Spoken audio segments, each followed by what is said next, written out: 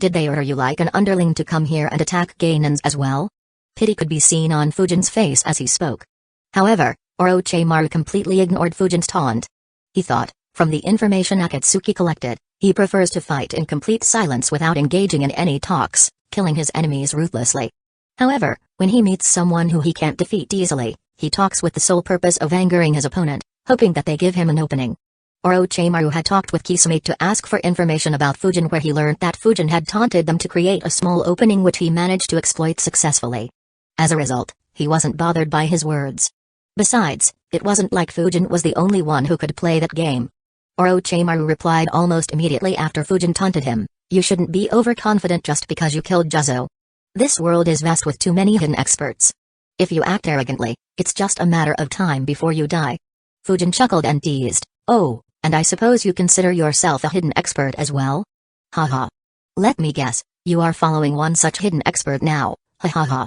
Ignoring his taunts again, Orochimaru laughed as well and said, "Don't worry. I'm just advising you so that you won't be this reckless in your next life." Hidden Shadow Snake Hands Jutsu. Orochimaru flung his left arm towards Fujin. Instantly, 8 snakes appeared and moved towards Fujin at an incredible speed. They almost reached him when Fujin just casually swung his sword. Sharp winds flew and dismembered every single snake. However, Orochimaru used that time to launch a stronger jutsu. 10,000 snake wave jutsu. He opened his mouth and countless snakes crawled out of Orochimaru's mouth, forming a wave. Fujin looked indifferently at the incoming snake wave and muttered disdainfully while building up his chakra, "A hidden expert? What's so special about being a Sannin? I defeated that pervert not too long ago." Vacuum serial waves. A vacuum core with 144 vacuum cores formed in Fujin's mouth as he shot out the jutsu.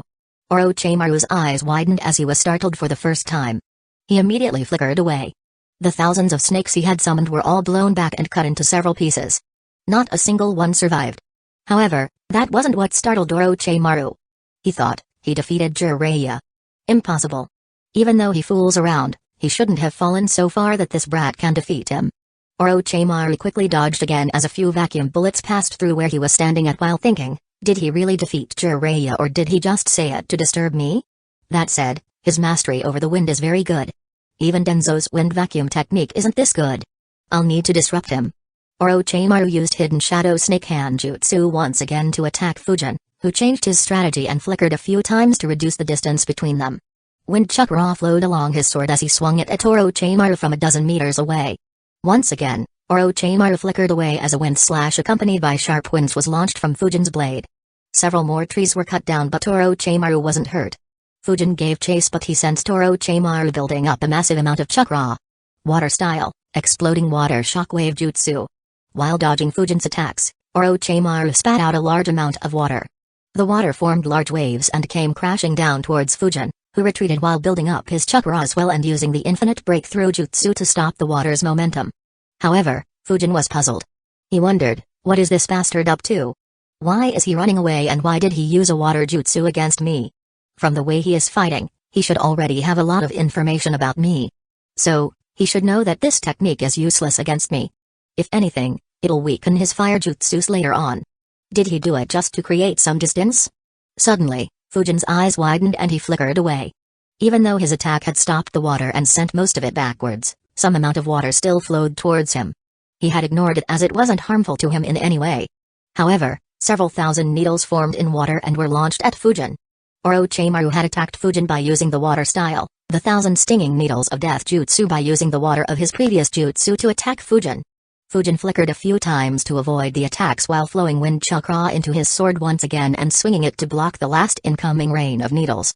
However, he suddenly turned around as he sensed that Orochimaru had flickered behind him.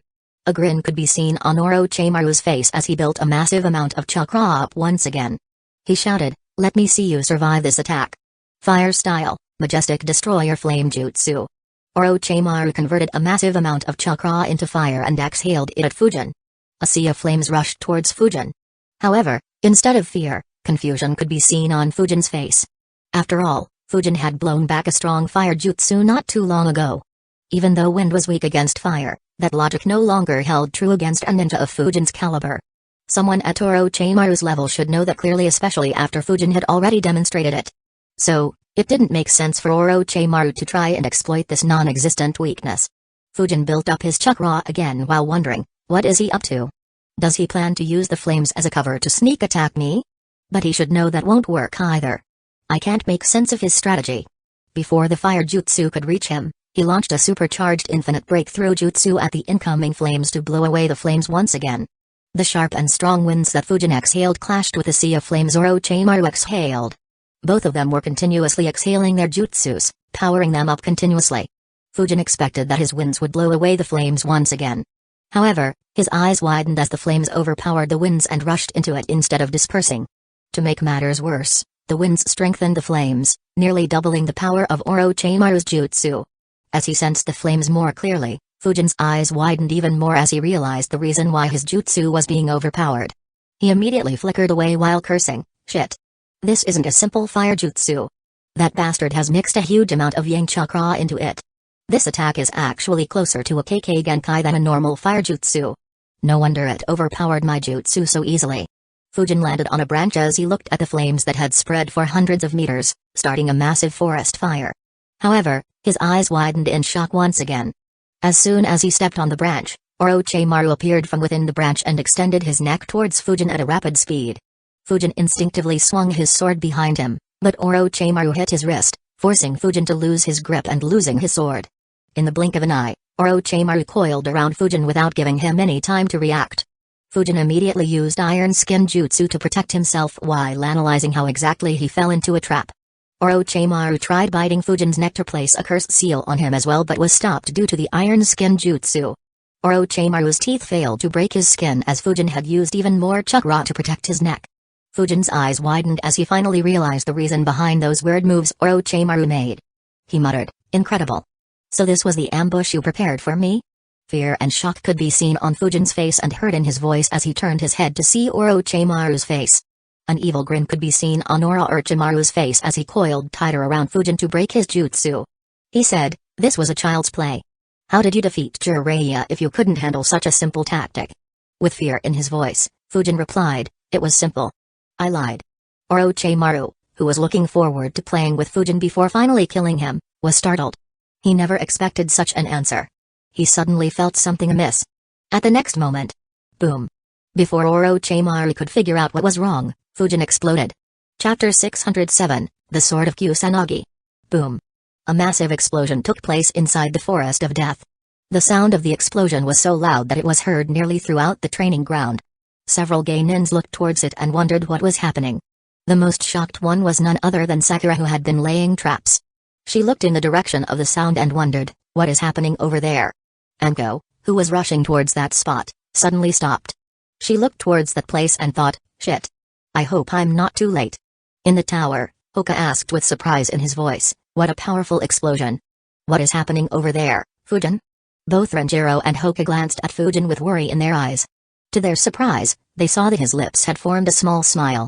Fujin's clone said softly, I just baited Orochimaru. That was an explosion with 20% of my chakra. Hee, it seems like I might be able to kill him even before Hokage arrives. Renjiro immediately warned, don't get too overconfident. Even if you manage to land a critical hit, Orochimaru is very good at healing himself. Fujin's clone nodded and replied, I know. Don't worry, my main focus will be my safety. We are anyway on home ground. It's Orochimaru who is restrained by time. Some distance away from where the explosion took place, a figure could be seen standing on a branch while resting against a wide trunk. It was the same figure who had been keeping an eye on Orochimaru's fight against Kakashi's students.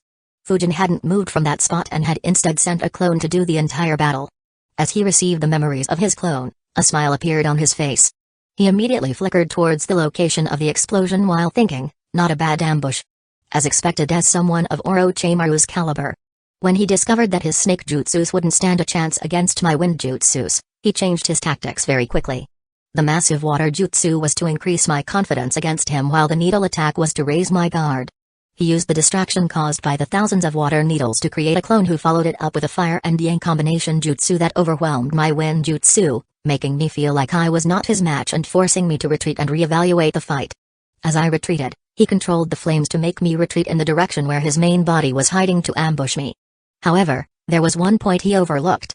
Even though his plan was very good and he hid his chakra very well, he couldn't hide from my space-time sensing technique. On understanding his plan, my clone went to the exact spot where he was hiding, giving Orochimaru an opening that he couldn't resist. Hee. The smoke and debris slowly cleared from where Fujin's clone had exploded. Fujin had initially put a third of his chakra into that clone to ensure that Orochimaru wouldn't suspect that he was a clone. The battle until that point had used up 40% of the clone's chakra. What remained was around 20% of Fujin's max chakra. Hence, the explosion was truly intense. The tree that they were standing on was obliterated. Several nearby trees were destroyed as well. As for the one who was coiling around Fujin's clone, Orochimaru was in terrible shape. His body was lying on the ground. All the flesh on his neck, face and front part of his body was burnt away by the explosion. Most of his internal organs were wrecked as well. The fact that he hadn't been blown into smithereens showed how resilient Orochimaru's body was as compared to a normal ninja. Suddenly, his mouth moved. A pair of arms appeared from his mouth and opened his mouth wide enough for a person to climb out. Needless to say, the one who used this disgusting ninjutsu was none other than Orochimaru. As he was coming out of his previous body, Orochimaru thought, I was fooled. He probably anticipated an ambush and switched with a shadow clone while he was escaping from the flames.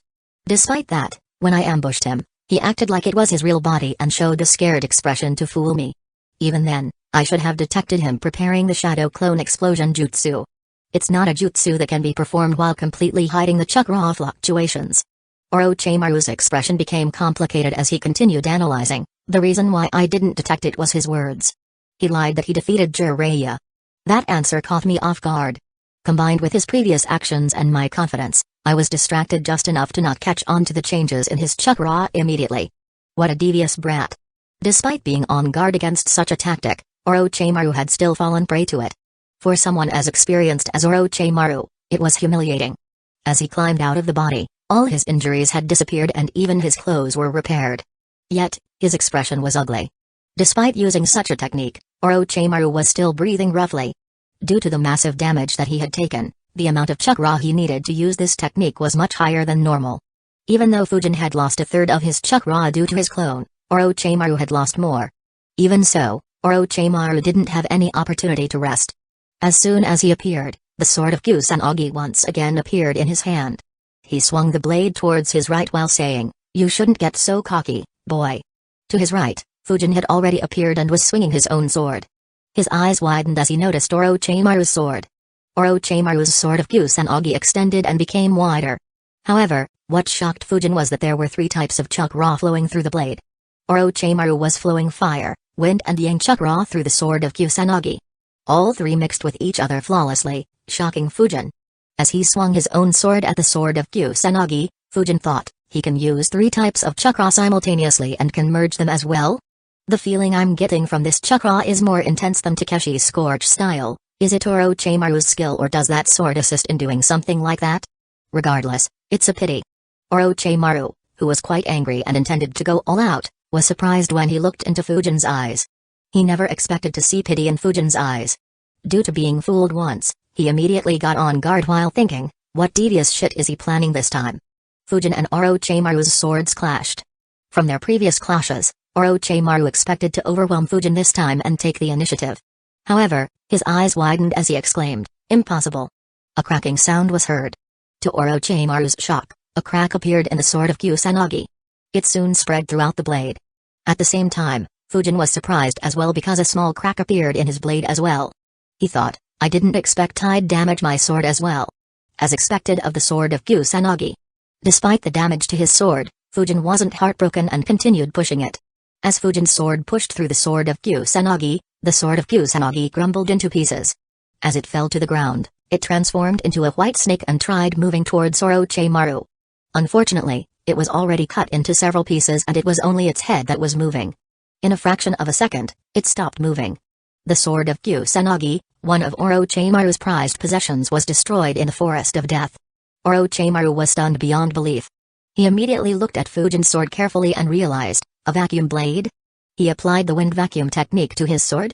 Orochimaru was shocked to see it. Even though his sword was better and the chakra flowing through it much stronger than the chakra flowing through Fujin's sword, in the end, what mattered was the sharpness of their respective blades. In that aspect, Fujin was much superior. Even though Orochimaru had extended the sword of Kusanagi earlier, he hadn't extended it too much as Orochimaru knew that Fujin would dodge it easily. As a result, Orochimaru was within the reach of Fujin's sword. He quickly retreated while raising his left arm to use Hidden Shadow Snake Hands Jutsu. Several snakes appeared from his arm and moved towards Fujin, who was very close to him. However, on the very next second, Fujin's sword cut through Orochimaru's arm, slicing it at the elbow. At the same time, Fujin sneakily pointed all the fingers on his left hand at Orochimaru. Vacuum cores began forming at the tip of his fingers. Orochimaru, who was retreating, immediately noticed it. Unfortunately, the distance between them was too little. Wind style, vacuum infinite Gatling Jutsu. Dozens of vacuum bullets were launched from the tip of his fingers at Orochimaru. Due to the short distance between them, Orochimaru couldn't dodge them all. Several of the vacuum bullets pierced through Orochimaru's body as he coughed blood and crashed to the ground. Chapter 608, A Double Bluff. Orochimaru fell to the ground and looked very vulnerable. It seemed like it would take just a push to kill him for good. Even so, Fujin didn't jump ahead to attack him impatiently. Instead, he looked at Orochimaru with disdain and cursed, "This snake. Does he think he can fool anyone after recovering completely from that explosion?" None of the bullets even hit his heart or brain. Even Kakazu put up a better act. Not wanting to fall prey to his schemes, Fujin created a shadow clone. Wind style, infinite breakthrough jutsu. Fire style, searing migraine jutsu. Fujin knew that even though he was great at close combat, someone like Orochimaru had too many hidden cards. So, he used the combination attack to test what he was planning. He was initially thinking about using the vacuum serial waves jutsu, but he knew that Orochimaru would dodge it with ease. Having already lost a third of his chakra, Fujin wanted to preserve his chakra in case Orochimaru pulled out a surprise like the Edo Tensei jutsu. Orochimaru, who was looking very feeble, looked at the incoming sea of firestorm and thought, as expected, he didn't take the bait. I can finally reset the momentum. I got sucked into his pace due to his stunt, and it would be disadvantageous if he continued controlling the flow of the battle. Still, to think that I'd lose my sword of Kusanagi here of all places. I underestimated this kid. He is much stronger than the likes of Kabuto and Kakashi. Orochimaru had expected that Fujin wouldn't attack and hence managed to double bluff Fujin. He rubbed his right arm on his injuries, staining it with blood, and slammed it into the ground. Summoning Jutsu. A massive snake appeared and surrounded him. The combination jutsu hit the snake. Massive cuts and intense burns appeared on its body, causing it to hiss in pain. However, it resisted Fujin's combination attack with relative ease. Under the cover of his massive summon, Orochimaru began shedding his skin once again to heal himself. Fujin sensed it and went on the attack once again. The massive snake noticed Fujin and dived down towards Fujin. Vacuum cores formed along the sharp edge of Fujin's sword once again as he slashed his sword multiple times towards the snake and Orochimaru, who was hiding behind it. Even though the snake Orochimaru summoned wasn't Manda, its size meant that a simple wind jutsu couldn't kill it. Even though there were several cuts and burns on its body, they were far from being able to cause it any permanent harm. Unfortunately for the snake, it couldn't imagine how sharp Fujin's vacuum slashes would be. As it saw the incoming slashes, it suddenly felt an intense danger. However, it was too late by then. It couldn't avoid the vacuum slashes that pierced into its massive body and cut straight through it. Due to the size of the snake, Renjiro and Hoka could see it from the tower. Even Anko, Sakura and a few Anbu saw it. To their shock, they first saw a massive firestorm engulfing it. And seconds later, they saw that ginormous snake being sliced into pieces. Hoka wondered aloud, what the hell is happening there? Renjiro replied, that's Orochimaru's summon. I didn't think it'd be possible to cut it up. He glanced at Fujin's clone as he said it, but Fujin's clone didn't reply. Anko, who had just reached close to the location, was shocked as well. Just like Hoka, she muttered, what the hell? Who cut up that giant snake? She took another step forward but suddenly stopped as she felt a chakra. Winds suddenly began flowing strangely around her, making her alert.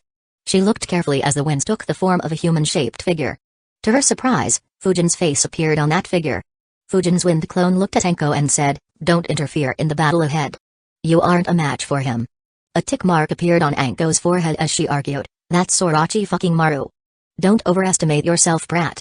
I know a jutsu that I can use to eliminate him.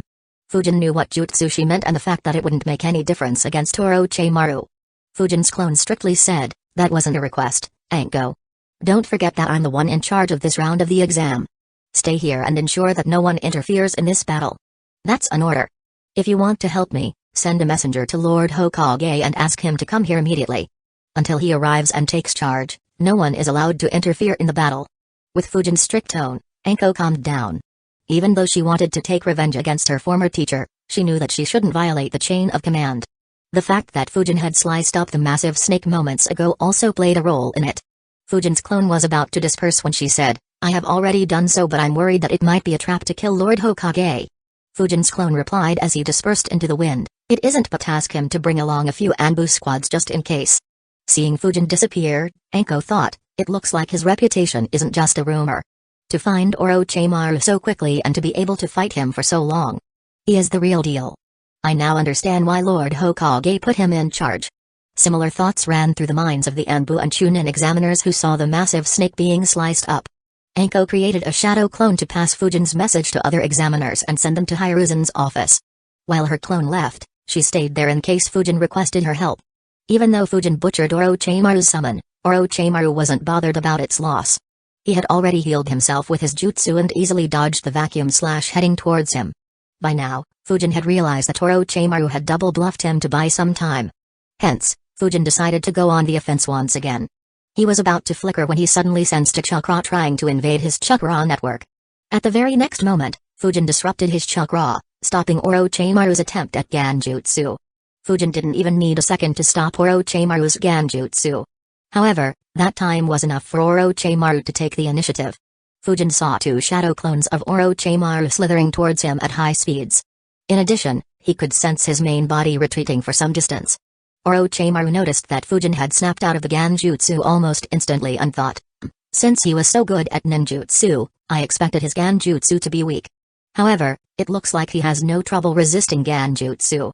It'll be difficult to put him under a Genjutsu without a Sharingan. Fujin swung his blade at the incoming shadow clones, launching another vacuum slash. However, both dodged the attack easily. One of Orochimaru's clones exhaled a large amount of poison and another used the great breakthrough jutsu to spread that poison. A frown appeared on Fujin's face as he thought, even though I have learned a lot about poisons in the last couple of months, I should be nowhere near his level in this aspect. I shouldn't let this poison float around. It'll be harder to detect it later and I'll be in trouble if he is able to use it later on. Wind chakra flowed through Fujin's sword once again as Fujin swung it. Once again, Orochimaru's clones became alert and prepared to dodge the incoming attack. However, Fujin's sword didn't unleash the vacuum slash. Instead, a wind stream was created along the arc of Fujin's blade. The wind stream nullified the winds created by Orochimaru's clone while trapping the poison gas released by the other clone inside the winds and diverting it towards the sky. Two shadow clones suddenly appeared next to Fujin. One of Fujin's clones took control of the wind stream and ensured that all the poisons flew into the sky. While he did so, Fujin ignored Orochimaru's clones and went after his main body. Orochimaru's clones immediately gave chase but were stopped by Fujin's other clone, who stepped in their way. Orochimaru's clones became serious as they noticed an extremely unstable wind orb in the clone's hand. One of Orochimaru's clones asked with interest, "What's this jutsu? It almost looks like the fourth Rasengan but doesn't have the same amount of chakra or stability as it is made with the wind vacuum technique." To his surprise, Fujin's clone entertained him and said with a smile on his face, "This one is my own creation. Please critique it." He threw the wind orb towards Orochimaru's clones. Both the clones immediately got out of the way as they expected it to explode and be as fast as Fujin's other jutsus. To their surprise, the jutsu was extremely slow. Even a genin wouldn't have any issue dodging it. The same clone asked in a puzzled tone, "Is this another one of your time-wasting tactics?" Just as he finished asking his question, the wind orb exploded. 81 vacuum blades were launched randomly in every direction. Due to their proximity, Orochimaru's clones couldn't dodge in time and were dispelled. Fujin's clones were expecting the attack and dodged the waves. Even then, one clone dispelled himself while the other dispelled himself after ensuring that the poison wouldn't be an issue. Some distance away, Fujin and Orochimaru's main bodies were once again facing each other. A sly smile could be seen on Orochimaru's face as he said, not bad at all." Chapter 609, Orochimaru, the Genius. A sly smile could be seen on Orochimaru's face as he said, not bad at all. "You have surprised me, Fujin. I didn't expect you to be so good." Fujin smirked and teasingly asked, "Is that so? Can I also be considered a hidden expert then? Maybe you should stop slaving yourself in that mercenary organization and follow me. I'll have a chat with Gramps and ask him to cut you some slack for betraying the village. I might also give you one of my old swords since I broke yours." Having fallen for Fujin's words once, Orochimaru completely ignored any words that came out of Fujin's mouth. Besides, even though Fujin destroyed Orochimaru's best sword, Orochimaru still had plenty of good swords. At the very least, He had more than a dozen swords better than the one Fujin was using. Not to mention, Fujin was still using his cracked sword instead of switching it with a better one. Orochimaru chuckled and said, "You're an interesting fellow. I'll admit, at least in terms of ninjutsu, you are far better than any ninja I have seen. However, even though specializing in a single aspect can make you stronger quickly, it also leaves a big flaw." Without any hand seals, Orochimaru slammed his hands on the ground as he loudly added, "No matter how lethal and sharp your ninjutsus are, there are several ways to neutralize them."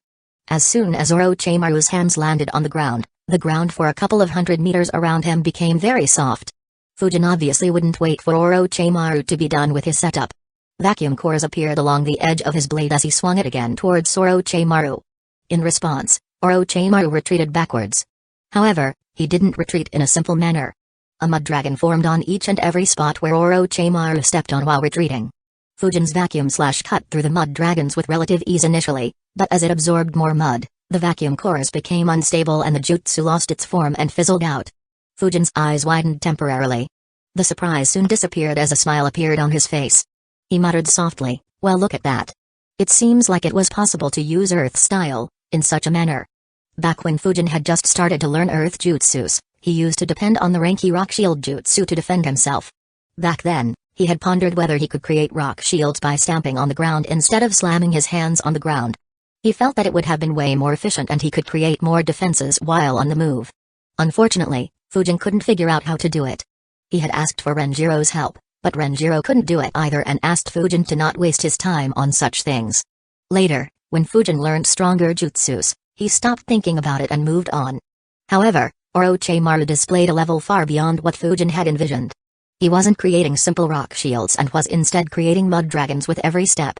After the vacuum slash dispersed, the remaining mud dragons rushed towards Fujin from different directions and at different speeds so that they wouldn't fall prey to the same vacuum slash. Understanding their attack pattern, Fujin raised 2 fingers of his left hand. Vacuum blade cores formed on top of his fingers. When the mud dragons reached close to him, Fujin launched vacuum blades at the incoming mud dragons. One vacuum blade hit a mud dragon, destroying it. With one attack, Fujin had destroyed the dozens of mud dragons Orochimaru had created. However, he knew that it wasn't the end. If anything, Orochimaru's attack had just begun. At the very next moment, Fujin felt the soil under him moving. He quickly flickered backwards. At the very next second, hundreds of spikes formed where he was standing previously and were launched into the air. Fujin's new spot also came under threat, forcing him to dodge a few more times. Just like earlier, Orochimaru's attacks were to direct Fujin to a spot where he could attack more easily without allowing Fujin to counterattack. When the barrage of mud spikes finally ended, Fujin saw Orochimaru just a couple of meters away from him. Before he could go on the offense, Orochimaru had already attacked Fujin with the water dragon jutsu. In response, Fujin covered his left hand with wind chakra and waved it in front of him. A strong wind current appeared in front of him, blocking and dispelling the water dragon. At the same time, he began creating the vacuum cluster bullets core inside his mouth while vacuum slash cores appeared on the edge of his sword. However, before he could attack, he immediately stepped to his left. A strong jet of water broke through the wind current he had created earlier. Fujin's eyes widened as he observed, this almost feels like Tobirama's water style. However, it is probably lacking in power and speed compared to Tobirama. He kept moving as more jets of water were launched at him from a close range. After dodging twice more, Fujin shot the vacuum cluster bullet jutsu at the incoming water jet. As soon as he shot it out, the vacuum cores inside it separated, forming their own vacuum bullets.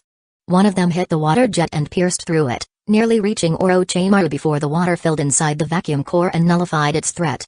Of course, the water jet did nothing against the remaining vacuum bullets. A dozen of them pierced through Orochimaru's body. In addition, due to the sharp winds flowing between each vacuum bullet, Orochimaru was directly cut into pieces. However, there was no joy on Fujin's face. He had already sensed Orochimaru switching with a water clone after he blocked the water dragon jutsu. Fujin swung his sword in the direction of Orochimaru's real body. Unfortunately, the mud dragons rose into the path of the vacuum slash once again, filling up the vacuum cores long before the attack could reach Orochimaru. A frown appeared on Fujin's face as he realized, fighting him here is very restricting. Even though he can't harm me, I'm not able to do anything either as my vacuum jutsus are getting nullified due to the high amount of mud and water. My simple wind jutsus won't work much either. He can easily block them with mud and water. I'll need to create a distraction in order to actually land an attack. If I can't, I'll have to either retreat or use that technique. While Fujin's mind was rapidly forming a new plan, Orochimaru bit his thumb and slammed his hand on the ground. Fujin sensed 8 new chakras. Needless to say, all of them were large snakes. However, unlike normal summons, all of them were directly summoned underground. They moved towards Fujin through the mud grounds Orochimaru had created. Fujin noticed their movements and wondered, that's strange. He should know that his summons are easy pickings for me. Does he plan to use them as a sacrifice to bait me into making a mistake? Or does he think that they can stay safe just because they are underground? Even though the snakes moved towards Fujin, each one of them stayed at least a couple of dozen meters under the surface. Not one of them got above that level. Fujin pointed his index finger towards one of the snakes. A vacuum core with several vacuum cores inside it formed on the tip of his finger. Fujin fired the vacuum cluster bullet at one of the snakes while thinking, well, whatever your plan is, it doesn't matter. My vacuum jutsus can kill people hiding even a couple of 100 meters underground. Despite seeing Fujin's attack, a sly grin appeared on Orochimaru's face. As Fujin's attack drilled through the mud, the snakes underground felt the vibrations and moved at a rapid speed. Fujin's attack drilled through their previous location without hurting any snake at all. Fujin was beyond shocked. He could accept someone like Orochimaru dodging his attacks with ease, but he couldn't believe that those large snakes could dodge his vacuum jutsus. Seeing his expression, Orochimaru laughed and said, those are my special hunting pets. Even though your vacuum jutsus can pierce into the ground, they are well trained to dodge any attack drilling towards them. You can fire at them all day but you won't achieve anything. Hee, you're in my hunting ground now. The only way out of here is straight to hell. Chapter 610, the technique I'll be known for. Hee, you're in my hunting ground now. The only way out of here is straight to hell. Fujin's expression didn't change. He hadn't expected snakes to have trained in this manner. However, on thinking for a bit, he felt that it made sense. After all, a snake's ability to feel the vibrations in the ground was known to be remarkable even in his previous world. Fujin thought, this truly is a terrible situation to be in. This environment is terrible for my wind jutsus. Unless I use my wind domain, there isn't anything I can do to counter him. Of course, that is unless I use my lightning jutsus. If I do so, I can change this battle in an instant and kill those snakes with ease. I might even be able to catch Orochimaru off guard. Unfortunately, I don't think I'd even be able to kill this body of his even if I managed to catch him by surprise, let alone the parts of his soul sealed in the numerous curse seals. So, there is no gain in exposing my lightning jutsus. Sigh. At the same time, Orochimaru was thinking, even though those snakes can dodge everything, his vacuum jutsus are very lethal and unique. If he can launch the jutsu that destroyed my clones at high speed, he might be able to kill them. Not to mention, it's hard to say which other vacuum jutsus he knows. However, after my words, he will be less likely to try killing them. Even though those snakes won't be able to harm him, they'll apply a lot of pressure as he'll need to keep an eye on them as well. With so much pressure, it's only a matter of time before he makes a mistake. As he was thinking, Orochimaru was radiating a massive amount of bloodlust. He didn't bother hiding how much he wanted to kill Fujin. He didn't want to see such a strong threat during the war. Without displaying any emotions on his face, Fujin replied, I have to admit, your reputation is well deserved. I didn't think I'd be pushed so far.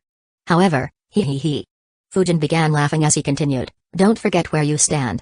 By now, your sensei would have already heard about your presence and should be rushing here. If you don't manage to kill me within a few minutes, it'll be your head that'll be rolling, ha ha ha. Orochimaru maintained his grin and said while building up his chakra once again, don't worry, I'll kill you long before sensei reaches here. As soon as he stopped talking, Orochimaru spat out a large amount of water towards Fujin. However, this water wasn't normal water. Fujin could sense that there was a massive amount of yin chakra mixed in that water. Fujin looked at the incoming attack while thinking, sigh, that's what I get for reminding him to escape before Hiruzen arrives. After all, I won't be able to read his memories and get everything he has collected and researched if Hiruzen kills him here. Fujin slammed his hands on the ground. Earth-style, earth wall jutsu 3 layers of massive earth walls appeared in front of Fujin. Due to the environment Orochimaru created, the size and strength of the earth walls were much greater than normal.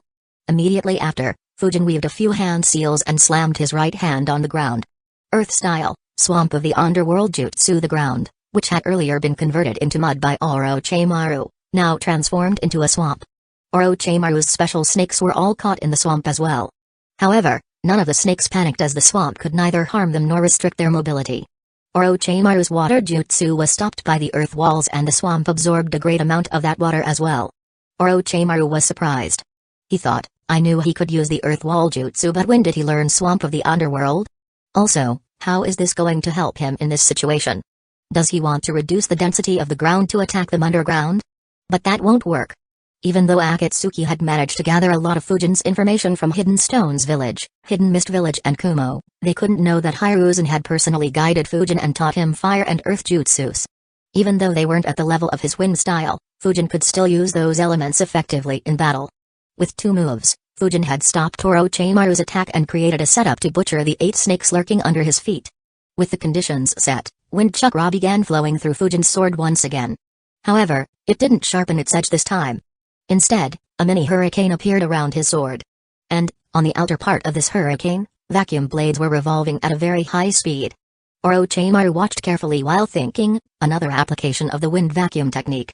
How many techniques has he developed? To Orochimaru's surprise, Fujin stabbed his sword into the swamp. The snakes, who were hiding underground patiently, suddenly felt a lot of vibrations and danger. They immediately retreated. Unfortunately, before they could get away, the hurricane spread through the entire swamp and engulfed the snakes. The high-speed winds created several deep cuts on their bodies but were unable to kill them. However, the vacuum blades that would appear occasionally could cut through their huge bodies with extreme ease. In just a couple of seconds, the swamp under Fujin's feet was filled with the blood of the snakes. Slowly their bodies would float to the top of the swamp. However, Fujin didn't have the luxury of waiting till then, as Orochimaru made his next move exactly when he was trying to kill the snakes. Even though Orochimaru was surprised by the tactic Fujin used, he wasn't fazed by the death of his pets. He thought, impressive. However, my summons have already accomplished their task. Suddenly, 8 mud clones of Orochimaru appeared very close to Fujin, surrounding him on all sides. Appearing in Orochimaru's snake form, all 8 of them slithered towards him at a high speed. Fujin was surprised as he hadn't detected any movements. He quickly analyzed, did he create those mud clones so close to me? How? I thought that the snakes would play a crucial role, but it looks like he just wanted them to distract me for a few seconds. Half of Orochimaru's mud clones shot air bullets at Fujin. 2 began creating spikes under his feet. The last 2 threw multiple shurikens with explosive tags attached to them and used shuriken shadow clone jutsu to increase their number to hundreds. The attack happened too quickly. Fujin was still using the sword hurricane jutsu when Orochimaru's mud clones appeared. He had to terminate the jutsu and pull out his swords. By then, the air bullets had already reached him. Fujin showed excellent dexterity and dodged all the air bullets. Unfortunately, a few air bullets hit his sword, a couple of them hitting right where it was cracked. With a loud cracking sound, Fujin's sword snapped into 2. It was one of the 2 swords that Fujin had asked Hiruzen as a reward for ranking first in the academy. Though it took nearly 2 years for him to actually get the swords, it had stayed with him since then. Even though it was nowhere near the level of the sword of Kusanagi or the 7 swords of the mist, it was no less infamous as it was one of the twin swords with which Fujin had gained his nickname, the Spectral Swordsman. Almost every ninja outside Hidden Leaf Village was aware of how it looked. Despite losing a sword that had been with him for years, Fujin had no time to take a second look at it. The reason for it was that the attacks by Orochimaru's clones had cut off all escape routes. The only way Fujin could dodge every attack and leave unharmed was by escaping with the Flying Thunder God Jutsu. And, the speed of the attacks meant that Fujin had almost no time to put up a defense. Fujin looked at the incoming attacks with a cold look and muttered to himself, I guess it's time to make this technique public. From today onwards, this will be the technique I'll be known for. While he was thinking, Fujin released a massive amount of chakra from his body. Orochimaru, who was looking for a way to enter the battle with his main body, was surprised by the sudden change and wondered, what is he up to this time? As soon as the chakra exited his body, it transformed into winds. The sudden winds knocked all the shurikens off course and hit the explosive tags, making them explode prematurely. They also stopped any force from the explosions from reaching Fujin. The winds also penetrated into the ground, dismantling every mud spike created by Orochimaru's mud clones. The air bullets dissipated as well and mixed with the winds. All this took place within a second of Fujin releasing his chakra into the air. In the next second, sharp wind blades appeared out of thin air around Orochimaru's mud clones and chopped them up. All of Orochimaru's clones were dispelled. The brand new jutsu piqued Orochimaru's interest. He wondered, what jutsu is this? How can he control winds in such an elegant and fearsome manner? In the next few seconds, the winds took the shape of a domain, covering everything within a 50-meter radius.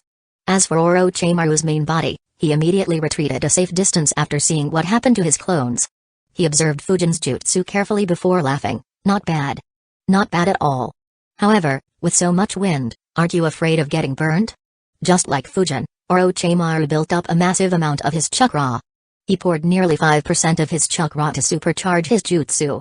Against the dome of wind protecting Fujin, Orochimaru exhaled his majestic destroyer flame jutsu. Just like earlier, it had a massive amount of yang chakra along with fire chakra.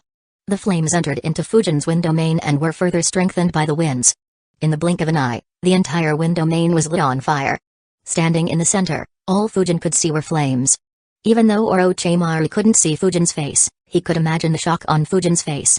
Chapter 611, A Shocking Development. Majestic Destroyer Flame. Orochimaru was initially caught off guard by Fujin's wind domain. He had never seen a jutsu like that one. However, when he sensed Fujin's wind domain, he realized that it was made purely of wind chakra. Hence, he attacked with a massive supercharged fire jutsu and even strengthened it with yang chakra to prevent Fujin from blowing the flames away before they reached the domain. As Orochimaru had expected, from the moment his fire jutsu touched Fujin's wind domain, it expanded at an extreme speed, filling up the entire domain in less than a second. In the Forest of Death, a fire dome with a radius of 50 meters appeared in the blink of an eye. Anko, who was the closest to Fujin and Orochimaru's battlefield, looked at it with shock and thought, "What the hell is that? And who used that jutsu?" Immediately after, a bitter smile appeared on her face as she realized, he was right. I wouldn't stand a chance against something like this. Even after all this time, I'm still not capable enough to take my revenge. In the tower, Hoka and Renjiro were looking at the fire dome with a worried expression. They weren't sure if it was Fujin's jutsu or if it was something Orochimaru used. They glanced at Fujin's clone, but his face didn't display any emotions. Around 1.5 kilometers away from the fire dome, 3 Gainans were standing on a branch and looking towards the fire dome. Lee asked, "Neji, can you see what is happening there?" Neji's squad was initially farther from the battlefield. However, after realizing that a massive battle was taking place, they moved closer to investigate what was happening. Their current spot barely allowed Neji's Byakugan to see the fight. As Lee and Tenten looked at Neji, they were surprised to see his dumbfounded expression. Tenten asked, "Neji?" Neji snapped out of his thoughts and said with slight fear in his voice, "It's incredible. I didn't know that jutsus like these existed. Both of them are too strong." Unlike his canon self, Neji had seen Guy sparring with Fujin regularly and understood that there was a vast difference between him and them. However, the glimpses that he caught in this battle were a real eye-opener. Despite being called as one of the most talented Hyuga, Neji understood that he wouldn't last even a second in such a fight. Lee asked, "Who is fighting?" Neji answered, "One of them is Fujin. His opponent is the one who used snake summons. From his abilities and appearance, I'm afraid that Fujin is fighting Orochimaru, one of the 3 legendary Sanins." Lee asked in surprise, "What? It's Fujin?" As expected of someone who spars regularly with Guy-sensei. Neji shook his head and said, "His spars with Guy-sensei were a joke compared to the abilities he is displaying. Fujin is far stronger than I imagined. However, he is in trouble right now. His opponent is too strong. Being trapped in such a devastating flame, I'm not sure whether he can survive." Around 2.3 kilometers from the fire dome, another squad was sneakily looking at the fire dome. Ino asked, "What do you think that is, Shikamaru?" "The heat is so intense that I can feel it all the way here." Shikamaru replied, "First that massive snake and now this dome. The ones who are fighting definitely aren't Gainans. We should stay away from them." Ino and Choji nodded. Several kilometers away, Kurenai's squad was also looking at the fire dome. Akamaru whimpered in fear once again while Shino looked at his bugs and said, "My bugs are afraid to go near those flames. That battle is very dangerous. It might be more dangerous than the Hidden Sand Village squad." Kiba nodded and said, "Yes, even Akamaru feels so. Man, I wonder what is happening there. Did someone hijack our Chunin exams?" Some distance away from them, Raza's children were standing on top of trees and looking in the direction of the fire dome as well. Understanding the intensity of the battle, Gaara became excited. He wanted to move there, but both Temari and Kankuro noticed his change. Kankuro immediately said, "Gaara, control yourself. We already have our scrolls and don't need to go there." Temari immediately added, "That's right, Gaara. Don't forget our father's words." Hearing his siblings, Gaara calmed down slightly. Temari looked at the fire dome again and said in a very soft voice, "Besides, seeing the massive snake that was summoned earlier, there is no doubt that one of the ninjas fighting is Orochimaru. Seeing that massive wind jutsu earlier, his opponent should be Suzuki Fujin. Orochimaru might be trying to eliminate him before." Her voice was so soft that only her brothers could hear it. Both understood what she was implying. As for the Gainen who was the closest to the fire dome, Sakura looked outside her hiding spot with fear. She muttered, "What is happening there?" How can ninjas fight like this? Wake up soon, Sasuke, Naruto. Every Genin squad that was still alive looked towards the fire dome and had similar reactions. None of them imagined that such a high-level battle would happen during their Chunin exams. The only exception was Kabuto, who thought, as expected, Orochimaru-sama wants to eliminate Fujin here. That said, considering that he has survived for so many minutes, Fujin is likely far stronger than I speculated. Eh? What is that? It had only been a few seconds since they saw the fire dome when a change took place that shocked everyone who was looking at it. Neji exclaimed in shock, impossible. How can something so powerful be created so quickly? However, the one who had the most intense reaction wasn't Neji. Instead, it was Temari, who couldn't help but exclaim loudly, that's impossible. How can that appear here? Kankuro had a grim expression as well as he looked with fear in his eyes. A few seconds ago, Fujin was standing at the center of the wind domain, seeing flames spreading throughout it. However, unlike what Orochimaru imagined, there was no fear or panic on his face. Instead, he looked offended as he thought, I admit that I couldn't find a way to deal with Kisame Nagato's ability to absorb chakra, but do you really think I would use this jutsu without having dealt with such an obvious weakness? Under Fujin's control, the winds began flowing in a particular manner within his wind domain. Outside the wind domain, Orochimaru frowned as he saw the wind gathering most of the flames within it and containing the fire within a certain path inside the domain. He muttered, as expected, he wouldn't leave such an obvious flaw. Suddenly, his eyes widened as he observed, that's. Soon, a grin appeared on his face as he realized, I see, he utilized my jutsu in such a manner. Raza would explode in rage if he saw this. As the winds took control of the flames within the wind domain, they took the form of a dragon. A dragon made of wind, fire and yang chakra. The three elements mixed together extremely well and formed something that hadn't been seen in the ninja world for over a decade. Even Renjiro, Hoka, Anko and the Anbu observing the fight were shocked as the fire dome disappeared and a massive scorched dragon appeared in the skies. Even though Fujin still hadn't managed to fuse fire and wind chakra accurately within his chakra network, he was very close. He could easily replicate the effects by merging the two elements outside his body. Normally, that wouldn't be very powerful and a lot of chakra would be wasted. However, this particular scorched dragon was made of 5% of Orochimaru's chakra along with a considerable amount of Fujin's chakra. As a result, its scale was massive. Fujin looked straight at Orochimaru, who stopped being playful and raised his guard to the limit. It didn't take a genius to know what Fujin's next move would be. He controlled the entire scorched dragon and launched it at Orochimaru without holding anything back. Water style, exploding water shockwave jutsu the size of the dragon meant that there was no way to completely avoid the attack. Orochimaru needed to defend.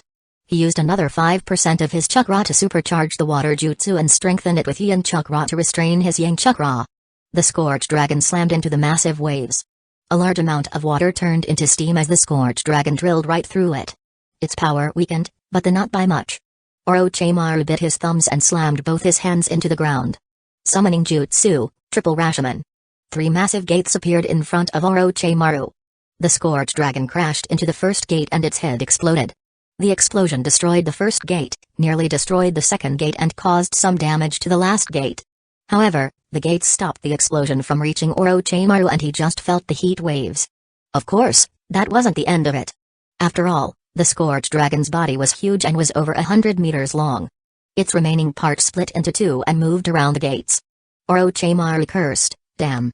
I shouldn't have put so much chakra into the majestic destroyer flame. He immediately flickered away. Orochimaru had already anticipated that he wouldn't be able to block the scorched dragon head-on. He just wanted to reduce its power so that he wouldn't take too much damage from it. Even though the scorched dragon had evaporated a lot of the water from his previous jutsu, most of the water was still remaining and had spread evenly in every direction. Orochimaru immediately took cover behind it as the remaining scorched dragon exploded, releasing intense heat waves in every direction. Chapter 612, Leaving a Scar. As the remaining scorched dragon exploded, an intense heat wave spread in every direction. Orochimaru quickly put up a couple of additional defenses, but the heat still pierced through all his defenses and hit him. His entire body felt the scorching heat. Several burns appeared on him, but the injuries weren't serious enough to affect his strength. The heat also moved towards the wind domain, but Fujin moved the winds to avoid getting hit. The trees nearby weren't as lucky. The scorching heat caused every tree in a 500-meter radius to light up. Several trees beyond it were also affected. The ninjas who were within 3 kilometers of the explosion also felt the heat wave. Thankfully, it was no longer dangerous. Had it been as intense as what Orochimaru had to endure, the future would have completely changed and Fujin would have attracted a lot of trouble. Regardless, the heat made everyone realize just how crazy the battle was. Orochimaru breathed a sigh of relief as he thought, what a ridiculous technique. He immediately stopped thinking about the scorched dragon, turned to his left and prepared himself for a battle. Without giving Orochimaru any time to rest, Fujin pushed on the offense. Despite being over 150 meters away from Orochimaru, Fujin reached him in the blink of an eye thanks to the assassin's rush jutsu. Orochimaru relaxed on seeing that Fujin wasn't holding a sword and thought, strange, why did he leave the domain he had created? I thought he'd hide inside it until Hiruzen came. Also, doesn't he have any other sword? Fujin's strange action made Orochimaru raise his guard even more. However, he didn't have any time to think about it deeply or use a jutsu. To Orochimaru's surprise, Fujin didn't use any jutsu and attacked him with a simple punch. Orochimaru easily blocked it and attacked back while thinking, does he want to compete against me in taijutsu to take advantage of the burns on my body? To Orochimaru's surprise, the speed of Fujin's arms and legs was boosted by small blasts of winds that Fujin was creating. It was an advanced application of the assassin's rush jutsu. His speed caught Orochimaru by surprise as Fujin diverted Orochimaru's attacks successfully and pulled his right fist back. Orochimaru's eyes widened as he finally understood what Fujin was planning. He immediately flickered backwards, but winds blasted behind Fujin at the same moment. Assisted by wind blasts, Fujin's speed was faster than Orochimaru's flickering speed. A chakra-concentrated punch, whose speed had been increased several times by wind blasting behind Fujin's elbow, landed on Orochimaru's chest. Like a broken kite, Orochimaru flew for a couple of 100 meters, crashing through several large trees before his speed reduced just enough to not break through the trees. His body was stuck halfway into a large tree which was already burning due to the heat wave, making it seem like he was being cremated. His chest was a mess as his ribcage had been pulverized. His internal organs were severely damaged as well. However, that wasn't what worried Orochimaru. What worried him was the fact that he sensed Fujin right above the tree he was stuck in and preparing a wind jutsu. He quickly freed his arms from the tree and made a hand seal. Wind style, vacuum serial waves jutsu. Fujin used his wide-range vacuum jutsu in order to ensure that Orochimaru wouldn't be able to dodge it. The jutsu hit the tree and the surrounding area, cutting the tree into small pieces and covering the ground in scars. Hundreds of nearby trees were cut into small pieces as well. However, there was a frown on Fujin's face. Fujin thought, he escaped? As expected, he had set up the reverse summoning jutsu in advance. Wait a minute. While fighting against Orochimaru, Fujin kept his space-time sensing jutsu active the entire time. Fujin could easily cover the entire Hidden Leaf village with his space-time jutsu by now. However, he had only kept it active in the Forest of Death in order to not be distracted. The reason why he covered the entire Forest of Death was to ensure that he didn't accidentally kill anyone nearby. After all, several ninjas who would become major players later were participating in the Chunin exams. Fujin thought, just when Orochimaru's chakra signature disappeared, I sensed a disturbance in space-time. Did he set up the reverse summoning spot inside the Forest of Death? Around 2 kilometers away, Orochimaru's injured figure appeared. Next to him was his shadow clone. The clone dispelled immediately to transfer the chakra back to his main body because Orochimaru's chakra reserves were very low. Orochimaru immediately shed his skin to recover from the deadly injuries. While doing so, he thought, I had set up several escape routes in case Sensei knew about my plans and set up traps for me. To think that I'd be forced to escape from Fujin. Killing intent flashed through his eyes as he quickly analyzed the reason for his defeat. He immediately concluded, I underestimated the brat. He's the real deal. With unrivaled control over the wind, never-ending applications of the wind vacuum jutsu and a strength that is under only Tsunada's, he is very strong. However, he still isn't at my level. The reason why I lost was simply because I lacked information. If we fight again, I won't suffer repeated blows. As Orochimaru was shedding his skin, 2 groups noticed him. The first one was Kabuto's squad. Kabuto was around 50 meters away from Orochimaru and had detected his sudden appearance. He observed Orochimaru from a distance and shock appeared on his face as he thought, impossible. Such injuries. Did Fujin defeat Orochimaru-sama? Is he this powerful? Or did the Hokage reinforce him? Almost instinctively, Kabuto wanted to go and heal Orochimaru. However, he controlled himself while thinking, no, Orochimaru-sama still needs me to be undercover. Besides, Orochimaru-sama will recover in no time. What the? The second group that saw him was Team Asuma. They were 50 meters away from him as well but were on the other side. Since they were standing on branches, they could easily see the disgusting thing that Orochimaru did. Ino exclaimed softly in shock and disgust, what the hell? Did a person crawl out of his mouth? That's so disgusting. Choji felt nauseated as well at that sight. Only Shikamaru had a serious expression as he recognized Orochimaru's face. He quickly said in a quiet voice, "Both of you, quickly hide. Don't let him see us." Ino and Choji were surprised by how grave Shikamaru's voice was. Orochimaru had already sensed both groups but didn't pay attention to any of them. He continued thinking, "Unfortunately, I don't think I'll get another opportunity to fight him before my assault. During the assault, I'll be busy dealing with Sensei. Who'll fight him then? Huh?" Orochimaru suddenly felt a movement behind him. He quickly turned his head to see what was happening. His eyes widened. A massive wind dragon was heading towards him, destroying everything in its path. It reached him in the blink of an eye. However, before it could hit him, Orochimaru disappeared once again. With nothing stopping it, the wind dragon continued moving forward through the forest of death. Shikamaru, Choji and Ino's eyes popped out in shock and surprise as the massive wind dragon plowed through the area where Orochimaru was. They saw as the dragon disappeared out of their sight, leaving a trail of destruction behind it. A massive 12-meter wide and 4-meter deep canal now existed in front of them. As for its length, they couldn't see where it started nor could they imagine where it would end. As the wind dragon moved, every tree and animal in its path was annihilated. A few Genin squad saw it and were terrified. Temari and Konkuro's eyes widened as they saw the wind dragon heading in their direction. They quickly moved a few meters to their left. Thankfully, the wind dragon didn't change its direction and continued moving forward. It only stopped after reaching the other end of the forest of death. Renjiro and Hoka, who had the clearest view, were left dumbfounded as they witnessed a new 12 kilometers long channel being formed in the forest of death by a single jutsu. The reason why the wind dragon was so powerful was pretty simple. Once Fujin unleashed his chakra to form the wind domain, he couldn't take the chakra back. Since Orochimaru had escaped, the wind domain had become meaningless. So, Fujin simply used all the remaining chakra in the wind domain to create a massive wind dragon. Fujin appeared where Orochimaru had reversed summoned to and thought, his chakra signature disappeared again. However, I didn't sense any other disturbance in space-time. It looks like he was reverse summoned out of this training ground. Fujin let out a long breath. He stretched his body slightly and muttered to himself, now that was a good fight. Chapter 613, A Shocking News. Fujin let out a long breath. He stretched his body slightly and muttered to himself, now that was a good fight. If only I could have these more frequently. However, I exposed too many of my secret jutsus. And, I lost one of my swords as well. Though replacing the sword wouldn't be an issue, the next battle against Orochimaru won't be easy.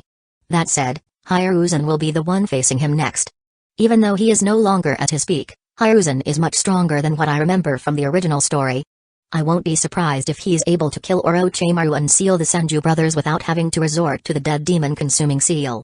Anyway, irrespective of whether Hiruzen kills or cripples him, Orochimaru wouldn't be a match for me even if I tell him all my secrets. So, there is no need to worry about him. The only issue is if he leaks my abilities to Akatsuki. Thankfully, I still have several hidden cards in my arsenal. Back when Fujin created his wind domain, he had decided to use it as his go-to jutsu. It'd be his equivalent of the Tsuchikage's particle style, or the Raikage's lightning chakra mode.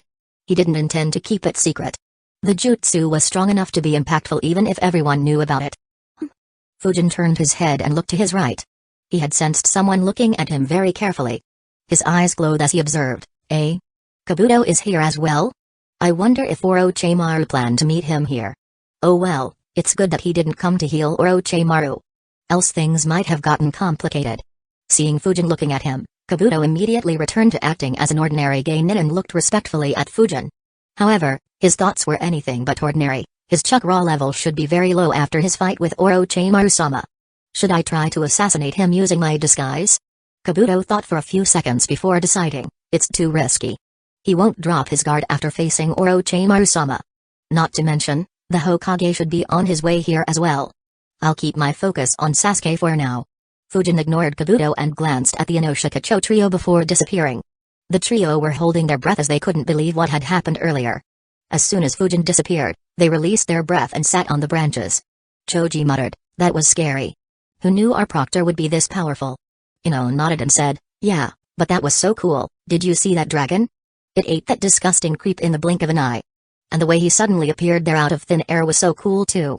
Also, she looked towards the canal left by the wind dragon and said, I can't see where it starts and where it ends. How long do you guys think this trench is? She looked at her two teammates before noticing something off. She quickly and quietly asked, "Shikamaru, is everything alright?" Shikamaru snapped out of his thoughts and said, "Suzuki Fujin. A few months ago, I heard my father saying that he is a fearsome ninja. I didn't think he'd be this strong. To be honest, I don't think my father knows that he's this strong either. The ninja we saw earlier was Orochimaru, one of the 3 legendary Sanins. The massive fight we noticed earlier should have been between the 2 of them." Ino and Choji were surprised. Both were aware of Hidden Leaf Village's legendary Sanins. Ino asked in surprise, "That was the rogue Sanin? What was he doing in the Chunin exams? Also, does it mean that our proctor killed one of the legendary Sanin?" Shikamaru shook his head and said, "No. From what my father said, it is extremely difficult to kill Orochimaru. He should have escaped somehow. Irrespective of whether he's dead or escaped, it means that he was defeated by Suzuki Fujin. This is huge. I'm afraid that something big is about to happen soon." Ino and Choji were surprised by Shikamaru's words. Ino, in particular, was very impressed by Fujin. A few kilometers away, Kiba looked at the canal left behind by the wind dragon and asked fearfully, "What was that?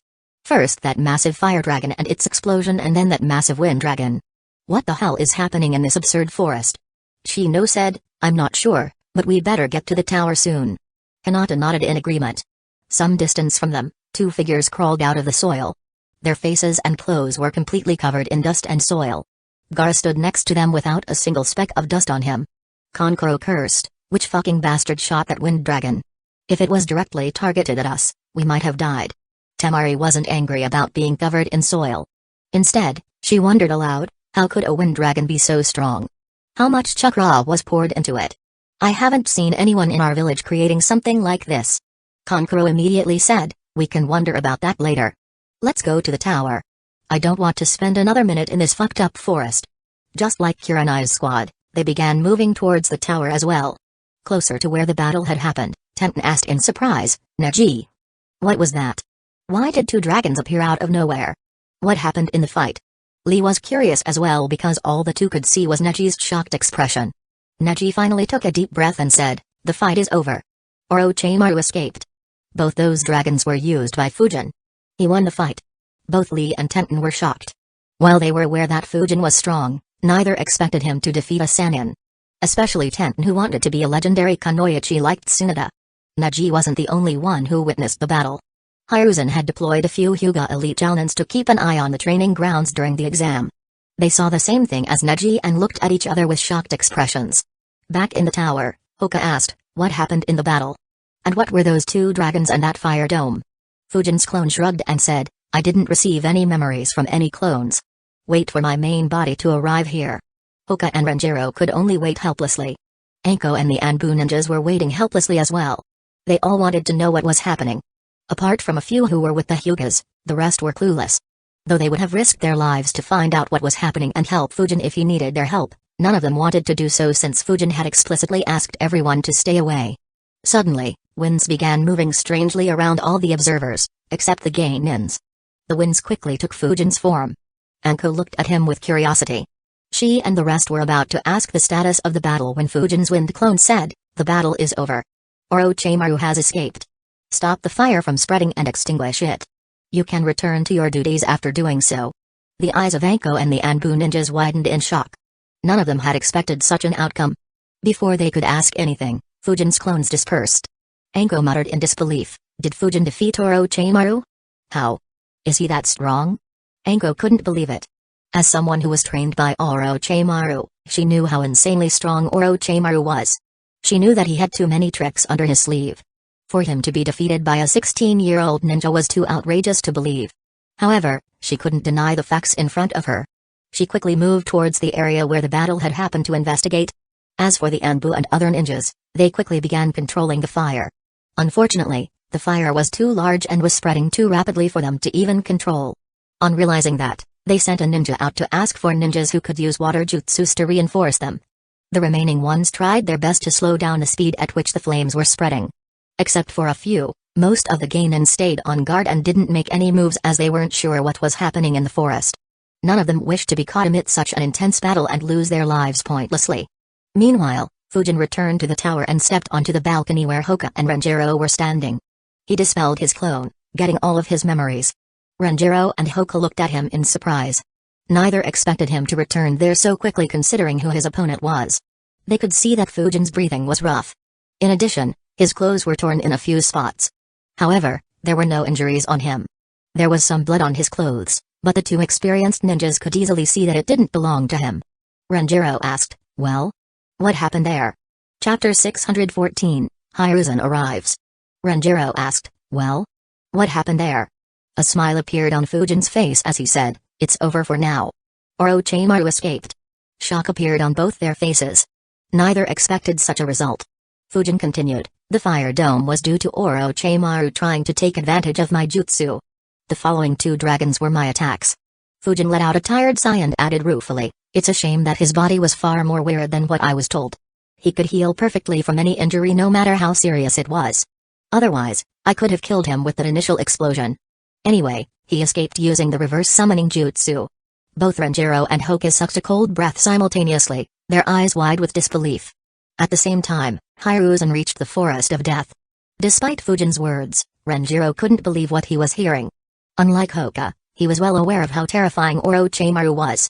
Be it ninjutsu, taijutsu, ganjutsu, kinjutsu or any other skill, Orochimaru excelled in everything. Even the ones who specialized in any of those skills couldn't compete with him. Even in his wildest dreams, Renjiro could never imagine that someone like that would be defeated by his 16-year-old student.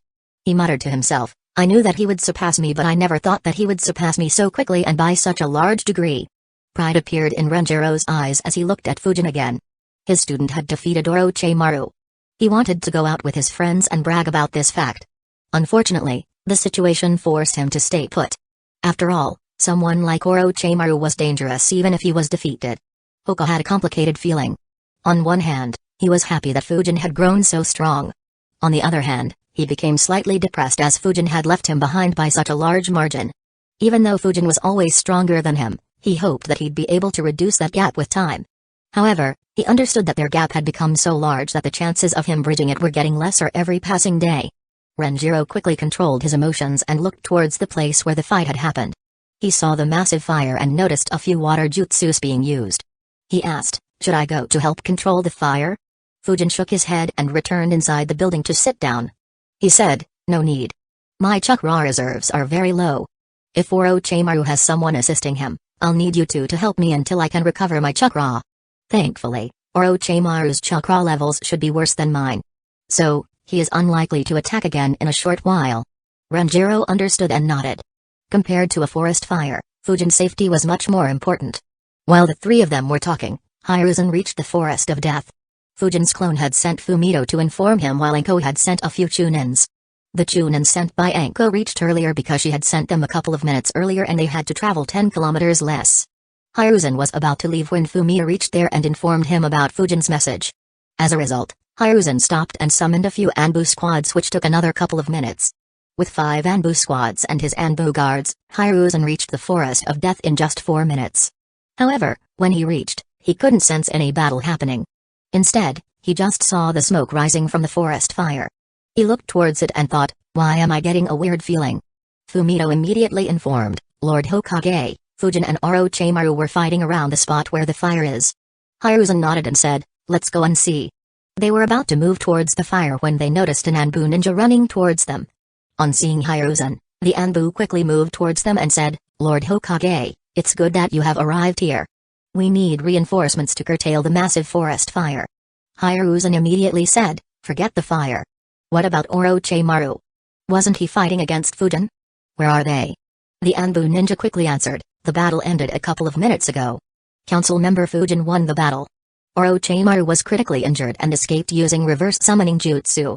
I'm not sure where Fujin is, but I think that he returned to the tower." His words shocked every single person in their group including Hiruzen. All of them were prepared for a life-and-death battle. Many of them were worried that Fujin might die. However, not a single one imagined that Fujin would defeat Orochimaru before the reinforcements reached him. The Anbu ninjas and the Chunin sucked a cold breath. None of them could believe the words they just heard. One of them even asked, "Are you telling the truth?" The Anbu ninja reporting wasn't surprised by their disbelief. In fact, he couldn't believe it either. He just nodded. Hiruzen said, "That's enough time wasted. Regardless of how it happened, this is great news for us. Let's move. I'll meet with Fujin and ask how their battle went." He turned his gaze towards the Anbu who had reported the news and said, "No need to look for any ninjas specializing in water manipulation. Follow me." Without wasting any time, Hiruzen began moving towards the massive fire. The remaining ninjas quickly followed him. Within a few seconds, they reached the massive flames. Hiruzen activated his chakra field and observed. They are trying to stop the fire from spreading deeper into the training ground. However, they have completely given up on the other side. It looks like there is no ninja who is good at water manipulation in their ranks. Suddenly, 4 shadow clones appeared next to Hiruzen. They quickly moved in different directions. Since they were coming from the edge of the forest, the ninjas, who were trying their best to stop the spread of fire, were on the opposite side. Despite their best effort, they had only managed to slow down the spread of flame slightly. Water style, Great Waterfall Jutsu. Hiruzen and his 4 clones used the jutsu simultaneously. They spat a massive amount of water. It was almost as if 5 dams were opened and water was allowed to flow unrestricted. To the surprise of the ninjas on the other side, a massive amount of water began flowing into the flames from the opposite side. It doused over half of the flames. The ninjas, who were running alongside Hiruzen, watched him with veneration. What they couldn't see was that there was a frown on Hiruzen's face.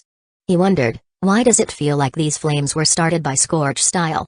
Also, I can sense very high amounts of yang chakra mixed in these flames even though the fire is spreading due to the vegetation. No wonder I couldn't douse all the flames in one go. Even though Hiruzen couldn't extinguish all the flames, his jutsu had left a lot of water behind which other ninjas could control. He instructed, "You guys stay here. Extinguish these flames. Come to the tower once you're done." Hearing his words, everyone apart from his guard stopped following him and focused on the flames. Hiruzen continued moving towards the tower. He had only moved a few hundred meters when Hiruzen noticed something odd once again. His eyes widened as he noticed a massive new canal in the Forest of Death. He stopped temporarily and wondered, what the hell happened here? Who created such a canal? Did Orochimaru get an even larger summon than Manda? But why would the canal be straight if it was created by a snake? In the tower, Hoka asked, "By the way, what was that fire dragon jutsu you used? It didn't feel like normal fire jutsus. The heat it radiated was far more intense. It almost reminded me of your and Miko's combination jutsu, but this one seemed a lot more intense." Before Fujin could answer, Renjiro said, "It looked like the Scorch Kekkai Genkai.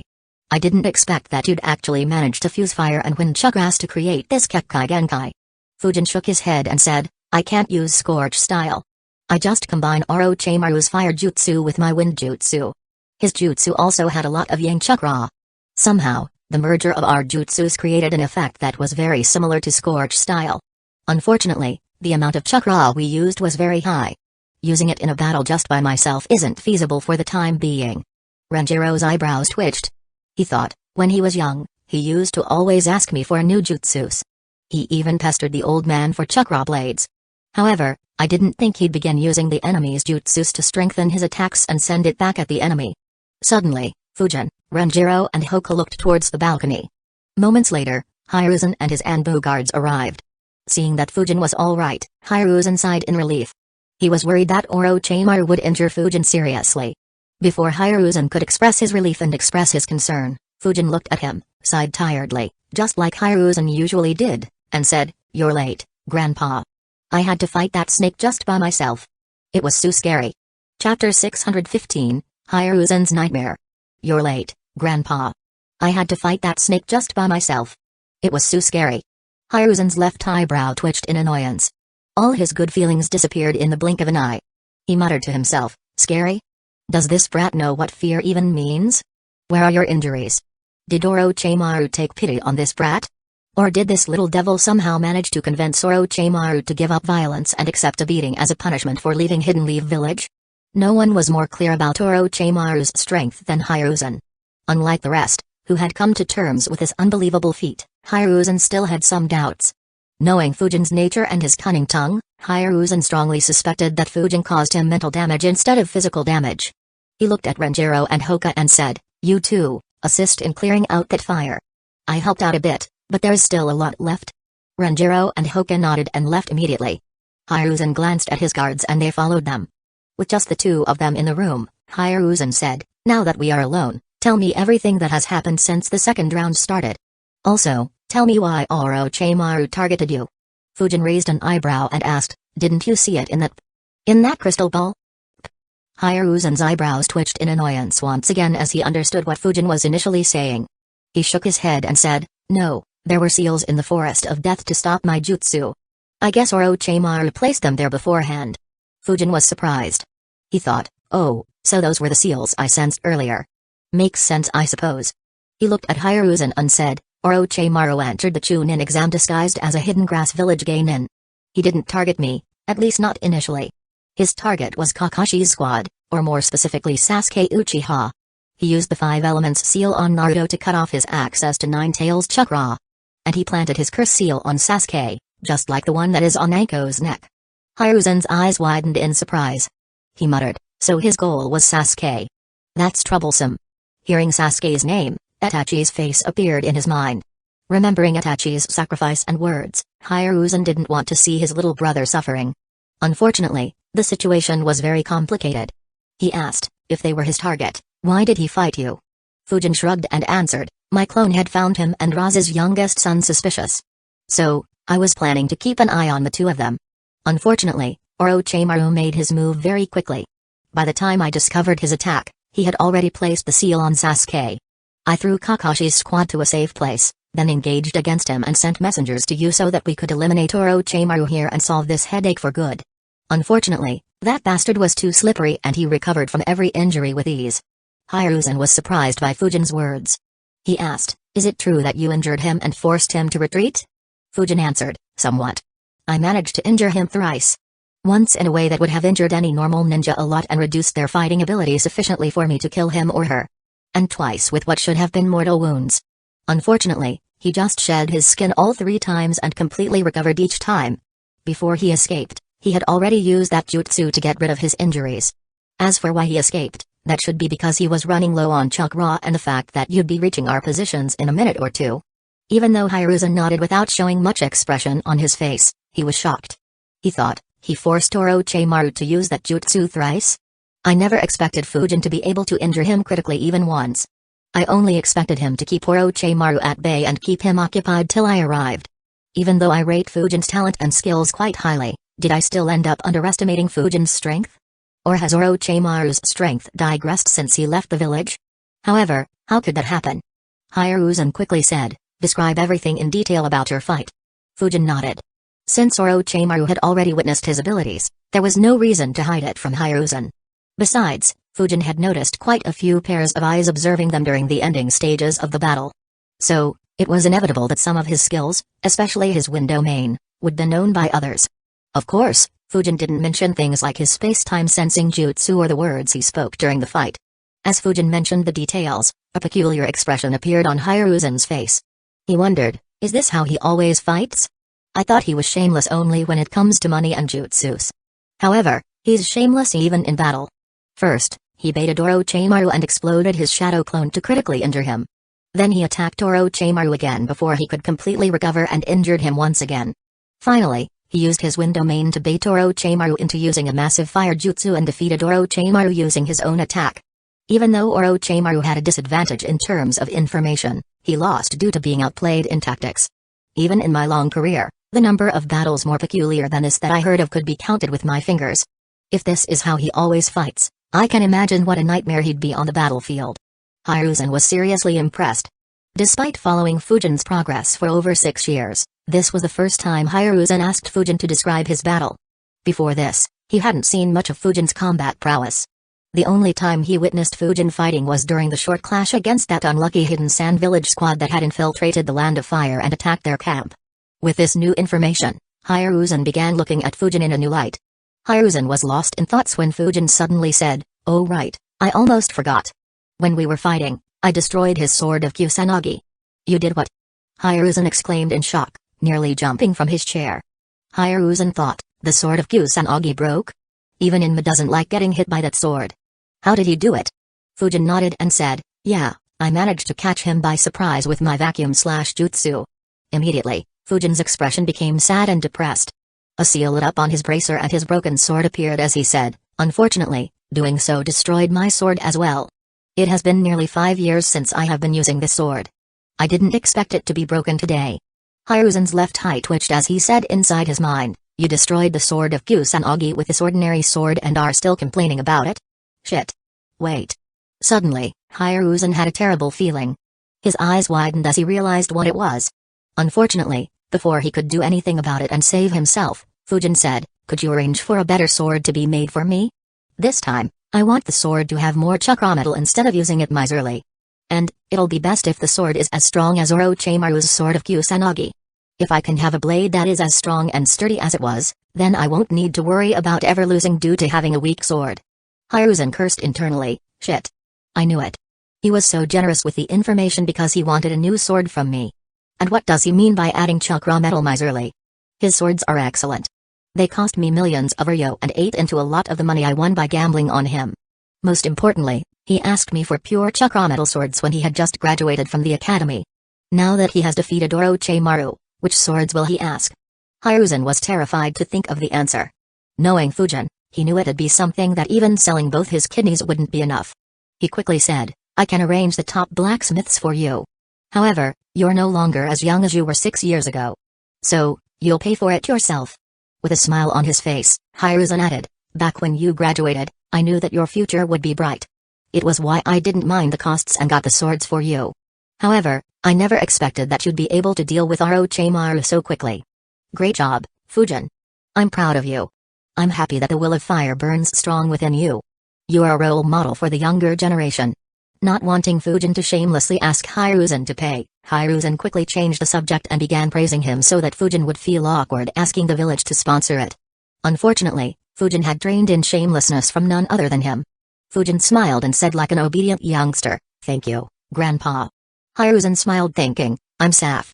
Unfortunately, even before he could complete his thoughts, Fujin's smile changed into a helpless one as he continued, "Unfortunately, I can't afford to make a good quality sword by myself. I have been busy looking after the orphans and no longer have much time to go on missions. As a result, my funds have been drying up very quickly. I'm afraid I won't even be able to afford my current swords." Chapter 616, Taking Advantage of a Perilous Situation. Apostrophe. Hiruzen was left speechless by Fujin's sorrowful words. He wondered, "You are poor? Since when? And, what do you mean by taking care of the orphans?" "My Anbu ninjas look after them. I'm paying for all their expenses. You only train the ones with Kekkai Genkai and only send a clone to train them. Not to mention, you stopped going on missions long before I gave you the orphans." Hiruzen wanted to vent his frustration at being played around by Fujin. Unfortunately, he knew that those words couldn't be spoken aloud. He could only swallow his words and frustration. However, if Hiruzen knew that Fujin had plundered hundreds of millions of ryo from corrupt and vile nobles and had that money with him, how would he have reacted? Hiruzen sighed in his trademark manner and said, "Fujin, the village finances are tight for the time being. You know it since you saw the village budget. It is difficult for me to arrange such funds."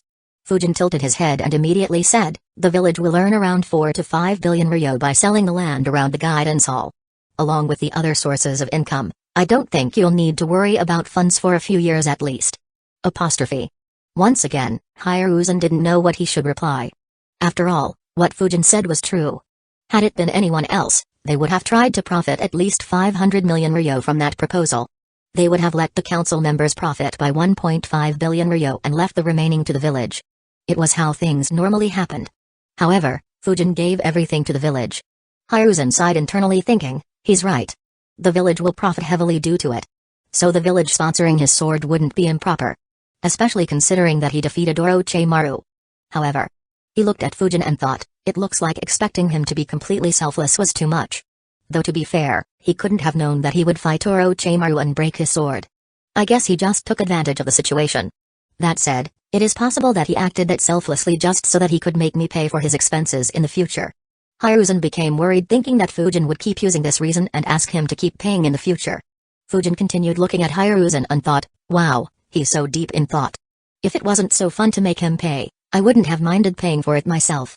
Even though Hiruzen would have been suspicious about how I gained so much money, he wouldn't have looked into it and just been happy that I wasn't making him or the village pay.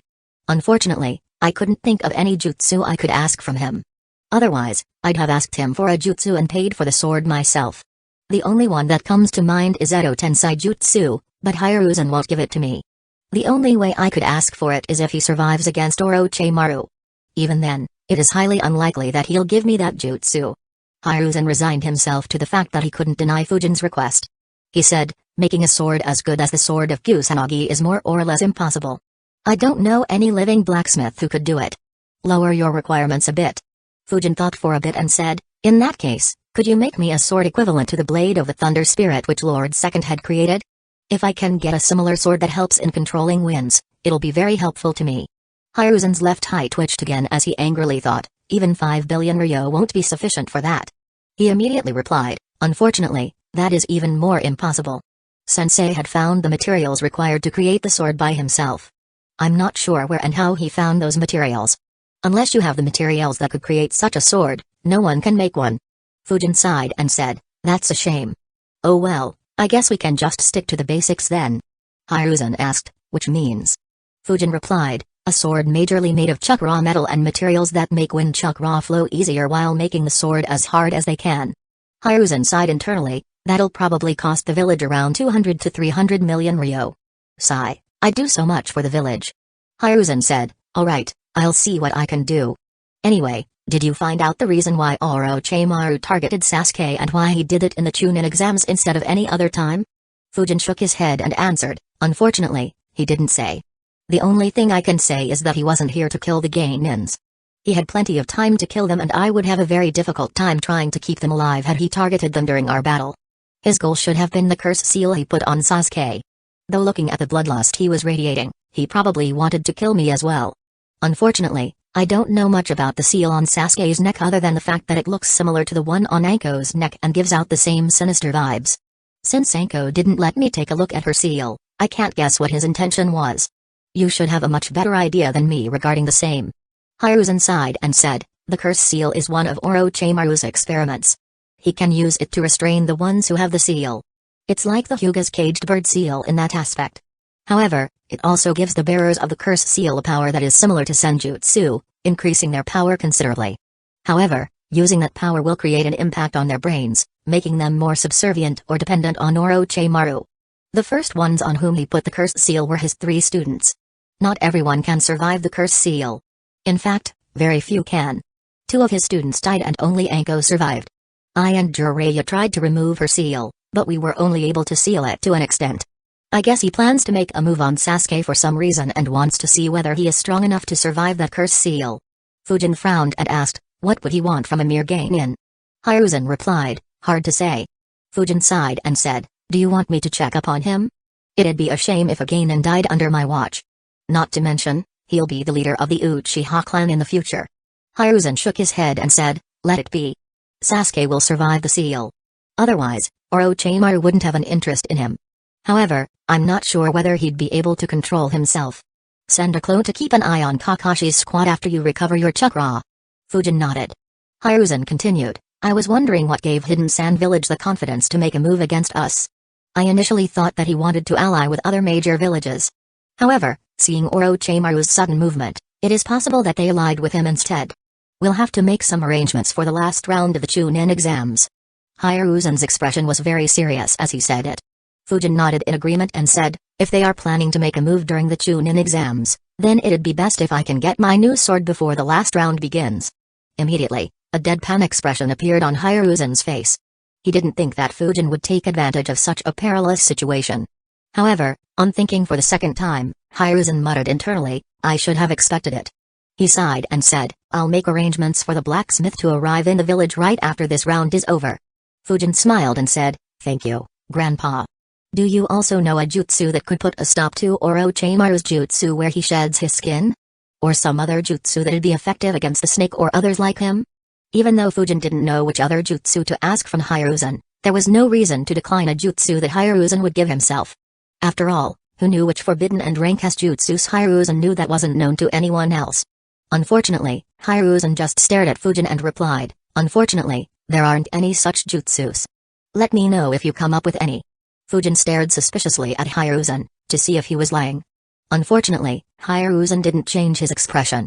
While the two of them were talking, Renjiro and Hoka reached the forest fire. Thanks to Hiruzen's massive jutsu, the fire had been brought under control. Over 70% of the fire was extinguished and its spread had been halted. Water style, Great Waterfall Jutsu. As soon as Renjiro reached, he spat out a massive amount of water. It dealt with a third of the remaining flames in one go. The ninjas who were working on extinguishing the forest fire were surprised. Seeing that it was Ranjiro, they sighed in relief.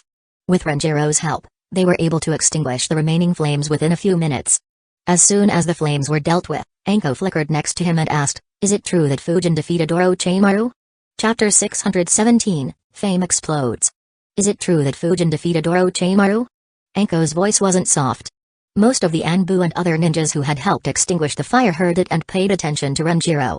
Even though they had already heard it, they were still in disbelief. Knowing Ranjiro's reputation and the fact that Fujin was his student, they wanted to hear it from him. To their surprise, Ranjiro nodded and said, "That's true. Fujin defeated Orochimaru and forced him to escape using the reverse summoning jutsu." A stunned silence appeared in the burnt forest. For a few seconds, no one said anything. Due to the fire, all birds and animals had escaped or died. So, other than the breeze, no sound could be heard. Hoka looked at everyone and wondered, why are they so suspicious? Is it really so hard to believe? Also, why is everyone silent? Among the ones present there, Hoka was the youngest at just 16 years old. He hadn't seen the horrors of the Great Ninja Wars. Nor did he know how terrifying Orochimaru was. So, he couldn't understand their emotions. However, Ranjiro could clearly understand what was going through their heads. A smile appeared on his face. "Oh my god. I still can't believe it. This means that all those rumors were true. This is such amazing news. We have a ninja who could force that fucking traitor to escape. Hell yeah. Since he defeated Orochimaru, Suzuki Fujin is definitely a rank S ninja. We have another rank S ninja. Forget rank S, he defeated Orochimaru, the Sannin. Fujin should be extremely strong even among the rank S ninjas. He is at least in the same league as Lord Jiraiya and Lady Tsunade. He might be even stronger. Even if he isn't, don't forget that he is only 16 years old. He'll keep getting stronger." Hoka looked dumbfounded as the silence was broken by the excitement coursing through the experienced ninjas in front of him. Even the feared and disciplined Anbu ninjas weren't an exception. They were celebrating like ordinary citizens. Hoka looked at Ranjiro in confusion and asked, "Sensei, why are they so happy? And why are you smiling like this?" Ranjiro explained without looking at him, "For every village, a rank S ninja is someone who they could rely on to protect the village. As long as a rank S ninja exists, they wouldn't worry about their safety. If something happens to Lord Hokage, we will have another leader available to take charge. And on the battlefield, a rank S ninja can take command of entire armies. They can roam on the battlefield with no fear of being killed. Hence, it is a joyous occasion whenever we get a new rank S ninja." Orochimaru became a rank S ninja over 2 decades ago. He was trained by none other than Lord Third. By defeating him, Fujin has established that he is one of the stronger rank S ninjas. Just like Lord Hokage and the Sannins, he is now someone who'll deter the other villages from daring to start a war against us. If they dare to do so without considering his threat, he'll cut down through their ranks and turn the battle in a day or two. Even if they make a plan for him, they'll be forced to move forces away from elsewhere. That will save the lives of a few hundred Hidden Leaf Village ninjas. So, it would be weird if they weren't so happy and excited." Hoka was surprised. He looked at the joyous ninjas again and said, "I didn't think that it'd be such a huge deal. Now I understand." He chuckled and said, "It looks like Fujin is a big shot now, haha." Ranjiro chuckled and said, "He definitely is. First that guidance hall and now this. His reputation will far exceed mine. It'll be only under the old man and the 2 Sannins." Standing just a few meters from them, Anko heard all of Ranjiro's words. Disbelief could still be seen on her face. Unlike the others, she knew Orochimaru very closely and had suffered due to him. For nearly a decade, she wanted to kill Orochimaru with her hands. The fact that Orochimaru was defeated by someone far younger than her while she was still nowhere close to being able to do that was hard to digest. Even so, a smile appeared on her face as she muttered softly, "He really did it." One of the Anbu captains arrived next to Ranjiro and asked, "Is it fine if we inform others about this good news, or has Lord Hokage ordered to keep this news under wraps?" Even though they were in the Anbu, they were also a part of the ninja clans in Hidden Leaf Village. They wanted to inform their clan about such news without any delay.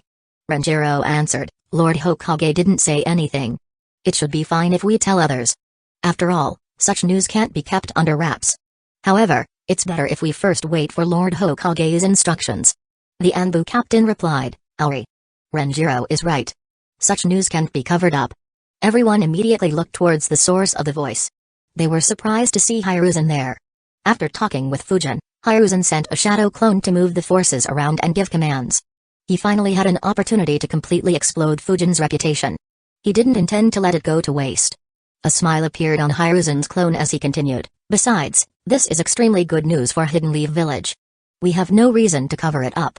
If you want to send clones to inform others, feel free to do so. However, keep your main bodies here and get back to your duties." Everyone nodded. A few excitedly said, "Thank you, Lord Hokage." They immediately made shadow clones and sent them to inform their respective families and clans. Hiruzen's clone looked at his Anbu guards and said, "You four return to the tower." He looked at another couple of Anbu squads and said, "Gather the sensei of all the Gainans together in the academy. I'll meet with them and inform them about this incident." The Anbu ninjas nodded and quickly dispersed. Hiruzen's clone disappeared as well and moved towards the academy at a high speed while thinking, if Hidden Sand Village is allied with Orochimaru, then I would like to see Baki's reaction. Even if he manages to hide his emotions, this news will shock Hidden Sand Village. It'll deter them from making a pointless move. I'll call Jiraiya back as well to deter them even more. With the three of us here, they would be forced to drop their plans and the peace wouldn't be disturbed. Hiruzen's clone reached the academy. Within 15 minutes, the Anbu ninjas gathered all 26 sensei in a room in the academy. The sensei were surprised to see Hiruzen present there. Guy asked softly in surprise, "Kakashi, do you know what this is about?" Kakashi shook his head and said, "No idea. This is the first time I have seen something like this as well." Kurenai looked at Asuma, who shook his head indicating that he didn't have any idea either. Everyone looked at Hiruzen's clone curiously, wondering what this meeting was about. Seeing that everyone had appeared, Hiruzen's clone said without getting up from his chair, "An unforeseen situation happened during the second stage of the Chunin exam." Many sensei became nervous on hearing that. The one who was the most nervous was none other than Baki. He thought, "Shit. Don't tell me that they caught wind of our plans and dealt with the children of Lord Kusagakure. We can't lose any of them." Hiruzen paused for a few seconds to make everyone as nervous as he could. He especially paid special attention to Baki's reactions. He continued, "Orochimaru, the rogue Sannin, infiltrated the training ground 44. Baki relaxed internally on hearing that. However, his expression showed that he had become even more nervous. Everyone else, apart from Orochimaru's clone who had disguised as the sensei of Hidden Sound Village Gainians, was nervous as well. After all, they weren't confident in dealing with Orochimaru. What could their young students do? Hiruzen's clone continued, "Thankfully, before he could harm anyone, he was intercepted by the proctor of the second round, Suzuki Fujin. After an intense fight, Fujin injured Orochimaru, broke his sword of Kusanagi and forced him to escape. None of the Gainans were harmed. The exam will continue as usual." Baki's eyes widened involuntarily. He shouted in his head, "Suzuki Fujin defeated Orochimaru? That's impossible. How could that happen?" Immediately, Baki felt like someone was looking at him. He cursed, "Shit." Baki quickly took control of his emotions. Others weren't able to control their mouths like him. A few exclaimed loudly, "How can that happen? No way. Is that true?" They quickly controlled their emotions. After all, they were in front of the Hokage. Even Kakashi, Guy, Asuma and Kurenai were shocked and left speechless. Elsewhere in Hidden Leaf Village, the clones sent by ninjas reached their respective clans and quickly rushed to their clan leaders, forcing them to stop whatever they were doing. With a visible bump on his head, Shikaku walked with an annoyed expression and asked, "What was so important that you made my wife wake me up?" Chapter 618, A Change in Plan. The clone of the Nara Anbu ninja said, "The sun hasn't even set, why are you sleeping now? Anyway, this is no time to be sleeping. Something huge has happened. Suzuki Fujin defeated Orochimaru and forced him to retreat." Shikaku's eyes widened. While he rated Fujin very highly just like Hiruzen, he didn't expect to hear something like this. In the Yamanaka clan compounds, Inoichi exclaimed aloud, "What did you say?" In the Akimaki clan compounds, Choza said, "He defeated Orochimaru? That's incredible." In other places, Hayashi went silent. Tsum nearly interrogated the clone who reported the news. Shibi was shocked as well. A smile appeared on Senju Hiromasa's face as he muttered, "You have trained one hell of a shinobi, Renjiro."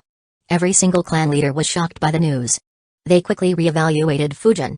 When they heard that Fujin killed Juzo, they accepted that Fujin was stronger than them. However, they believed that they could still face him in battle and keep him at bay. After all, Fujin could barely be considered a rank S ninja. Being at the elite Jounin level, they could fight such ninjas to a standstill. With a combination like the Inoshikacho formation, defeating Fujin should have also been possible. However, this news caught them off guard. Despite their abilities, none of the clan leaders wanted to face someone like Orochimaru. Even if they fought together, They wouldn't have much confidence in defeating Orochimaru. They would be happy if they managed to keep him at bay and avoid their deaths. Yet, such a formidable ninja was defeated by Fujin without any help. Of course, there was a person who was even more shocked than the clan leaders. The tiger-masked Anbu ninja's clone snuck into the root headquarters under disguise while avoiding the eyes of the Anbu squad Hiruzen had positioned to keep an eye on the root headquarters. He quickly reached Denzo's office and dispelled his disguise. Denzo looked at him and asked, "Why are you in such a panic?" The clone said, "Lord Denzo, something incredible has happened in the Forest of Death." Orochimaru infiltrated the Forest of Death after the second phase of the exam began. He and Suzuki Fujin fought an intense battle. In the end, Orochimaru was injured and escaped using the reverse summoning jutsu. Denzo's eye widened in shock. He exclaimed in disbelief, "That's impossible. How can someone like Orochimaru be defeated by a brat? Are you sure that this news is accurate? Did Hiruzen make up a lie?" The clone answered, "I don't think it was a lie, Lord Denzo. Several ninjas saw a massive snake, something that only Orochimaru could summon. In addition, a few Hyugas saw the ending stages of the battle. They had no doubts that what they saw was true." Lord Hokage arrived after the battle was over. He met with Suzuki Fujin alone and seems to have confirmed that he really defeated Orochimaru. He doesn't plan to suppress this news. By now, most of the clan leaders should have learned about this battle. Denzo's expression became grim. He thought, could it really be true? Could Fujin be really at the same level as Orochimaru?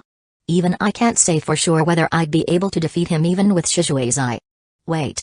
Irrespective of whether he is at that level or not, Hiruzen is planning to spread this information. A 16-year-old ninja who can defeat a Sannin. His reputation will increase to the same level as Minato's. That damned Hiruzen. Denzo became angry. Despite all the restrictions imposed on him, he still wanted the Hokage's seat. After all, neither of the Sannins was interested in the seat. However, if Fujin gained too much fame, then he'd become the preferred choice as the Hokage. After all, Denzo was old and looked feeble, while Fujin was still very young and had a bright future ahead of him. Everyone would want a young and heroic ninja leading them instead of someone who was long past his prime and hid in the darkness. Denzo quickly began thinking about tactics to pull down Fujin's reputation. He thought for a few minutes before a hopeless expression appeared on his face. Hiruzen had put too many restrictions on him. He had no room to make a move. Not to mention, Fujin was extremely well protected and didn't have any weaknesses for him to exploit. Whenever Denzo tried to make a move against him, it only came back to bite him in the ass. His current situation was a consequence of that as well. In the academy, Asuma softly asked, "Kakashi, Guy, you two are close to him, right? Is he this powerful?" Kakashi replied, "I have only been with him for a couple of missions. He is definitely strong, but I didn't think he was this strong. Guy should have a better idea since he spars with Fujin regularly." Kakashi, Asuma and Kiranai looked at Guy. Guy said, "He is definitely very strong. He doesn't lose out to me even in taijutsu. And, he can use winds to improve his taijutsu capabilities. Still, I didn't think he'd be able to defeat Orochimaru." A wide grin appeared on Guy's face as he added loudly, as expected of someone so youthful. "In celebration of Fujin's victory, let's run 1,000 laps around the village on our hands." Asuma and Kiranai immediately became embarrassed as the others in the room looked at them. Hiruzen's clone ignored their antics and thought, just looking at his expression, it is tough to say what is happening in Baki's head. Considering that Raza's kids are participating, it's reasonable that he was worried. Similarly, Fujin defeating Orochimaru was a piece of shocking information. After all, they should have connected the dots by now. The only thing that was off was how quickly he took control of his expression. It shows that he is indeed hiding something. But I can't say for sure whether he is scheming something with Orochimaru. Hiruzen's clone sighed internally. The situation was too sensitive to handle. He would have loved to capture Baki and read his memories secretly, but that would immediately break the alliance between the two villages and other villages wouldn't feel comfortable sending ninjas to Hidden Lee village for Chunin exams and other purposes. From his perspective, the backlash would be far stronger than any benefits he would get even if he discovered their plans. Meanwhile, Baki nervously thought, I need to inform Lord Raza about this development. If Fujin is strong enough to defeat Orochimaru, then our preparations aren't good enough. We may need to call off the entire plan. Baki was already uncomfortable with Raza's plan. This news was the final nail in the coffin. He didn't want the Hidden Sand Village ninjas to die pointlessly in Hidden Leaf Village. If things went south, not only would they lose a few hundred elites, but they might also lose their Kage and Jinchuriki. Orochimaru's clone looked at Hiruzen's clone and Baki and thought, interesting move. It seems like Hiruzen already suspects that something fishy is happening. That is why he made someone like Fujin the proctor. However, the situation is bad for me no matter how I look at it. I hadn't expected Fujin to be so strong. Neither Kabuto nor Kimimaro can handle him alone. Even together, they would have a difficult time holding him back. Besides, one of them will need to hold Kakashi back. I can't dispatch both of them against Fujin. He fell into a thought. While he was thinking, Hiruzen's clone said, "That's all I wanted to say." The Gainans weren't affected by their battle and Fujin will continue keeping an eye on the training ground. The exam will continue as usual. You guys can leave. He gazed at Kakashi while leaving the room. Kakashi immediately got the message and softly said, "I'll meet you guys later." Kakashi disappeared from the room. Everyone was still in shock. The room immediately emptied as the foreign sensei went to inform their respective villages. As for the sensei who were from Hidden Leaf Village, they rushed to tell their friends and families. Orochimaru's clone left as well while thinking, there is no choice. I can't handle everything by myself. I will have to change my plans. I can't kill Raza. Instead, I'll have to convince him to continue with the plan and increase the number of Hidden Sand Village ninjas in the attack. I'll deal with Hiruzen and have Raza deal with Fujin. That way, we will have a temporary advantage in terms of quality. Once I kill Hiruzen, I can summon Manda and others to destroy the village. After realizing Fujin's strength, Orochimaru quickly made changes to his plan. Otherwise, even if he could kill Hiruzen, all Hidden Sand Village and Hidden Sound Village ninjas would be eliminated by the time he was done. Once that happened, he wouldn't be able to destroy the village and would need to retreat. In fact, if he failed to kill Hiruzen by then the barrier would come under an intense assault from Hidden Leaf Village ninjas. If that happened, then he wouldn't even be able to kill Hiruzen. In order to succeed, he had no choice but to swallow his pride and make adjustments to his plans. Chapter 619, Regret. Kakashi quickly followed Hiruzen's clone and appeared behind him. Hiruzen's clone looked at him and said, "There is something you should know." Kakashi's expression became serious as he learned that Orochimaru had entered the forest to target his students. He relaxed slightly on learning that Fujin would be keeping an eye on them. In the end, Hiruzen said, "If you want, you can move to the tower in the Forest of Death as well. You can seal Sasuke's curse seal once the second round is done." Kakashi nodded. Denzo and the clan leaders were still absorbing the information they learned. Even the two elders had been informed and were in shock. They could hardly digest the fact that Fujin defeated Orochimaru when the messengers informed them of something equally outrageous. "What did you say?" Denzo got up and exclaimed in disbelief. Despite having decades of experience and excellent control over his emotions, Denzo couldn't keep his cool. The clone replied, "It's true. Every ninja who was present in the Forest of Death saw it. Orochimaru first attacked him with a massive fire jutsu. I believe it was the Majestic Destroyer Flame Jutsu. However, Fujin responded with a Scorched Dragon seconds later. After he attacked Orochimaru with it and exploded it, trees within 500 meters were set ablaze." Denzo's expression became very serious as he wondered, how could he have Scorch style? Does he have the same bloodline as Pakura? But that's impossible. As far as I could check, no one in his ancestry was even a ninja. Did he learn how to fuse fire and wind chakra by himself? A frown appeared on his face as he analyzed. I can accept that he is very talented in wind style. However, is he equally talented in fire style? Why isn't his fire style as strong as his wind style, then? Or did he just get lucky and somehow manage to merge the two natures accurately? Or was he somehow able to replicate it from that orphan? As someone who chased after power, Denzo had long attempted everything he could to increase his strength. That included attempts to fuse different elements to create Kekkai Genkai. Unfortunately, he never succeeded despite trying for decades. He only managed to get Kekkai Genkai by implanting Sharingan and transplanting Hashirama cells. As such, Denzo was unwilling to believe it. However, the emotion that Denzo was feeling the most wasn't disbelief. Instead, it was regret. He sighed and thought, I missed out. I should have pushed harder back then. Even though Hiruzen was adamant, I could have forced him to change his mind. If only I had recruited him back then. Today, I would have someone who could fight Orochimaru as my loyal soldier. My situation in Hidden Leaf Village would have been completely different as well. Unfortunately, there was nothing Denzo could do about it as there was no way to go back in the past and change his actions. Of course, even if he could go in the past, there was no way Fujin would have joined Root. Fujin used Scorch style. Under normal circumstances, that would be big news. However, everyone will only discuss the fact that he defeated Orochimaru. I find it hard to believe. Hamura and Koharu were together when they received the news. Both were shocked. Koharu agreed with Hamura's words and said, yeah, it's so difficult to believe that I can't help but think that there are some hidden details. Do you think Hiruzen is behind this? Hamura thought for a bit and shook his head. He replied, no, this isn't his style. What the Anbu said must be true. Of course, there are some additional details. For instance, Orochimaru wouldn't want to fight Hiruzen without any backup, which might be the main reason behind his retreat. And, Orochimaru's fire jutsu seemed to be linked with Fujin's Scorched Dragon somehow. Koharu nodded and said, regardless, even with these details, this is a great achievement. All of us underestimated that kid. Perhaps only Hiruzen saw his true potential and strength. No wonder he supports him so much.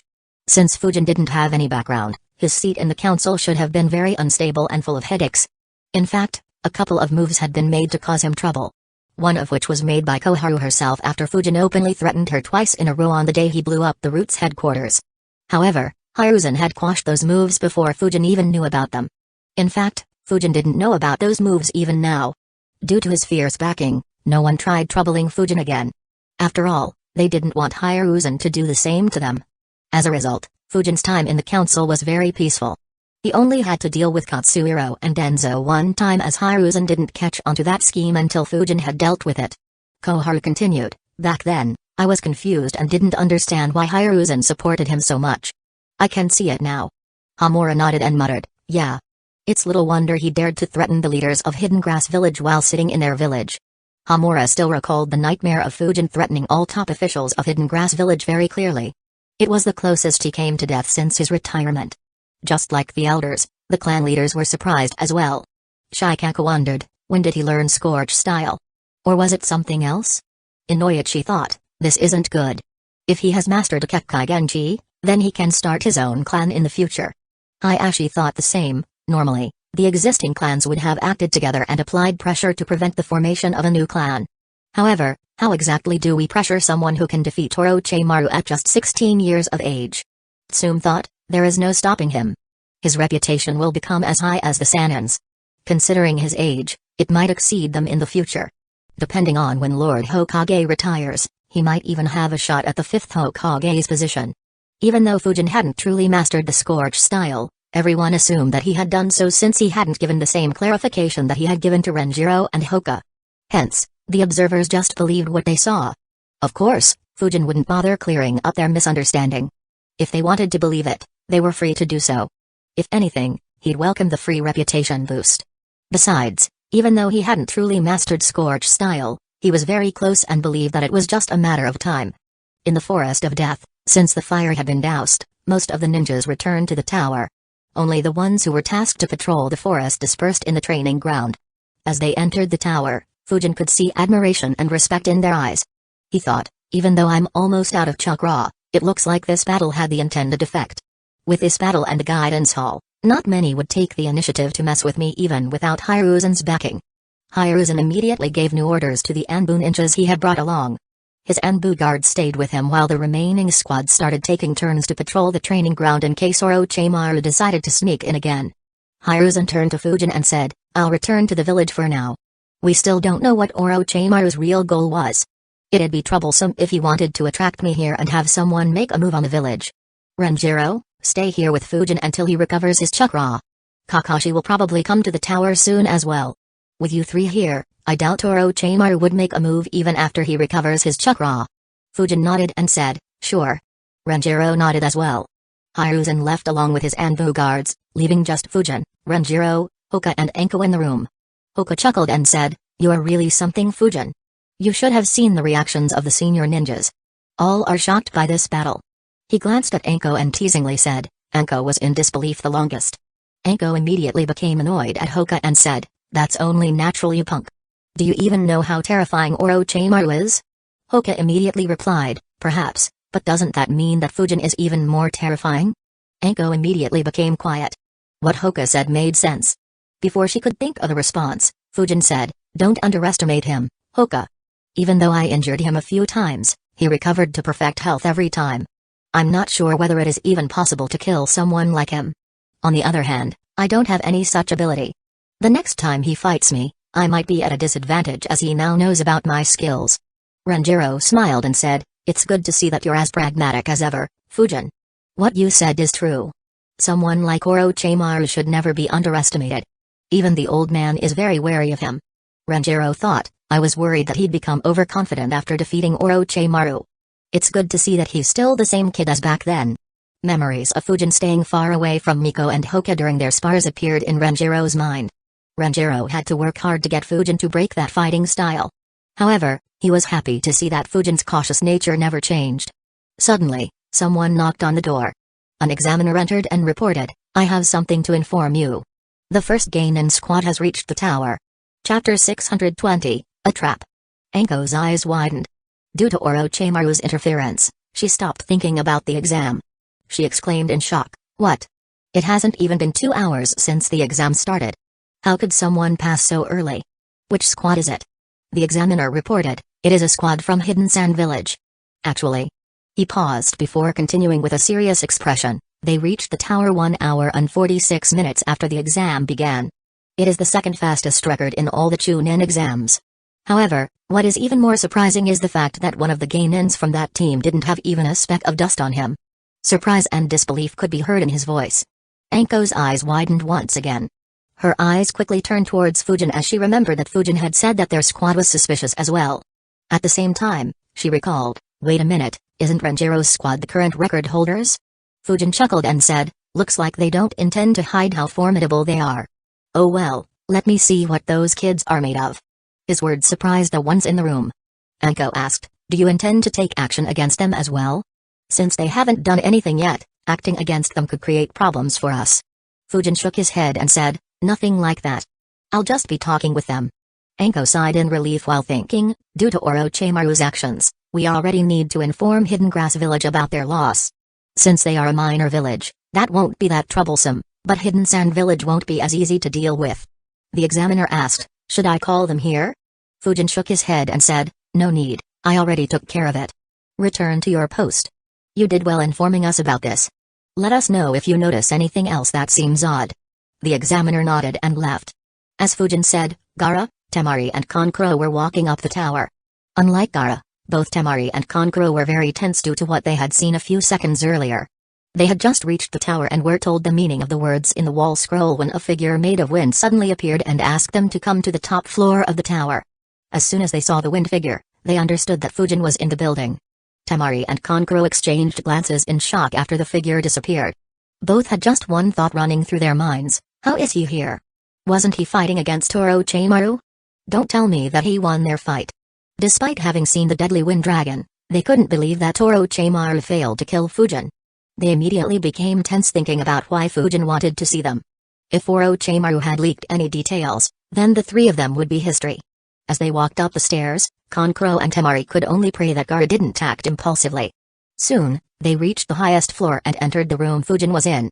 To their surprise, they saw Fujin and Renjiro looking at a shogi board while Hoka and Anko were observing their game as well. Without looking at them, Fujin said, "You guys took your sweet time coming here." The Hidden Sand Village trio were surprised to hear the disappointment in Fujin's voice. Temari wondered, he is disappointed? Why? Also, why isn't he even a bit injured? Even though Orochimaru couldn't kill him, why did he fail to injure him even a bit? Before they could decide how to respond, Hoka chuckled and asked, "Why are you surprised? If they were fast, they would have reached the tower over an hour ago as you speculated." Fujin sighed and tossed him a scroll while saying, "Alright, you win. It looks like the record won't be broken after all." Kankuro finally couldn't endure their condescending tone and asked in annoyance, "What record are you talking about?" Hoka glanced towards the Hidden Sand Village Genins and said, "The record for the lowest time taken to complete the second round of the Chunin exams. What else can we talk about? You guys did well. It's the second best score. Unfortunately, you were too slow to have any shot for the record. You were over an hour late. Anyway." Hoka played with the scroll in his hand and said, "That's good too. Otherwise, I wouldn't have won so much from the bet, haha." Hoka began laughing arrogantly. Both Temari and Kankuro became annoyed. They wondered, were they seriously betting on us? Meanwhile, Anko's eyes twitched involuntarily as she thought, that scroll is empty. These two sure can act. If I hadn't heard their conversation, I would have thought that they were speaking the truth as well. Before Kankuro or Temari could express their displeasure, Fujin sighed again and muttered, "I expected the Kazekage's children to be much better." Hoka chuckled again and said, "I already said that you overestimate others. Kids these days are too soft. Considering that they are the Kazekage's children, they'd be even softer." Fujin shrugged and replied, "Oh well, nothing I can do. though it's a disappointment that we won't see Lord Hokage rewarding anyone." Temari asked, "What reward?" Hoka answered, "Didn't you know? If someone breaks the record, Lord Hokage rewards that squad personally. The rewards are generally better than even becoming a Chunin." Temari and Kankuro were stunned. Neither of them had heard about something so absurd. For a moment, both wondered whether what Hoka said was true. After thinking for a bit, both concluded that there was no reason for Hoka to lie. Renjiro chuckled internally while thinking, thankfully the old man isn't here. Otherwise, he might stop showing up to Chunin exams entirely. I still vividly recall his expressions that day when Fujin asked him for a reward, he. While his siblings were getting drawn in by the bullshit Fujin cooked up, Gar's attention was entirely fixed on Fujin. He wondered, was he the one who made me bleed that day? As far as Gar could recall, that was the only time he bled. It had left a lasting impact on his young brain. For a few moments, bloodlust shot through his system and he almost attacked Fujin. Fortunately, he recalled Raz's words and controlled himself. Fujin sighed internally while thinking, what a shame. Even though it looked like Fujin's entire attention was on the game, in truth, he wasn't paying any attention to it. Instead, his senses were all entirely focused on Gaara. His words were actually to taunt Gaara into action. And, he was showing zero vigilance. He had nearly succeeded. Unfortunately, Gaara didn't act on his impulse. Fujin thought, a shame. If he had attacked, I would have had a proper reason to act. Killing him now would have a massive impact on the future for sure. That change will likely not be good for Hidden Leaf Village. However, if I can get one tail, I can test my new seal. If I succeed, my power will increase by a level. Even though I'll lose a considerable amount of my advantage of knowing the future events as Gaara plays a major role in the future, the gains would more than make up for the losses. The only major drawback is that I'll attract Akatsuki's attention. Pain and Obito are still a bit too strong for me to deal with. However, I am not afraid of them. Even though I can't defeat them, they can't kill me either. Hell, they wouldn't want to kill me anyway due to one tail. Anyway, if I can't get my hands on one tail, I'll have to wait for the fourth Mizukage to die and for Isabu to be reborn. That'll take a few years. For years, Fujin had been careful to not affect future events beyond a certain limit. Even though he had gone overboard a few times like when he created a mess in the Land of Wind, he had never purposely tried to do something that would irreparably change the future other than the time he went after Hidan. The reason for that was twofold. The first thing he needed to consider was his strength. If he wasn't strong enough, there was no point in attempting to do anything like that. It would have been better to stay in the background and stay alive. It was only after he became a rank S ninja that he considered this option. The second and most important reason was that there were certain incidents from which Fujin could profit heavily. If he acted recklessly and changed the future just for the sake of it, he would lose all those opportunities. Hence, he needed to think over 100 times before doing something that would forever change the course of the future. He had to be sure that his gains would make up for losing all those future opportunities. Temari was oblivious to the trap Fujin had laid for her brother and complained, "Shouldn't you give us this information before the exam began?" Anko joined in, "Where's the fun in that? Besides, if you need motivation to finish your mission most efficiently, then you aren't suited to be Chunins." Temari frowned. Before she could complain, Fujin said, "Anyway, I just called you guys here to inform you that the next round will start in 5 days. Until then, you have to stay inside the tower. If you leave for any reason, you'll be disqualified. Feel free to use any facilities inside the tower that you fancy while you stay here. Also, remember that fighting isn't allowed here. Now shoo shoo." Chapter 621, Fuck you. Denzo Fujin waved his hand dismissively, shooing the three of them away like they were pests. It annoyed the three of them once again, but Gaara surprisingly didn't lose his control once again. He just stared at Fujin as the three of them left the room. As soon as the trio exited, the expression of all 4 Hidden Leaf Village ninjas became serious. Hoka activated his Byakugan. Anko muttered, "Such strong bloodlust. No wonder you found them suspicious. It's surprising to see that the Kazekage trained his youngest son to be such a ninja." Hoka agreed, "Yeah, I thought that he would attack us for sure due to the bloodlust he was using. Still, his chakra network seems very weird. I haven't seen anything like that." Renjiro chipped in, knowing how lousy Hidden Sand Village's seal for sealing their tailed beast is, it's no wonder that the boy's chakra network is a mess and his bloodlust is so strong. Anko and Hoka were shocked. Anko exclaimed, "A tailed beast?" Hoka asked, "You mean that he is a Jinchuriki?" Unlike Renjiro, who knew about it thanks to his connections and rank, Hoka and Anko weren't aware that Gaara was the Jinchuriki. Both knew how terrifying the tailed beasts were and immediately became tense. Renjiro nodded and said, "Yeah. I guess that's why you called them here and taunted them, right?" Fujin nodded and answered, more or less. I was active in Hidden Sand Village during my Anbu days and even saw him once. From the intel I collected, he was extremely unstable and frequently lost control of the tailed beast inside him. I wanted to make sure that he wouldn't lose control easily. Otherwise, he could cause a catastrophe inside the village. From the restraint he displayed, it seems like he has gotten better control of his emotions and might not be that big of a threat. Regardless, his appearance in the Chunin exam is very suspicious. Normally, no village allows their Jinchuriki to even go out of the village. The fact that Orochimaru made a move makes it even more fishy. But, wouldn't it be dangerous if he lost control here? You're low on chakra and I'm not sure if we three would be able to defeat a tailed beast. Anko exclaimed anxiously. Fujin casually replied, it's fine. I inscribed a few seals on the tower when I learned that he would be participating. As long as he loses control inside the tower, I can suppress and capture him. Hoka nervously asked, a few seals? Would that be enough? Anko agreed with him, yes, don't underestimate the tailed beasts. A few seals wouldn't be sufficient to deal with them. Don't forget that Lord Fourth died while sealing the 9 tails. Only Renjiro looked at Fujin with a weird expression and thought, a few seals? Does he even understand what a few means? His few should be a few thousand for a normal person, right? That said, I didn't sense any seals. It looks like his Fuinjutsu has gotten better. As Renjiro expected, Fujin replied, don't worry, I can stop him. Just don't rush towards him and let me handle it in case he truly lets the tailed beast loose. Hoka, Renjiro and Anko nodded in agreement. None of the three wanted to fight a tailed beast. Anko said, we should report this information to Lord Hokage. To her surprise, Fujin shook his head and said, don't look down on him. He couldn't have guessed that Orochimaru would show up, but he should know all about that kid. Anko calmed down on hearing that. Fujin's words made sense.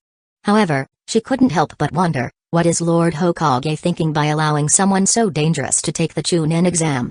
After they left the room and got a sufficient distance away, Kankuro couldn't hold it in anymore and cursed, that guy is so fucking arrogant.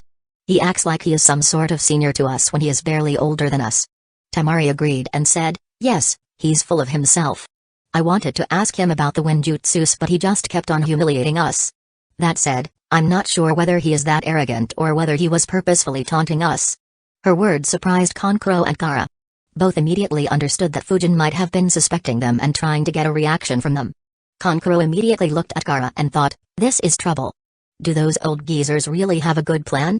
Tamari continued, anyway, there is nothing we can do about it. Let's just stay here quietly for the next 5 days. Once Baki-sensei arrives, we can ask him. Kankuro nodded and calmed down. After all, they were deep in enemy territory.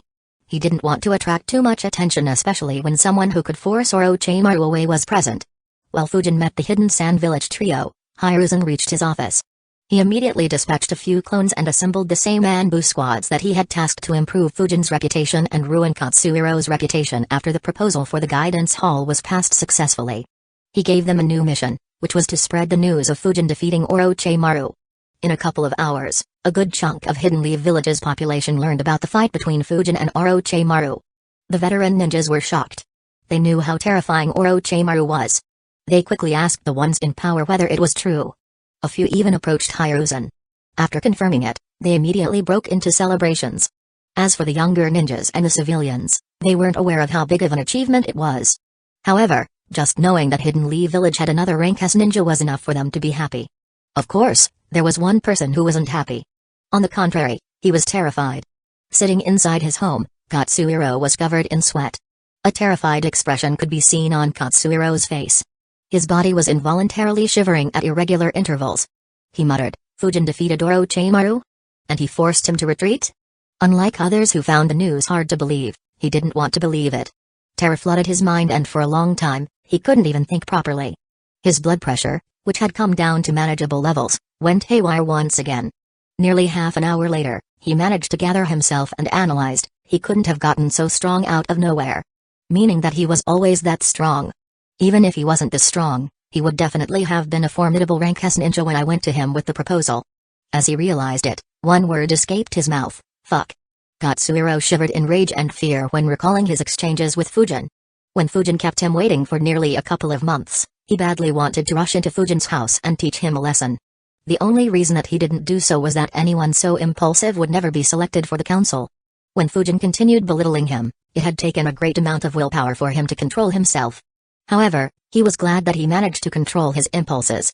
Otherwise, he wouldn't have been alive. He cursed, "Fuck you, Denzo. You sent me to compete against someone who was as strong as fucking Orochimaru? What the fuck did I do to offend you? You bastard. I will never forget this scheme of yours. I nearly died so many times. Thankfully I controlled myself, else that demonic brat would have even swallowed up my bones." From wanting to rip Fujin into pieces, Katsuhiro began wanting to dismember Denzo. All his resentment towards Fujin disappeared and was transferred to Denzo. In fact, if Denzo hadn't been protected by Root, he would have definitely gone there to vent his frustrations. Unknowingly, he was saved by those Root ninjas. In the Forest of Death, things calmed down. Kurenai's team managed to reach the tower on day 1 as well. Things didn't happen much differently than in the canon other than the fact that the Gainins were far more alert. Sakura planted several traps and stayed on guard to protect Naruto and Sasuke. Meanwhile, the Hidden Sound Village squad searched for them following Orochimaru's orders. The next morning, the Hidden Sound Village squad attacked her. What they didn't know was that their actions were closely watched by a pair of eyes. With nearly a day's rest, Fujin had recovered most of his chakra. He sent a clone with 5% of his chakra to keep an eye on Naruto and Sasuke. The reason for the same was to guard against any unexpected moves from Orochimaru due to Fujin's existence. However, this wasn't the only clone Fujin had sent. There was another shadow clone who was at a different location in the Forest of Death. That clone had 25% of Fujin's chakra, 5 times more than the clone watching over Naruto and Sasuke. He was keeping an eye on 3 unsuspecting Gainins. Chapter 622, A New Home Among the Gainin Squad's Hidden Grass Village sent to participate in the Chunin exam. Only 2 managed to qualify for the second round. Unfortunately for Hidden Grass Village, one of them was the disguised Orochimaru's squad and the second squad was being watched like a hawk by Fujin's clone. The second squad was planning what to do to get the other scroll. After planning for a bit, the 2 boys decided that they would go together to find other squads. They bit Karen's forearm to recover their chakra and left her alone in the deadly forest. Fujin's clone watched the scene and analyzed. From what I remember, she was attacked by a bear before being saved by Sasuke. However, Sasuke is injured right now. Those events probably happened on the 3rd or the 4th day. It looks like these 2 leave her like this daily. So, I suppose that no one will attack her today. He activated his space-time sensing jutsu. As he guessed, there wasn't anyone nearby to threaten her. He muttered to himself, "Oh well, I'll have to wait for a natural event." Alone in the deadly forest, Karen couldn't help but feel fear. She thought, what should I do if someone finds and attacks me? What if I get attacked by dangerous wild animals? Or what if those awful chakras reappear? I need to hide. Karen quickly began to look for a place to hide in. After searching for a bit, she found a large tree with a hole in its trunk at the base. She quickly entered inside and hid in it, making her feel safer. She closed her eyes and waited patiently for her teammates to return. It had only been around half an hour when she suddenly sensed some tremors. She opened her eyes and activated her chakra field while wondering, who is it? As she sensed, her eyes widened. She quickly jumped out of the tree. Half a second later, a large paw hit the tree and destroyed it. Karen looked at the figure in fear and muttered, "A lion? How did it find me?" In front of her was a 5-meter-tall lion. It stared at her ferociously, fully displaying its hunger. Karen immediately threw a few shurikens at it, but her shurikens couldn't pierce through its thick hide and only left a few scratches. Even though the lion wasn't injured, the scratches annoyed it and it rushed towards Karen. While Karen was being attacked by the lion, Yamanaka Fumito passed very close to that place. He was on patrol and had his chakra field active in order to sense any suspicious activities. While he wasn't the best sensor by any means, he was a very good one. Yet, despite being only 50 meters away from Karen and the lion, Fumito couldn't sense either of them. In fact, even Karen failed to sense him. It was as if she was in an alternate dimension where no one could detect her.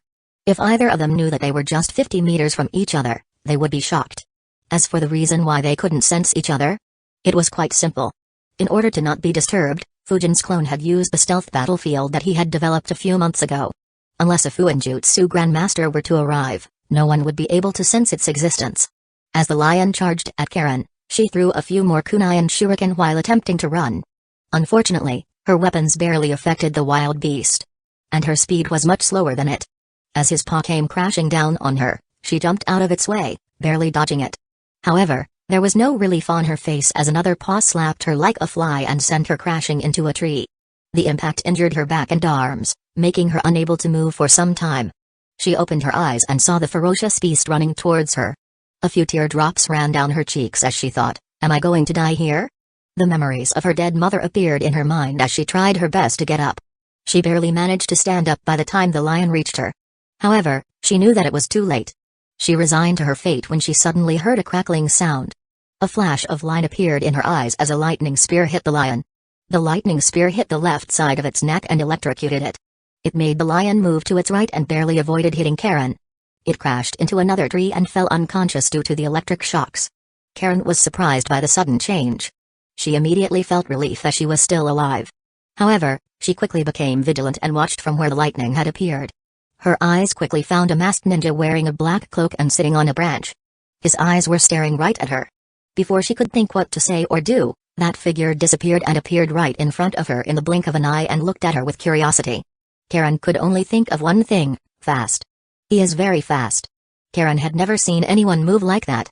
She couldn't even follow his movements. What surprised her the most was that she couldn't sense him even though he was standing right in front of her. It was as if he wasn't there.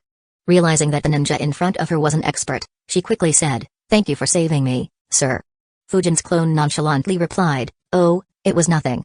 That said, "You are a Uzumaki, right? Why are you wearing the Hidden Grass Village headband? And, why are you alone in this deadly forest?" His words surprised Karen. She wondered, how did he know that I'm an Uzumaki? And, why is he asking me this? She quickly answered, "Yes, I'm from the Uzumaki clan. My mother and I migrated to Hidden Grass Village a few years ago." Fujin's clone replied, "Migrated to Hidden Grass Village? That was an odd choice.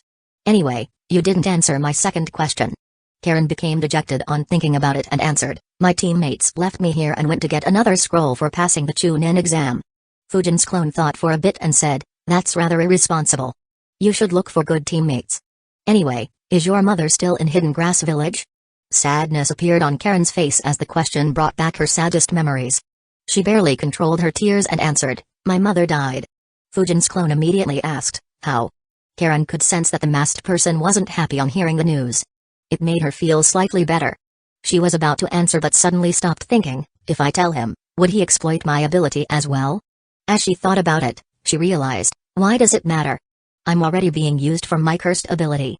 Seeing her silent, Fujin's clone asked, "Does it have anything to do with the bite marks on your arm?" Sadness could be heard in Fujin's voice as he spoke. It lowered Karen's guard considerably. Her eyes became wet as she answered, "My mother had the ability to heal others if they bit her. I have the same ability too. My village is at war. They bit my mother too many times and she passed away." As she spoke, she couldn't control her tears and a few drops rolled down her cheeks. She quickly wiped them and controlled herself as much as she could. Fujin's clone stayed silent for a few seconds before releasing a long sigh. He muttered in a sorrowful tone, "A shinobi without a homeland is quite tragic. What happened to your mother is an unfortunate tragedy.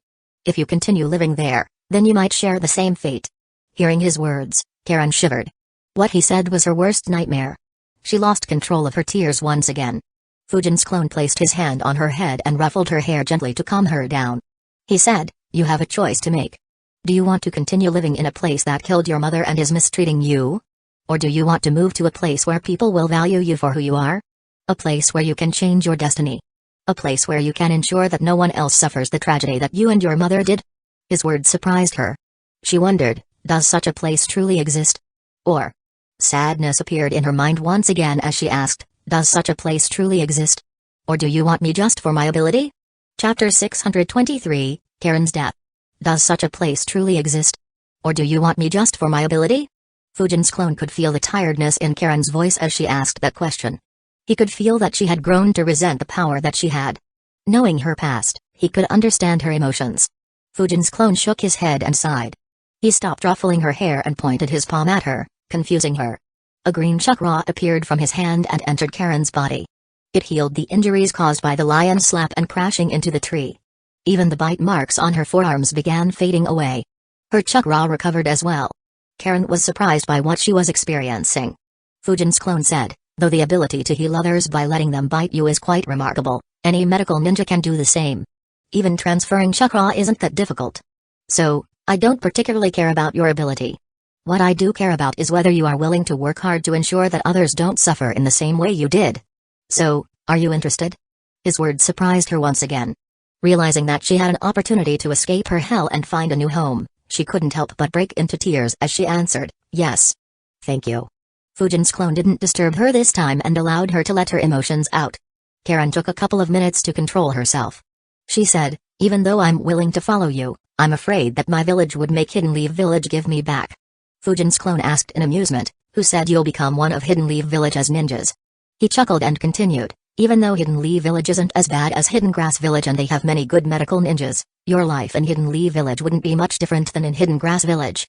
He didn't say the following words out loud. The only difference would be that instead of being forced to let others bite you, you'll do that willingly and feel pride in sacrificing your life in the same way as your mother instead of resentment.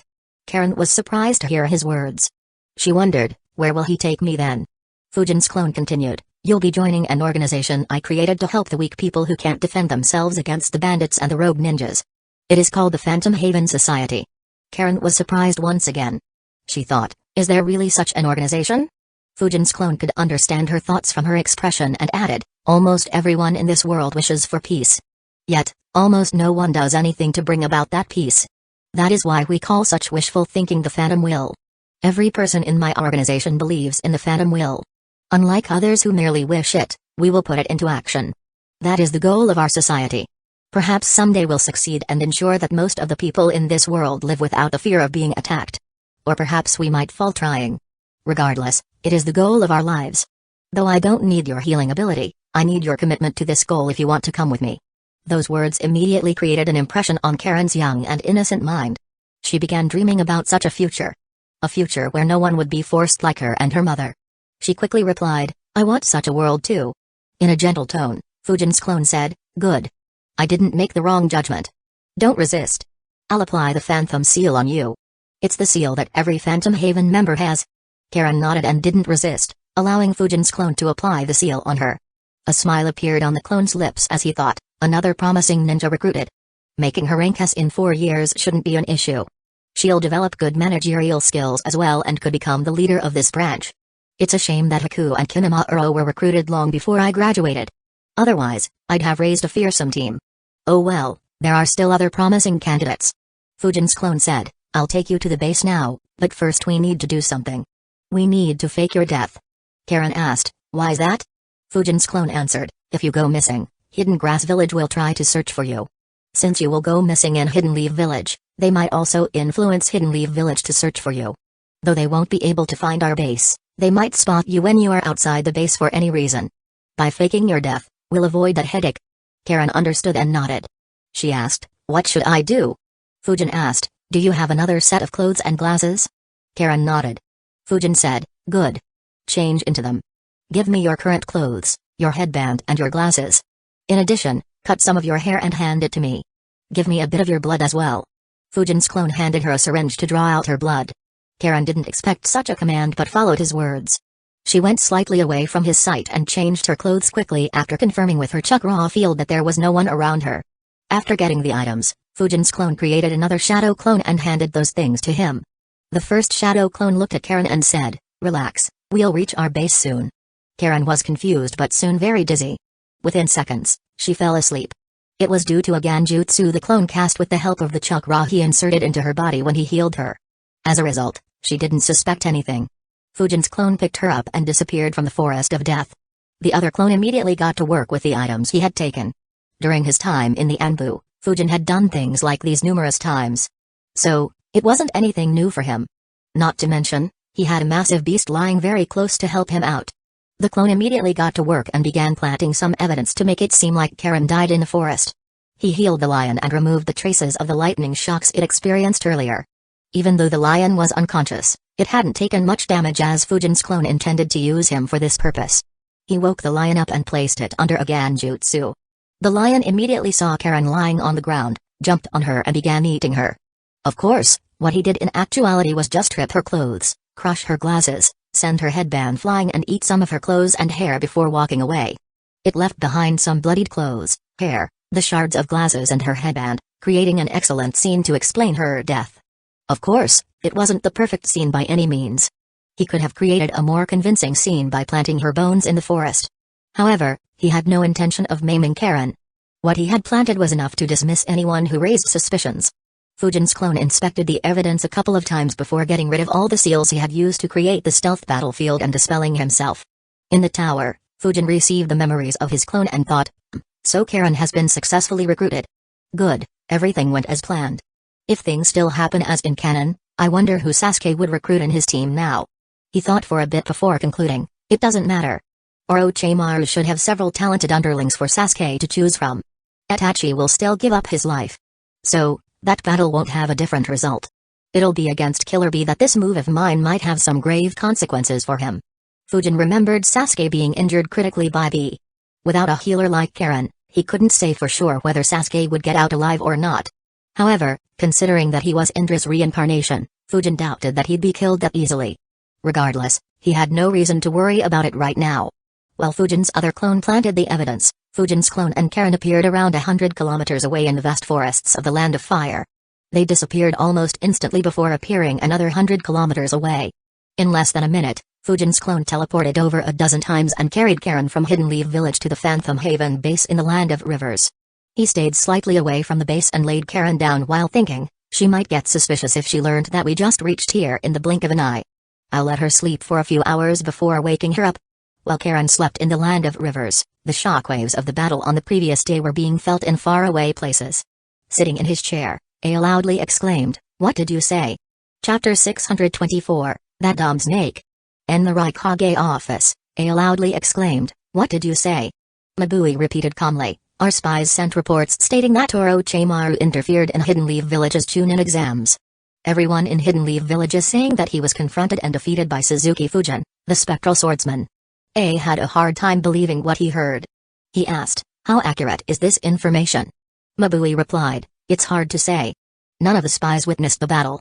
They only learned about it as the information was rapidly spread throughout Hidden Leaf Village." A frowned and analyzed, "Since the information spread so easily, it means that Hidden Leaf Village is actively spreading it. That should imply that they either couldn't keep this incident a secret or they just wanted to increase Suzuki Fujin's reputation. There are three possibilities. The first is that they are just making up lies to increase that boy's reputation for some reason. The second is that the fight did occur, but the information they are spreading isn't accurate. And the last possibility is that he truly defeated Orochimaru. Which of these three is it?" A frown was visible on Ai's face as he analyzed the information. Mabui stayed silent and thought about it as well. Just like A, she was surprised as well. She thought, "I knew that he was strong and expected him to give Darui a tough fight. However, if this news is true, then he could even be able to fight Raikage-sama. Considering his age, he is a terrible enemy to have." A analyzed, knowing Hiruzen, he won't falsely increase the reputation of a ninja without any good reason. He is smart enough to know that if he does that, it'll bite him later. I could understand if Hidden Leaf Village was facing a grave threat and he wanted to deter others, but no one has made any major moves recently. Not to mention, I already expected him to be close to Darui's strength. So it isn't as if he is promoting someone out of nowhere. However, could he really be at the same level as Orochimaru? A 16-year-old boy defeating a Sannin. His talent might be at the same level as Minato. If the reports are true, then even I might not be able to kill him. Since he specializes in wind style, I'll need to be on guard against any secret winjutsus he might have. That said, one thing doesn't make much sense. How could he become so strong within a few years while staying in the background? There aren't even any wars for him to mature through them like how most from my generation did. As he analyzed, he realized that he was missing a lot of information. He looked at Mabui and asked, "Do we have any Jounin rank spies in Hidden Leaf Village?" Mabui shook her head and answered, "We don't, Raikage-sama. It is very difficult to maintain high-level spies in Hidden Leaf Village. We only have 3 at the Chunin rank and 8 at the Geinin rank. The rest are civilians." A thought for a bit and said, "Send secret missions to the Chunin rank spies and ask them to inspect the place where Fujin and Orochimaru fought. It might give us a better idea about what happened. Also, send a message to all squads deployed to find and hunt Fujin. Ask them to be on standby. Until new orders are issued, no one will take any action against him. In the future, Darui won't be sent to deal with him. If we get an opportunity, I'll personally make a move." Knowing Hiruzen's nature, A predicted that even if Fujin wasn't at the same level as Orochimaru, he should be at the level to be able to survive in a fight against him. It increased the difficulty of killing Fujin to a great extent while making any such missions extremely risky. A saw no reason to waste the lives of Hidden Cloud's village ninjas meaninglessly. Mabui nodded and replied, "I'll get to it."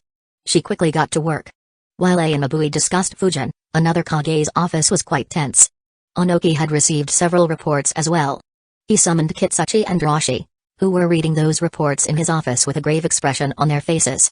While Hidden Cloud's village was aware that Fujin was dangerous, Hidden Stone's village had experienced his strength firsthand on more than one occasion. Kitsuchi sighed and said, I shouldn't have missed that opportunity. He was already as strong as me back then while being far more lethal on the battlefield. Now, we won't be able to kill him unless you fight him. Roshi nodded and added, to be able to force Orochimaru to retreat. I didn't think he'd reach this level so quickly. If we fight again, I'm afraid our next battle might not end in the same way. Hearing them praising the enemy, Onoki became annoyed and said, don't jump to conclusions yet. We still don't know how accurate this information is. That old monkey is very good at confusing everyone else. Kitsuchi said, that's true. However, considering that the plans we made for him are based on his strength 2 years ago, it's safe to say that they'll be more or less useless right now. If we try to kill him now, the only way would be to catch him off guard with a particle style, or tailed beast bomb. If we can't, then we'll need to sacrifice thousands of ninjas and come up with a reason for him to stay and fight. That's too difficult and costly. Roshi added, not to mention, he's still only 16. If he continues growing stronger, then he might become as strong as the third Hokage at his peak. That's a rather formidable enemy to have. Our younger generation doesn't have anyone who could go up against someone like that. A scowl formed on Onoki's face as he cursed, if only that damned Deidara brat didn't go rogue and join that cursed mercenary group. He looked at Kitsuchi and instructed, ensure that Kurotsuchi and Akatsuchi don't slack off in their training. Tell them about Fujin and bring out their competitive instincts. If Hidden Stone's village has to stand tall for the next 50 years, both of them need to be formidable rank as ninjas. Kitsuchi nodded and said, I'll focus on it immediately. Unlike the previous times they discussed Fujin, none of them discussed a plan to eliminate Fujin. Though it could still be done, the cost of attempting it in peacetime would be extremely high. To make matters worse, they couldn't guarantee any results even if Roshi and Onoki both participated in the fight. The two warring factions in the Land of Water also received the news. The fourth Mizukage ignored it while the memories of the spectral swordsman flashed in the minds of his subordinates. In the rebel camp, Mai was reading the reports as well. A smile appeared on her face as she said, what a splendid young man.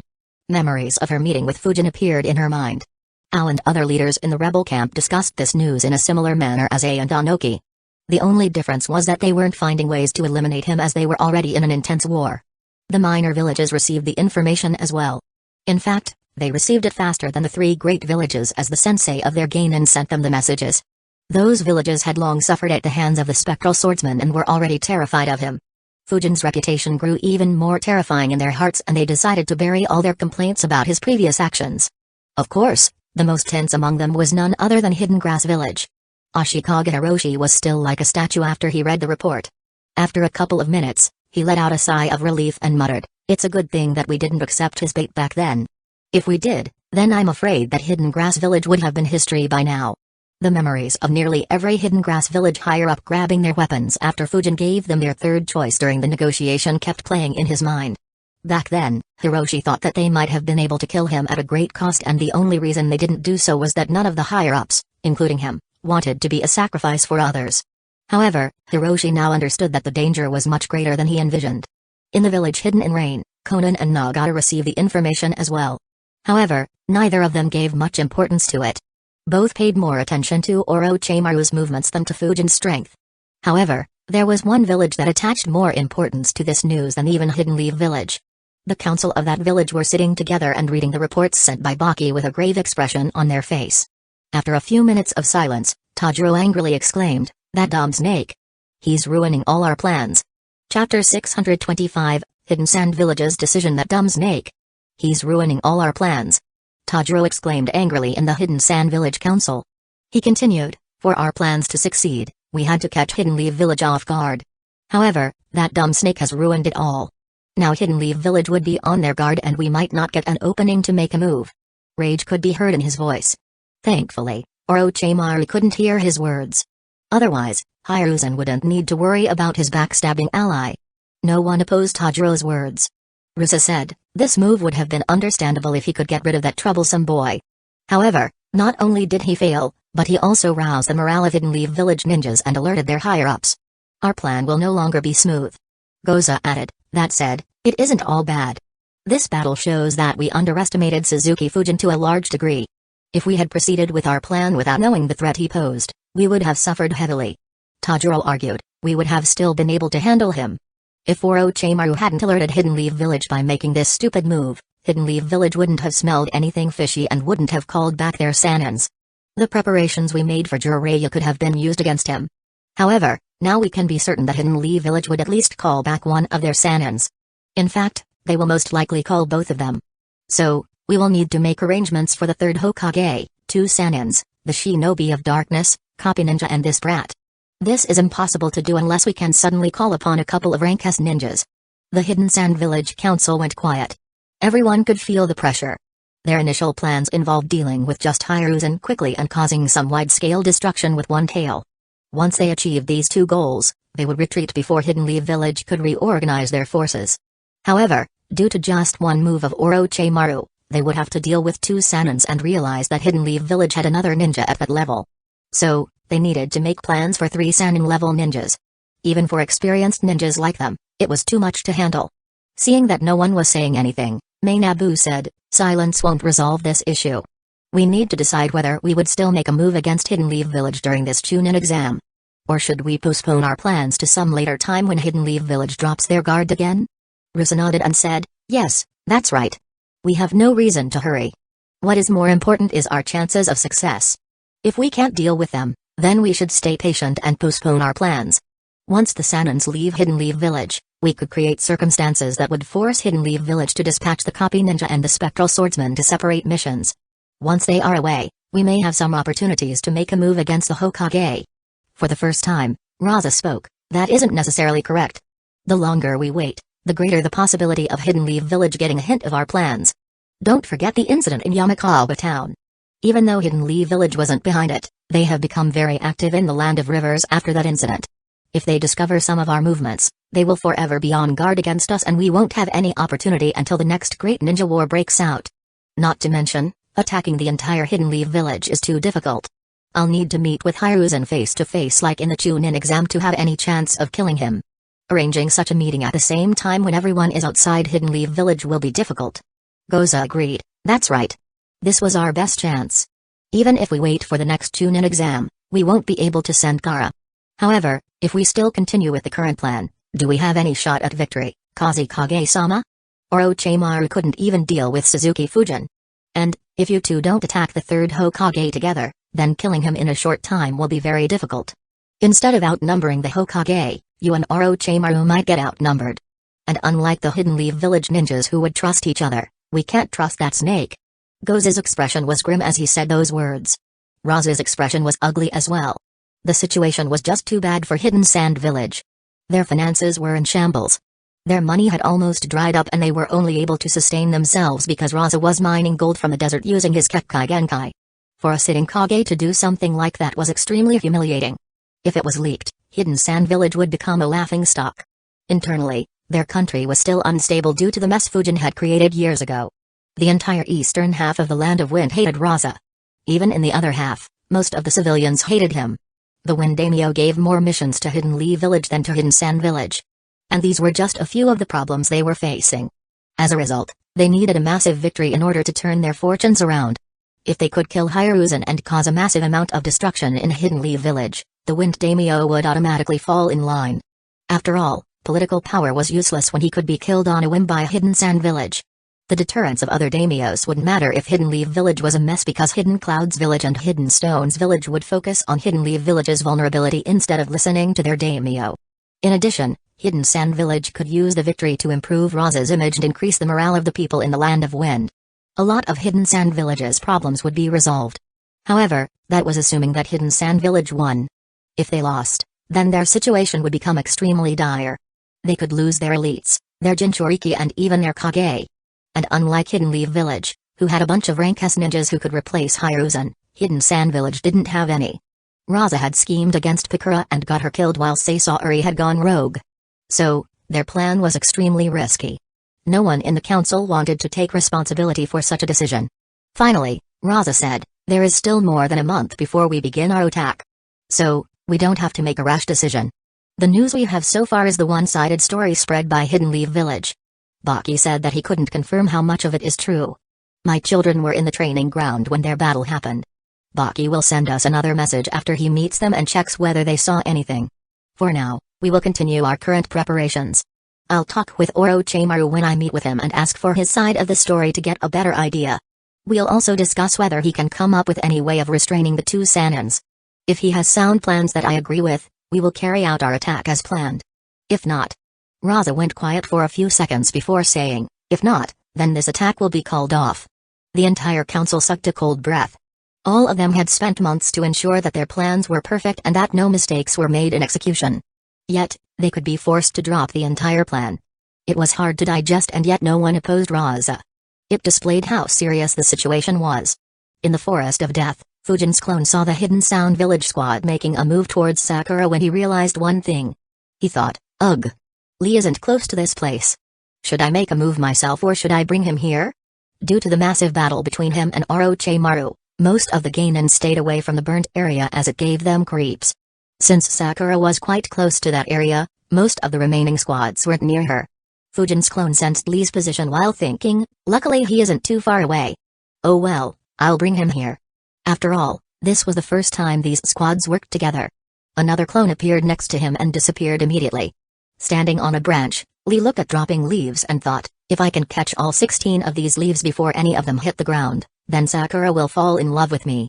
But if I miss even one, then my love for her will never be requited and she'll probably make fun of my hair."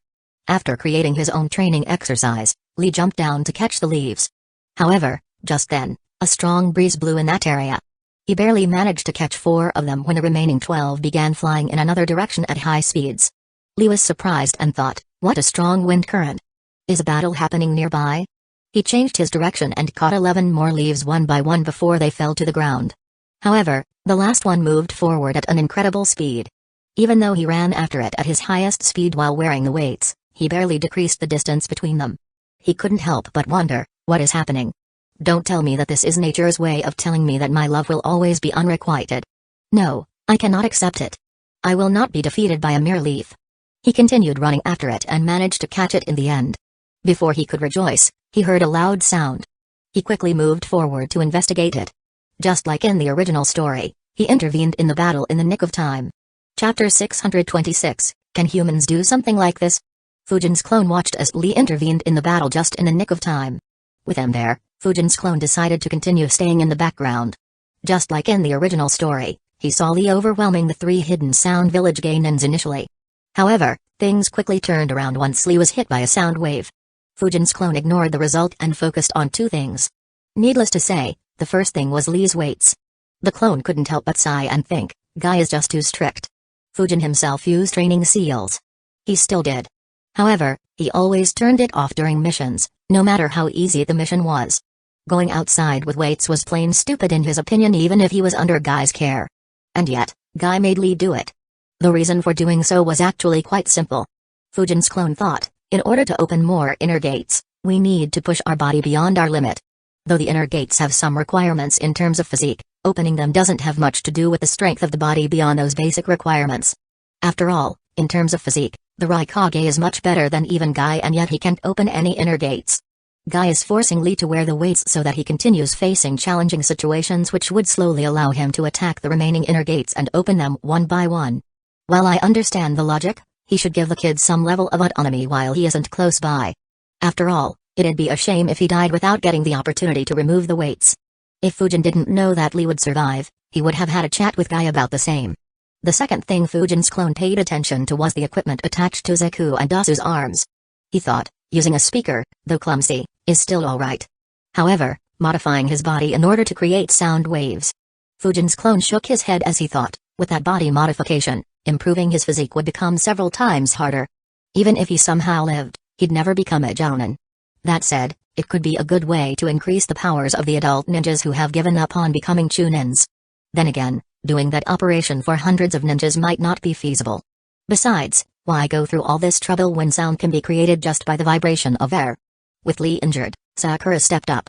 Even though she was slightly stronger than her canon counterpart, she was very exhausted due to having to stay up the entire night. Even so, she put up a better performance. She landed a hit on Kin and injured Zeku more than she did in the original story. Unfortunately, without any good ninjutsu or ganjutsu, she was completely outmatched.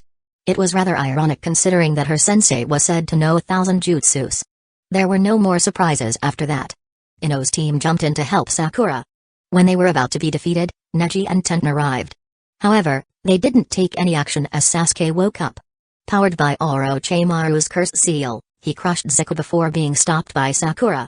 Fujin's clone muttered, "It looks like the fun is over for now." The Hidden Sound Village ninjas escaped and Naruto finally woke up. He had a lot of catching up to do. The three Genin squads hung together for some while so that their members could catch their breaths. Just when they were about to leave, Naruto asked, "By the way, what is this burning scent I have been smelling since I woke up? Also, where did that snake guy go?" Hearing his question, Sasuke realized and muttered, "That's right. I was getting an odd feeling. It's this smell. Why is there such a smell in the forest?" Hearing their questions, Sakura answered, "We were saved by the proctor. He sent us flying to this safe place and confronted Orochimaru." Recalling their horrible chakra, Sakura shivered and added, "Their chakra was terrifying. It was even worse than Kakashi-sensei and Zabuza. I don't know what happened in their battle, but it caused a massive fire to break out. I guess the examiners later doused it." Naruto immediately exclaimed, "Big brother Fujin saved us? Phew, luckily he was the proctor." Sakura's words attracted the attention of Neji and Shikamaru. They both looked at her. Shikamaru complained in annoyance, "You mean to say that freaking Sannin was attracted here by you guys? How are you still alive?" Naruto immediately asked, "A Sannin? What's that?" Tenten answered, "It's not what but who. Lord Third Hokage trained 3 students. All 3 are extremely strong and are feared throughout the world. They are called the 3 legendary Sannins." Her words shocked Naruto and his teammates. Naruto immediately exclaimed, "He is the old man's student? Why did he attack us then?" Tenten answered, "He betrayed Hidden Leaf Village and went rogue around a decade ago. You should be grateful that you were saved by Fujin. Otherwise, there is no way you could have survived against him." Her words forced Sasuke to think, "No, that isn't entirely accurate. If he wanted to kill us, we would have been dead. From that fight, it looks like he was more interested in testing us and giving me this power instead of killing us. However, why did he do that? What was his goal?" As he was thinking, Naruto asked, "Do you know what happened in their fight? Did Big Brother Fujin win?" To Sasuke's surprise, Neji answered, "Suzuki Fujin won the fight. The massive fire you saw was set by his jutsu. Orochimaru was forced to escape with terrifying injuries.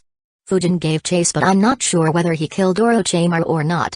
Sasuke's eyes widened as he thought, someone that strong was defeated so quickly? No way. I'm sure that even Kakashi wouldn't have stood a chance against him. Is this Fujin guy so strong? Sasuke glanced at Naruto, who had been talking about Fujin since the time they became Genins under Kakashi. Needless to say, Naruto was thoroughly impressed.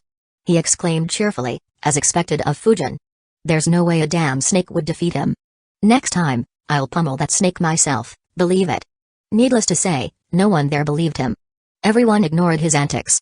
Ino said, "Sakura, you should look at the canal he created with his wind dragon jutsu while chasing after Orochimaru. It just extended endlessly and looked like it would travel across the world. He looked very cool when he used that jutsu and forced Orochimaru to run away." Realizing what she just said, she quickly looked at Sasuke and said, "But not as cool as you, Sasuke." Sakura immediately grabbed the opportunity, "Oh, it looks like you have a crush on someone, Ino. Don't worry, I won't fight over him with you. Shut it, you billboard brow." Ino immediately replied angrily. Sakura cursed back, "Ino pig." Sasuke ignored the 2 girls and instead thought about Ino's words. The 3 Genin squads finally split up. Unlike the other 2, Kakashi's squad still needed a break to rest and heal. Sasuke was suffering due to the curse seal while Naruto's control over chakra had gotten poor due to the 5 elements seal placed on him. Without access to Kurama's chakra, he couldn't heal as quickly as he normally did. Sakura also had taken a beating and required sleep. They stayed in the same area until evening when the trio felt better. They were about to plan what to do to get the required scroll when Sasuke said, "Before we go hunting for the scroll, I want to see the location where the 2 of them fight." Realizing what he was referring to, Naruto said with a grin, "I want to see it too." Sakura was curious as well and didn't object.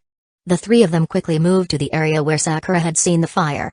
As they stood on the edge of the burned area, disbelief could be seen on all their faces. Naruto exclaimed, "No freaking way."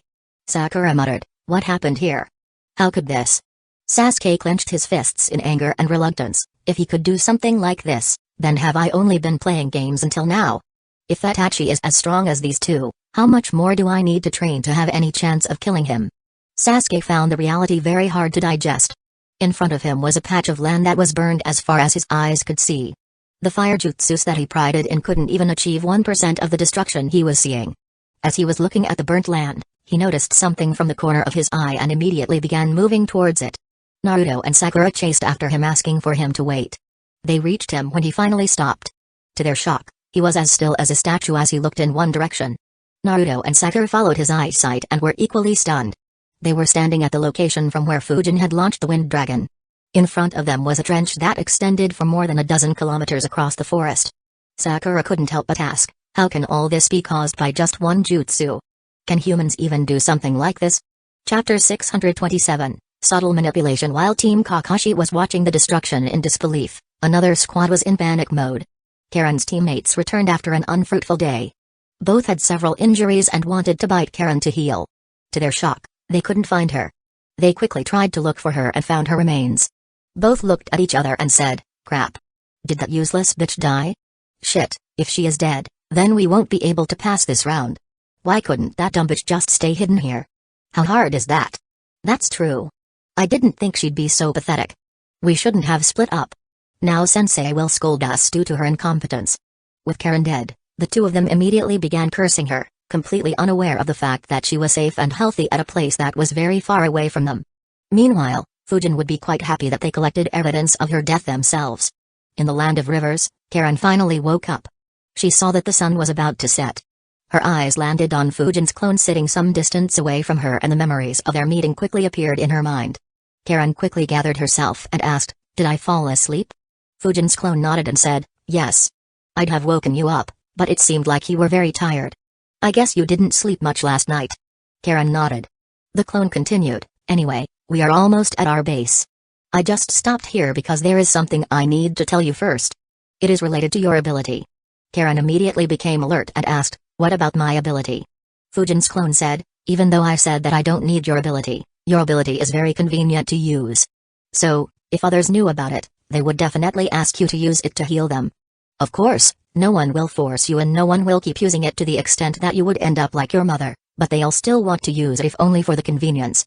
Karen became slightly dejected on hearing that. She thought, I can't escape this curse. Still, at least I'll have a say here. I can accept that. To her surprise, Fujin's clone continued, however, I can understand that you wouldn't want to use this ability. In fact, I don't want to see you use this ability either. So, you won't be telling anyone about this ability of yours. Is that understood? To say Karen was shocked was an understatement. Even though Fujin had claimed that he didn't want her for her ability, she didn't entirely believe him and just felt that she wouldn't suffer as much as she did in Hidden Grass Village. There wasn't any way for her to guess that the reason why Fujin recruited her didn't have much to do with her healing ability. It had more to do with her Uzumaki blood and her future potential. While he would use her healing ability if need be, he didn't intend to make her the healer of the Phantom Haven Society. If anything, making her do that would be counterintuitive to his goal of creating top-quality medical ninjas in the Phantom Haven. It would also make her hate him. Hence, forcing her into that role would be extremely short-sighted. On the contrary, what he did will ensure that Karen becomes very loyal to him. She could become as loyal to him as Kimimaro was to Orochimaru. Since he couldn't keep an eye on the base all the time, this aspect was way more important for Fujin as compared to Orochimaru and Denzo. As Fujin had expected, his words had a massive impact on Karen. Fujin's impression in her mind became very good and she felt safe with him. She hadn't felt this safe with anyone else, not even with her mother as she was helpless herself. Karen thought, he is being so kind to me. I can't be so ungrateful. She said, I can use my ability if our organization needs it. As long as it is with my permission, I don't mind it.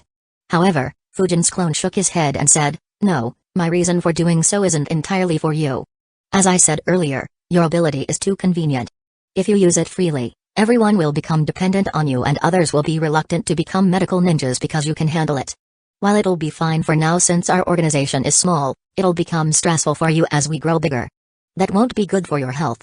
So, unless there is no other choice and you need to save someone, don't tell anyone about your ability. If you want to help others out, then learn medical ninjutsu and become a proper medical ninja instead of someone who just uses her natural ability. You'll be able to help out a lot more in that way, understood?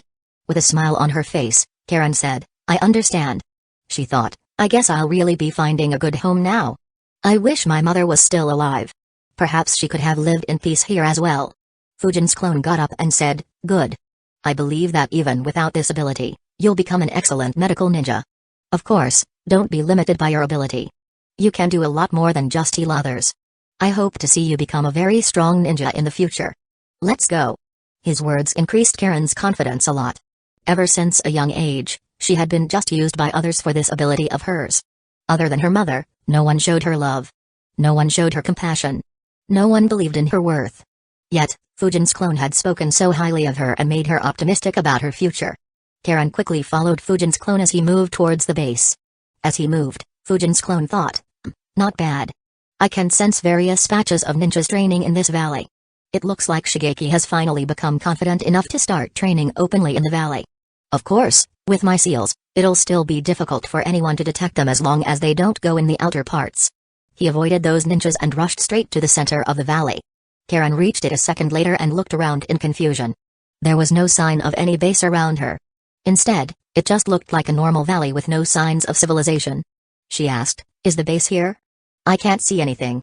Fujin's clone looked at her and said, try sensing, but only in this area. Don't extend your chakra field beyond it. Karen followed his instructions while wondering, what does he want me to detect? As she expected, she couldn't sense anything and said, I can't sense anything here. Fujin's clone muttered, so, you can't sense anything. Well, it's fine. It would be too much to expect you to sense it just because you're an Uzumaki. Karen asked, what does being an Uzumaki have to do with this?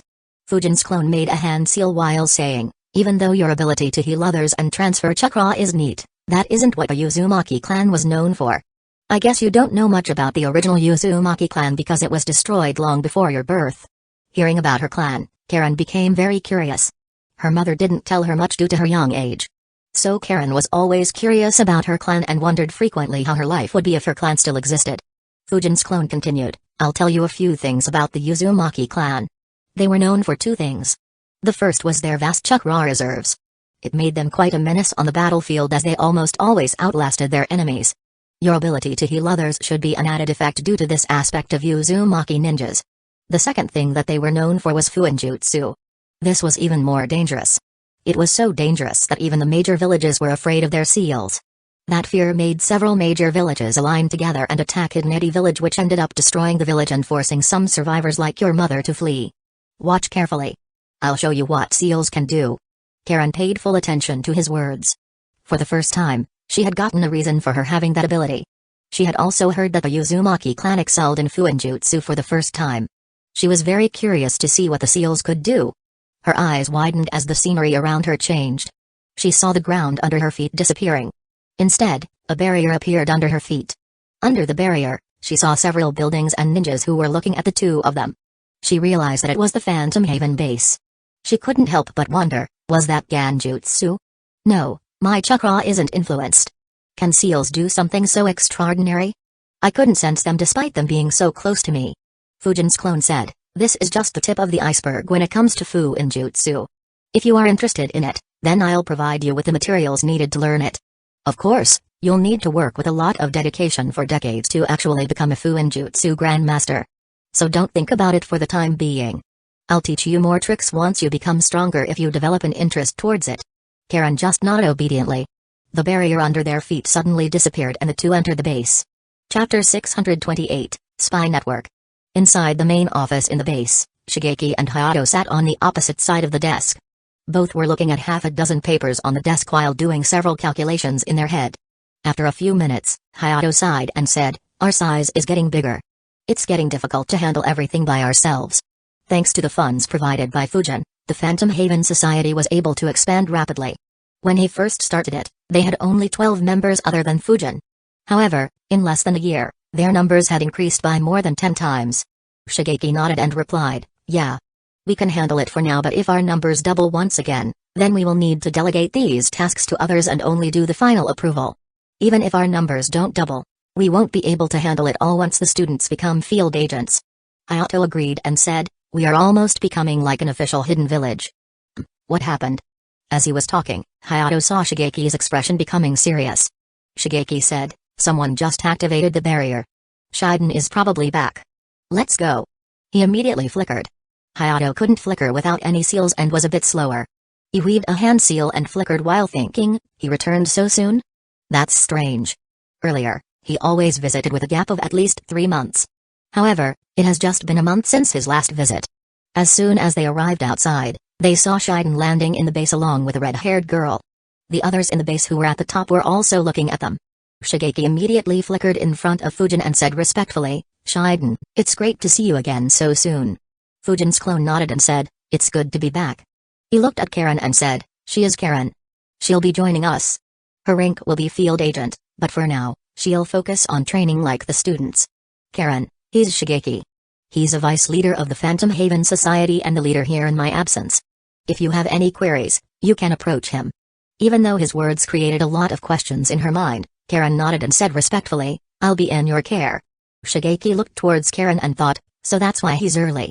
This is the second time he's brought a young ninja here. Will her talent be as ludicrous as Ranmaru? Shigeki didn't understand why Fujin had brought a little kid the previous time.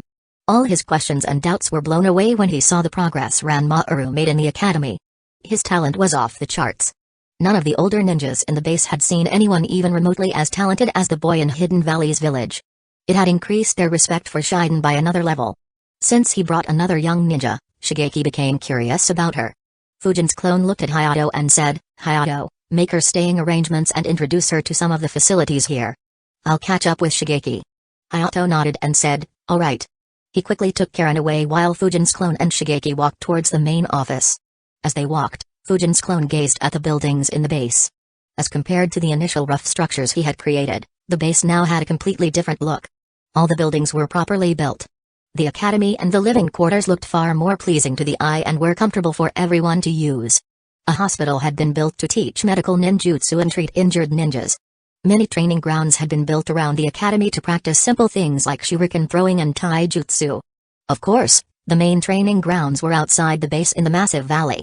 The main headquarters was decorated a bit to make it look more grand than the remaining buildings. The library was made artistic as well. The two of them entered the headquarters and walked into the main office. Both sat down as Fujin's clone said, "So, how's everything here? Did anything major happen in the last month?" Shigeki immediately updated Fujin on everything that happened since his last visit. In the end, he added, "Even though nothing major has happened, we have made a lot of progress. Our spy network in the Land of Rivers has been completed. We have one informer in every village and town except Hidden Valley's village. Since you warned us about a possible conflict between Hidden Lee Village and Hidden Sand Village, we stopped trying to extend it directly into the Land of Fire and the Land of Wind. Instead, we followed your leads and expanded in the two countries from the south in the coastal areas. We should be able to expand all the way to the eastern parts of the Land of Wind in a few months, but it is difficult to expand into the Land of Fire as the Hidden Lee Village ninjas frequently patrol the areas. So, we directly moved through the seas and extended the spy network into the Land of Tea. We should be able to complete it within a month and then we will extend it to the Land of Noodles. We'll need your guidance to expand it beyond that." Fujin's clone said, "You've progressed very well. No need to worry about expanding beyond it. Let's consolidate our current network and ensure that everything is working efficiently. We can begin expanding once again once there aren't any more issues." Shigeki nodded and said, "I and Hayato were of the same view." Fujin's clone asked, "What about the new recruits? How many members do we have now?" Shigeki sighed and answered, "I'm not sure if this is a good thing or bad. We rescued 7 villages in the last month and ended up recruiting 73 children. Currently, we have 131 students, 23 field agents, 24 if I include Karen and just 3 captains. We'll need at least 2 years before some of the students might be ready to perform field operations. However, going by your standards, they might need another couple of years to be promoted to field agents. Unless we can somehow recruit a few dozen field agents and a few captains, we won't be able to look after more students. Not to mention, we don't have any commanders except you and me." Fujin's clone replied with a hint of sadness in his voice, "Under normal circumstances, I'd have considered this as a happy problem. However, being able to recruit so many students shows how messed up this world is. It proves how important our existence is." Shigeki's heart stirred due to the sadness in his voice. He couldn't help but feel sad as well. At the same time, his belief in the Phantom will strengthened. He muttered, "That's true. Even though we are doing good, we still need to do a lot more." Fujin's clone nodded and said, "Yes. However, it is also important that we survive to do our work. Without sufficient strength, our goal will remain just a dream. Don't forget that we don't enjoy the same benefits as a ninja village. We can't train a large number of kids at the same time. For the time being, stop recruiting new students. Only recruit if someone displays high talent like Ranmaru." We will focus more on quality than quantity.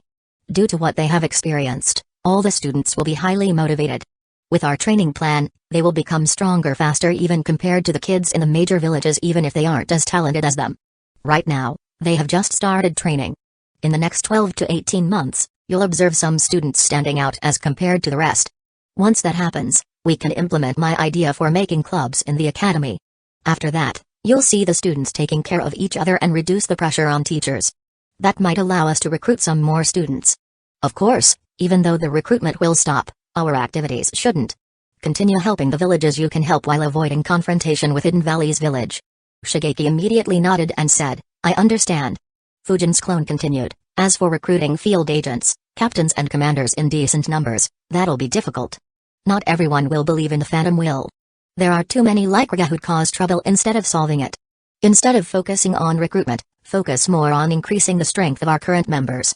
By the time the students start becoming field agents, our current field agents should become strong enough to become captains. Similarly, the captains should work hard to become commanders. It'll take a while, but this is the most stable way to become strong enough to achieve our goals. Shigeki thought for a bit and agreed with Fujin's thoughts, but he had a few doubts. He said, while I agree with your thoughts, it isn't easy to make older ninjas stronger. How will we do that? Fujin's clone chuckled and said, that is the other reason for my visit.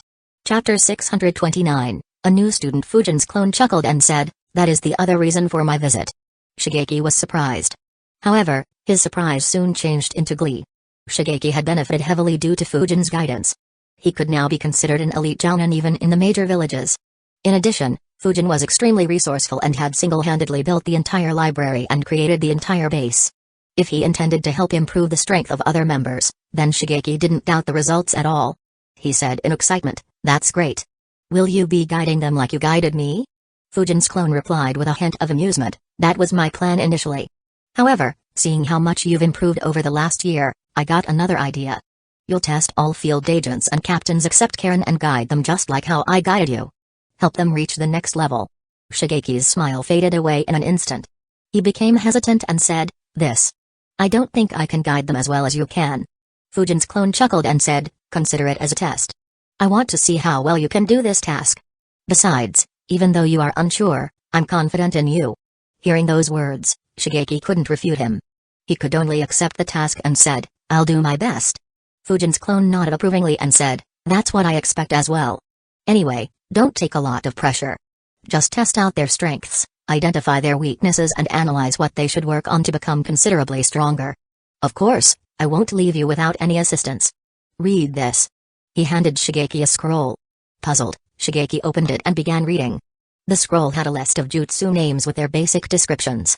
Fujin's clone explained, this scroll contains a list of the jutsus I will add to our library. Shigeki's eyes widened in shock. He looked at Fujin's clone and asked, there are hundreds of jutsus mentioned here. Many of them are rank A and B. Will you add this many scrolls? Shigeki didn't believe it. Fujin's clone wasn't surprised by his reaction. This time, he had created jutsu scrolls for nearly every jutsu that existed in multiple villages. In addition, he also created scrolls for several jutsus that were known only to Hidden Mist Village, at least on the surface.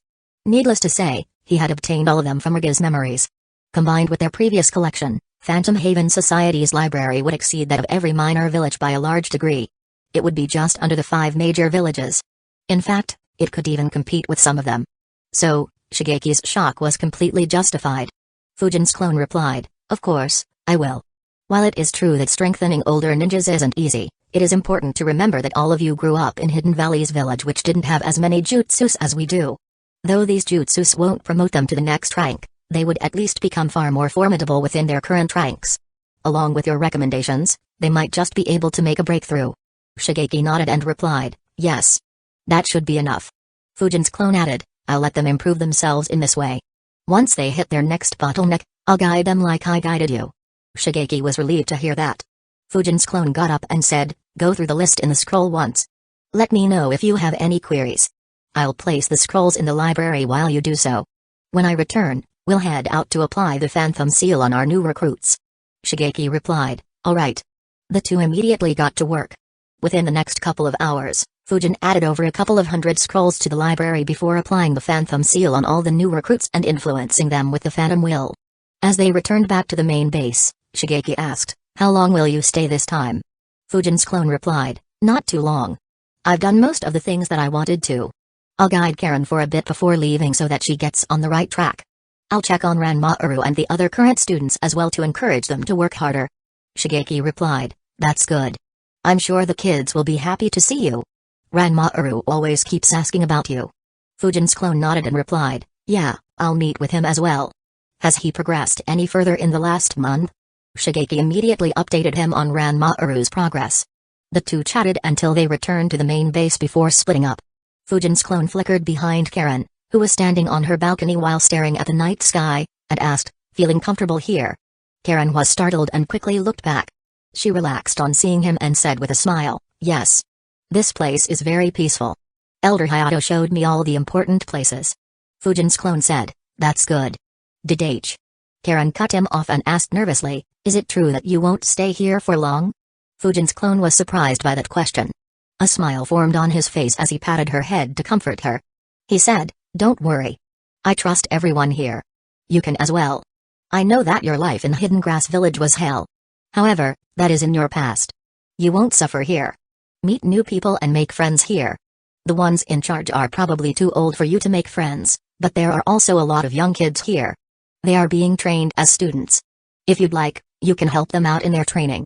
They'll be much more comfortable with someone just a few years older than them. In time, you'll completely forget about Hidden Grass Village. As for me, I'll keep visiting occasionally. Karen smiled and replied, alright.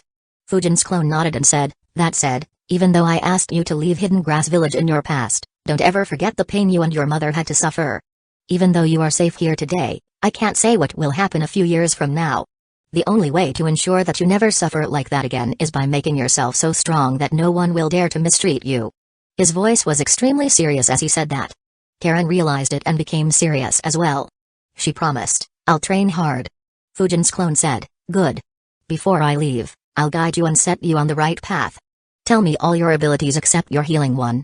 Karen nodded and answered, I can use substitution, transformation and clone jutsu and can use shuriken and kunai properly. Fujin's clone thought, that's not much to work on. If not for her healing ability, she wouldn't be much different from an average gain-in. Then again, considering that Hidden Grass Village only exploited her healing ability, it is to be expected. And given her depressing circumstances, I doubt she'd have the heart to train in Hidden Grass Village. Now that I think about it, she didn't have many good skills apart from healing and sensing even in the future until she unlocked that chain ability of the Uzumaki clan. Though good in that particular role, it'd be a waste to keep her limited to that. Karen became nervous about seeing him in deep thought. She thought, I should have practiced more in the village. However, they always drained all my chakra. Fujin's clone finally spoke, don't take it the wrong way, but that's very basic. You'll need to work very hard to become strong enough to protect yourself from anyone and help others. Karen became depressed after hearing that. Luckily for her, Fujin's clone continued, the good thing is that since you have only done the basics, you haven't gone down any wrong path. So, you can train the right way. Are you ready? Karen's mood became better. She smiled and said, I am. She immediately bowed slightly and said gratefully, thank you, sensei. Behind his mask, Fujin's clone raised an eyebrow and thought, I didn't expect her to become cheeky so soon. I guess she has become comfortable with the new environment. Then again, this isn't bad by any means. Fujin's clone handed her a chakra paper and said, run your chakra through it. Karen sighed in relief internally as Fujin didn't reject her. She accepted the paper and followed his instructions. Fujin's clone saw the chakra paper becoming wet and wondered, why do nearly all my students have an affinity to water? Chapter 630, A Training Plan. Why do nearly all my students have an affinity to water? Among the 5 orphans he was training, 4 had an affinity to water. Thankfully, an equal number of them had an affinity to wind as well. Now, Karen had an affinity to water manipulation as well. He thought, then again, it isn't a bad thing. Nearly everyone I recruited from Hidden Valley's village have an affinity to water. I can dump her elemental training on Shigeki. Karen looked at the wet chakra paper and asked, why did it get wet, sensei? Fujin's clone explained, that is a chakra paper. It identifies your nature affinity. Since it became wet, it shows that you have an affinity for water manipulation. Karen asked, what does that mean? Fujin's clone wasn't surprised by that question. He had no expectations from Hidden Grass Village to have given her a proper education. He explained to her everything about nature transformation including the yin-yang release, Kekkai Genji, strengths and weaknesses of all elements among other things. He patiently answered all her doubts. In the end, he added, even though the chakra paper shows that you have an affinity to water, considering your ability to heal, you should have a very high talent in yang release since yang chakra is used for healing others. Once you get a hang of yang release, learning yin release becomes easy as well. However, those are rather advanced concepts. I'll teach you how to use them later. For now, we will start by establishing a very strong foundation. Are you ready to start? Having been put to sleep for nearly half a day, Karen wasn't sleepy. She nodded and said, "Yes, sensei." Fujin's clone replied, "Good. Follow me." The two left the base and arrived in the valley. They didn't walk too far away as Fujin's clone just led Karen to the nearest tree. He said, "Your training will be conducted in phases. Each phase will make your foundation sturdier and help you become stronger faster in the future. We will first start with chakra control." He explained Karen the theory behind chakra control and demonstrated the tree climbing exercise. Karen immediately tried it and ended up falling down. Fujin's clone said, "This will be your first exercise. It'll take around a week or two for you to completely master it. Then, you move on to the next exercise, that is, the water walking exercise." Karen asked curiously, "Sensei, do you mean that I can walk on water?" Fujin's clone nodded and answered, "Yes." He turned his gaze to the tree and said, "When you climb up the trees, you are walking against trunks that are sturdy and solid. By comparison, using your chakra to walk on water is much more difficult due to it being liquid." Karen nodded, understanding how complex it would be. Fujin's clone continued, "Don't worry. It'll feel easier when you try it. Coming back to your training, you'll train these two exercises until you can freely run and spar on water. Once your chakra control is up to par, we will begin on the more interesting aspects." "Did Hayato show you the library?" Karen nodded. Fujin's clone continued, "In the library, you'll find a scroll for the body flicker jutsu. When you are completely comfortable with water walking, you'll learn this jutsu. This jutsu will be a very important jutsu in your arsenal for decades. So, train it with all your heart. If you have any doubts about it, you can ask Shigeki about it if I am not here. He's very good at using it. This will be the second step of your training. As for the third step, that's where you'll begin learning more things. You'll start working on 3 things simultaneously. First will be learning water manipulation and a few water jutsus. This will be taught to you by Shigeki. The second thing will be medical ninjutsu. Hayato will teach you about it. The last thing will be using the body flicker jutsu without any seals. I'll guide you regarding it when I return later." Karen memorized all his words accurately. She asked Fujin's clone a few doubts which were promptly answered. With everything discussed, Fujin asked Karen to begin practicing tree climbing. She practiced until dawn under his watchful eye. Fujin's clone analyzed. Looks like chakra control isn't her strong suit. At least not yet. Still, this is far better than Naruto. She should be done with this in around 5 days. Karen tried climbing up the tree without using her hands once again. Unfortunately, she couldn't hang on and fell once again. She had long lost the count of how many times she had fallen that night. To her relief, Fujin's clone said, "That's enough for now. Have some rest. You can continue practicing it later." Karen nodded and replied, "All right, sensei." Fujin's clone made a hand seal to deactivate the barrier when Karen asked nervously, "Do you have to go back due to that intense clash that happened during our exam?" Nervousness could be seen on her face. Anyone could see that she didn't want him to get caught up in such a dangerous situation. Fujin's clone replied, "Not really. I have a lot of other tasks to do." Karen sighed in relief and asked, "If you don't mind me asking, could you tell me what happened there on the first day of our exam?" Fujin's clone replied casually, "It was a clash between 2 rank S ninjas. You don't need to worry about it for the time being. Just remember to avoid such places if you detect such an intense confrontation." Karen nodded and said in amazement, "So, rank S ninjas are that strong? I didn't know that. I sensed that one of the chakras belonged to our proctor. Who was the other one? Did he die?" Fujin's clone was surprised for a moment and wondered, did she sense that battle as well? "I didn't notice. Then again, my attention was focused on Orochimaru and space-time sensing jutsu can't identify chakra signatures." He shook his head and replied, "Killing a rank S ninja is very difficult. In majority of the cases, they are only forced to retreat. The same thing happened there as well. The second guy was Orochimaru, one of the Sanins. Anyway, as I just said, no need to worry about this. Focus on your own training. Unless you can gain the commander rank in Phantom Haven Society, you don't even need to think about rank S." Karen nodded and said, "Yes, sensei." The two returned to the base. As Fujin's clone had said earlier, he went to meet with the students, both old and new. Since he had applied phantom seals on everyone, Shigeki and the rest brought all the new recruits into the main base and the new students were inducted on that very day. Fujin's clone took the opportunity to create an impression and increase their belief in the fandom will. He also met up with Ranmaru, whose progress was as good as he expected. Within a few months, he had learned tree climbing and water walking along with the 3 basic jutsus. He was currently working on the body flicker jutsu. Needless to say, the training plan for him was also created by Fujin.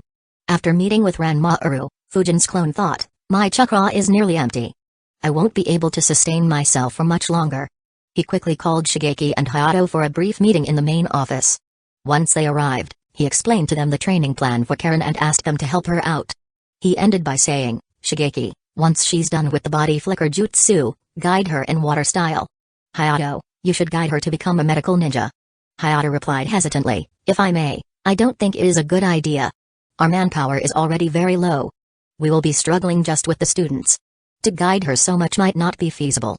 Also, making someone learn 2 fields so different from each other at the same time isn't good for their growth."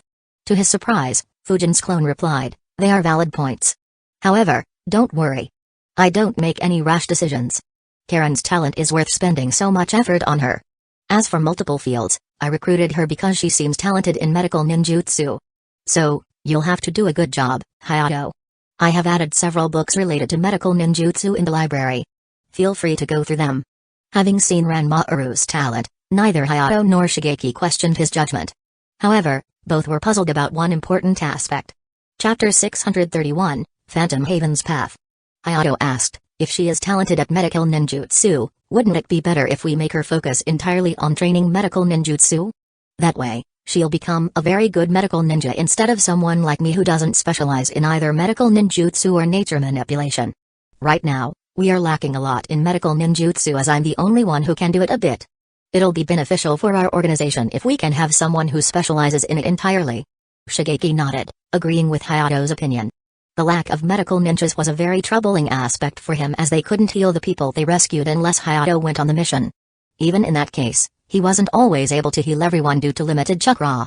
To their surprise, Fujin's clone shook his head and said, "A medical ninja who can't defend herself is a useless one. Do you think that Tsunade of the Sannin depends on others to defend her?" Shigeki replied hesitantly, I don't think that comparing with a rank S medical ninja is appropriate. After all, nearly every other medical ninja in the world doesn't focus on fighting and there is no one else who is at rank S. If needed, we could train Karen a bit to defend herself after she has become a capable medical ninja. For now, we could focus on just improving her medical skills." Hayato added, "That's right. Doing both at the same time is very difficult." Despite their arguments, Fujin's clone replied, "This point is non-negotiable. The Phantom Haven Society won't have any medical ninjas who can't defend themselves." He looked at Hayato and said, "Hayato, once the students complete their chakra control exercises, you'll get an idea of who has some talent at becoming medical ninjas. After you test them and select the ones who have some talent at the yin and yin release, you'll be following a training plan along these lines. While their main focus will be on medical ninjutsu, they won't abandon everything else as most of the medical ninjas in the world. Every one of them has to be a master at the body flicker jutsu and should be able to use it without any seals. Similarly, they will train the element they have an affinity to, which could become their main method of fighting. Alternatively, they could focus on ganjutsu if they prefer it to nature manipulation. Irrespective of what they choose, they'll learn the jutsus that allow them to hide and travel underground along with a defensive jutsu like earth or water wall. Along with ninjutsu, they will also have decent basics in taijutsu and basic weapons like shuriken, kunai or senbon needles. A few years in the future, once they learn about poisons, they could use them to complement their fighting skills. These are the basic requirements for becoming a medical ninja in the Phantom Haven Society. If they can't handle it, then they are better off becoming a normal ninja." His strict tone caught Shigeki and Hayato off guard. Neither expected Fujin to be so adamant about this aspect considering that he had been quite flexible until then. Both fell quiet. Fujin's clone noticed their emotions and said softly, "Don't restrict yourself to what you have experienced in Hidden Valley's village. The children that grew up within those safe walls don't have the same will and determination as the ones here. If you hold our students to the same standards, then your lax expectations will lead to them being satisfied with becoming ordinary instead of striving to be extraordinary. Instead of being satisfied by them becoming Chunin level field agents, work as if you want to make all 131 students rank as ninjas. Make them strive to reach it. Only if we do that there would be any hope of someone reaching such a level." Even if no one does, they'll still be much stronger and would become captains and commanders in our organization instead of being stuck at field agent rank for decades. His words forced the two of them to think. Even though they considered themselves the elites in Hidden Valley's village, their worldview was being broken and they were forced to think beyond it. Shigeki adjusted to it quickly as he had seen Fujin in action. However, it was a new experience for Hayato. Fujin's clone didn't disturb them and let them use their own thoughts to convince themselves. After a couple of minutes, both of them nodded. Shigeki said, I understand. We will make the students strive for the top. Hayato added, I never thought from this point of view. I'll do my best to ensure that the students who focus on medical ninjutsu don't lack combat skills. Fujin's clone replied, good. I have added several scrolls and books containing advanced level knowledge of medical ninjutsu to improve our library. You should check them out as well. They will help you improve. Hayato was surprised. He said, alright, I'll look into it. Fujin's clone replied, good. Shigeki, I'll leave the rest to you. It's time for me to leave. Shigeki asked a few more things before Fujin's clone left. He exited the base and dispelled himself in the valley. In the tower in the Forest of Death, Fujin received the memories of his clone. He thought, everything went as planned. Shigeki should have understood what my intentions are. As long as he does it correctly and I get lucky, I might have the strongest force a decade after the Fourth Great Ninja War ends. That said, even if they don't do that well, it doesn't matter as long as my spy network is working well. Anyway, since my shadow clone can teleport there within a minute, I don't need to take missions to go there. I can send one more frequently as well when nothing important is happening in the village. While Fujin was going through his memories, another important meeting was taking place in the Forest of Death between the traitor and the spy. Kabuto looked at Orochimaru and said, it looks like you got roughed up pretty badly. Leaning against a tree, Orochimaru chuckled and said, that boy is quite impressive. He is even more ruthless than Kakashi.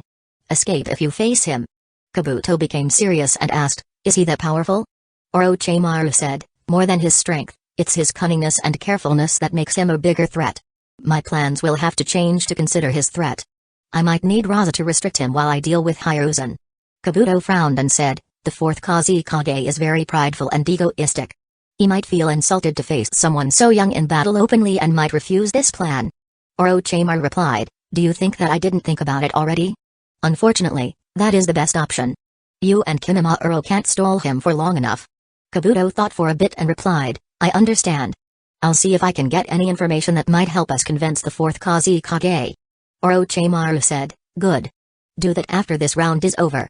Until then, continue your current mission and collect information on Sasuke. Keep the information with you and pass it to me later. We won't meet in the tower as planned initially. Kabuto became confused and wondered, that's strange. Is Orochimaru so afraid of that boy? Orochimaru could read his thoughts at a glance and laughed dryly. He said, while I enjoy your snarky nature, you shouldn't be so impudent, Kabuto. The tower is under strict surveillance. I won't be able to enter it undetected. I can still enter using the disguise of a Jounin sensei. However, there are a few thousand seals that are newly inscribed on the tower. Knowing that Hiruzen will be there as well, it might just be a trap set for me. I'll just send a shadow clone to attend to the normal duties of a sensei. Seals. Kabuto muttered as he felt something fishy. He looked at Orochimaru and said, Orochimaru-sama, I have a feeling that these seals don't have any meaning. Orochimaru was intrigued by his statement and asked, what do you mean? Kabuto answered, I have a feeling that he inscribes those seals just for the sake of it. Or perhaps it is his hobby. Otherwise, it doesn't make any sense for him to have tens of thousands of seals on his house when a few hundred are more than sufficient. I guess he just inscribes seals wherever he stays. Orochimaru was surprised. He thought for a bit. A malicious smile appeared on his face as he said, that's interesting. Chapter 632, Mind Games? That's an interesting way to look at it. Orochimaru fell into a thought. He began analyzing whether he should take a risk or not. He had several ideas to create a mess and cause chaos in Hidden Leaf Village but failed to see how any of the situation would be beneficial to him or his plans. After a couple of minutes, he said, perhaps, or it could also be his attempt to make it feel like this is normal for him and bait others by making them think that it is a bluff. Regardless, there is no reason to test it out right now as it might give Hiruzen a reason to cancel the exams. We'll continue as per my instructions. Kabuto nodded and said, alright, Orochimaru-sama. Orochimaru immediately disappeared. Realizing the real strength of Fujin caused him some headaches. He had just a month to make sufficient arrangements to ensure that no one else would disturb him until he had killed Hiruzen. Otherwise, he would be swamped by thousands of Hidden Leaf Village ninjas and wouldn't have any chance to kill Hiruzen. He wanted to make plans to avoid that situation as well as on how to deal with it if he couldn't prevent it from happening. With Orochimaru not making any move and other villages waiting patiently to get more accurate intel, things calmed down. The Chunin exams returned to their normal course. Apart from a few squads who completed the second phase early and the ones who were eliminated, the remaining squads stayed in the forest until the last day. Fujin's clone kept an eye on Kakashi's students the entire time just in case Orochimaru or Kabuto made a strange move. On the last day, Kabuto showed up to stop Naruto from opening their scroll. As soon as he did, he realized, someone is watching me, or rather Sasuke's squad. Is it Suzuki Fujin or other Anbu ninjas? No, I didn't sense anyone until now. In fact, I could barely feel anyone looking at me when I grabbed Naruto's hand. It should be Fujin or his clone. Understandable, I suppose. They should be on guard against another sudden move by Orochimaru-sama. Kabuto didn't show any indication that he realized that he was being watched and acted completely normally. He tagged along with them until they fell into the trap set by the Hidden Rain Village squad. Thanks to Kakashi's training, they had far more stamina and chakras compared to their canon counterparts at this point. Even though Sasuke struggled due to the cursed seal, Naruto was able to destroy their illusions on a large scale using the Great Breakthrough Jutsu and force them into a head-on battle. The Hidden Rain Village Gainins used another round of Ganjutsu and attacked by hiding underground. Naruto used another Great Breakthrough Jutsu but it didn't affect this Ganjutsu. He tried attacking with close combat and nearly fell into their trap but was rescued by Kabuto who got injured in return. Since Fujin was keeping an eye, Kabuto didn't do anything strange and quietly endured the beating instead of scaring and paralyzing them. Even so, he provided Naruto with an opening to knock them all out. Seeing Kabuto's actions, Fujin's clone couldn't help but chuckle in amusement. He muttered to himself, as expected of a spy of his caliber. If I didn't know about the truth, it would have been difficult to suspect him of being such a deadly spy. To think that a guy playing with Gainins would become one of the most dangerous people 4 years later. A deadpan expression appeared on his face as he realized, I guess that's not even the least bit strange when compared to how much those 3 kids would grow. One would reach the level of the Sanins and the other 2 would reach Hashirama and Madar's level. He shook his head and stopped thinking about it. If he said such things openly, everyone in the village would laugh at him. After Naruto and company entered the tower, the clone dispelled himself and sent the memories back to his main body. The top floor of the tower had a lot more people as compared to the first day. Kakashi, Asuma, Kurenai, Guy and a few others were present along with Fujin's group. In fact, even Hiruzen had returned to the tower along with his Anbu guards and other proctors. Fujin said, Kakashi, it looks like your students have made it through as well. Fujin turned his gaze towards Hi-8 and said, that makes it 7 squads. You might need to conduct preliminaries to trim the numbers. Hi-8 coughed and said, yes. 21 is too high. Kakashi sighed and said, I will need to wait to take care of Sasuke. Anko immediately said, he has the cursed seal on him. Pull him out of the exam, seal Orochimaru's curse seal and keep him under the protection of Anbu. Kakashi asked, and you really think that he'd just quietly follow your orders? Keep in mind that he is a member of the Uchiha clan. Anko immediately argued back. After some discussion, Hiruzen agreed to let Sasuke participate as long as the curse seal didn't act up. Fujin said, alright. Anyway, you can take over from me, Anko. I'll be back before the Gainins gather together. Delay it for a bit if I am late. Fujin disappeared from the room, leaving others wondering what he was up to. Only Hiruzen watched intently and thought, so he wants to deal with that seal immediately. I should send a clone to keep an eye on. Nothing can be allowed to go wrong, especially with Orochimaru and Gaara around. Even though Fujin inscribed seals on the tower, it's best to prevent it instead of dealing with it. A shadow clone popped next to him and disappeared from the room as well.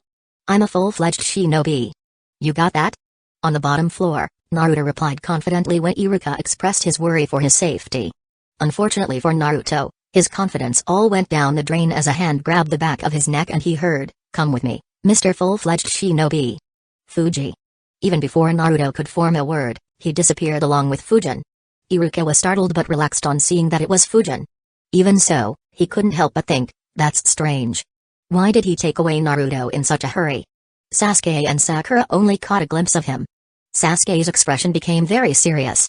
He looked at Iruka and asked, Iruka-sensei, is it true that Fujin defeated Orochimaru? Iruka smiled and said, it's completely true. Orochimaru was badly injured and forced to escape from the training ground. Iruka's words brought back the memories of the destruction he had seen in the forest. During the time he spent in the forest, They traveled along the length of the canal left behind by the wind dragon. Sasuke had a difficult time believing that a single jutsu could cause such destruction. He clenched his fists and thought, he is only a year older than Haku and can defeat Orochimaru. An opponent who is so strong that he made me feel hopeless. I need to be much stronger to kill Itachi. Sasuke couldn't help but feel that he had a long way to go. Unlike in the original story, the impression Orochimaru made on Sasuke's young mind was eroded significantly due to his defeat. Even though he knew that he couldn't face Orochimaru, knowing that Orochimaru was defeated decreased his image considerably. Fujin entered the meditation room and dropped Naruto, who failed to make Fujin loosen his grip no matter what he did. As soon as he fell to the ground, he complained, "Hey! Don't make me look so uncool in front of Sakura-chan." Fujin raised an eyebrow and asked, "Your chakra network is a mess and you're concerned about looking cool? Should I pull you out of the exam and ask someone to inspect whether your brain suffered some damage?" Naruto immediately tried arguing, "Hey, don't talk habo." "Huh? What do you mean by my chakra network is a mess?" Fujin asked, "Didn't you have difficulty in channeling your chakra and creating jutsus?" Naruto thought for a bit and said, "Ah, that's right. My great breakthrough jutsu's power was weaker than usual and took slightly longer to create." "Why is that?" Fujin replied, "It is due to your encounter with Orochimaru. He put a seal on you to cut off Kibai's chakra. Remove your shirt and flow chakra through your chakra network." Naruto was surprised. He followed Fujin's instructions while saying, "You mean that Snake Lady did something to me?" Fujin's eyes twitched as he thought, Snake Lady? Pervy Sage, Granny and Snake Lady. I wonder what image the Saiyans will have left if these names spread. Chapter 633, A Natural at Yin-Yang Release. Fujin didn't say anything and just nodded. As Naruto began regulating his chakra and flowing it through his network, the 8 trigrams divination seal appeared on his abdomen. Soon, the 5 elements seal appeared surrounding it. Naruto kept looking at Fujin and asked, "By the way, how strong is that Snake Lady? Was she difficult to defeat?" Fujin replied, "Very strong. I might not have won if we were fighting in a neutral territory. Anyway, don't move and brace yourself." Naruto watched as the fingertips of Fujin's right hand began glowing. Before he could ask what it was, Fujin slammed his hand into his abdomen and hit the seal Orochimaru had placed on Naruto. 5 elements unseal. Naruto immediately collapsed to the ground and asked in annoyance, "What the hell was that?" Fujin chuckled and said, "Told you to brace yourself. Now stop being a crybaby and regulate your chakra once again." Naruto complained, "Crybaby my ass. At least tell me what you are doing." "Huh? My chakra is flowing very smoothly. What's going on?" Fujin said, "I have removed the seal that the Snake Lady put on you. In the next round, you will have to fight again. With this, you'll be able to fight at your best. Now run along. The next round should be starting soon. You might get disqualified if you're late." Naruto immediately panicked and rushed to the location where the Gainins were gathered after Fujin informed him about it. Alone in the room, he asked, "Were there any complications?" Out of thin air, Hiruzen's clone appeared in the room and said, "No. You were correct. Orochimaru didn't interfere with the 8 trigrams divination seal and only applied the 5 elements seal to cut off the connection between the seal and Naruto's remaining chakra network. It would have been complicated if he had interfered with the seal." Fujin nodded but wasn't really worried. Not only did he already know that Orochimaru wouldn't mess with the seal, but he also knew about the arrangements Minato left in that seal. So there wasn't any danger of Kibai breaking loose. Hiruzen's clone said, "You did good work. Go join the others. The fights might be entertaining." Fujin chuckled and replied, "True. The Gainins participating aren't ordinary by any means. Did you catch any trail of Orochimaru?" Hiruzen's clone shook his head and said, "No. It's as if he has withdrawn from the village. Though knowing him, he's probably hiding somewhere to make a move. Be careful after this round is over. He might try to assassinate you." Fujin nodded and replied, "Don't worry. I'm always on my guard." He muttered softly, "It might be interesting if he attacks my house. Even though I have applied a lot of seals, I've never tested it." Hiruzen's clone's eyes twitched on hearing his words. He thought, even though Orochimaru is reckless, he isn't that reckless to attack that messed up house. Heck, even at my peak, I wouldn't attack that house. The seals on his house are so dense that if I try to observe the seals, I am not even able to see the outer walls with my naked eyes. As for looking through the walls, it has long entered the realms of impossibility. I can't even find the seals that are responsible for defense." Hiruzen almost wanted to ask Fujin to inscribe seals on the village walls. However, he concluded that he loved his kidneys more and decided against it. Of course, the main reason was that no one would be able to make sense of the seals in Fujin's absence. Hiruzen's clone said, That might be interesting, though I don't think he would. Anyway, meet up with others. He dispelled himself. Fujin chuckled and disappeared as well. The Gainins had all been gathered and all the Jounin sensei, examiners and proctors were present as well, one of whom caught Fujin's eye. Fujin glanced at Orochimaru and thought, he still dared to show up? No. His chakra is rather low. Though he could have hidden it, he's most likely a shadow clone. Even if he is the main body, there isn't any benefit in exposing and fighting him here. Kakashi noticed Fujin's gaze and asked softly, is something the matter? Fujin replied softly, something about the hidden sound village Jounin feels off, though I can't put a finger on what it exactly is. Kakashi was surprised. He looked at Orochimaru and said in the same soft voice, without any proof, acting here will cause some diplomatic issues. We'll keep an eye on him after the exam is over. Fujin nodded. Orochimaru felt their gaze and looked at them, but neither Fujin nor Kakashi reacted. He thought, interesting. My disguise is good enough that even Sensei didn't recognize me, and yet he is looking at me suspiciously. Did his instincts warn him about me? Anko took over Fujin's role and started speaking. After her, Hiruzen explained to the Gainins the significance of the Chunin exams and why they should do their best to earn glory for their respective villages. After a long speech, Hiei took over after him and informed them that a preliminary round would be conducted to select the Gainins who'd participate in the final round. He asked who would like to quit before the preliminaries began. As in the original story, Kabuto raised his hand. However, there was one particular difference. Unlike in the original story, he didn't heal himself after reaching the tower. His injuries made him appear in a terrible shape and hence no one suspected him for withdrawing. Hiei explained how the matchups would be decided and started the electronic scoreboard. The first matchup was Sasuke Uchiha vs Sakido Yoro. As the Gainins dispersed to give the two of them space, Kakashi walked behind Sasuke and warned him to not use the Sharingan. He informed him that the match would be suspended if the curse seal began spreading. Leaning against the wall, Fujin thought, it's been such a long time. To think that I'd enter this world and be witnessing these battles in person. He glanced at all the Gainins and thought, then again, not much should change. I have only had a major impact on Naruto and his teammates. Other than them, I should have very minor effects on Guy's students and Kara. The results of these battles shouldn't be too different. Sasuke should have it a bit easier in this battle since his physique is much stronger due to Kakashi's torture. Though he might still need to copy Lee's jutsu. After all, fighting without using Sharingan and chakra without any prior training isn't easy. As Fujin expected, Sasuke struggled initially due to Yoro's chakra-absorbing jutsu. However, he was able to knock him out easily after he used Lee's jutsu. Seeing Yoro lying on the ground, Fujin thought, I nearly forgot about this guy's jutsu. Absorbing chakra.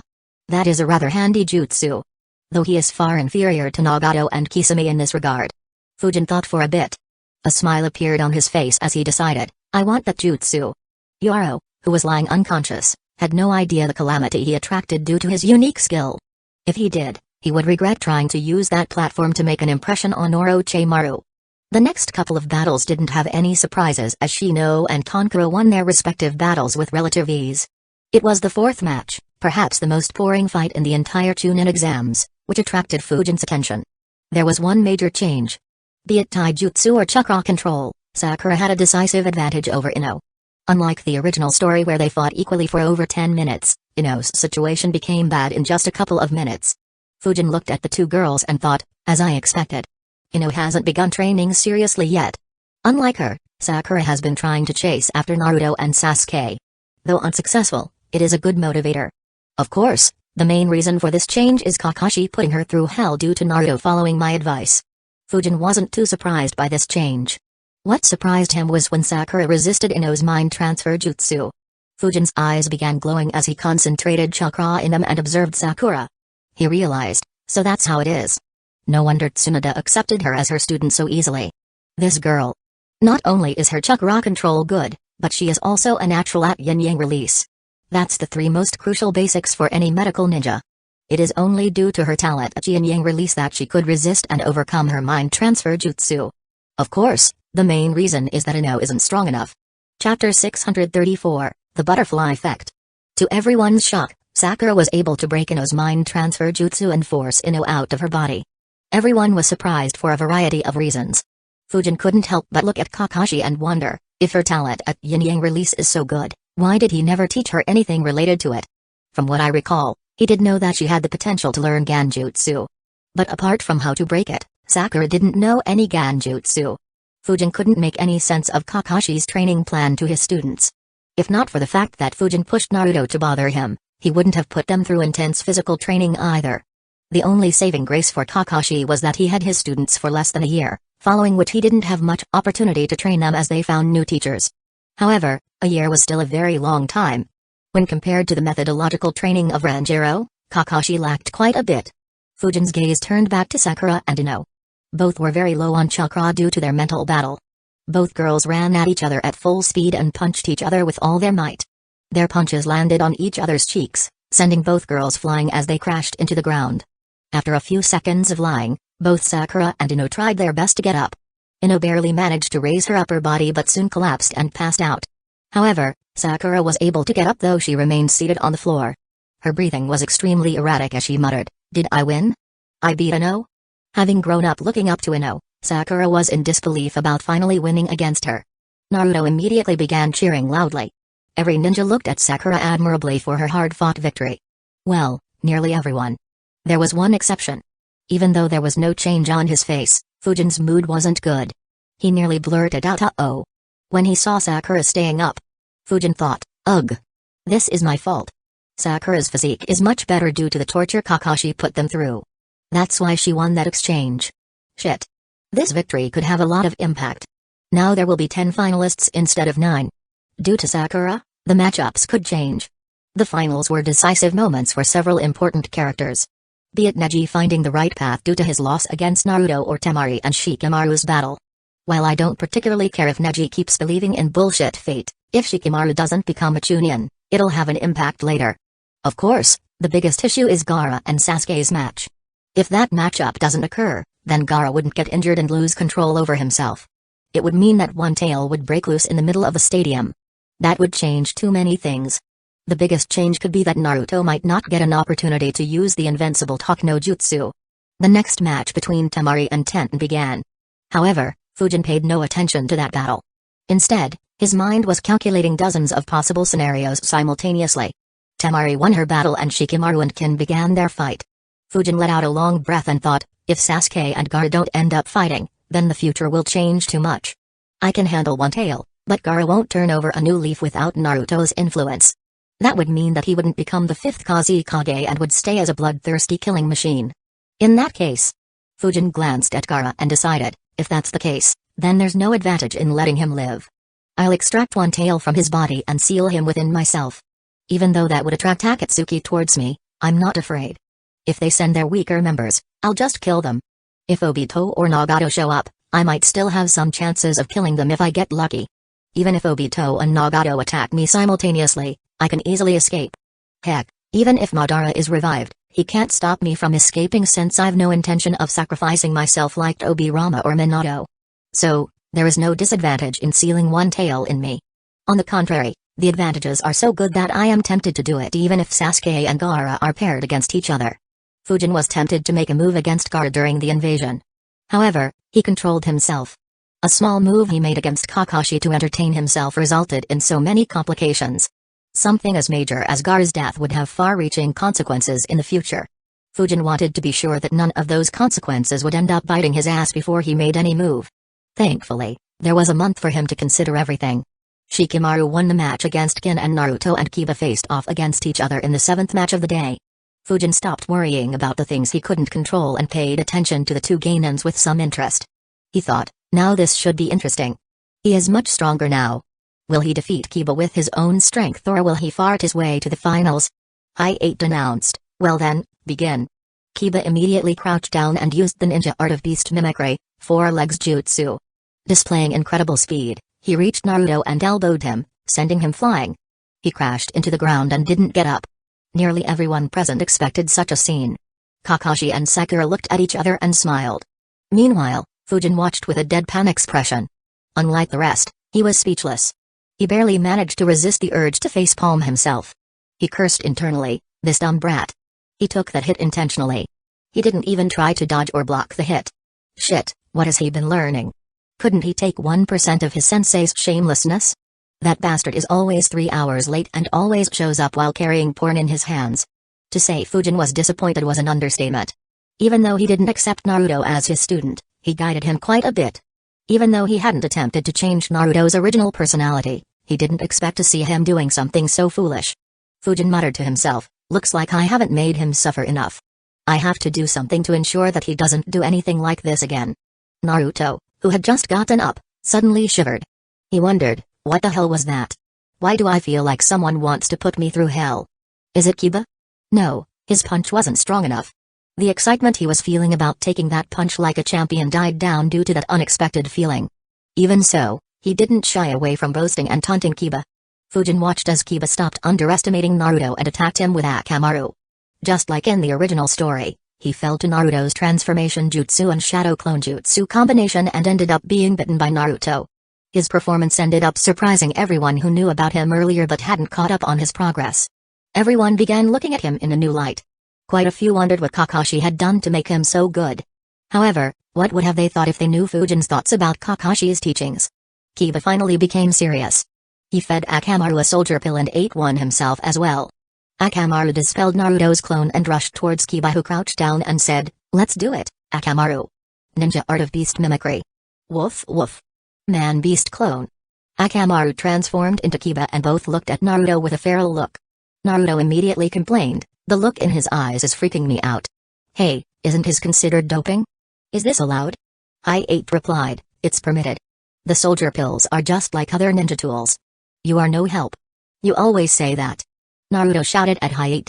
Kiba immediately went on the assault and used the four legs jutsu once again. Both he and Akamaru attacked Naruto at high speeds. Luckily, Naruto wasn't as slow as his cannon counterpart and managed to barely dodge their attacks each time. Naruto thought, shit. He's very fast. I don't have any time to counterattack. He quickly dodged another attack while thinking, even if I could, I can't identify which one of them is Kiba. If I counterattack Akamaru but get hit by Kiba, I'll lose. I need to do something.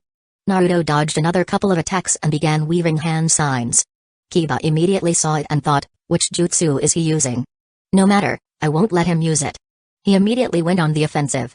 At the same time, Akamaru attacked from the opposite side, leaving Naruto no space to dodge. Naruto immediately gathered chakra under his feet and jumped high above to dodge their attacks. However, Kiba grinned and thought, there's my chance. He shouted, take this. Man-Beast Ultimate Taijutsu, Fang over Fang. Kiba and Akamaru both rotated their bodies at high speeds and moved towards Naruto, who couldn't dodge them in the air. Naruto immediately thought in panic, they are in the position I wanted, but what the hell is this?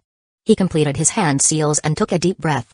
Wind Style, Great Breakthrough Jutsu Chapter 635, Earning Respect.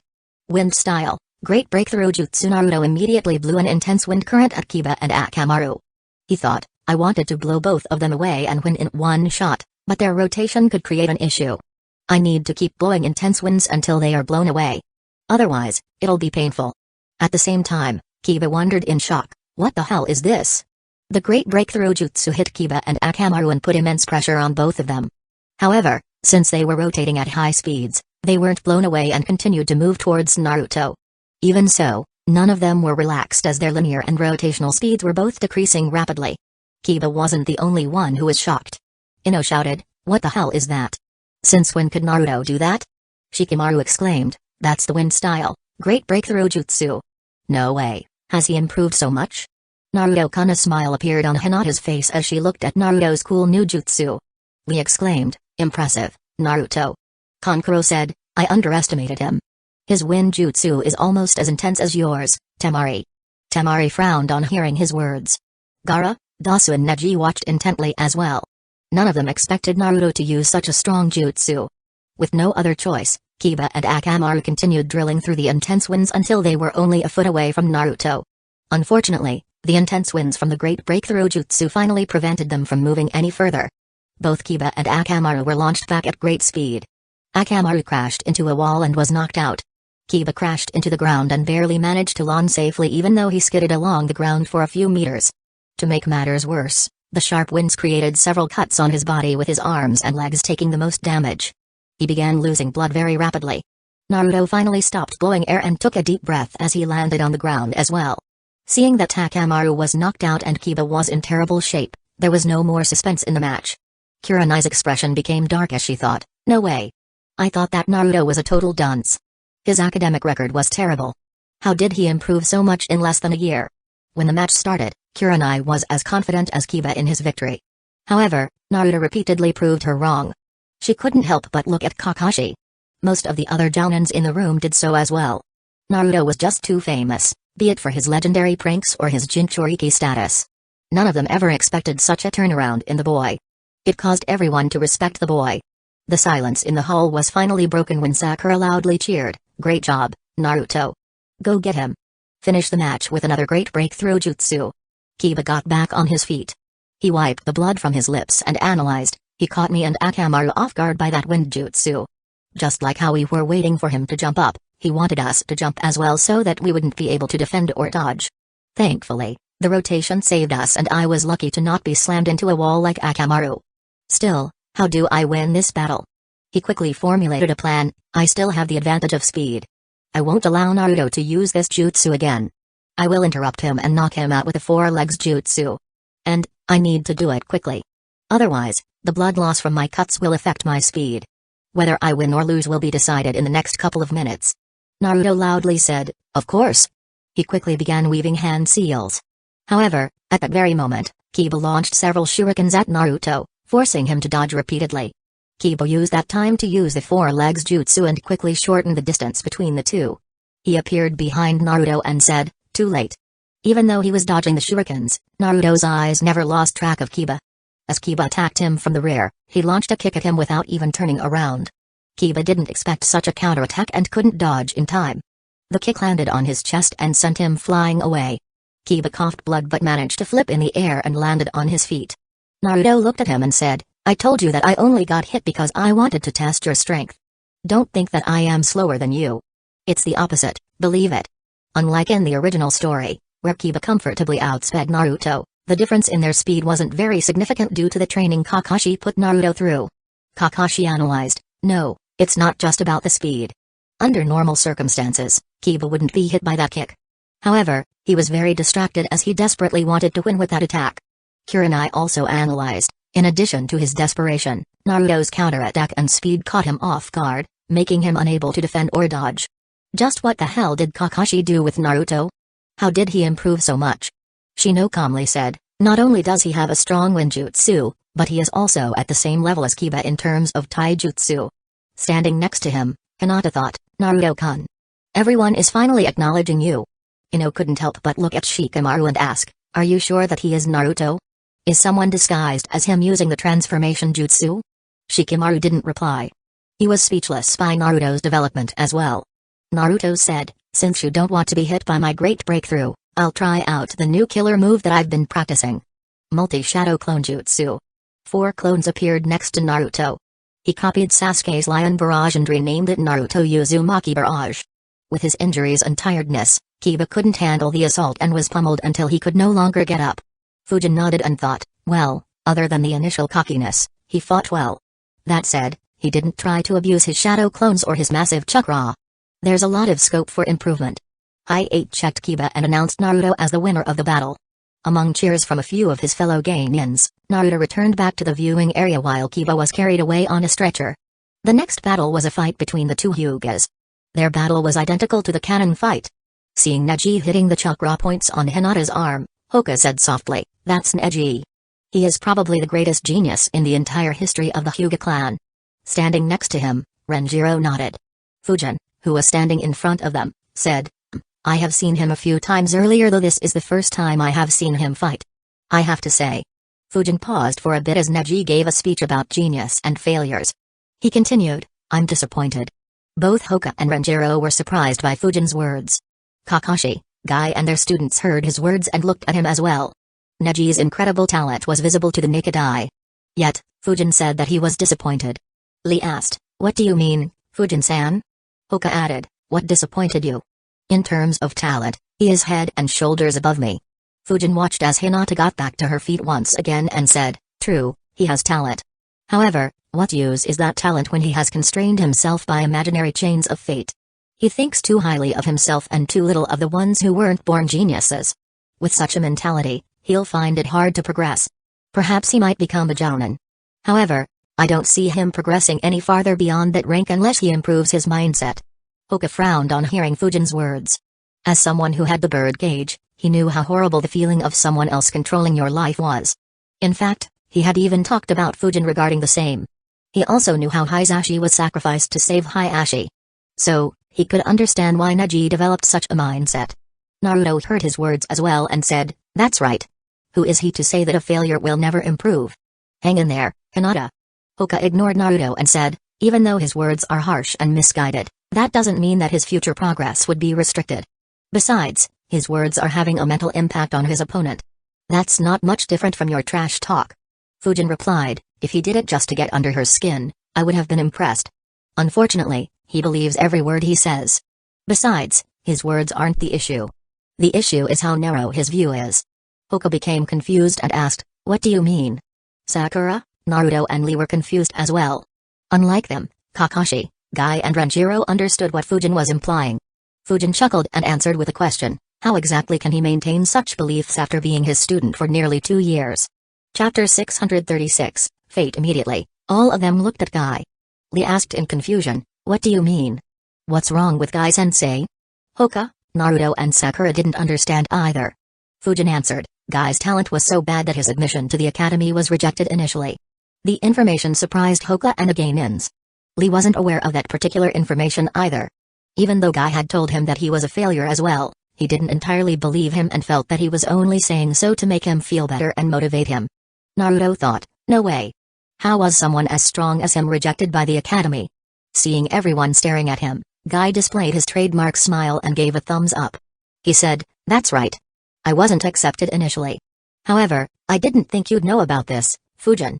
Fujin chuckled in response and continued, by comparison, Orochimaru was the most talented student of his batch and perhaps his generation. He became a Genin when he was 6 years old and was trained by Lord Third since then. And yet, today, I would rather have Orochimaru as my enemy than him. Even after having such a sensei, if he can't see this simple reality, then his future prospects are just hopeless no matter how talented he is. Immediately, the eyes of everyone other than the elite Jounins widened. Hoka looked at Guy in shock and thought, is Fujin implying that Guy is stronger than Orochimaru? No, he is saying that Guy is considerably stronger than Orochimaru. Is he for real? Even Naruto looked at him in shock and thought, wait. Fujin said that he might have not won against Orochimaru if they fought in neutral territory. And Sasuke said that Orochimaru is likely far stronger than Kakashi-sensei and Zabuza. And yet, Fujin said that he would rather fight Orochimaru than Guy-sensei. Does that mean that Bushiroad-sensei is stronger than both Kakashi-sensei and Big Brother Fujin? Holy crap.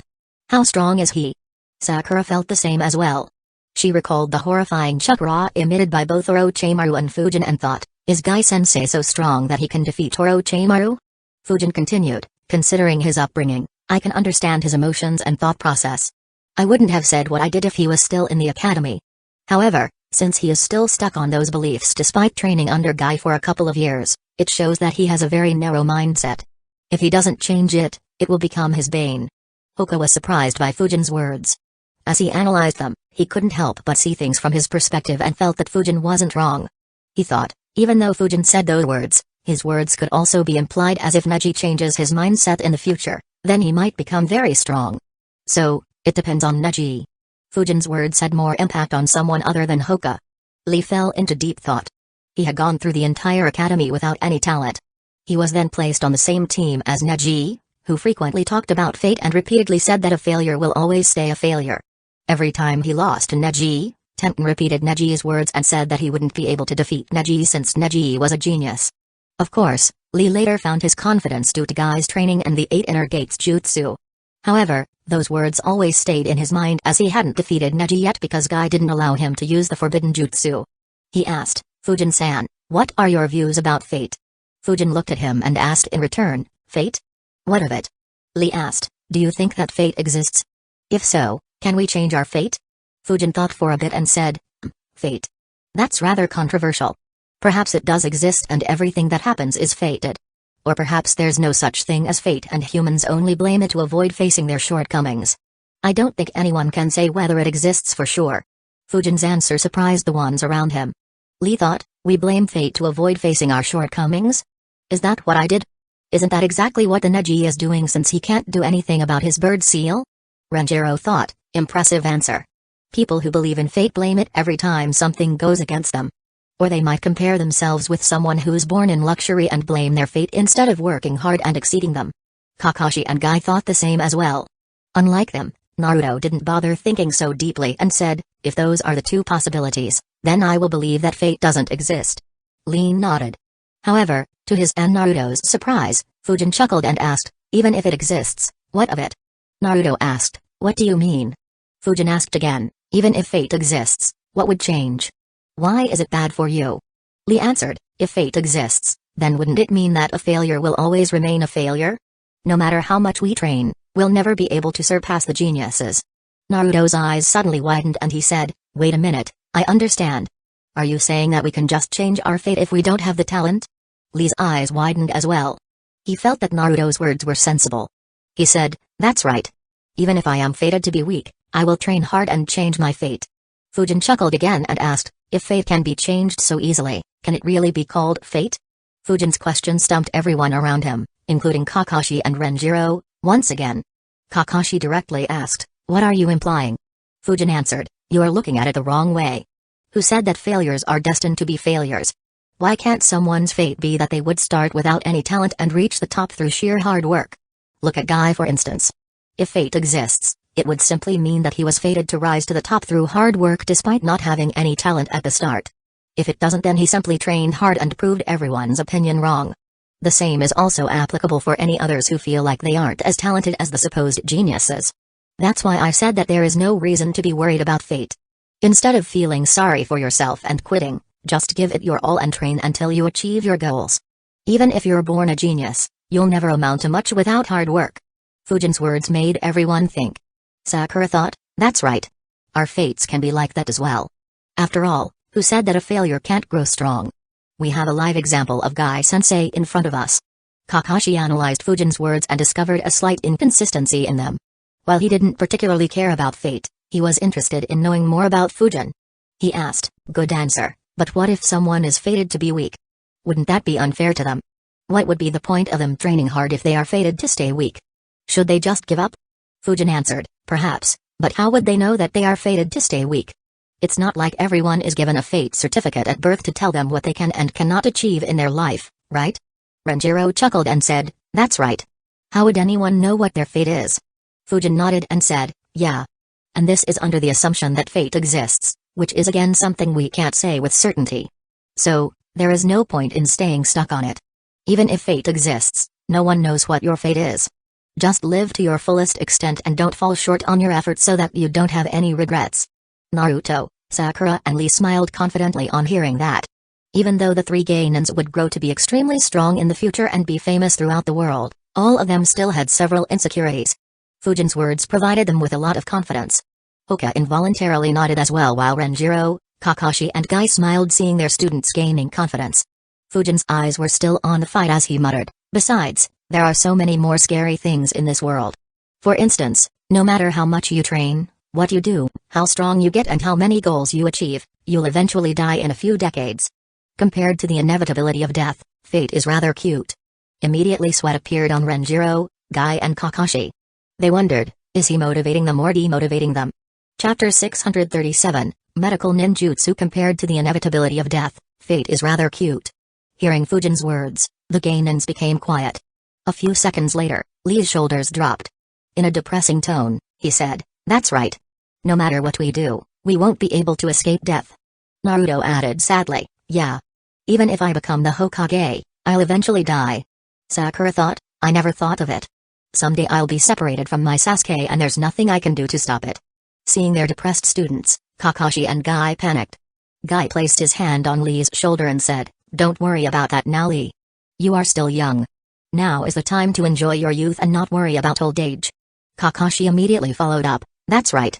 Instead of worrying about dying due to old age, you should focus on getting strong so that no one can kill you before that. You don't want to end up regretting not fulfilling your dreams just because of this, right? Hearing their words, Lee, Naruto and Sakura snapped out of their thoughts. Lee said, that's right. My flames of youth are still burning. Sakura thought, that's right. I'm still just a young girl. Why am I getting worried about my old age? Even Naruto realized the same. Fujin said without taking his eyes off the fight, what are you guys getting so depressed about? I just meant that just because you'll eventually die, doesn't mean that you'll commit suicide today, right? In the same way, stop worrying about fate. Look at Hinata fighting despite knowing that she'll lose while you three are getting depressed about something that'll happen decades from now. Fujin's words immediately made them feel embarrassed. At the same time, they felt better about their future. Even though their paths wouldn't be easy, they felt better, knowing that at least there was a path in front of them. But you're wrong, cousin Neji. I can see it now that even more than me, it's you who are torn and suffering. Caught between the main and branch families of our clan. Hinata replied to Neji's never-ending taunts. Her words caused Neji to lose control of himself. He rushed at Hinata fully intending to kill her. Fortunately, the Jounins took action. Guy appeared behind him and grabbed him, Kakashi grabbed his arm, I-8 appeared in front of him and was ready to knock him out if he continued while Kurenai would have knocked out his legs had he continued.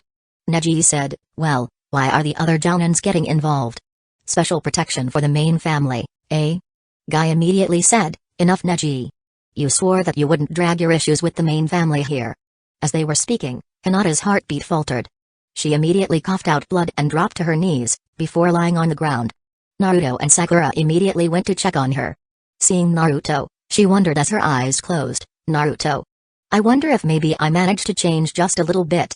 She fell unconscious. While Naruto was looking at her, Neji said, hey, you, Mr. Failure. A couple of words of advice. A true shinobi would have too much class to make a spectacle of themselves by cheering during a serious match. And one more thing. You may as well accept who you are. Once a failure, always a failure. Under normal circumstances, Naruto would have felt insecure by Neji's sentence even though he wouldn't show that openly. However, thanks to the talk he just had with Fujin, Naruto just felt that Neji was a giant idiot. However, he was still pissed about how Neji treated Hinata. He asked, you wanna try me? Neji just chuckled in response. Naruto was about to charge at Neji when he heard, cool it, Naruto. Naruto was surprised and looked behind him to see Fujin standing there. He didn't sense Fujin's moment at all. Even Neji's smile disappeared as he hadn't seen Fujin's movements either. However, he wasn't too disturbed as he had seen Fujin do that thousands of times. However, one particular ninja had terror in his eyes, though he did well to hide it. Baki thought, I didn't sense him move. It was as if he appeared out of thin air. He's fast, ridiculously fast. No, it wasn't entirely his speed. He moved when everyone was paying attention to those two kids. That's why I didn't feel his movements at all. However, this is even worse. If he's able to grasp such opportunities during battle, I'll have a very difficult time surviving against him. The news propagated by the Hokage wasn't false. He really might have defeated Orochimaru. I need to inform Lord Kusagakure. No, I need to inform the entire council. We may need to call off this entire invasion.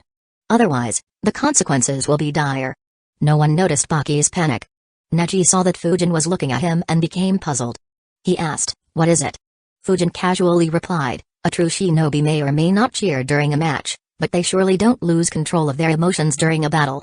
One false step could mean your death on the battlefield. Keep it in mind the next time.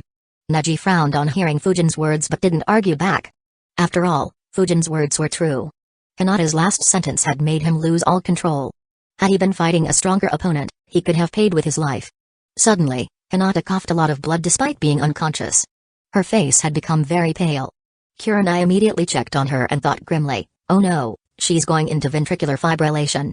He really intended to kill her. Kurenai, move aside.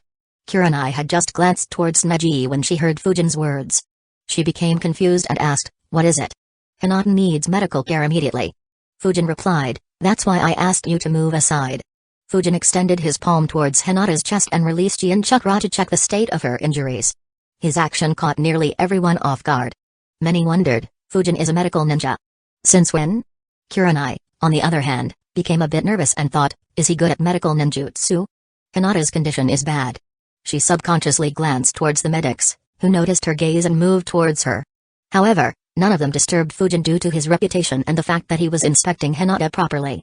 Fujin inspected Hinata's injuries and thought, TSK, that guy was ruthless.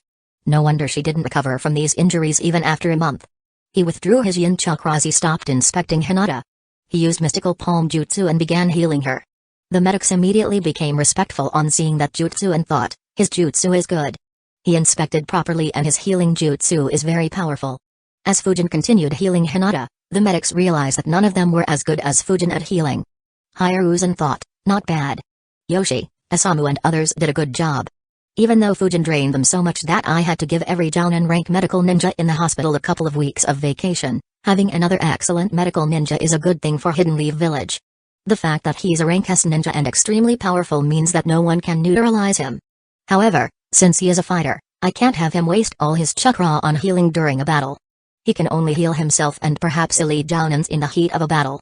At the same time, Baki analyzed, he is a medical ninja as well? It should mean that he is decent with poisons as well.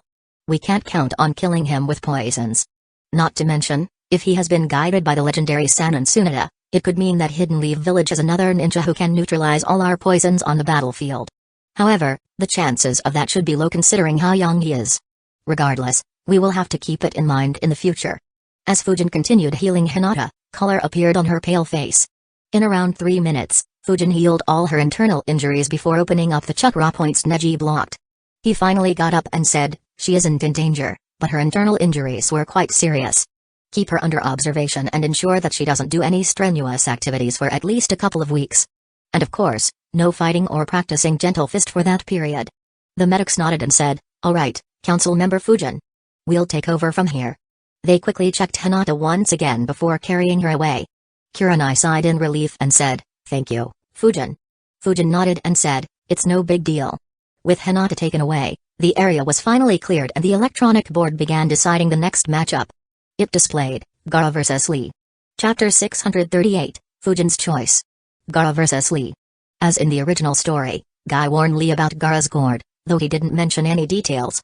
Kakashi looked at Gaara and thought, so he is the 4th Kazekage's son, and also Hidden Sand Village's only Jinchuriki. This should be an interesting fight. Since Naruto was standing close to Fujin, Kankuro didn't dare to get close to him to get some information about Neji. The fact that Fujin was able to injure Gaara when he was only 13 was enough of a deterrent for Kankuro. As for Fujin, he was looking forward to the fight.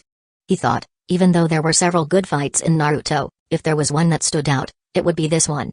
A shame that it was also the last time Lee was in the spotlight.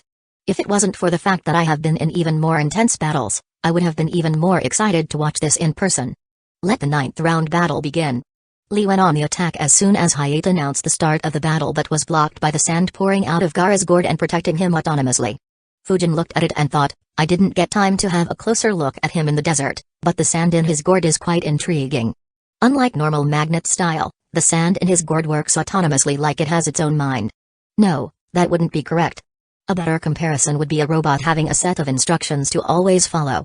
The jutsu his dying mother used to achieve this should undoubtedly be a kinjutsu that would cost the caster's life. If it can be used more liberally, then it can be used to create several powerful tools. Of course, Fujin wouldn't use that jutsu himself. However, he saw a lot of scope in it if given to his Phantom Haven Society members. Even if a small percentage of them could use that jutsu during their death, Fujin would gain several Jounin and Elite Jounin level members. He continued analyzing, the best case would be someone enchanting tools that can be used by me. However, I'll need to create a very strong personal bond with everyone to achieve that. It's not something that I can do from so far away. Also, spending that much time is probably not worth it, though I could send low chakra shadow clones. As he was analyzing, Guy asked Lee to remove his weights. While most considered it lame, everyone was shocked when Lee dropped those weights to the ground. When he attacked again, only a handful of people were able to see his movements and Gaara wasn't one of them. Fortunately for him, his sand could still protect him.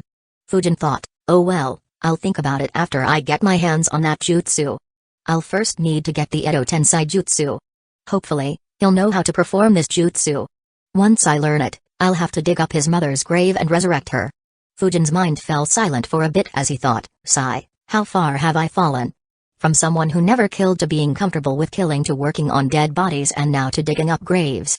Fujin stopped thinking about it. In his previous life, he would never have done something like this. Be it for his morals or just the disgust about doing something like that. However, the ninja world slowly changed his morals and molded his personality to a point where such things became acceptable to him. Bushy brows has gotten even faster. He really is strong. Naruto exclaimed in shock and surprise. Fujin said, he is. At least in terms of strength, Lee is qualified to become a Chunin. Watch this battle properly. They are the 2 strongest Geinins in this exam. A shame that they had to fight before the main exam. Neji frowned on Fujin's proclamation. Naruto exclaimed in surprise, wait, the 2 strongest? You mean that they are stronger than me and Sasuke? Fujin chuckled and answered, You two are still quite weak. You'll need to train very hard to even be able to compete with them. Even though you have grown stronger, Naruto, you'll need to train a lot more before you reach their level. Not to mention, there are ninjas who can defeat both of them together with ease. Always remember that when you train. Naruto solemnly nodded as Lee used the front lotus.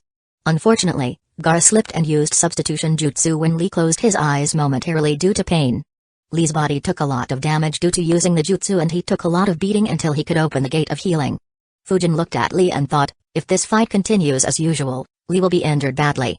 If everything happens as per the original story, then Hiruzen will die during the invasion, following which Kakashi will be left in a terrible shape by Itachi while Jiraiya will put forth Tsunoda's name for the 5th Hokage. She will return and her hemophobia will be cured as well. I couldn't get her help to increase my cellular activity. She'll heal Lee and Kakashi and everything will go back to normal. The only drawback is that I won't get to have fun with Hiruzen anymore. That would be a pity. However, all that is assuming things happen like they did. Fujin glanced towards Hiruzen and thought, I haven't seen Hiruzen go all out, but I always had a feeling that he is ridiculously stronger than what he was shown in the canon. His reputation is just too huge and I don't think any of it is fake. Even if Orochimaru summons Hashirama and Tobirama, I am not sure whether the three of them could defeat Hiruzen. On the contrary, I have a feeling that Hiruzen might seal up the Senju brothers and kill Orochimaru without needing to rely on the dead demon-consuming seal. After all, Orochimaru's Edo Tensei summons don't have their peak power like how Kabuto's did. Not to mention, even if he did, Hashirama would just break out of his control. In fact, even Tobirama might be able to do it. So even if he could, Orochimaru wouldn't risk making either of them any stronger. If Hiruzen ends up winning, or even if he just holds them back until Jiraiya and I can reinforce him, then the entire future will change drastically. With him alive, Jiraiya won't go looking for Tsunoda to become the next Hokage and she won't return to the village. Without her, Lee's injuries can't be treated. Even though Guy is strong, he doesn't have the influence to make Hiruzen call Tsunoda back. Even if he did, Hiruzen wouldn't call her back for that reason. After all, her hemophobia won't be cured if she doesn't meet Naruto and those events don't occur. I might be able to get Hiruzen to call her to the village using my accomplishments during the war and get my cellular activity increased, but Lee's career as a ninja will most likely be over. Everyone watched in awe and shock as Lee made Gaara his punching bag after opening the fourth inner gate, Gate of Pain, as Gaara's sand could no longer keep up with Lee's incredible speed and Gaara's sand armor crumbled. Fujin was the only one having different emotions as he wondered, should I let nature take its course and leave it to Lee's luck? Or should I make a move and end the fight early? As Fujin was deciding, Lee opened the fifth inner gate, Gate of Limit and used Reverse Lotus and hit Gaara with all his strength. The impact of his palm and foot on Gaara's abdomen was so intense that high-speed winds and dust were launched in every direction. Most of the spectators immediately covered themselves up while Fujin just continued watching the duo as the winds and dust avoided him.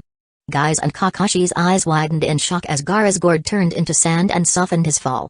Even though he was hurt, this move ensured that he wouldn't get knocked out. Lee fell to the ground as well as his body was too tired and hurt from the backlash of opening 5 inner gates for so long. As the dust cleared, Lee saw Gaara lying in his sand and extending his arm towards him.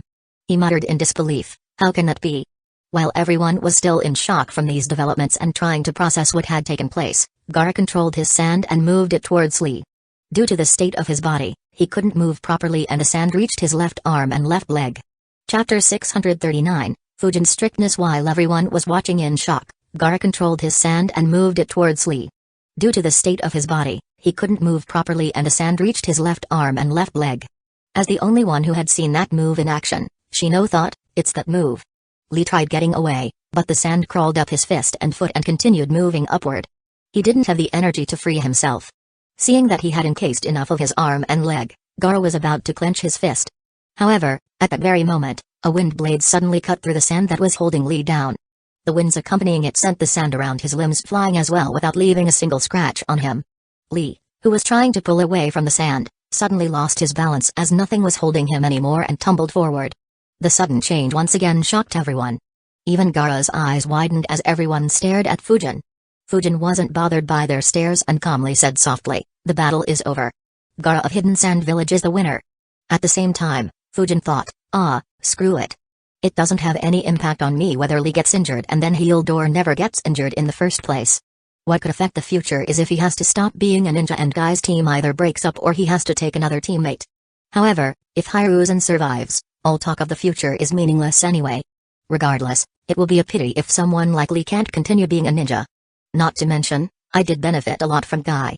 And unlike Hiruzen, he never tried to get anything in return except a good spar. I suppose I owe him this much. Baki became serious and looked at Fujin. He wondered, why did he make a move?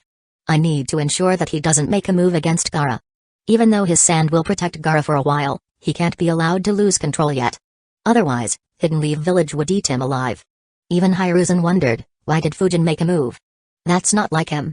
Kakashi and Guy were surprised as well and weren't sure what to say. Neither of them expected that Fujin would make a move. Of course, the one who was the most stunned was none other than Rock Lee. Not only had Fujin involved himself in the battle, but he had also declared that Gaara was the winner. Even before he could stand on his legs, he said, "Wait. I haven't lost yet. I can still fight." Unlike Baki, Gaara didn't see the larger perspective. Instead, the memories of him getting injured a few years ago resurfaced in his mind. He recalled Baki and his father saying that Fujin was the one who injured him. Hence, instead of calming down, he became even more angry and sent a lot more sand towards Lee, intending to kill him for good. Fujin had just looked at Lee and was about to speak when Gaara controlled his sand and sent it towards Lee. The sand reached the area through which Fujin's wind blade had passed through and stopped moving. Gaara's eyes widened as he observed, "My sand stopped moving? No, there is a wind flow there. My sand is flying towards the wall instead of piercing through it. What is it?" Even Baki looked in shock and questioned, how can a wind blade continue moving for so long? And how can it affect Gaara's sand? It's almost like a barrier. Kakashi observed with his Sharingan, his control over the wind is remarkable. The wind is flowing in such a way that anything that enters it gets thrown back. That is why the sand particles can't move to the other side. Did he develop such a jutsu earlier or did he come up with it to stop his sand jutsu? Needless to say, it was an application of Fujin's wind domain which he had applied on a very small scale to specifically counter Gaara's sand. Fujin turned his gaze towards Gaara and asked casually, "Oh, do you still want to fight?" Suddenly, Baki flickered in front of Gaara and said, "As you said, this battle is over. Gaara has won." Fujin dismissively replied, "Tell that to your student." Baki frowned and thought, that look in his eyes. It's as if he doesn't consider me a threat at all. Had it been before, Baki would have been offended. He had prepared himself to stop either Kakashi or Fujin during their assault. However, he understood that he wouldn't stand a chance against Fujin after learning that Fujin defeated Orochimaru. He looked behind and said, "Gaara, you've won. Let's head back." At the same time, Lee stood up and said, "I can still fight." Fujin glanced at him and said plainly, "The match is over. You are in no shape to continue fighting. Go get healed by the medics." Instead of backing away, Lee continued arguing, "But I can still fight. I don't want to lose in this manner." Lee was extremely unwilling. Neji, Naruto, Sasuke and even Sakura had qualified for the finals. He didn't want to be left behind. Especially considering that he had opened 5 inner gates. Nearly everyone could understand Lee's unwillingness, though not everyone was pleased by his attitude. Despite his impressive performance, Hiruzen, Anko and Ibiki involuntarily shook their heads. Guy said, "Lee, yo." However, Fujin cut him off and said, "This is just a match. Even though you win glory for your village, that is assuming you win. Once you have lost, it doesn't matter whether you lose without injuries or you die, it makes no difference for the village. Your body is in such bad shape that you are barely able to stand, let alone fight. That attack would have crippled you, if not killed you outright. Yet, not only did you not give up, you're arguing about wanting to continue the fight. If you don't understand what is the best decision to take under such a simple situation, then, I'm sorry to say this but..." Fujin paused and looked at Lee strictly. Without mincing his words, he harshly said, "Then you aren't ready to accept the responsibilities of being a Chunin." Fujin's words left Lee shocked. He had never seen Fujin being strict. His words completely caught him off guard and he didn't know how to reply. The proctors subconsciously nodded at Fujin's words. None of them would have supported his promotion despite his incredible strength. A Chunin was responsible for leading squads and ensuring their safety. Irrespective of how strong someone was, they wouldn't be promoted if they didn't know how to lead a squad properly and make sound decisions. Guy frowned and wondered, why is Fujin being so harsh? At the same time, Kakashi thought, Fujin is right. Lee needed to hear this. Otherwise, he would suffer in the future. Sakura couldn't control her tongue and said, "Hey, isn't that too harsh?" Her mouth was covered by Naruto's hand, who whispered, "Shhh. Don't poke Fujin when he is like this." As someone who had been on the receiving end of Fujin's harmless experiments, Naruto knew exactly when not to annoy Fujin. Otherwise, the winds would become too chaotic and intense or he would be sent flying across the village. Fujin ignored their antics and continued looking at Lee with a strict expression. Neither his words nor his expression left any room for discussion. Lee realized his mistake and said, "I apologize. I got too caught up in the battle." Fujin nodded and didn't say anything. After all, he wasn't Lee's sensei. Guy wasted no time in appearing next to Lee at a speed that once again shocked Baki. He hugged Lee and said, "Don't worry, Lee. You fought very well." Lee immediately broke out into tears and shouted, "I'm sorry, Guy-sensei." Guy became teary as well and said emotionally, "Lee. Guy-sensei. Lee. Guy-sensei. Lee." The two immediately hugged each other tightly with tears rolling down their faces. Somehow, a sunset appeared in their background as everyone watched the two ninjas with disbelief and disgust. Temari blushed due to that sight. Kankuro couldn't help but mutter, "How did Gaara get smacked around by a loser like him?" Sweat appeared on Baki's face as he wondered, what the hell is up with this village? Even Gaara was disturbed by that sight. He couldn't make sense of what he was seeing. Ino shouted in disgust, "What are they doing?" Neji just closed his eyes and turned his head away in embarrassment. He wished that everyone would forget that he was on the same team as them. Even Kakashi felt the same, as Sakura looked at him and asked, "Sensei, how did he become your rival?" Her question left him speechless. He thought, "He forcefully became my rival without my consent. There wasn't anything I could do." Finally, Guy sent Lee away along with the medics. Even though his injuries weren't life-threatening due to Fujin's action, his body suffered immense backlash due to opening the inner gates. He needed to be treated immediately. Chapter 640, The Matchups for Finals. After the medics took Lee away, Guy returned back to Fujin's side. A frown appeared on his face. He couldn't help but say, "I know you mean well, Fujin, but why were you so strict?" Even though he never said it, Lee does look up to you due to our frequent spars. Such words could affect his confidence. As Guy was speaking, the last match began. However, the ones around Fujin didn't pay much attention to it. They were more interested in hearing Fujin's reply. Fujin answered, "If you knew the jutsu he was using, you'd have done the same, Guy. The jutsu Gaara used to encase Lee's arm and leg is called sand coffin. The jutsu he was about to use is called sand burial. He uses the first jutsu to encase his opponents in sand and the second jutsu to crush them to death." Naruto and Sakura's eyes widened in horror. Of course, the one who was the most stunned was Guy. Fujin continued, "If I hadn't acted when I did, Lee would have lost his left arm and leg.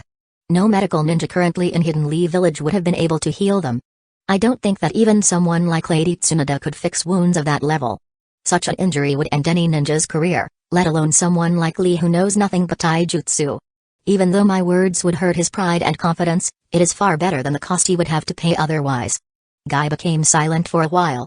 Naruto exclaimed in disbelief, "No way. That sand guy has such a deadly jutsu?" Fujin didn't say anything but his serious expression gave Naruto the answer he needed. Both he and Sakura wondered, how can we even defend from that? Finally, Guy said, "I was mistaken. I apologize, Fujin. Thank you for looking out for Lee." Fujin smiled and replied, "Don't worry about it, Guy. I'm sure you'd have done the same for me." Guy smiled and nodded, "Of course." Renjiro smiled on seeing his reaction and said, "You don't need to worry about Lee's confidence taking a hit. If a single loss were to demotivate him, then he would never amount to much. However, hearing his past and his struggle, I don't think that this loss will keep him down. Instead, it is an opportunity for him to become even stronger, not just in terms of fighting capabilities but also mentally." Guy nodded and said with a thumbs up, "Of course. Such a loss will never keep Lee down." None of them paid any attention to Dasu defeating Choji. With all the preliminary battles done, all the winners were called down. Before going down to join the winners, Sakura inquired with Kakashi about Sasuke. Kakashi reassured her that he'd be fine and asked her to pay attention to the instructions before flickering away. Fujin looked at the place where Kakashi was standing and thought, "I forgot that he leaves before the matchups are decided." A frown appeared on his face. Renjiro noticed it and asked, "Is something the matter?" Fujin replied, "Just getting an odd feeling." Renjiro frowned. Fujin's instincts had generally proved right. Fujin said, "I'll leave as well. I'll keep a shadow clone behind to inform you if I need any assistance." Renjiro and Hoka nodded. After creating a shadow clone, Fujin left the tower as well. He activated his space-time sensing jutsu and chased after Kakashi while leaving enough distance between them for Kakashi to not realize that someone was trailing him. In the tower, Hiruzen explained the rules and details of the final round to the Gainins. In the end, Anko stepped forward with a box while Hiruzen said, "There are slips of paper in the box Anko is holding. Each one of you, take one." Anko said, "I'll come around, so line up, okay?" Everyone took one paper slip each and opened it to see it. Naruto was the first one to see and thought, huh, one? Hiruzen said, alright, does everybody have one? Then, starting at the left, each one of you read the number written on your slip. Fujin's clone paid close attention. He thought, this is it. The numbers will decide on what I should do. The Gainins looked at the paper slips and began telling their numbers. Dasa said, 10 Naruto said, 1 Sakura said, 4 Temari said, 8 Kankuro said, 7 Gara said, 5 Shikamaru said, 9 Mage said, 2 Shino said, 6 as they spoke. Ibiki wrote down their names and said, so, Sasuke would be number 3. Hiruzen replied, good, now I will reveal the match order for the tournament-style finals. The Gainins were shocked to learn that they were deciding the order for the finals. Meanwhile, Fujin's clone thought, weird. Their number seems to be different due to Sakura. However, they are still close to their original opponents. It'll depend on how Ibiki decides the matchups would be. With Hiruzen's command, Ibiki showed the Gainins their matchups. Of course, the one who was watching the most intensely was Fujin's clone. As soon as his eyes lay on the paper, he thought, wait. This is still salvageable. Since the number of participants wasn't a power of 2, a couple of extra matches were needed to reduce the number of participants to 8. Hence, the first 2 matchups were, number 4 Haruno Sakura versus number 5 Gara and number 9 Dasuke versus number 10 Nara Shikamaru.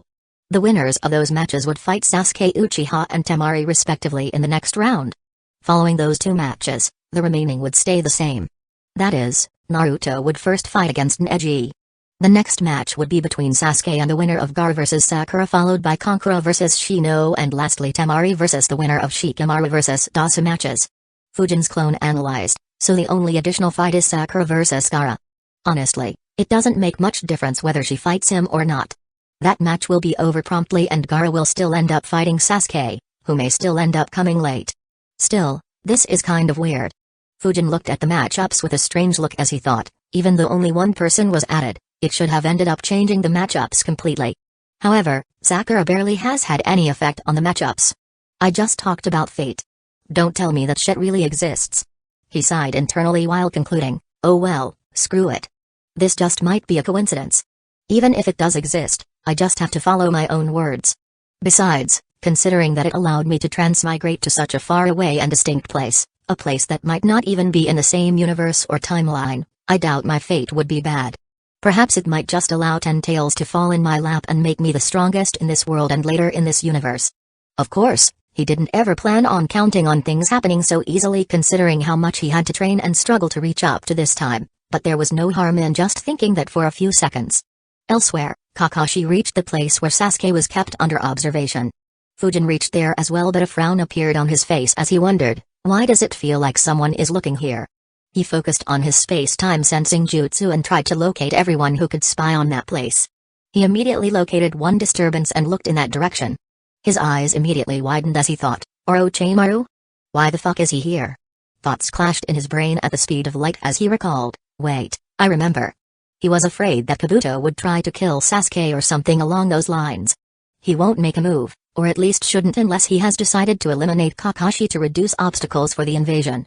Irrespective of whether he makes a move or not, I can't have him observe like this. Else, I wouldn't be able to do what I want.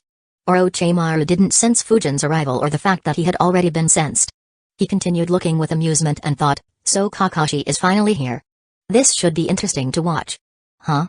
Orochimaru immediately looked behind and heard Fujin speaking, I didn't expect that you'd return so quickly. Were you so impatient to accept my offer and follow me instead of slaving for Akatsuki? Chapter 641, Fujin vs Orochimaru, Round 2. Were you so impatient to accept my offer and follow me instead of slaving for Akatsuki? As Orochimaru heard Fujin's nonchalant tone, he saw Fujin standing a few meters behind him while holding a sword in his hand. A smirk appeared on his lips as he tauntingly asked, you think so? Having been burned once by Fujin's words, Orochimaru didn't take his words to heart anymore and treated them as the air. Fujin tilted his head and asked in confusion, why are you here then? Do you want to be beaten again? I didn't know you were a masochist. Sigh, you Sanins are all weird. Disgust was visible on Fujin's face as he spoke those words. Despite having decided to ignore all of Fujin's words, Orochimaru couldn't control his eyes from twitching. He thought, this brat. He is very good at getting under the skin. He said, I'm more interested to know what you are doing here. Shouldn't you be in the tower? Fujin replied, But I felt like some snakes were crawling underground and came to check. And from the looks of it, I was right. For you to first put that seal on Sasuke and then watch him in this manner. Why are you so obsessed with that Uchiha kid? Orochimaru replied, oh, you know how it is. Two guys have something and a third one's just got to get it. Fujin asked, oh, the Sharingan? However, what use is a two-Tomoe Sharingan to you? Even if you implant it, it'll be more of a constraint than a boon. Wouldn't it have been better if you went after his brother's Mangekyo? Orochimaru's smile faded away. Fujin made an expression that displayed that he just figured out something. He chuckled and said, I see how it is. You went after him and failed, presumably got your ass handed to you. So, you are now going after his younger brother instead. He. With amusement on his face, Fujin added, when I grew up, I always heard stories about the legendary Sanins. As the strongest among them, I heard especially a lot about you. Nearly every kid in my class looked up to you and wanted to be as powerful as you. Unfortunately, it looks like the reality is disappointing. Instead of seeing a powerful Sannin, all I see is a loser going after Gainins because he is too afraid of the stronger ninjas. I wonder how disappointed they would be when they learn the truth. Fujin shook his head in disappointment. Orochimaru's expression became dark upon hearing his words. Despite having decided to ignore his words, Fujin had successfully managed to get on his nerves. Before he could respond, Fujin flowed chakra through his sword and said, I have changed my mind. I gave you the offer due to your past reputation. However, after seeing the truth, I have no intention of having such a weak follower. Just let me kill you without any resistance so that others don't learn how disappointing you are and you maintain your reputation. Fujin disappeared and appeared in front of Orochimaru while swinging his sword. While Fujin and Orochimaru were in a face-off, another face-off was happening very close by. Inside the tower, Kakashi and Kabuto were looking at each other. The bodies of 4 dead Anbu ninjas were lying in the room while Sasuke was sleeping in the center on a bed. Kakashi asked, what do you want to do with Sasuke? Depending on the circumstances, I'll have to arrest and interrogate you. Kabuto smirked and asked in return, I wonder if someone like you can? Kakashi replied, do you want to test someone like me? The two talked for a bit more until Kakashi realized that talking with Kabuto would be pointless. However, before he could make a move, Kabuto held a kunai against the sleeping Sasuke's throat. Understanding the danger, Kakashi made a move instantly and restrained Kabuto. In the tower, Fujin's clone continued analyzing, I haven't made any impact on the Hidden Sound Village Gainins. So, there's a good chance that Dasa would end up committing suicide. As for Sakura, the best thing for her is just to forfeit this match. I suspect that Kakashi might ask her to do the same as the danger is too high and he can't strengthen her in a month like he could with Sasuke. Even if she doesn't forfeit, as long as she isn't too injured, things will remain the same. So, I don't need to interfere unless her life is in danger like how Lee's was. He was satisfied with the matchups. The Gainins looked at their opponents. Naruto was happy to have Mage as his opponent while Shino and Kankuro had a stare down. Of course, there was one Gainin who was terrified. That Gainin was none other than Sakura. Her face became pale at the very instant she realized that her opponent was Gaara. Having seen his battle with Lee, she knew that she had no chance against Gaara. Naruto was looking at Neji when he sensed that something was off with Sakura. He said, Sakura-chan, what's wrong? Why are you so pale? Sakura didn't say a word. Instead, Shikamaru said, look who her opponent is, Naruto. Naruto looked again at the paper Ibiki was holding and realized, your opponent is Gaara? Sakura could only nod pitifully. She didn't know what she could do in a month that would give her a chance against a monster like Gaara. Seeing her depressed, Naruto said, don't worry, Sakura. I am sure Kakashi-sensei will think of something. Once again, Sakura could only nod pitifully and hope that Naruto's words were true. Fujin's clone couldn't help but chuckle at their reaction. So did most of the other Jounins and Gaara's siblings. Temari commented in her mind, poor girl. Gaara won't even leave her bones behind. Outside the building where Sasuke was kept, Orochimaru dodged Fujin's vacuum slash and said, do you really think that this battle will go similar to the one in the forest? Fujin continued attacking and said, of course it won't. We are in the village. You'll soon be surrounded by thousands of ninjas and be killed. Unlike the previous time, I won't allow you to escape. Dodging the barrage of wind and vacuum blades, Orochimaru jumped into the sky as he said with a smirk, that's right. We are in the village. As long as we fight here, thousands of people will die in the aftermath of our battle. Fire style, majestic destroyer flame jutsu. A massive flood of flames appeared in the sky and fell towards the ground. The attack was so big and so intense that every civilian and ninja in the vicinity saw it and became alert. Fujin built up his chakra as well and took a deep breath while saying, what about it? Did you forget that you are in Ninja Village? Wind style, infinite breakthrough jutsu. His move surprised Orochimaru as he wondered, that's strange. Did he forget that his wind jutsus can't push back my flap? As the two jutsus clashed, Orochimaru saw that Fujin's winds were overpowering his jutsu. The flames were being sent back into the skies by the intense winds. A grin appeared on Orochimaru's face as he thought, impressive. Very impressive. He added yin chakra to his jutsu to counter my yang chakra. And, he has added it in enough quantity to be able to match me. To come up with this so quickly, his control over yin and yang chakra must be exceptional. As impressive as he is too big of a threat to be left alive. If he is allowed to mature completely, he might end up surpassing Minato. I need to eliminate him during the invasion, or Hidden Leaf Village will rally around him even if I kill Sensei. The massive waves of flames dispersed in the skies as a good portion of Hidden Leaf Village's population noticed a fiery sky and felt a heat wave. Several ninjas rushed towards their location. Just then, the sound of a glass window breaking was heard behind Fujin as Kabuto jumped out while being disguised as an Anbu ninja. Kakashi looked out of the window while thinking, darn it, he got away. His attention was quickly diverted towards Fujin and Orochimaru as he thought, I sense their clash. Did Orochimaru also come here for Sasuke? And, what is Fujin doing here? Kabuto saw them as he fell from the building as well. However, he didn't stay and quickly escaped. Seeing Kabuto get away successfully, Orochimaru, who was standing in the center of a firestorm, said while weaving a hand seal, this isn't the time for us to battle. But don't worry, it'll be very soon. Using reverse summoning jutsu, Orochimaru escaped from Hidden Leaf Village once again. Fujin didn't stop him from escaping as he thought, oh, it's good that he's escaping himself. Saves me a lot of trouble. In a quiet and dark corner inside Hidden Leaf Village, where there was no one nearby, Kabuto appeared. He sighed in relief and thought, it's a good thing that Orochimaru-sama was keeping an eye. Otherwise, with both Kakashi and Fujin, I might not have been able to escape. Suddenly, Kabuto's eyes widened and his pupils dilated. He lowered his head and glanced towards his chest. An arm, covered in lightning, had pierced through his chest and was holding his heart. Chapter 642, Striking preemptively suddenly, Kabuto's eyes widened and his pupils dilated. He lowered his head and glanced towards his chest. An arm, covered in lightning, had pierced through his chest and was holding his heart. In complete shock, he turned his head and saw Kakashi.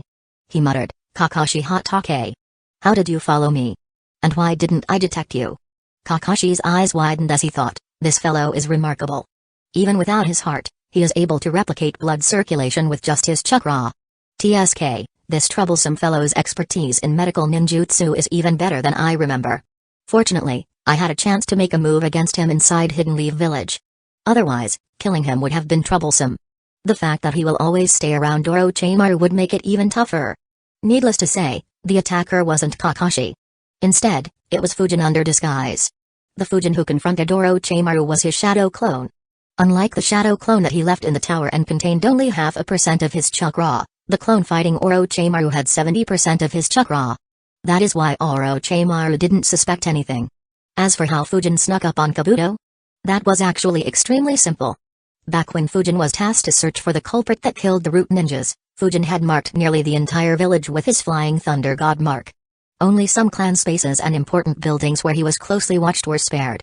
If anyone else could see those marks, they would struggle to find a single square meter in any other place inside Hidden Leaf Village that didn't have one of those marks.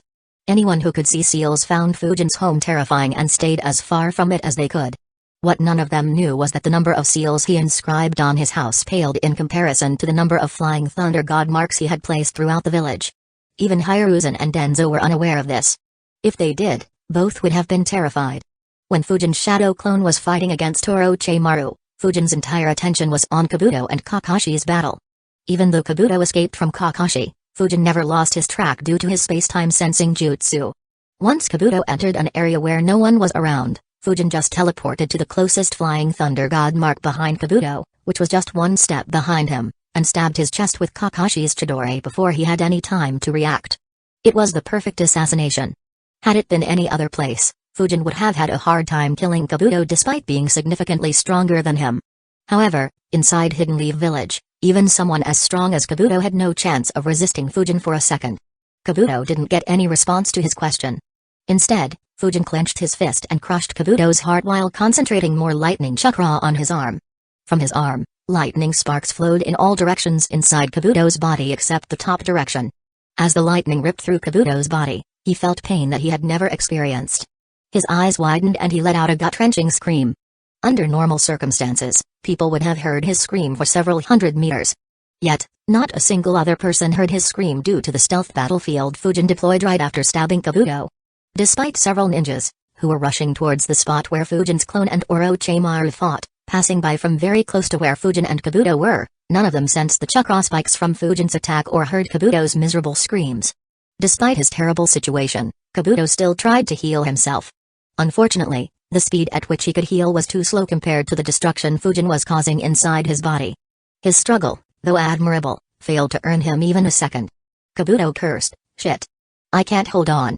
He intends to kill me." Kabuto immediately began thinking about what he could do. Unfortunately, he couldn't think of anything in that situation. The lightning waves destroyed every internal organ of Kabuto except his brain, which was completely unharmed. In addition, the lightning, wreaking havoc through his body, pierced through his skin and exited his body, leaving behind hundreds of minute holes that leaked blood.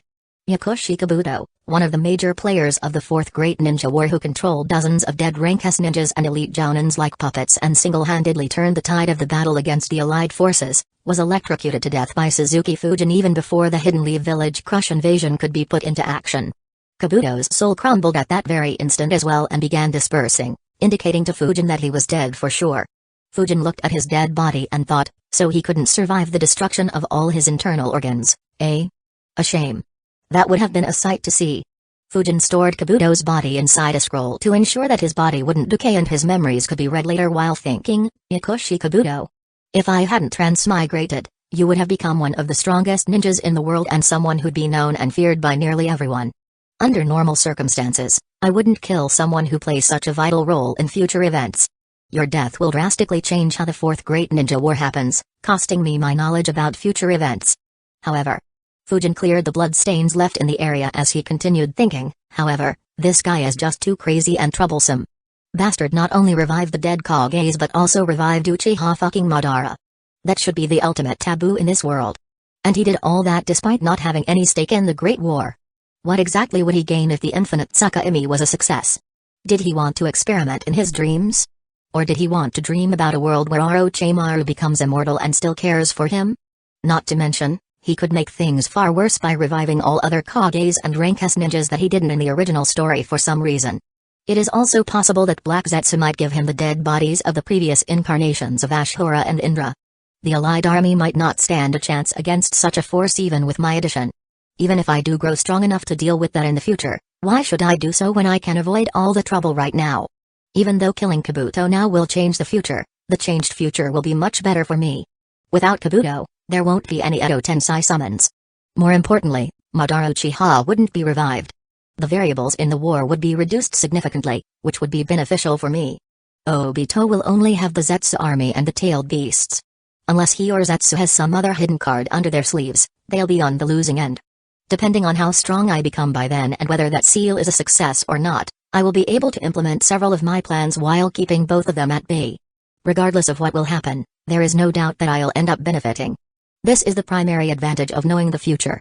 Even though I made quite a few moves that would impact the future until now, I was careful in ensuring that they didn't create a major change in future events. Even though I wreaked havoc in the Land of Wind, all it did was make Raza hate Hidden Leaf Village even more. Similarly, my clashes against Roshi and Kitsuchi didn't have an impact on the future. Killing Juzo didn't have much impact either as he would have died sooner or later. I was very careful while training Naruto as well to ensure that he didn't become very strong. After all, he'll be involved in all the major events and things will be very different if he is overpowered. There are only two cases where I messed up or it wasn't in my hands. One is Sakura defeating Ino and the other is my very existence. Anyway, the reason I was being so careful wasn't just so that everything happens exactly the same way. I did it so that I could take advantage of the moments that I know will occur as long as I don't cause any major changes. When I do take advantage, the move I make has to change the future such that it becomes more advantageous for me. This is one of those instances and the first time I made such a move. I have a few more such moves planned for the future, though it would depend on whether things stay the same or not for those events to occur. If Hiruzen wins or survives against Orochimaru, then I won't be able to take advantage of any of them as all of those events are unlikely to happen. That was also why I made a move against Kabuto now instead of later. If Hiruzen kills Orochimaru, then there is no saying what this psychotic brat would have done.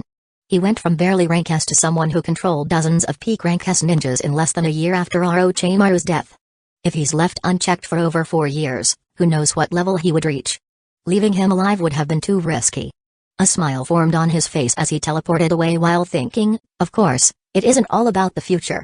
There are too many benefits for the present as well. Chapter 643, Edo Tensei. Fujin, in Kakashi's disguise, disappeared from Hidden Leaf Village along with a scroll storing Kabuto's body. He appeared in an empty underground base 73 kilometers away from Hidden Leaf Village. It was one of the bases Fujin had created outside Hidden Leaf Village. Fujin had created around a dozen of them, each one being over 100 meters underground, around 6,100 kilometers from Hidden Leaf Village and on routes where Hidden Leaf Village ninjas didn't usually travel. Needless to say, these were even more hidden with his seals. However, unlike his house, Fujin didn't go all out here and only used the minimum amount of seals needed to ensure that the bases stayed hidden and safe. If he overdid it, then Fuinjutsu grandmasters passing close to the area would be able to detect the existence of so many seals. Fujin walked towards a smaller room and dispelled the transformation jutsu while thinking, Kabuto's entire body is with me and I also cleaned up all his blood and flesh that were in that area. So, Orochimaru shouldn't be able to revive him with the Edo Tensei jutsu. Unless he already has some of Kabuto's DNA. That is, if Orochimaru manages to revive Kabuto, then he'll think that Kakashi killed him, not me. Of course, that will be very suspicious as well. However, even if he realized that it wasn't Kakashi, he wouldn't be able to link it to me. So, I have no reason to hand over Kabuto's dead body to Hidden Leaf Village. Another aspect I need to consider is that Kabuto's death will have a great impact on Orochimaru. He is his right hand after all. After Hiruzen took away his arms, Kabuto was the one who looked after him. Unless he can revive Kabuto with Edo Tensei and maintain it for a long time, he'll be severely handicapped. It'll have an impact on the future as well. The good thing is that it isn't bad for me either. If Sasuke still goes to him, Kabuto's absence would make it easier for him to kill Orochimaru as Orochimaru will likely be a bit weaker without his assistance. If he doesn't, then I won't need to worry about Orochimaru having a strong ally when I go to hunt him down and eliminate his main body before he can mess with future events. Fujin entered a small room with a table at its center. He opened the scroll and summoned Kabuto's body on top of it. At the same time, a few shadow clones appeared next to him. They began checking Kabuto's body to see if there were any seals on him that could alert Orochimaru of his location. As for Fujin, he placed his hand on Kabuto's head and invaded his brain with his yin chakra while muttering, "Now, let me see whether you know the Edo Tensei jutsu or not." While Fujin read Kabuto's memories, the village had become quite eventful as well. Several ninjas were rushing towards the area where Fujin's clone and Orochimaru clashed. A few, who were close by, saw a glimpse of Orochimaru before he escaped. Was that the legendary Sannin Orochimaru? He was. I was in his division in the Third Great Ninja War. I'll never forget his face. But why is he here? Incredible. Suzuki Fujin forced him to retreat. No, he forced Orochimaru to retreat twice. This is crazy. I was a little suspicious earlier, but there is no doubt now. Fujin can force a legendary Sannin to retreat. Ha ha ha, we have another ninja who can fight against other Kages. We don't need to worry about facing multiple enemies in the future. That's right. With Lord Hokage, Master Jiraiya, Lady Tsunade and young Fujin, we can fight all 4 enemy Kage at the same time. And, don't forget that we still have the copy ninja Kakashi. The ninjas who witnessed Orochimaru escaping immediately began discussing among themselves. As more arrived, they heard their talks and became even more excited. Kakashi appeared next to Fujin and asked, "Did Orochimaru also come here for Sasuke?" Fujin's clone replied, "Yes, though I am not sure whether he intended to make a move or not. I felt a bit odd after you left and followed your trail. When I reached here, I saw Orochimaru staring at Sasuke's room. Anyway, who were you fighting inside the room? And how did he manage to escape from you?" Kakashi answered, "It was Yakushi Kabuto." Fujin's clone eyes widened in surprise. He asked, "That genin who forfeited?" He felt a bit suspicious, but is he that strong? Kakashi nodded with a solemn expression and said, "Yeah, the kid is amazing. He killed the 4 Anbu I deployed to look after Sasuke. He surgically altered one of their faces to make it resemble his own and used the dead soul jutsu to temporarily restore his heartbeat and manipulate him. He even erased the dead body's odor so that I wouldn't suspect him. And, he stilled his own heartbeat and disguised himself as one of the dead Anbu ninjas to allow his escape." Fujin's clone became serious and said, "Such skill. Seeing that Orochimaru was watching, it should mean that Kabuto is his subordinate, or more accurately, a spy placed by him. This is troublesome." Kakashi nodded while thinking, his skills would put any Anbu squad to shame. Even the Anbu guards wouldn't be his match. If such a talented person is working under Orochimaru, then, at this rate, I'll be obsolete soon.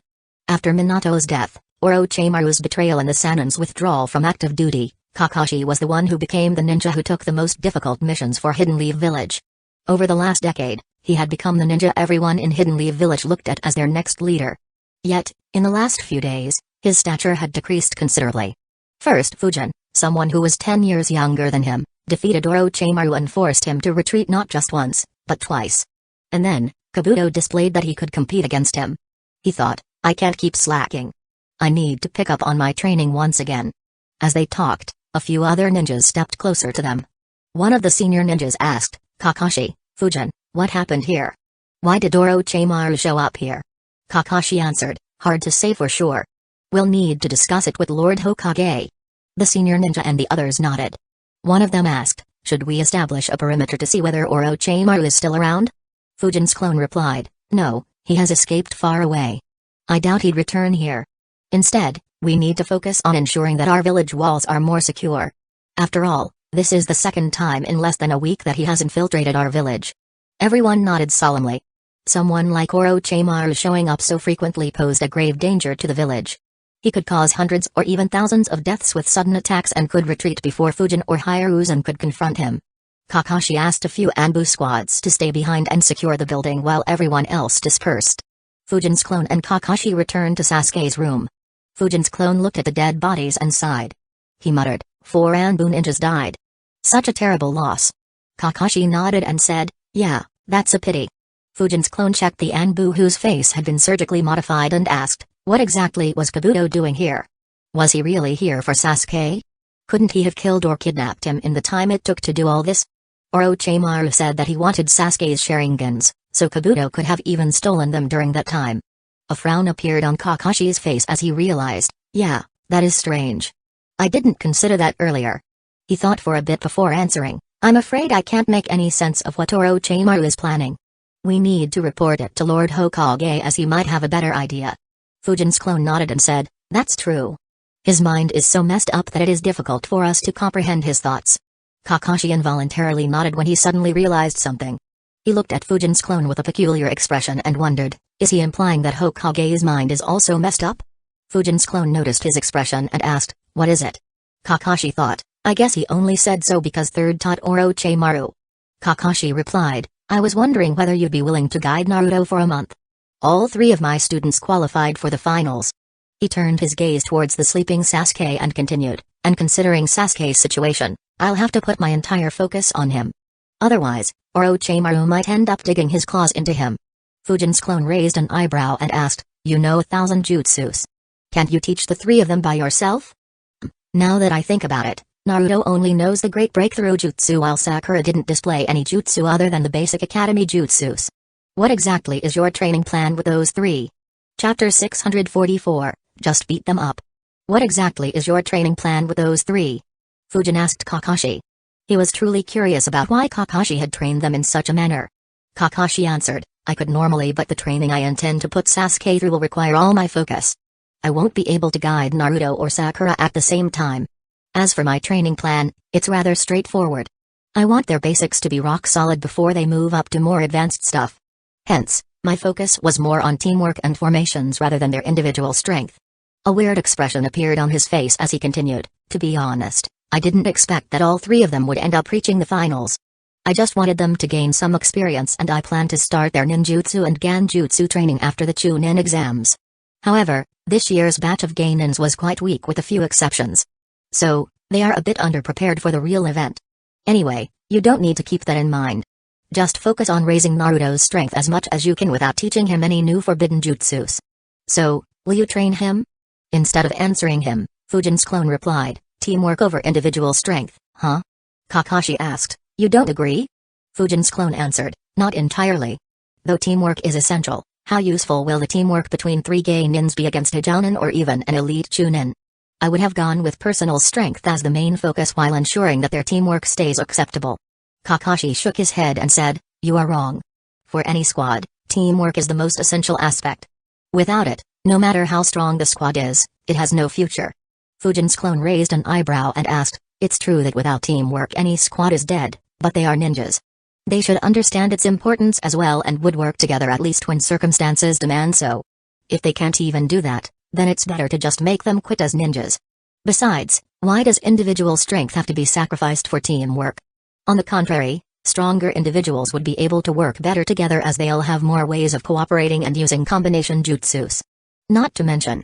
Fujin's clone paused, looked into his eyes and added, "A couple of your students have some amazing potential. Sasuke's talent is extraordinary while Naruto's potential seems as limitless as his chakra. Had you focused on increasing their strength and jutsu arsenal, both would have likely already been strong enough to go up against any Chunin. They might have even been able to resist a Jounin for a short time. Once they faced off against stronger opponents, their teamwork would have automatically improved." His words made Kakashi think for a bit. However, he still shook his head and said, "No, trying to make them improve their teamwork at that stage would have been too difficult. It's best to teach it to them when they are still genie." Before Kakashi could complete his sentence, Fujin's clone chuckled and said, "What's so difficult about it? Just make them fight as a team against you and beat them up until you feel their teamwork is acceptable. Even if they are complete blockheads, they would eventually figure it out." Kakashi was speechless as he looked at Fujin's clone. His right eye twitched as he wondered, just beat them up until they work together? Who puts such weird ideas in this kid's head? However, that just might be effective when dealing with Naruto and Sasuke. Fujin's clone smirked at Kakashi's expression and said, "Anyway, they are your students. So, it's none of my business. Considering the recent events, I'll be busy as well. However, I should still be able to handle a Naruto. So, I'll prepare him for the finals." Kakashi nodded thinking, that's true. Now that he has displayed the ability to restrain Orochimaru, he'll become far more busy. I'm missing something. Kakashi's eyes turned towards Fujin's clone again. Fujin's clone said, "Anyway, I'll take my leave and inform Lord Hokage about it. With 4 Anbu squads and you, it's unlikely for Kabuto to return here." Kakashi nodded as Fujin's clone flickered away. He continued looking at the spot where Fujin's clone was standing in confusion and wondered, his power shouldn't have increased in the blink of an eye. Even though I wasn't aware of it, Lord Third should be aware of his prowess. So, why has he sent Fujin on missions so rarely? From what Naruto said, he has gone on only 2 or 3 missions in the last 6 odd months. That's very strange. Kakashi and his father had both been the leading active ninja in the village at some point. And both had been given missions constantly without any break. Both rarely spent any time inside the village. So, Kakashi couldn't comprehend why Fujin was rarely sent on missions. He stopped thinking about it and thought about his words as he wondered, was I really mistaken in putting so much emphasis on teamwork? As Fujin's clone rushed back to the tower in the Forest of Death, he thought, as I expected, Kakashi dumped Naruto on me instead of Ebisu. That's understandable considering that Naruto's basics are much better and he is close to me. I wonder if he'll dump Sakura on Ebisu now. Or would he ask someone like Kurenai or someone from that Kurama clan to train her in Genjutsu like he expects me to train Naruto in wind style? Though I suppose it depends on the matchups. He might directly ask her to quit if she is paired against Gaara or Neji. That said, even in that case, not arranging for her training would be unfair. Oh well, it's not my concern. I'll just train Naruto for a day or 2 before Jiraiya shows up with some excuse. Then I'll turn my focus to completing that seal and mastering the important jutsus I will learn from Kabuto's memories. Even without considering the forbidden jutsus, just his knowledge about medical ninjutsu and studying corpses and their abilities would be extremely useful for me. And, if he knows how to perform even the basic Edo Tensei, I can revive the bishop who did the ceremony for Zankaku and learn blood manipulation with little effort.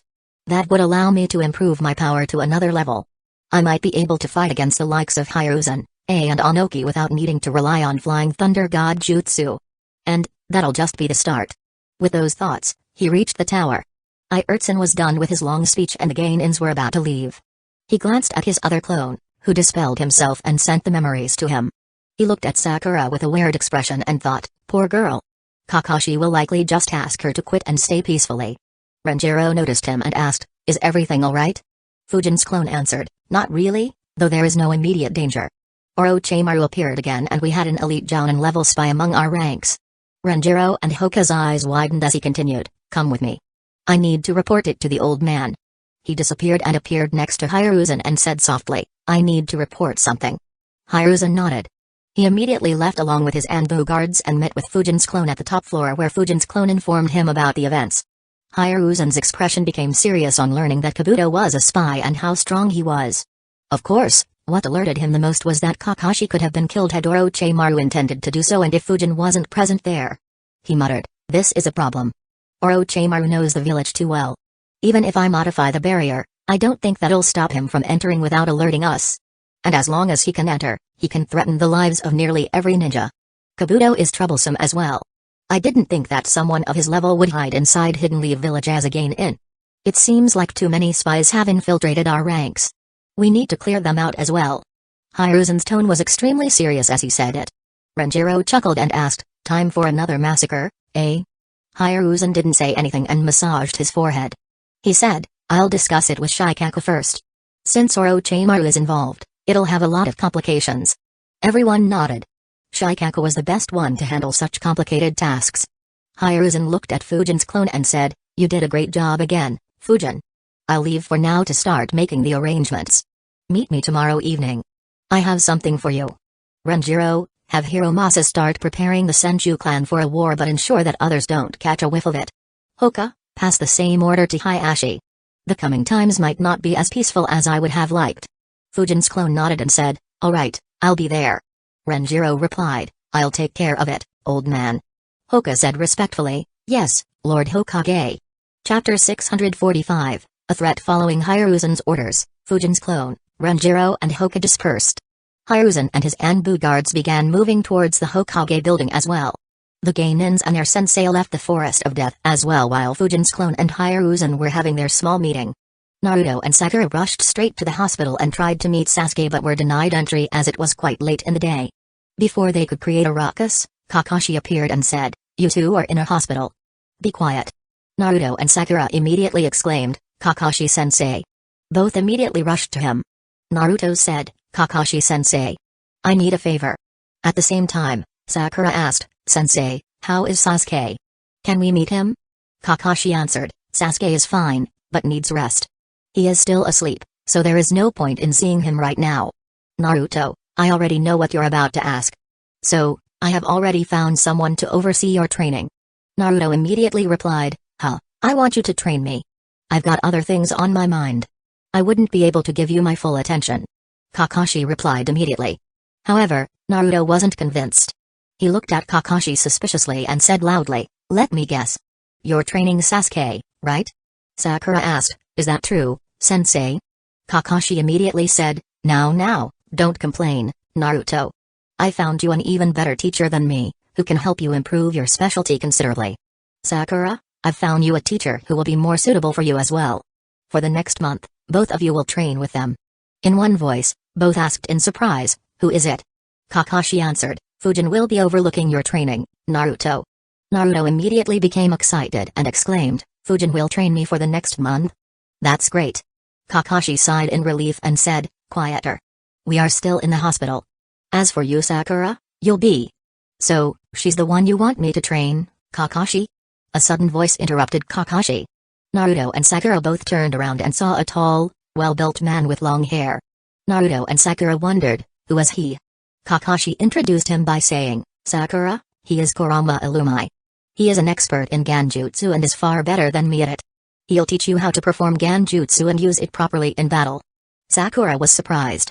She didn't think Kakashi would arrange for her to master Genjutsu. Knowing how much she lagged behind Sasuke and Naruto, she immediately resolved, "I'll master Genjutsu so that I won't need them to protect me." But her confidence immediately drained away as she recalled who her opponent was. She looked at Kakashi and asked, "Sensei, will Genjutsu allow me to fight against Gaara?" Kakashi's right eye twitched as he asked, "Your opponent is Gaara? Who is yours, Naruto? Also, what about Sasuke?" Naruto immediately said that his opponent was Neji while Sakura explained the matchups to Kakashi. Kakashi thought, what in the... I just said to Fujin that the Gainins in this match weren't strong. And now, all of my students have to fight two of the strongest Gainins in the finals. Kakashi didn't even entertain the possibility of Sakura defeating Gaara. He sighed and said, "Both of your opponents are troublesome. Sakura, be careful against Gaara. There isn't much you can do to increase your strength by such a large degree in a month. You can only hope that Genjutsu works on him and you can cast it before he has a chance to attack you. However, if that doesn't work, forfeit immediately and let the proctor intervene." Sakura nodded. Having seen how terrifying his sand was, she had no confidence in putting up a fight against him. Kurama Illumi overheard their conversation and asked, "Is her opponent so troublesome?" Kakashi nodded and said, "Yes, very. I'll let Sakura tell you everything about him."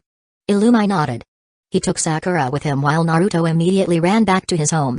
Kakashi looked at the backs of his two students and muttered, "Their luck in the exams has finally run out."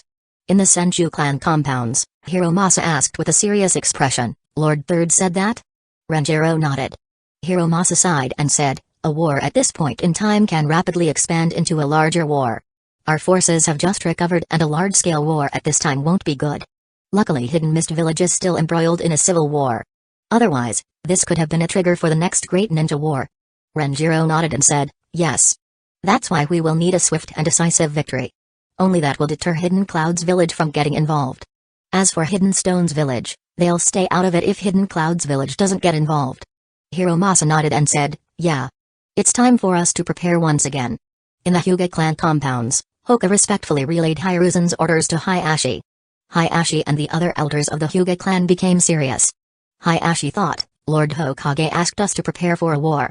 That should mean that he thinks that a war is highly likely. A war where our opponents would be Orochimaru and Hidden Sand Village."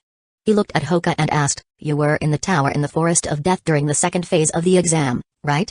Hoka nodded and replied, "Yes, Lord." Hayashi asked, "Did you see the battle between Suzuki Fujin and Orochimaru? Is it true that Fujin defeated Orochimaru? Also, how strong is Fujin in your opinion?" Hayashi still struggled to believe that Fujin had defeated Orochimaru. As someone who was very close to the rank S level, he knew very well how large the difference was between various rank S ninjas. Orochimaru was someone who could go up against any Kage and put them on their highest guard. For him to be beaten by a 16-year-old ninja without any background was just too shocking. If it wasn't for the fact that several Hyuga ninjas had witnessed Orochimaru running away and reported it to Hayashi, he wouldn't have believed the news. Hoka answered, "I didn't see their battle as I was quite far away. I could just sense the aura of their clashes. They were extremely intense, unlike anything I had ever seen. Fujin fought against Orochimaru by himself. It is true that he defeated Orochimaru and forced him to escape. As for how strong Fujin is, it is honestly hard to say. I haven't seen him go all out for several years." Hayashi thought, "So it is true. However, how did that boy become so strong so quickly without any special jutsu? Even though Minato was extremely strong as well, he became so due to the Flying Thunder God jutsu. That jutsu alone made him invincible on the battlefield. Without it, he wouldn't have been able to have the accomplishments that he achieved. If Fujin had a similar jutsu that granted him superiority on the battlefield, it would have been understandable. However, Fujin has done something even more impressive without any such jutsu." Hayashi couldn't make any sense of Fujin's absurd strength, nor could any of the Hyuga elders. Though to be fair, no one could. Even Hiruzen, the one who had the best idea about Fujin's strength, didn't expect Fujin to defeat his former student. He, along with most of the people in Hidden Leaf Village, just accepted it because it was extremely good news for the village while most outside Hidden Leaf Village prayed for it to be merely propaganda. Hayashi said, "I see. This is great news for the village." He looked at Hoka and added, "From what I know, Fujin mostly stays by himself and has very few friends. Since you were in his batch and also his teammate, you are one of his closest friends. Ensure that you always maintain this friendship. Perhaps it might help the clan sometime in the future." Hoka was surprised. He wondered, he wants Fujin's help? What for? "As for the friendship, of course, I'll maintain it." He replied, "Yes, Lord." Hayashi nodded and dismissed Hoka. When he left the room, one of the elders said, "Suzuki Fujin. That boy is remarkable. To be able to force Orochimaru to retreat not just once but twice is a huge achievement."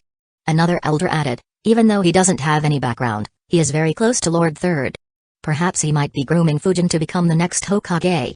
I always thought that the son of White Fang might succeed him, but Kakashi is lacking in raw strength when compared to Fujin." A third one said, "To be honest, Hoka is quite impressive as well. To become a Jounin at just 16 is very impressive." He immediately got a reply, "True, but I can sense some hostility from the boy even though he did very well to hide it. He is not content, presumably due to the caged bird seal. Hayashi, he might become a threat." Chapter 646, Inhuman Talent. Hayashi, he might become a threat. Everyone became serious. A betrayal from any Hyuga was unacceptable. If anyone dared to do it, they would only have one fate, that is, death. However, Hayashi said, "That's understandable." He is young and becoming strong quite rapidly. Being discontent about the seal is rather natural. Were any of you different when you were that age? Hayashi's question made the elders quiet. In the Hyuga clan, only the clan leader and his or her successor wouldn't have the caged bird seal.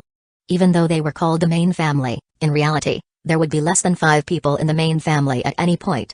The only members would be the current clan leader, his or her children, and any previous clan leaders if they were still alive. Currently, Hayashi, Hinata and Hanabi were the only members of the main family. Everyone else, including the elders, was from the branch family. Of course, the elders understood the importance of the seal and no longer hated the main family or viewed it with contempt. They trusted the clan leader completely and hence didn't mind the seal. However, it was true that they too hated having the seal in their youth. Hayashi added, he'll mature with age. If needed, we can include his father in the elder council. That would reduce and later eliminate any resentment he feels. None of the elders opposed Hayashi. However, if they knew that Hoka asked Fujin to find a way to remove the caged bird seal, their reaction would have been very different. Hayashi said, anyway, that's enough discussion. It's time to begin preparing for a war. Everyone nodded. Just like the Senju clan, the Hyuga clan began preparing.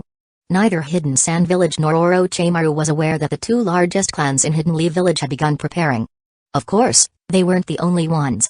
Hiruzen met up with Shikaku and informed him about Fujin and Kakashi's clash against Kabuto and Orochimaru. In the end, he said, it's time to eliminate the spies inside the village. What do you think? Shikaku thought for a few minutes before sighing. He muttered, another troublesome matter. It never ends. He looked at Hiruzen and said, you're right. Eliminating the spies would be helpful. We haven't done so for a while. Not to mention, we also have an excellent opportunity. Hiruzen replied, to verify Fujin's strength. The spies would go to investigate the location of Fujin and Orochimaru's battle even though the risk is high. Shikaku nodded and added, yes. We can lay a trap there and secretly restrain everyone who shows up to check that. Once we catch the spies, we can read their memories and then make every village pay dearly. Hiruzen nodded. Installing spies inside Hidden Leaf Village carried a severe risk. Decades ago, Tobirama had exploited it and made every village pay dearly for doing so after they tried to do so following Hashirama's death. It was why the other villages were extremely careful while doing so. It was only after Hiruzen took a step back during the Hyuga incident and displayed Hidden Leaf Village's weakness that the other villages dared to place more spies inside Hidden Leaf Village. Even though Hidden Leaf Village eliminated the spies they identified, Hiruzen didn't use the same tactic as Tobirama due to Hidden Leaf Village's weak situation, as that would have offended the other villages a lot and irked a response he didn't want to face. However, Hidden Leaf Village had now recovered. They had recruited thousands of young ninjas to compensate for the huge number of deaths in the Third Great Ninja War. The power vacuum created due to the deaths of veteran Jounins during Kibai's assault and the Uchiha massacre had been filled by hundreds of ninjas accepted by Hiruzen into the Anbu, advancing to Anbu captain rank. Even the top-level combat ability had recovered, with the likes of Fujin, Gai and Kakashi replacing Minato and Orochimaru.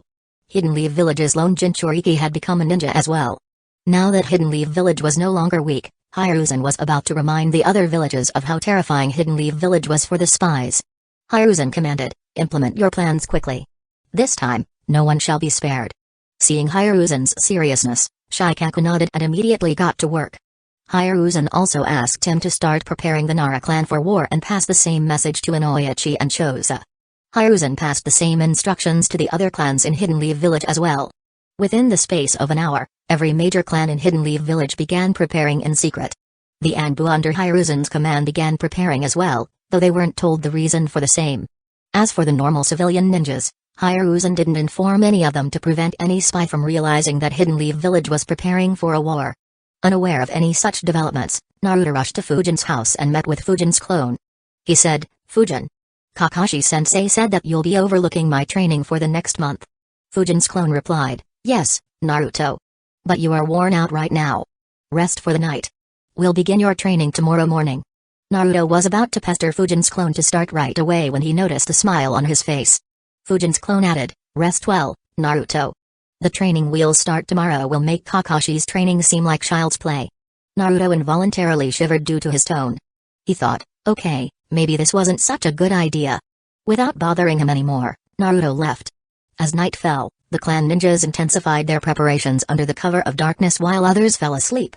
A long distance from Hidden Leaf Village, Fujin was still in his base, his hand resting on the head of Kabuto's corpse. Some distance away were 6 shadow clones, who were writing in a scroll.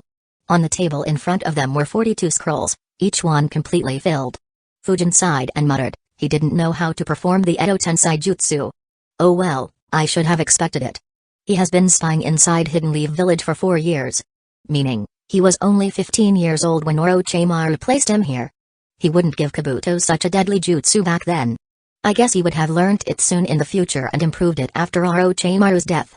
Even though Fujin didn't get what he wanted the most, there wasn't any sadness on Fujin's face. On the contrary, a smile could be seen despite his earlier sigh. Why was he smiling? The reason was rather obvious. Fujin looked at Kabuto's dead body and muttered, even though I am an acceptable medical ninja with very good healing capabilities, I have to admit that I am nowhere near his league. His talent in medical ninjutsu and human biology was inhuman. If Tsunade had taken him along with her instead of Shizune, Hidden Leaf Village would have had a terrifying shinobi. To think that a talent of this level was forced to betray Hidden Leaf Village due to Denzo. For someone who claimed to only work for the well-being of the village, Denzo was the biggest threat to Hidden Leaf Village's rank as ninjas. His actions caused Shizue to commit suicide, forced Itachi to act as a rogue ninja and made Kabuto into a terrifying enemy. Fujin thought, if Denzo didn't exist or if Hiruzen had not been soft and eliminated him, then perhaps Hidden Leaf Village might have had 3 terrifying rank S ninjas among their ranks at this moment.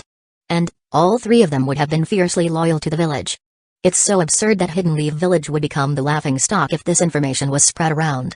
Not to mention, this is just the information I am aware of, and after Minato's death. Who knows how many such promising ninjas were ruined by Denzo when he was at his peak. Fujin stored Kabuto's body back in the scroll while thinking, oh well, that's none of my business. If they were in Hidden Leaf Village, then it would have disturbed my plans. Regardless, time to focus on the main thing. Even though I didn't get Edo Tensei Jutsu, Kabuto was a treasure trove of information. His knowledge of medical ninjutsu is several times better than what Yoshi and others taught me. Though I need to practice, I'll be able to improve quite easily with time.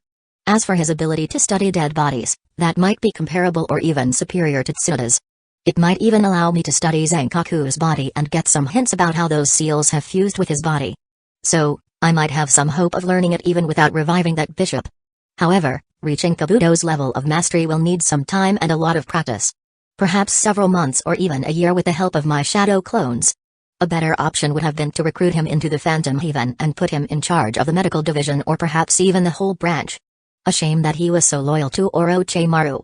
Fujin created another 6 shadow clones who began writing down the information he obtained from Kabuto's memories. While they did so, he began removing all traces of him and Kabuto from the base. Elsewhere, a ninja was stealthily moving towards the Forest of Death using the cover of the night. Chapter 647, Trapping the Spies. In the darkness of the night, a ninja stealthily entered the Forest of Death while thinking, as I expected, the security around the Forest of Death is very low.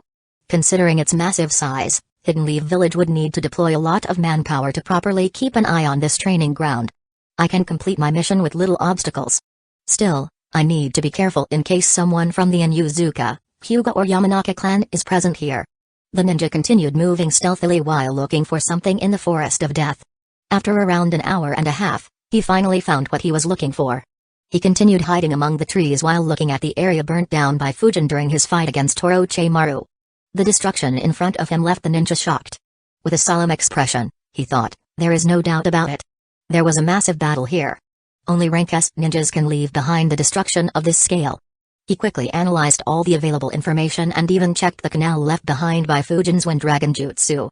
He concluded, even though there are signs of battles, I can't say for sure whether Fujin defeated Orochimaru or not. I can't say whether Fujin fought alone or whether Orochimaru was ganged up on either. However, considering what happened last evening, it is most likely true. I was lucky enough to be close to that spot. Though I didn't witness Orochimaru and Fujin clash, there is little doubt that Orochimaru ended up running away. Since it happened last evening, there is no reason that it might not have happened 5 days ago. I need to report all of this to Raikage-sama. He'll make the final call. He quickly moved away from that spot and found another hiding spot.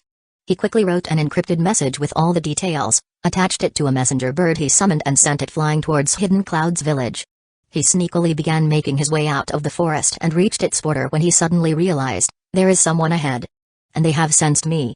Instead of panicking and trying to escape in futility, he continued moving forward confidently. Within seconds, he saw 2 Hyuga waiting ahead. The Hyuga ninjas muttered, "Are you from the Yamanaka clan?"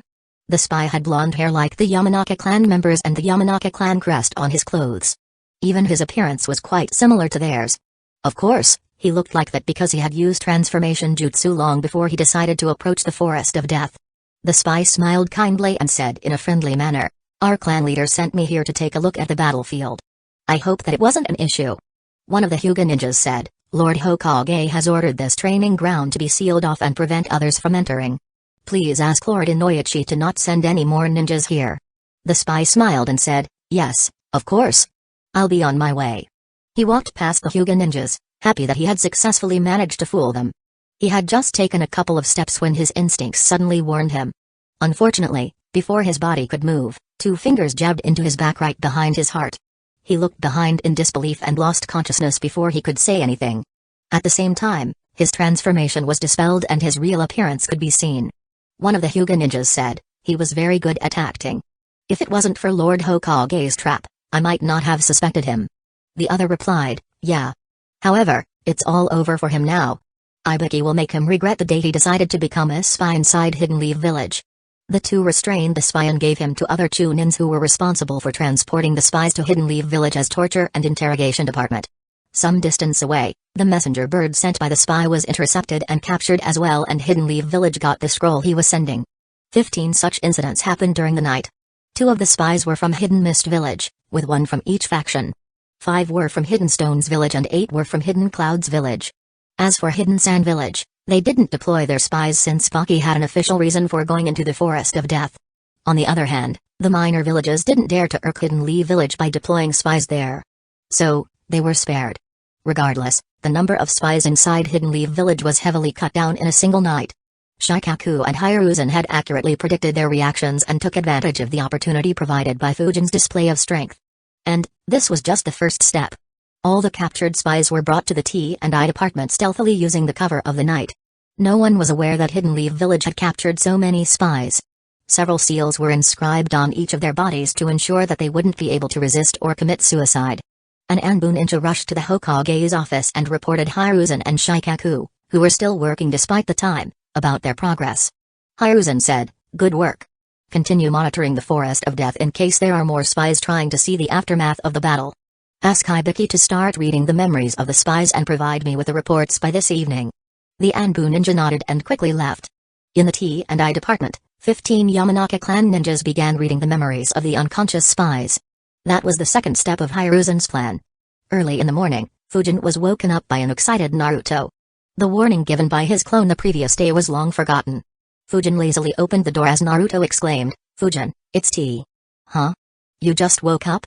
Ignoring his question, Fujin yawned and asked, "Are you still wearing the training seal I gave you?" Naruto nodded and said, "Yes, I have increased it to the max level." Fujin said, "Good. Take it off and equip this one." Naruto followed Fujin's instructions and replaced his old seal while asking, "What's the difference between this and the old seal?" Fujin made a hand seal while saying, "Your previous seal had a max pressure of 50 kilograms. This one has a max pressure of 500 kilograms. 10 times higher? Ugh." Naruto immediately crouched down and placed his hands on the ground while thinking, "This is nuts." Fujin continued, "I have increased the pressure of the seal to half its maximum capacity.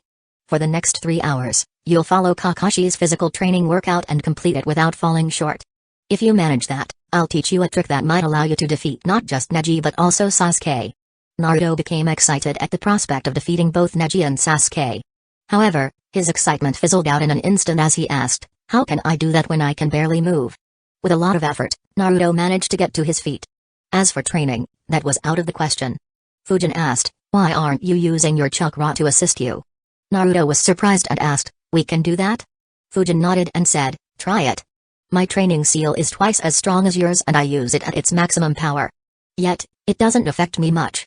Circulate your chakra through your entire body and use it to help yourself move just like you do it while climbing a tree or walking on water." Naruto followed Fujin's instructions. He failed a couple of times before finally succeeding. He began moving normally and said, "This is incredible. I have never tried anything like this." Fujin chuckled and said, "In the future, try to incorporate this into your training. It'll improve your taijutsu as well as chakra control considerably. Anyway, run along now. Complete your training as I said. Don't slack off, I'll know. I'll see you later." Naruto followed Fujin's instructions and went into the training ground opposite their compound. Fujin watched him go and yawn while thinking, it's a good thing that he isn't very bright. I can get another 2.5 hours of sleep. Fujin had been reading Kabuto's memories until late at night. He only wrapped everything up by 1:30 a.m. and Naruto showed up at 5 a.m. While he could function properly even with that little sleep, he didn't have a reason for doing so. He turned around and went to bed. Just like Fujin, another person was woken up at 5 a.m. Unlike Fujin, he couldn't go back to sleep.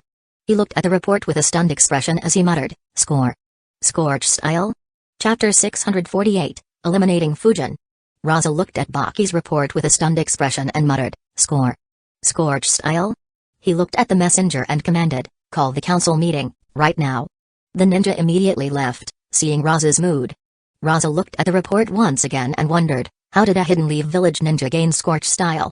Did Bakura have a child with a man from Hidden Leaf Village? He thought for a bit before concluding, no, even though she was foolish, she was very loyal to the village. Not to mention, she was always occupied by the Third Great Ninja War during that time. Could it be that Suzuki Fujin's bloodline had someone with Scorch style? Or did he fuse fire and wind elements to create Scorch style? Both possibilities are rather troublesome to deal with. Hopefully, Gaara, Temari and Kankuro were just mistaken. I'll need to confirm this with Orochimaru as well. If he indeed has it, then that boy must die. I won't allow any other village to have Scorch style. Even if he doesn't, I'll still eliminate him. He has become too big of a threat to be left alive. After the preliminaries, Baki talked with the Raza's children and learned the details of the battle. He was horrified when he heard about the Scorch dragon that had appeared, followed by the wind dragon which left a massive scar in the Forest of Death. He didn't dare to tarry and sent a message to Raza as soon as he could. Within a few minutes, the entire Hidden Sand Village Council assembled in their council room. Raza placed the scroll received from Baki on the table and said, I just received an update from Baki. My children saw Scorch style being used during the fight between Orochimaru and Fujin, presumably by Fujin. And Fujin forced Orochimaru to retreat once again. This time, it happened inside the village and Baki believes that it is true. Shock appeared on everyone's faces. Goza muttered in disbelief, this. Fujin forced Orochimaru to retreat twice? Rusa added, forget about that. How did Hidden Leaf Village get our Scorch style? Joseki said, this is unbelievable. What do we do about our plan? Do we still go forward with it? Even the experienced ninjas couldn't help but lose control of their emotions and the council became chaotic as everyone began discussing Hidden Sand Village's next move. Raza's expression became ugly as he said loudly, silence. Why are you panicking so much? The council immediately quietened down and everyone looked at Raza. He said, even though Baki sent a report, he hasn't witnessed either of the clashes. Even Gaara and the other two were several kilometers away from where their first clash had happened. So, they are unaware of the specifics as well. We will only learn the truth once I meet with Orochimaru and confront him. Seeing the financial situation of the village, we will have to move forward with our plan unless there is no choice. If we don't, then the daimyo will continue clamping down on us. Besides, irrespective of whether we attack Hidden Leaf Village or not, Suzuki Fujin has to die. Everyone in the council nodded solemnly. Until a few days ago, they hadn't taken Fujin that seriously. Most still didn't believe that the ruckus in their eastern territories was caused by him. It was only when Hiruzen spread the news about Orochimaru's defeat that they considered him more seriously. However, they were still skeptical of the news. Only now did they understand how big of a threat he actually was. No one disagreed with Raza's words. However, Goza couldn't help but say, I agree, but how can we kill him? Even someone like Orochimaru couldn't kill him. We should have tried to do so when the Sushi Kage warned us about him. I'm afraid that it is too late by now. Tajiro immediately said, even though he is strong, there are still various ways of killing him. The basic way is to lure him out by creating troubles that would force Hidden Leaf Village to deploy him. We can set a trap and kill him by ambushing him with great numbers.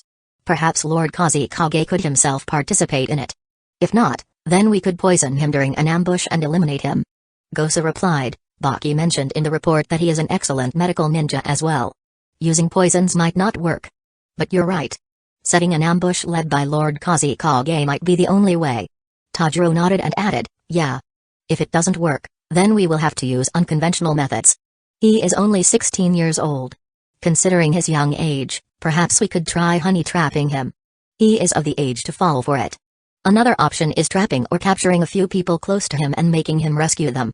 Or we could set up a situation that appeals to his morals and take advantage of it to sneak attack him when his guard is lowered. After all, compared to us, Hidden Leaf Village ninjas are known to be very soft. Even if he maintains guard, he'll give us a few opportunities. Most in the council agreed with Tajiro's recommendations. Even Raza felt that those tactics could provide them with an opening. However, Rusa thought for a bit and said, it might not be that easy. Don't forget the reputation of the spectral swordsman.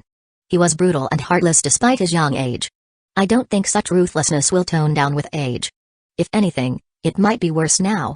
We can't put him on the same standard as others from Hidden Leaf Village. If we have to, then it might be more appropriate to consider him similar to someone like Denzo, especially considering the shit he pulled off in the eastern part of our country. The council became quiet once again. Tajira frowned and asked, what about the ones close to him? Do we have any reports related to that? Everyone paid attention as Rusa answered, after getting that message from Sushi Kage, I asked some of our spies to keep an eye on him. However, helplessness appeared on his face as he continued, spying on his house is very difficult. It is located on the outskirts of Hidden Leaf Village with no one around. As a result, our spies couldn't tarry around his house. At most, they could walk by. And they couldn't do that frequently either. Hence, we barely have any personal information on him. Around a year ago, they began construction around his house and turned it into a compound. The spies believe that the compound could house around a couple hundred people. We don't know who exactly moved in because the spies didn't dare to go around there due to the presence of Anbu ninjas in his compound. Everyone in the council frowned. Even though Rusa gave some intel, it was useless with regard to how to deal with Fujin. Sajo asked, what of his squads? Rusa answered, that isn't very helpful either. From our intel, he was part of 3 squads.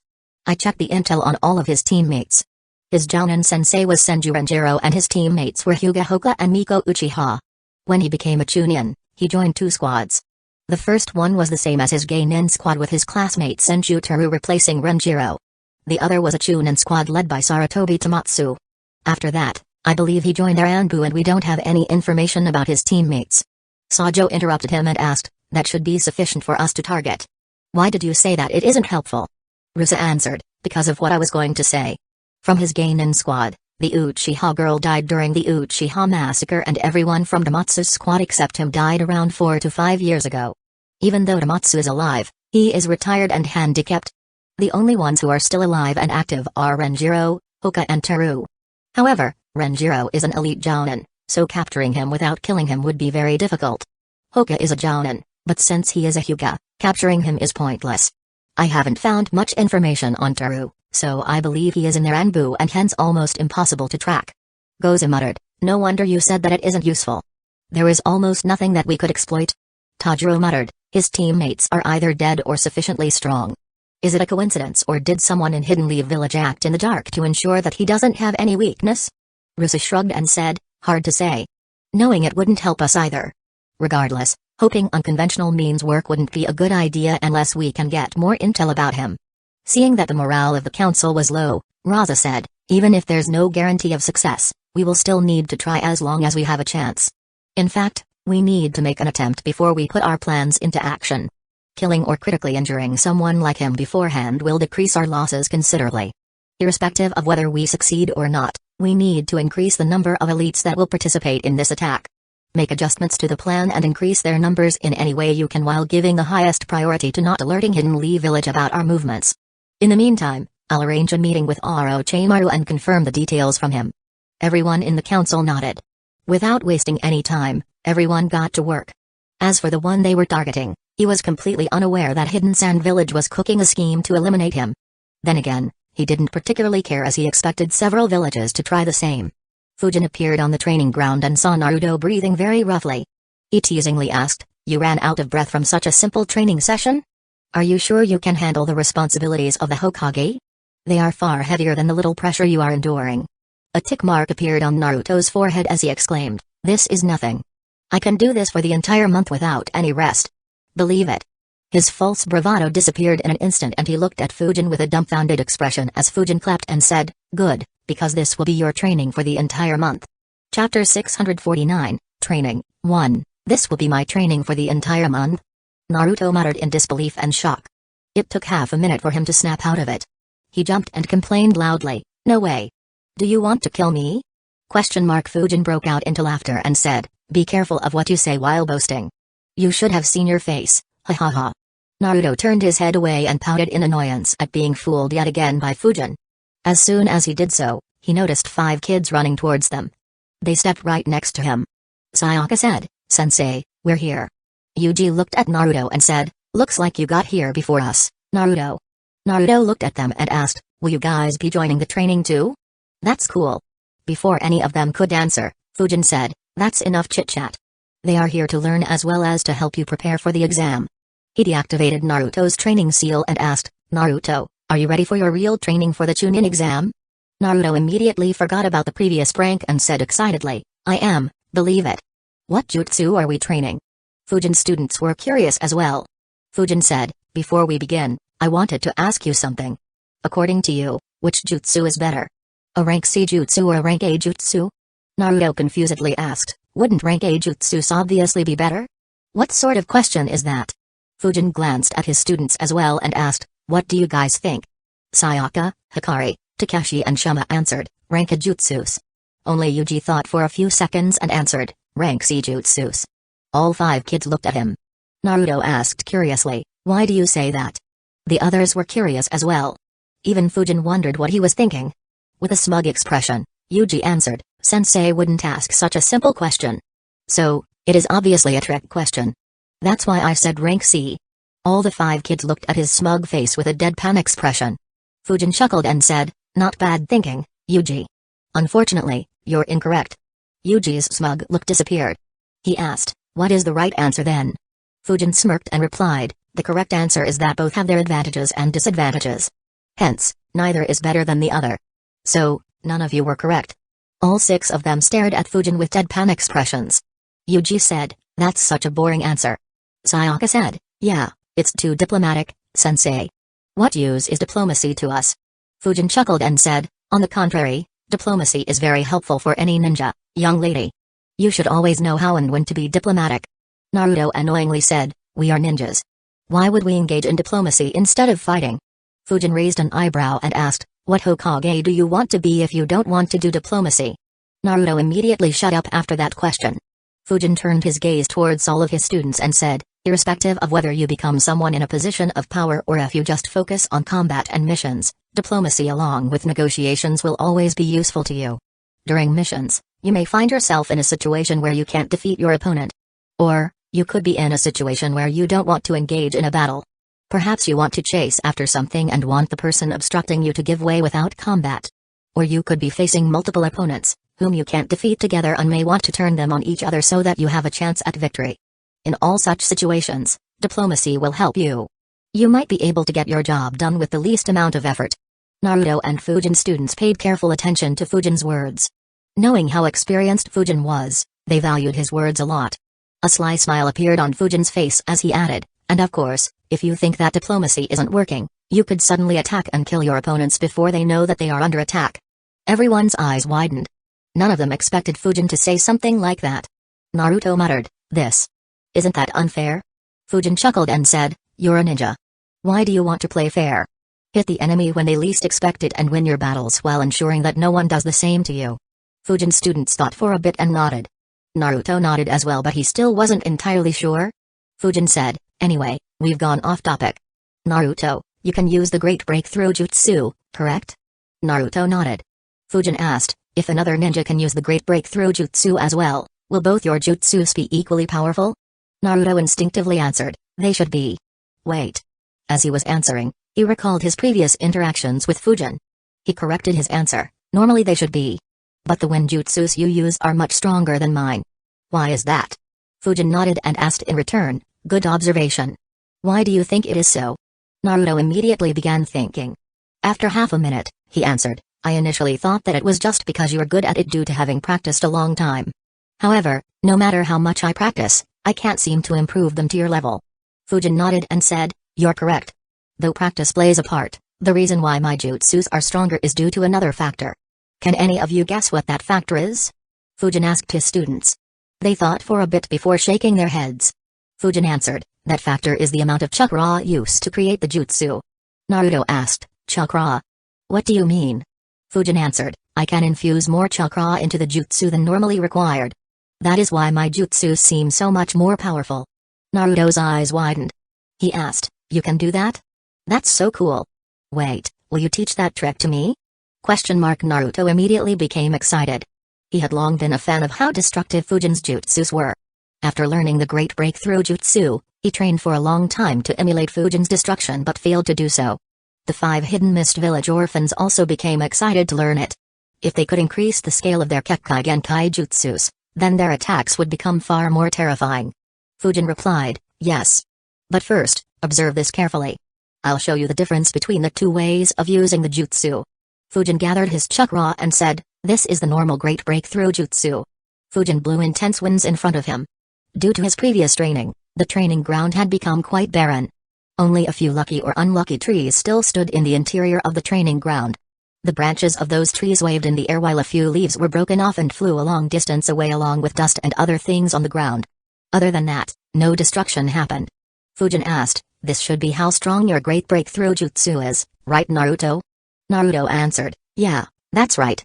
Fujin said, this jutsu consumed a minuscule amount of my chakra. Now, I'll display a Great Breakthrough Jutsu that is created with 5% of my chakra. Fujin took a deep breath once again while concentrating 5% of his chakra into the jutsu. A second later, he exhaled intense and sharp winds. The winds immediately tossed a layer of soil into the air and flew away at a very rapid speed. The few remaining trees in the way finally joined their fellow martyrs. Despite standing behind Fujin, all 6 of them felt the winds and covered themselves. Hikari muttered, that's incredible. Takeshi said, yeah, if it was directed at us, we'd be dead. Sayaka agreed and said, yeah, I don't think my defenses would hold. Meanwhile, Naruto exclaimed, that's only 5% of his chakra. This is nuts. Fujin ignored the commotion in front of him and said, the jutsu of infusing more chakra into a jutsu is called supercharging a jutsu. Of course, not all supercharged jutsus are the same. Their effect will vary depending on how much chakra you infuse into the jutsu. There is another thing you need to consider. Even though the destruction and power are very high, it does have 2 drawbacks. The obvious one is that your chakra will run out faster if you use it repeatedly. During a battle, you'll only be able to use this a few times. So only use it when you know it can give you the best results. Which is the second drawback? Chapter 650, Training, 2. What is the second drawback? Fujin's students and Naruto thought for a bit. While they did so, the commotion created by Fujin's jutsu finally settled down. Sayaka glanced at it and her eyes widened. She said, I understand. The scale and the power of the jutsu is a drawback in itself. We can target a normal jutsu at our enemies, but a supercharged jutsu might hit our allies or any other bystanders. There will be a lot of collateral damage. Fujin replied, that's right. Due to the increased power, the supercharged jutsus will hit everything in its path. If your teammates or allies are nearby or your enemies have hostages who you want to rescue, then you'll have to be very careful while using this jutsu. Everyone nodded. They imagined themselves getting hit by Fujin's supercharged Great Breakthrough Jutsu and shivered. None of them wanted to be in the way of such an attack or see their friends get hit by it. Fujin continued, of course, you'll be able to control even supercharged jutsus perfectly with training. However, that takes several years to master and your chakra control will have to be far better than your current levels. So, remember these drawbacks for now. Anyway, we've talked plenty. It's time to learn it. Who all want to master this jutsu? As Fujin was speaking, his eyes widened momentarily before going back to their normal size. None of the kids noticed it and they shouted that they wanted to learn it. Fujin thought, I was sensed. Someone sensed me. However, it wasn't a chakra field nor was it that pervert ball. Fujin's gaze fell on Naruto as he realized, I guess Jiraiya is finally in the village to look for Naruto. That was probably a senjutsu-based sensing jutsu.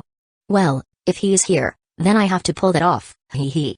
Fujin barely took a second to analyze who sensed him. He chuckled at the reactions of the 6 kids in front of him and said, due to the nature of this jutsu, all of you can't train at the same place. This training ground is a bit too small for all 6 of you to practice at the same time. The 6 of them immediately looked at the training ground. Yuji muttered, more than small, it is too sad. Hikari agreed with him, yeah. Other than trees on the outskirts of the training ground, it is almost completely barren. Naruto looked around and said, the training ground has become like this once again. Doesn't Grandpa Hokage say anything? Also, how do the trees recover every time? Fujin chuckled and said, on the contrary, he promotes using training grounds to their full extent so that we can train and become stronger. Besides, such things are very common when you train. If he begins nitpicking, then no one would use training grounds and the strength of our ninjas will decrease. A bewildered expression appeared on Naruto's face as he wondered, is it really so common? Our training ground never once suffered so much even though we trained for so long. Fujin replied, anyway, no need to bother with this. I'll ask him to transplant trees here once again. He won't mind. Naruto and the rest nodded. They had frequently experienced the phenomenon of the training ground transforming from a barren wasteland to a lush green place filled with dense trees. Of course, they didn't know that a certain someone would be completely spent due to having to undertake such an arduous task. Fujin created 5 shadow clones and left them with his students to oversee their training in the training ground. Meanwhile, Fujin took Naruto to the riverbank to train in the open space present there. Fujin thought, in the original story, he was perving around the hot springs. However, it's safe to say that it wasn't a coincidence. He must have sensed Naruto in the same way but Abusa couldn't detect it for obvious reasons. Oh well, I wonder if he'll approach me openly or whether he'll still perv around. Fujin's thought process was broken by Naruto, who asked, how do I supercharge my jutsu? Fujin looked at him and said, well, before I teach you that, I'll teach you a new jutsu. It's a rank B jutsu called Infinite Breakthrough Jutsu. It's the more advanced version of Great Breakthrough Jutsu and the jutsu I use most frequently. In the future, use this one instead. Naruto became puzzled and asked, didn't you just say that the rank of the jutsu doesn't matter? Why are you teaching me a higher rank jutsus then? Fujin raised an eyebrow and asked, when did I say that? I just said that both have their advantages and disadvantages. A higher rank jutsu is generally more refined and doesn't have the shortcomings that lower rank jutsu does. In return, they consume a higher amount of chakra. For instance, the winds generated by the Infinite Breakthrough Jutsu are a lot sharper and more intense as compared to the Great Breakthrough Jutsu. When you are facing too many enemies or an enemy who is quick on his feet, this jutsu will be much better. There is another thing you need to remember. Naruto paid attention as Fujin asked, did you notice that you're able to last much longer than others during training or fighting? Naruto immediately nodded and said, yes, I can train much longer than Sakura and even Sasuke. Fujin said, that's because your chakra reserves are huge. Despite your young age, your chakra reserves are one of the highest in the village. That's the reason why I decided to teach you this jutsu. Unlike others, you can infuse a high amount of chakra into the jutsu and increase its power beyond what should normally be possible. In addition, you won't run out of chakra as easily as others would. Naruto's eyes widened. He exclaimed, no way. How much chakra reserves do I have? How much higher is it than Sasuke's? Fujin smiled and answered, forget Sasuke, your chakra reserves are slightly larger than even mine. There aren't many ninjas with larger chakra reserves than mine in the village. And, you're only 12. By the time you become 16, your chakra reserves will surpass everyone else in the village by a substantial level. Naruto immediately exclaimed in shock and happiness, holy crap. I'm awesome. Fujin chuckled and said, yeah. Even though your talent in other aspects is quite bad, you beat others in terms of chakra by a large margin. Naruto's happiness decreased slightly as he dejectedly asked, did you have to put it in such a way? Fujin chuckled and replied, well, I have to ensure that you stay grounded. Besides, having a large amount of chakra isn't that useful if you don't know how to take advantage of it. So practice earnestly. The jutsu of supercharging jutsus will allow you to stand apart from your peers. Pay attention, I'll show you the hand seals of Infinite Breakthrough Jutsu. It's quite similar to the Great Breakthrough Jutsu. So, you have to master it by the end of the day. Tomorrow, we will practice supercharging. Naruto nodded and observed Fujin carefully. Fujin explained to him the workings of the jutsu, displayed the hand seals and showed how to perform them. Naruto immediately began practicing it. While Naruto began training, Jiraiya reached Fujin's compound while thinking, so this is the house of the boy sensei told me so much about. Why does he live on the outskirts? There is nothing interesting here. A frown appeared on Jiraiya's face as he muttered, something feels weird. He concentrated chakra in his eyes as he focused on Fujin's house. His eyes widened and his jaw dropped. The book he was holding fell to the ground as his hands forgot to hold onto it. He shouted, which lunatic did this? The light coming from the seals was so intense that Jiraiya could see nothing but the seals. Forget Fujin's house, even the compound walls weren't visible. Jiraiya's throat became dry as he muttered in disbelief, this. How many seals are here? Thousands? Tens of thousands? Or hundreds of thousands? And, Naruto lives here? Jiraiya gathered his thoughts and wondered, did Sensei order this or was it that boy? So many seals. Did they want to hold the 9 tails here in case he ever broke out of Naruto? Or does Sensei want to imprison all 9-tailed beasts here? No matter how Jiraiya tried to analyze, he couldn't make any sense of the sight in front of him. He thought, I'll have to discuss it with sensei. Even though there weren't any passers-by near Fujin's compounds, Jiraiya's outburst attracted the attention of a few Anbu ninjas who flickered on the walls to see who it was. On realizing that it was Jiraiya, they respectfully greeted him before continuing their duties. Seeing that one of their senins returned to the village, their morale increased. Jiraiya thought to himself, I need to meet with Naruto. He turned his head away from Fujin's compounds and looked towards the training ground on the opposite side of his house. He was about to take a step when his feet suddenly froze. He muttered, why does the training ground feel odd as well? His eyes glowed once again as he observed the training ground. The book that he had just picked fell down again as disbelief appeared on his face yet again. Chapter 651, Mysteries. Jiraiya once again picked up his book without taking his eyes off the training ground. He wondered, what has been happening in the village? I can understand someone protecting a compound, but why do the training grounds also have thousands of seals? If I hadn't used nature chakra to detect, I might not even have detected Naruto inside this dense network of seals. Let me see what he is doing inside.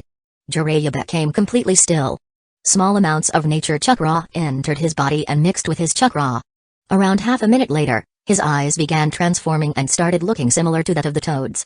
However, since the amount of nature chakra he absorbed was so low, he didn't gain other features of the toads. Of course, this low amount of nature chakra wasn't sufficient for Jiraiya to enter sage mode. It wasn't very useful in combat either. Instead, it served just one purpose, that is, to sense. While sensing using nature chakra took a longer time and restricted his mobility temporarily, it had several advantages. For starters, other sensors wouldn't detect anyone sensing them. This made it perfect for undercover missions, which Jiraiya frequently undertook, be it for the village or himself. More importantly, traditional seals couldn't block nature chakra-based sensing jutsus. Had Jiraiya used other means to sense Naruto, he would have never been able to sense him within that training ground as it blocked everything other than Fujin's space-time sensing jutsu and senjutsu-based jutsus since Fujin didn't have the seals to negate them. Jiraiya was surprised that Naruto was no longer in the training ground. Instead, he sensed him some distance away near the river. He thought, so, Naruto is training there now. He seems to be training some kind of wind jutsu. The one next to him must be Suzuki Fujin. Jiraiya's eyes returned to normal as he thought, I'll go there instead. That place is far better than either of these two. Jiraiya began walking towards it while thinking, still, I didn't expect to see such sights on returning to the village. People celebrating openly about a 16-year-old ninja defeating Orochimaru twice. A house hidden behind thousands of seals without anything suspicious inside it. And 5 kids practicing Kekkai Genkai that shouldn't be in Hidden Leaf Village. Life is full of mysteries. Perhaps I should use some of it for my next story. A young princess is imprisoned by her father in such a house, while her prince goes through hell to reunite with her. Yeah, that book should be a total hit. Jiraiya immediately noted down his ideas for his next book while planning a few more research trips. A couple of minutes after Jiraiya left, an Anbu guard entered the compound. He wanted to meet Fujin but discovered that Fujin wasn't there. So he quickly passed a message to Monkey before leaving. Monkey went to the training ground to inform Fujin about the message. At the river bank, Fujin was watching Naruto train when he received memories of his shadow clone. He thought, Hiruzen wants to see me? Is this in regards to what he said yesterday? Fujin created a shadow clone to watch over Naruto's training and flickered towards the Hokage building. Elsewhere, confusion could be seen on Orochimaru's face. If any of his subordinates were next to him, they would have been surprised to see such an expression on the face of their master. Orochimaru muttered, where is Kabuto? Why haven't I heard from him yet? Orochimaru expected Kabuto to find him soon after. After all, Kabuto's cover had been blown. He didn't have any reason to stay inside Hidden Leaf Village. Knowing that they had to prepare an assault against Hidden Leaf Village, Kabuto should have been by Orochimaru's side, assisting him with everything. Yet, not only had he not returned to his side, he hadn't even sent a message to Orochimaru. The first question Orochimaru had was whether Kabuto was captured by Hidden Leaf Village. However, he quickly analyzed, no, that shouldn't be the case. I only left after I couldn't track him anymore. Fujin and Kakashi shouldn't have been able to track him either. And Sensei was still in the tower. Besides, even if they tracked him, they wouldn't be able to capture him silently. The battle would have attracted the attention of everyone in Hidden Leaf Village. So, they wouldn't be able to keep it silent and I would have received reports by now. Unless Kabuto has betrayed me.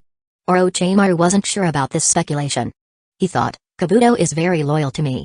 In spite of how he acts, I'm sure he would have willingly given his body to me and would have felt honored had I asked. However, he does have a history of switching sides. But, what could Hidden Leaf Village have offered to him to make him betray me? Orochimaru thought for a long while but couldn't come up with any reasonable guess. He thought, no, that shouldn't be the case. I have a feeling that something else is happening. Something very fishy. But what could it be? For an unexplainable reason, Fujin's face appeared in Orochimaru's mind. But he didn't have anything that could lead him to believe that Fujin was involved. After all, from Orochimaru's perspective, even though Fujin was strong, he was just an ordinary Hidden Leaf Village ninja who was influenced by Hiruzen like the rest. Unaware of Orochimaru's thoughts, Fujin reached Hiruzen's office. To his surprise, 2 Gainens and 1 Jounin from Hidden Grass Village were present in his office. He identified them quite easily and looked at Hiruzen, wondering why he had been called. Hiruzen noticed his gaze and said, Fujin, this is Kusagakure. He is the Jounin sensei of this Hidden Grass Village squad. He wanted to inquire about something with you. Fujin turned his gaze towards Hani and thought, is he here for Karen? Considering her ability, it isn't strange for Hidden Grass Village to be concerned. Though if they were that concerned, why did they even send her here with such weak teammates? Fujin's gaze made Hani tense. Had it been anyone else, he could have tried to be more aggressive to get more information. However, in front of the spectral swordsman who recently defeated Orochimaru, he didn't dare to show any aggression.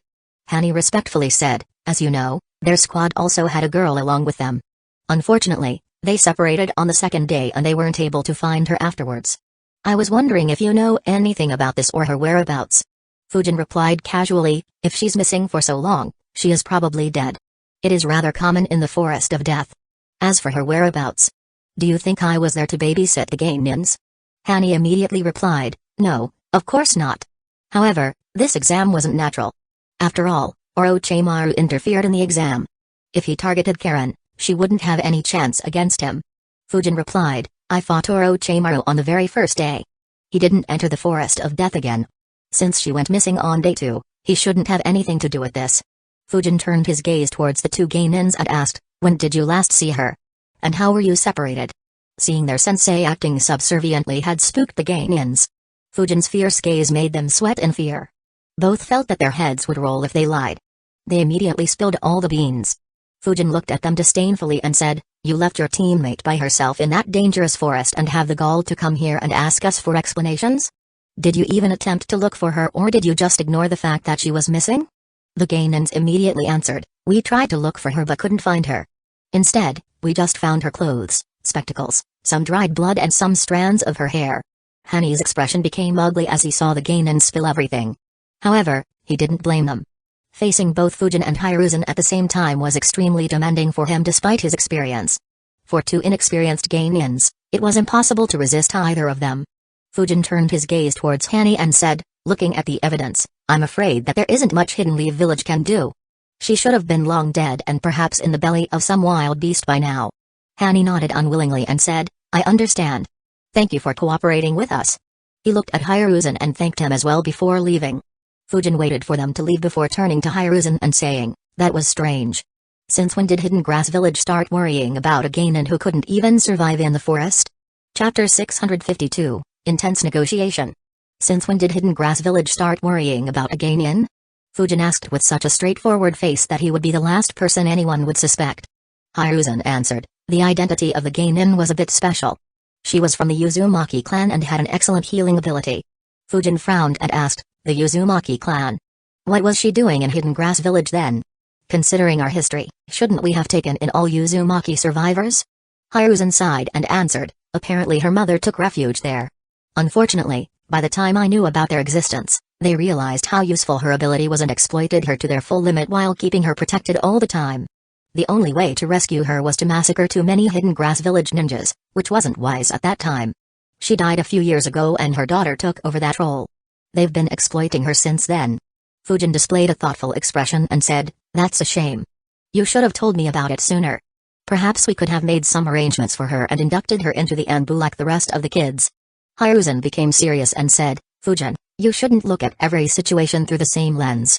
Kidnapping any participating Gainen in the Chunin exam is something that should never be done, irrespective of who it is. Even if we hide that Gainen in the Anbu, the secret will be out sooner or later.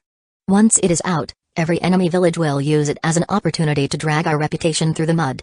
Our allies will become fearful of our intentions and will stop sending their talented Gainans to the Chunin exams. And, when our Gainans go to other villages to participate, they will make a move on our talented Gainans. As a result, the Chunin exam will lose its meaning while our alliances will become extremely fickle and untrustworthy. It would be a huge blow for the village when the next Great War breaks out. If you want to kidnap and induct anyone from outside Hidden Leaf Village, then you need to do it when they are outside Hidden Leaf Village, no, outside the Land of Fire. That way, even if anyone points their fingers at us, we can make up any story to make it seem like we are the good guys. For instance, had I known about these two Uzumakis before Hidden Grass Village recognized their importance, I would have sent Anbu to kidnap both of them. We would have brought them to Hidden Leaf Village and kept them hidden.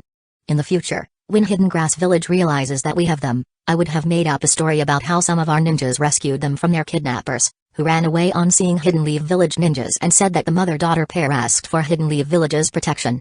That way, even though they know that the story is made up, they can't do anything about it and could only take that loss. Fujin listened carefully and analyzed. That's true. I hadn't considered the geopolitical impacts of such a move. Though to be fair, I didn't analyze it much and was just saying it just because it was a natural move and because there is nothing Hiruzen can do about Karen now. Fujin nodded and said, I hadn't considered those factors. Thank you for letting me know. Hiruzen smiled and said, you should, in the future. Be it as the leader of a hidden village or as a simple negotiator, you should always consider all aspects so that you don't end up hurting the village in the long term. Anyway, leave this matter. It's too late to discuss in any case. I had another reason for calling you here. Hiruzen got off his chair and said, follow me. Hiruzen flickered from the office and Fujin quickly followed him. The Anbu guards chased after them as well but struggled to keep up. In a minute, Fujin and Hiruzen were standing in front of the same house they stood nearly 6 years ago. Fujin said, he is early here this time. Loud sounds of metals clashing could be heard as Hiruzen nodded and said, yeah, I requested him to come as soon as he could. It's not very often that I do that, so he won't decline my request. Fujin nodded. The two walked towards the house. Hiruzen's heart bled knowing how much the visit to that house would cost him, but he steeled himself thinking, even though it'll cost the village a lot, Fujin did defeat Orochimaru. He forced him to retreat twice. Giving him this reward isn't unjustified. Not to mention, it wouldn't look good for Hidden Leaf Village if our most talented youngster doesn't have a good weapon. Fortunately for Fujin, Hiruzen was unaware of the fact that Fujin had the Blade of the Thunder Spirit as well as the Kiba blades with him. Otherwise, he wouldn't have been willing to spend so much despite Fujin's amazing feat. As he knocked on the door, Hiruzen thought, oh well, this is just temporary.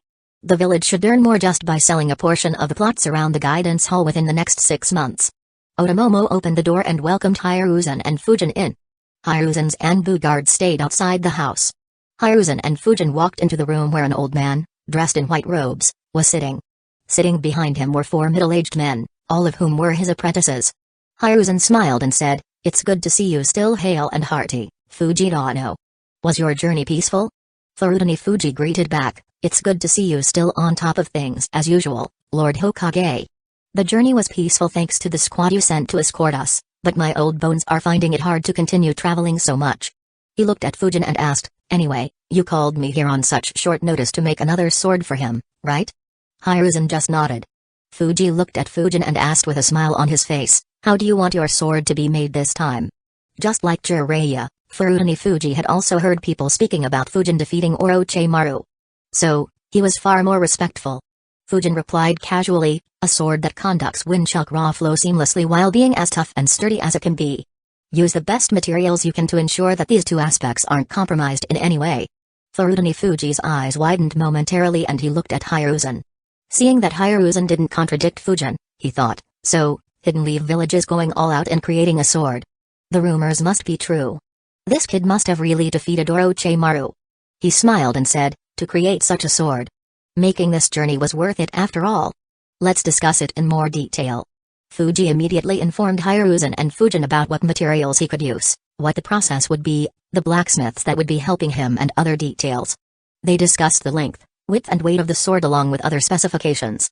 After everything had been discussed, they finally began talking about the most important aspect, at least from Hiruzen's perspective. Furudani Fuji analyzed everything and said, Lord Hokage, considering everything, the cost of the sword will be approximately 370 million ryo. Hiruzen had already expected it considering the materials that were being used for creating the sword and the number of reputed blacksmiths who'd be working on it. However, that was no reason to agree with the price.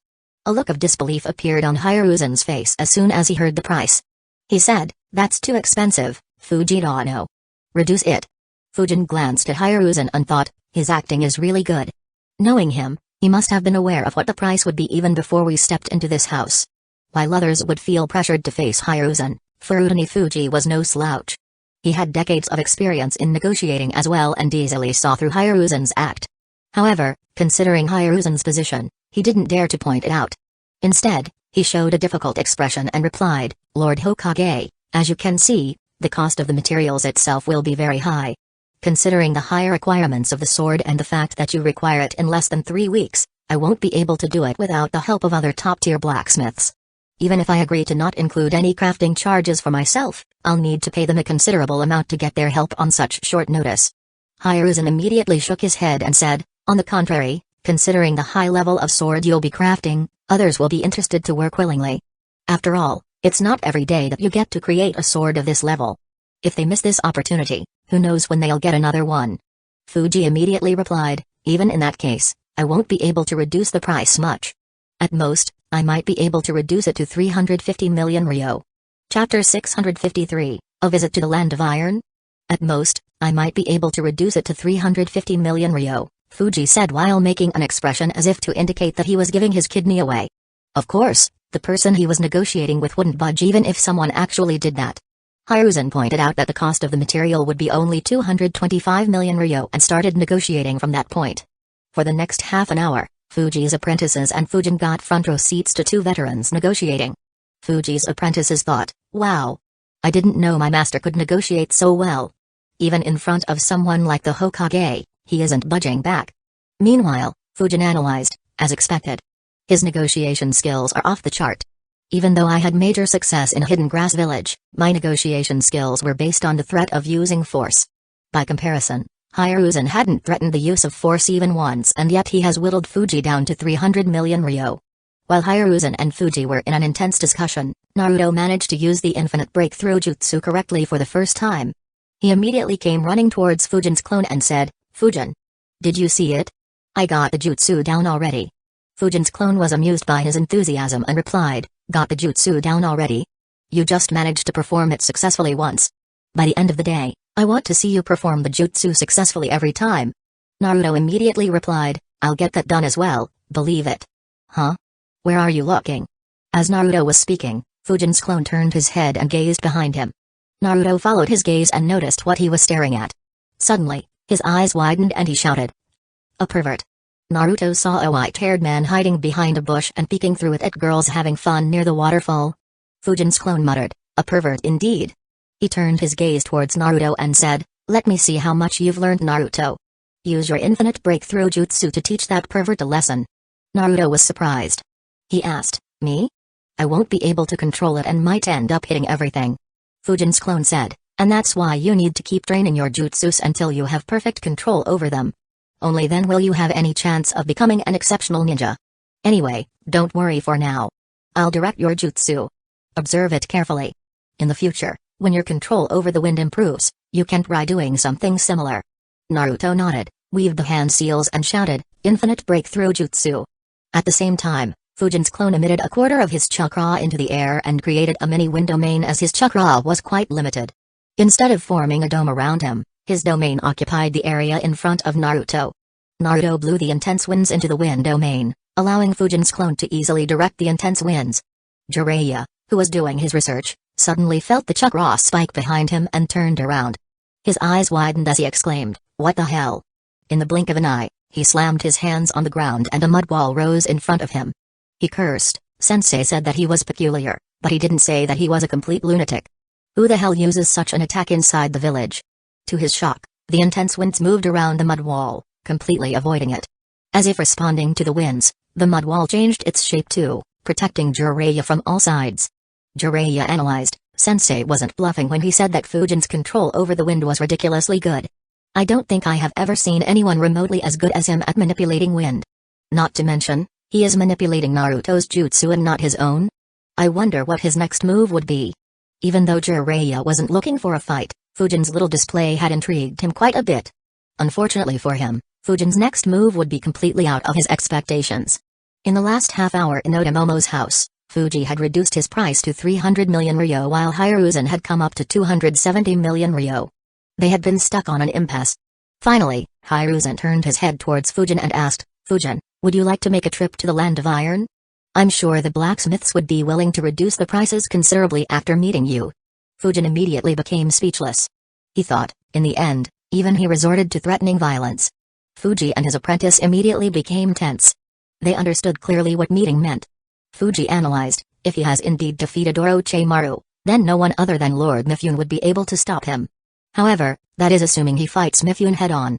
The entire Land of Iron will be restless if he visits there. Even though it is unlikely that the Hokage would carry this threat, I need to tread carefully. To his relief, Fujin replied, "Visit the Land of Iron?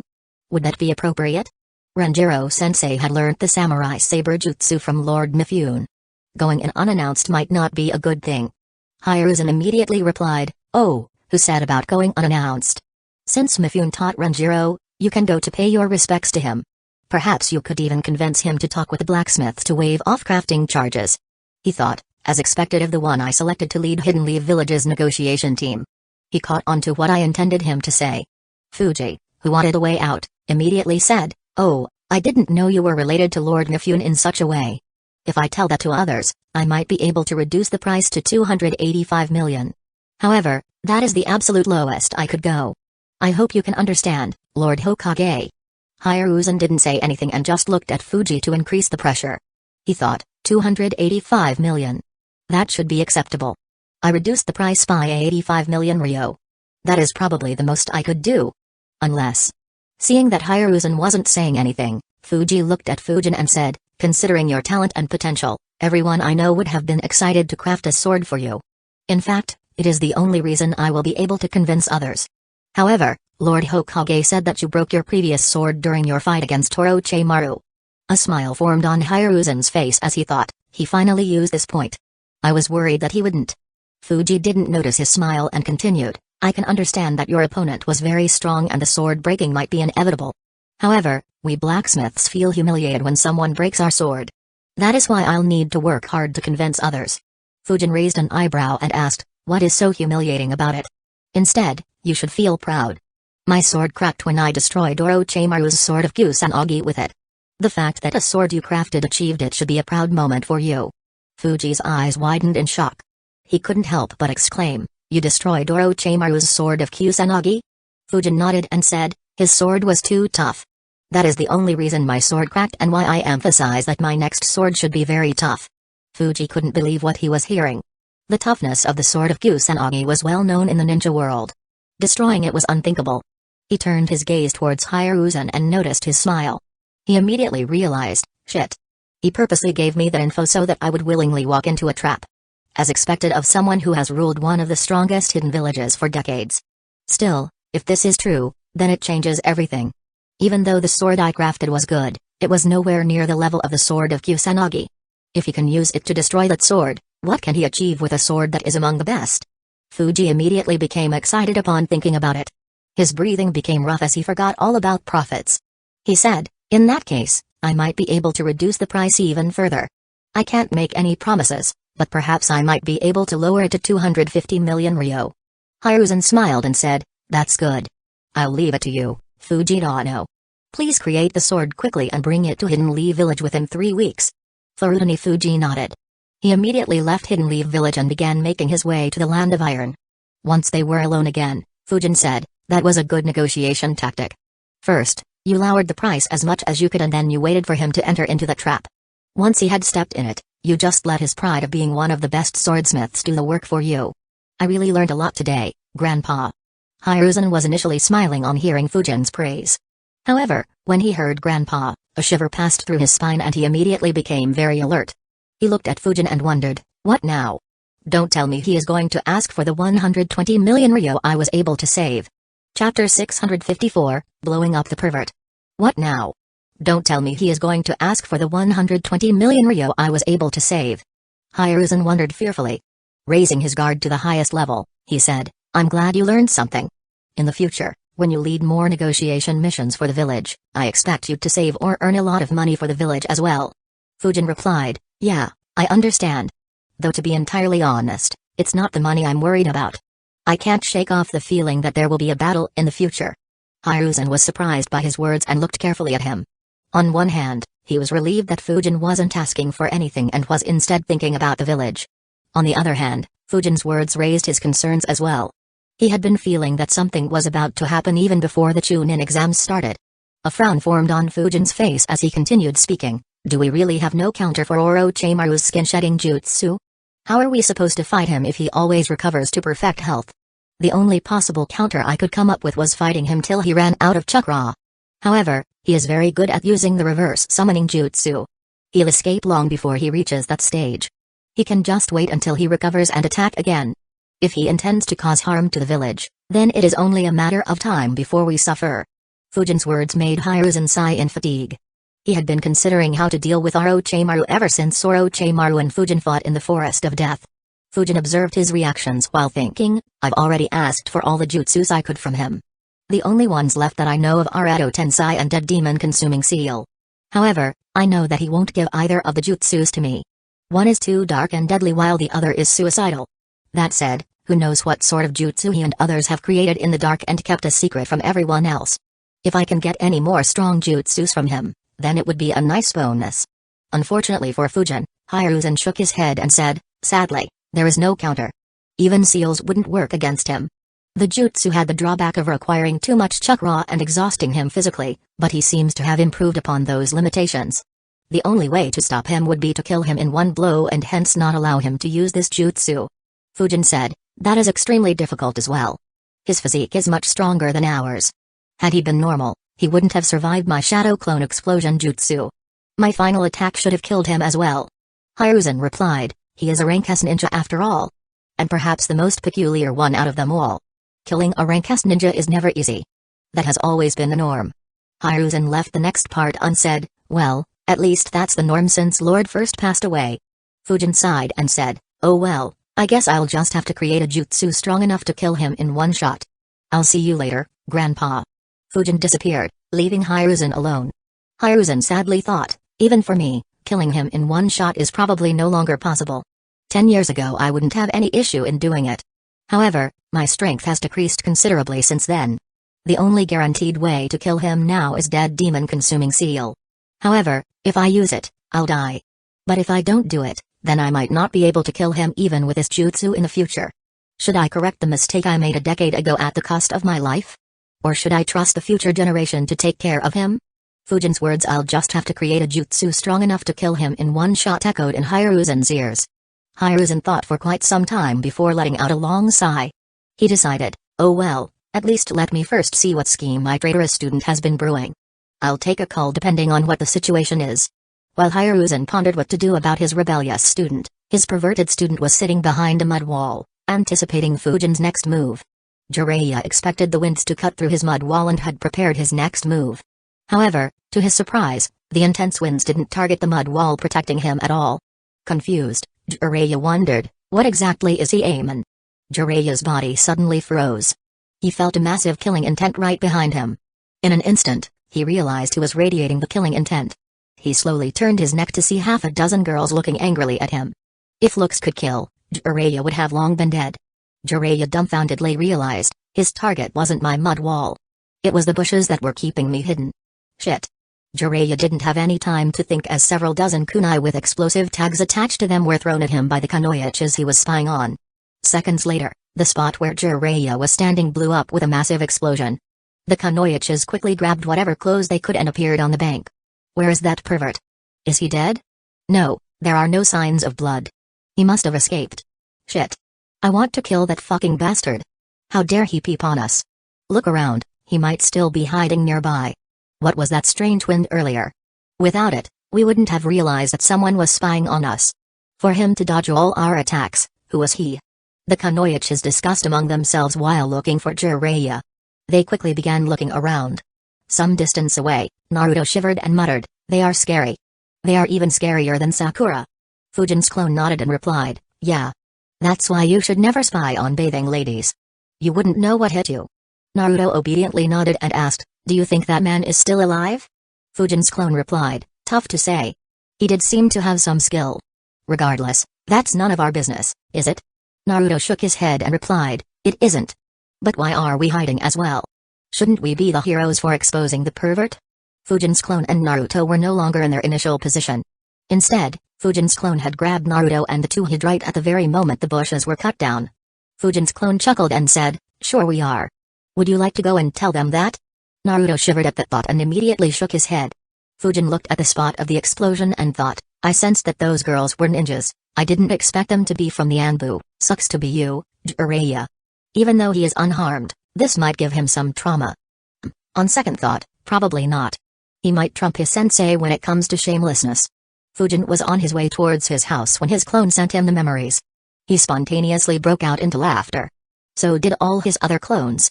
Fujin thought, "Not bad, that went better than I thought. I picked the right spot to train Naruto, hee. On returning to his house, Fujin entered his basement and thought, Hidden Sand Village and Orochimaru should be quiet for some time now, though I should still keep some chakra with me in case something unexpected happens. It's time to get back to training." Inside his basement, 50 shadow clones appeared. They immediately divided themselves into two groups. 10 shadow clones continued working on his original seal while the remaining 40 began working on making Kabuto's medical capabilities his own. As for Fujin's main body, he had around 30% of his chakra still remaining. However, instead of doing any training himself, he sat down while reading a scroll. The scroll contained information on Yoro and Miss Yumi's abilities that Fujin had obtained from Kabuto's memories. Fujin went through the information once again and thought, "Sigh, why are all of Orochimaru's followers so strange?" Fujin was intrigued by both of their abilities. Yoro could absorb chakra from his opponents while Miss Yumi could manipulate his body as if it was made of rubber. Even though neither was strong, their abilities were quite unique and useful. Chapter 655, A Walking Morgue. Fujin analyzed, unfortunately, neither of their abilities are easy to gain. Miss Yumi's body was surgically modified by Orochimaru to allow him to dislocate his joints to fit into any space. He was one of Orochimaru's experimental subjects, one of his earliest ones before Orochimaru modified his own body. So, replicating him will be stupid. If I want to replicate, then I should directly replicate what Orochimaru has done instead of this gain-in. Unfortunately, even though Kabuto has quite extensive knowledge about body modifications, he doesn't have a lot of it considering how little time he spent with Orochimaru. Perhaps I should have just marked him and killed him after he spent some time with Orochimaru. Fujin sighed. Even though he had received a lot of useful knowledge from Kabuto's memories, he couldn't help but want more. However, he quickly shook his head and thought, no, my timing was accurate. If I had some guarantees that the future wouldn't change, I would have done that. However, who knows how Hiruzen and Orochimaru's battle will go here. Besides, I'm not too keen on body modifications in any case. At least not right now. So it isn't exactly a loss. If I feel a need later on, I'll just capture someone with Orochimaru's cursed seal, extract Orochimaru from him or her and read Orochimaru's memories directly. Regardless, the one whose ability intrigued me more was Yoro. To be able to absorb the chakra of other people. If I can generalize it and make it usable in other circumstances, then his ability could be incredibly broken. It'd be like the difference between Kisame without Samada and Kisame with Samada. Unfortunately, his ability is even more difficult to replicate. Unlike Miss Yumi, no experiments were conducted on him. Instead, the chakra points on his palms were naturally mutated such that he could absorb chakra from other ninjas on contact. However, there are various limits on his ability. The biggest limit is that he can only absorb chakra from someone's body. He can't absorb chakra from jutsu like how the Rinnegan and Samada can. In addition, he can only absorb it from his palms since only those chakra points are mutated. To make matters worse, his speed of chakra absorption is very low. Against a rank S ninja, that ability is more or less a waste. And, he can't absorb nature chakra with his ability. Fujin fell into deep thought. He analyzed, even though this ability seemed overpowered at first glance, it isn't that special after considering all the limitations. If I can get it, the only use of this ability would be that I could use other friendly or captured ninjas as chakra batteries in between fights or training. Handy for sure, but not too useful in the middle of a fight. If I can modify it to absorb the chakra from my wind domain back, then it could be game-changing for my wind domain. I could freely put more chakra into my wind domain without the fear of running out of chakra. As for nature chakra, I'll have to see it after Ri teaches me senjutsu. Anyway, all that is if I can gain this ability. A natural mutation in chakra points. Not something I can learn or copy. Thankfully, Kabuto did extensive research on him. Even though he didn't succeed in replicating it, he reached very close. If he could have opened up Yoro's hands and studied them, he would have succeeded. Fujin let out a sigh and muttered, I'll have to carry another dead body with me now. On the river bank, the Anbu Kunoichis left after trying to look for the peeper unsuccessfully for around half an hour. A couple of minutes after they left, Jiraiya climbed out of the ground. His face and clothes were covered in mud. He cursed, what a devious brat. I nearly died. His first move made me think that he wanted to attack me directly. However, his real target was those bushes all along. Due to the suddenness of his attack, I wasn't able to anticipate that he wanted those ladies to attack me instead. Normally, that wouldn't have been an issue, but their attack was too quick and ruthless. Even though Jiraiya said so, there wasn't a single scratch on his body. He thought, it looks like approaching him in an unconventional way wouldn't work. I'll have to talk with him directly. In the Hokage's office, Ibiki arrived hurriedly and reported, Lord Hokage, we have finished reading the important parts of everyone's memories. We have the information we were looking for.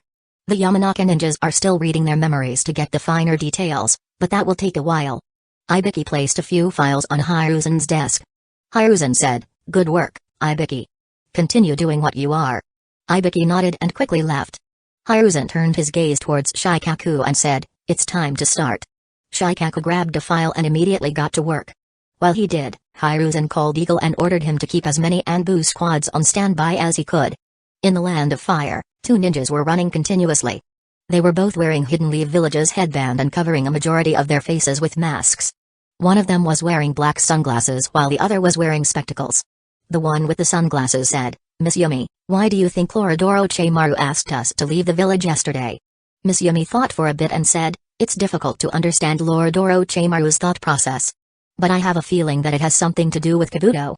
Perhaps Lord Orochimaru no longer requires spies inside Hidden Leaf Village. Or maybe our cover was about to be blown. Yoro replied, yeah, that is probably the case. I wonder what our job will be in the Land of Sun now. Miss Yumi replied, no matter what it is, we can't disappoint Lord Orochimaru. Yoro smirked and said, of course, we can't let Kabuto hog all the light. Sooner or later, I'll replace him as Lord Orochimaru's right hand. Oh, you'll replace him for sure. Just not as Orochimaru's right hand. Yoro and Miss Yumi froze as they felt a pat on their backs and heard a taunting voice. Both recognized the voice and thought, Kakashi Hatake? They wanted to turn around and face him, but their bodies didn't listen to their mind and stayed frozen. Both immediately realized that a self-cursing seal had been placed on them.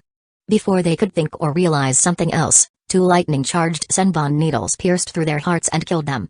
Fujin stored their bodies while thinking, I just wanted Yoro's body, but there is no harm in studying Miss Yumi's body either.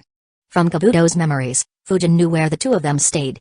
He also knew that Orochimaru had instructed them to leave the village.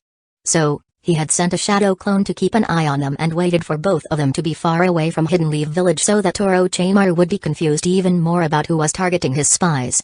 And, he disguised as Kakashi once again so that Orochimaru would suspect Kakashi in case he managed to reanimate them. After storing their bodies properly and eliminating all traces of their death at that location, Fujin teleported a few times to reach back to his house. Since he didn't have anything to do, Fujin let his clones continue their training and left to overlook Naruto's training personally while thinking with a smirk on his face, I wonder if Jiraiya will show up normally or whether he'll still try any other shit. At around 7:30 in the evening, Naruto finally managed to use the infinite breakthrough jutsu successfully 10 times in a row. He looked at Fujin and said, Fujin, I succeed. Before he could complete his words, his body ran out of energy and he fell to the ground while breathing heavily. Fujin smiled and thought, so he does have a limit. I thought he might train through the night like he did while learning multi-shadow clone jutsu. Fujin walked towards him and said, good job, Naruto. Tomorrow I'll teach you how to supercharge this jutsu.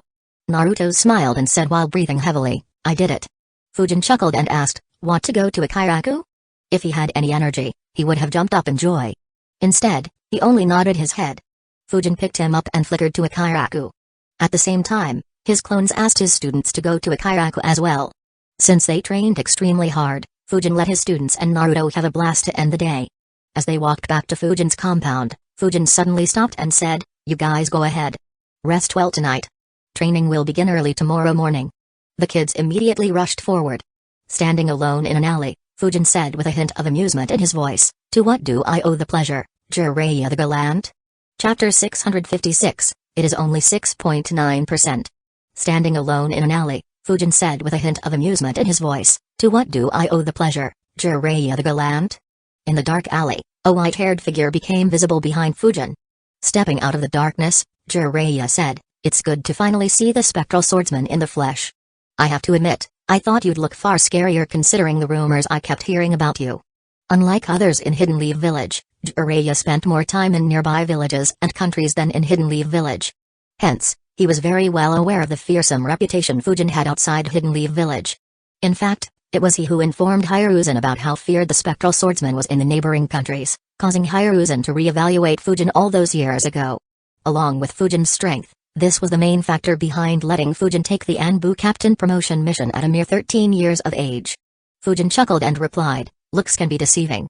I'm sure someone like you would already know that." Jiraiya became slightly irritated as he realized that Fujin was hinting at the girls Jiraiya was spying on. He muttered, "Today's generation is really reckless. They don't even let poor old men do research in peace." Fujin chuckled again and said, "Luckily for you, you're neither poor nor old. You shouldn't have an issue in dealing with some turbulences." Jiraiya sighed and asked, "Did you have to be so heavy-handed? Had it been someone else, he could have died." Fujin shrugged and answered, "Naruto has a habit of pranking others. While I don't mind it, he doesn't always understand where the limits lie. Since you provided such a good opportunity to educate him, I couldn't say no." Jiraiya was surprised by Fujin's reasoning. However, he couldn't help but find it a bit suspicious. He thought, is what he said true? But why do I have a feeling that it isn't the case? It almost feels like he did it to mess with me rather than teaching Naruto a lesson. No, to be more accurate, it feels like it was a trap he had set for me to step into. Fujin continued, "Besides, if it was anyone else, I'd have just picked him up and thrown him in between those kunoichis." Apostrophe. Jiraiya was left speechless by Fujin's honest admission. He thought, indeed, he is very peculiar. I now understand why Sensei used this word so many times in his reports. I thought it was just us, but it seems like everyone taught by Sensei becomes peculiar in a unique way. Fujin said, "Anyway, enough about me. Why have you been hovering around me?" Jiraiya scoffed internally, "Why would I be hovering around you? Not only aren't there any pretty girls around you, but your house is so far away from the village that there isn't a single soul around it." He replied, "I wasn't hovering around you. I was keeping an eye on Naruto." Jiraiya became serious and continued, "Since you're training Naruto, I can guess that Kakashi gave him to you to prepare him for the Chunin exam finals." Fujin nodded as Jiraiya became quiet for a few seconds. He continued, "Forgive me, but I want to take over Naruto's training from you." Fujin raised his eyebrow and muttered, "For you to say this? Are you planning to teach Naruto how to harness Nine Tails chakra?" Jiraiya wasn't surprised that Fujin was able to guess it and nodded. Fujin replied, "I don't have an issue with it, but I promise to teach Naruto something. If I don't, I'm afraid he'll bother me till the end of time. Luckily, it shouldn't take a long while. You can have him after a few days." Jiraiya asked in surprise, "Didn't he already learn infinite breakthrough jutsu?" Fujin replied, "He did, but I just taught it to him so that he could use what I was planning to teach him better. I'll be teaching him how to supercharge a jutsu. To be honest, that would go well with harnessing Nine Tails chakra as well. Perhaps you could help him fine-tune it if he learns to harness Nine Tails chakra properly." A thoughtful expression appeared on Jiraiya's face as he muttered, "Naruto's supercharging jutsus while using Nine Tails chakra. Now that would be a sight to see." Fujin chuckled and replied, "It sure would. Be sure to warn him several times about aiming it properly and making sure that nothing else is nearby. Otherwise, he might end up destroying the entire village." Jiraiya was about to defend Naruto when he noticed something very peculiar. He thought, what the? He doesn't seem worried that Naruto might do that. Instead, I feel like he is looking forward to the mess that it would create. How exactly was this kid raised? And how did Sensei guide him? Unable to keep up with Fujin's chaotic thoughts, Jiraiya could only say, "Alright. I'll come pick up Naruto in a couple of days." His expression became curious as he asked, "By the way, is it true that you defeated Orochimaru twice?" Fujin answered, "The second time we fought can't really be considered a battle. He was only covering his subordinate's escape and retreated soon after. I did defeat him the first time, but I'm not sure I'd be able to repeat the same now that he has an idea about how I fight." A smile appeared on Fujin's face as he said, "Fortunately, with you and Grandpa here, I hopefully won't have to fight him. Or at least not have to fight him by myself." Jiraiya nodded. He thought, this kid is good. Being able to force Orochimaru to retreat twice and still being humble enough to admit that he might not be able to win next time while being only 16. No wonder Sensei places so much importance on him. Be it his strength or humbleness, he is quite similar to Minato. However, Minato gained a lot of experience on the battlefield. And, he had a jutsu that made him invincible and allowed him to escape safely whenever in danger. Fujin still lacks those.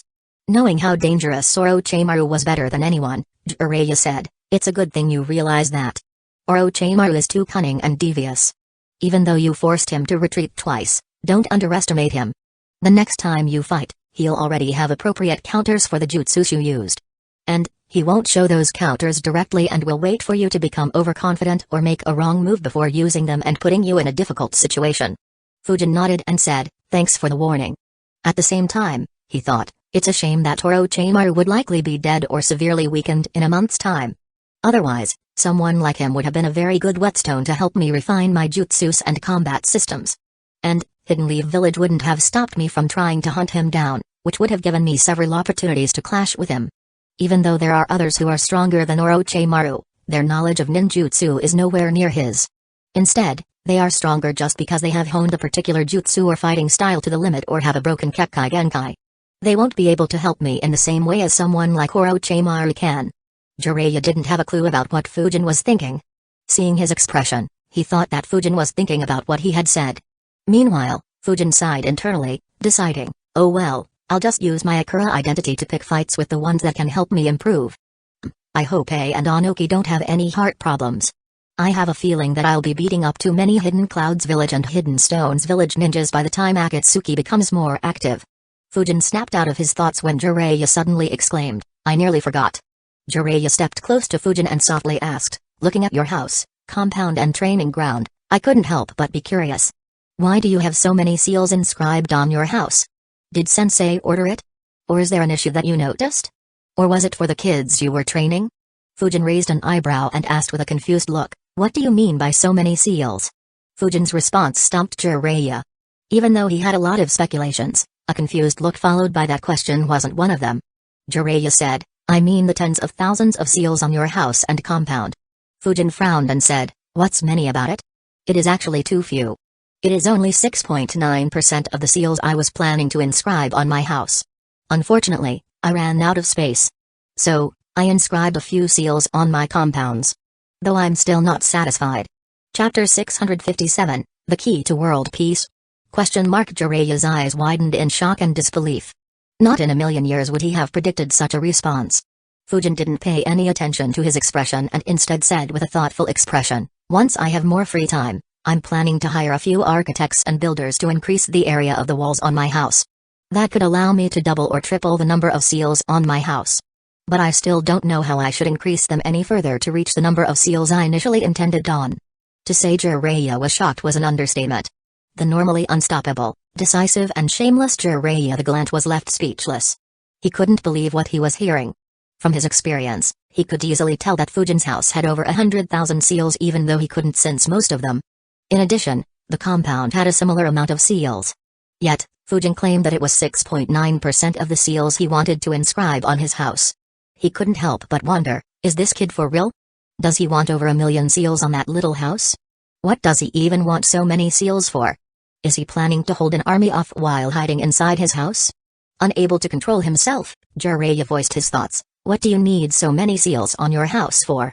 Fujin tilted his head and answered, what else? It is to ensure that my house stays safe. Why else would you inscribe seals on your house? His response left Jiraiya speechless once again. Controlling himself, Jiraiya said as calmly as he could, you can keep your house safe with just 100 seals. Why are you using 1 million seals? Even Hidden Leaf Village's wall doesn't have that many seals. Fujin looked scornfully at Jiraiya and said, what protection does a mere 100 seals provide? I have killed hundreds of fools who felt that 100 seals would keep them protected in their house.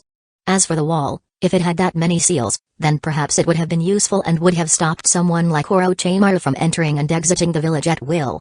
In fact, other villages would think twice before making any move against us as well if the wall had a few million seals instead of a couple of thousand. Once again, Jiraiya was left tongue-tied by Fujin's response. Even though Fujin's words were completely unreasonable, Jiraiya couldn't argue against them as they held some truth. After all, The wall around Hidden Leaf Village was completely useless against the likes of Orochimaru.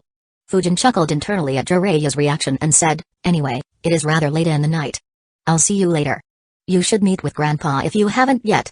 He was very troubled about this situation. Jiraiya just nodded as Fujin's figure disappeared. He looked at the spot where Fujin was standing and thought, if Fujin becomes the next Hokage, then perhaps Hidden Leaf Village's wall will have tens of millions of seals. No. Jiraiya's eyes widened as he imagined something far more terrifying. He thought, no, I'm wrong. If this kid becomes the Hokage, he might seal up the entire border of the Land of Fire. Billions of seals protecting the Land of Fire from every direction. Jiraiya could imagine the entire border of the Land of Fire lighting up with seals and got creeped out. He couldn't help but wonder, could this be a way for world peace? His actions would alarm other villages and they would try to do something similar. Once every country is sealed up, defending would become very easy while attacking would be a nightmare. Though war will still exist in one form or another, the Great Ninja Wars might become a thing of the past. No one will dare to launch an attack lightly. Jiraiya was surprised at his imagination. He thought, I didn't think that my first meeting with Fujin would provide me with such insights.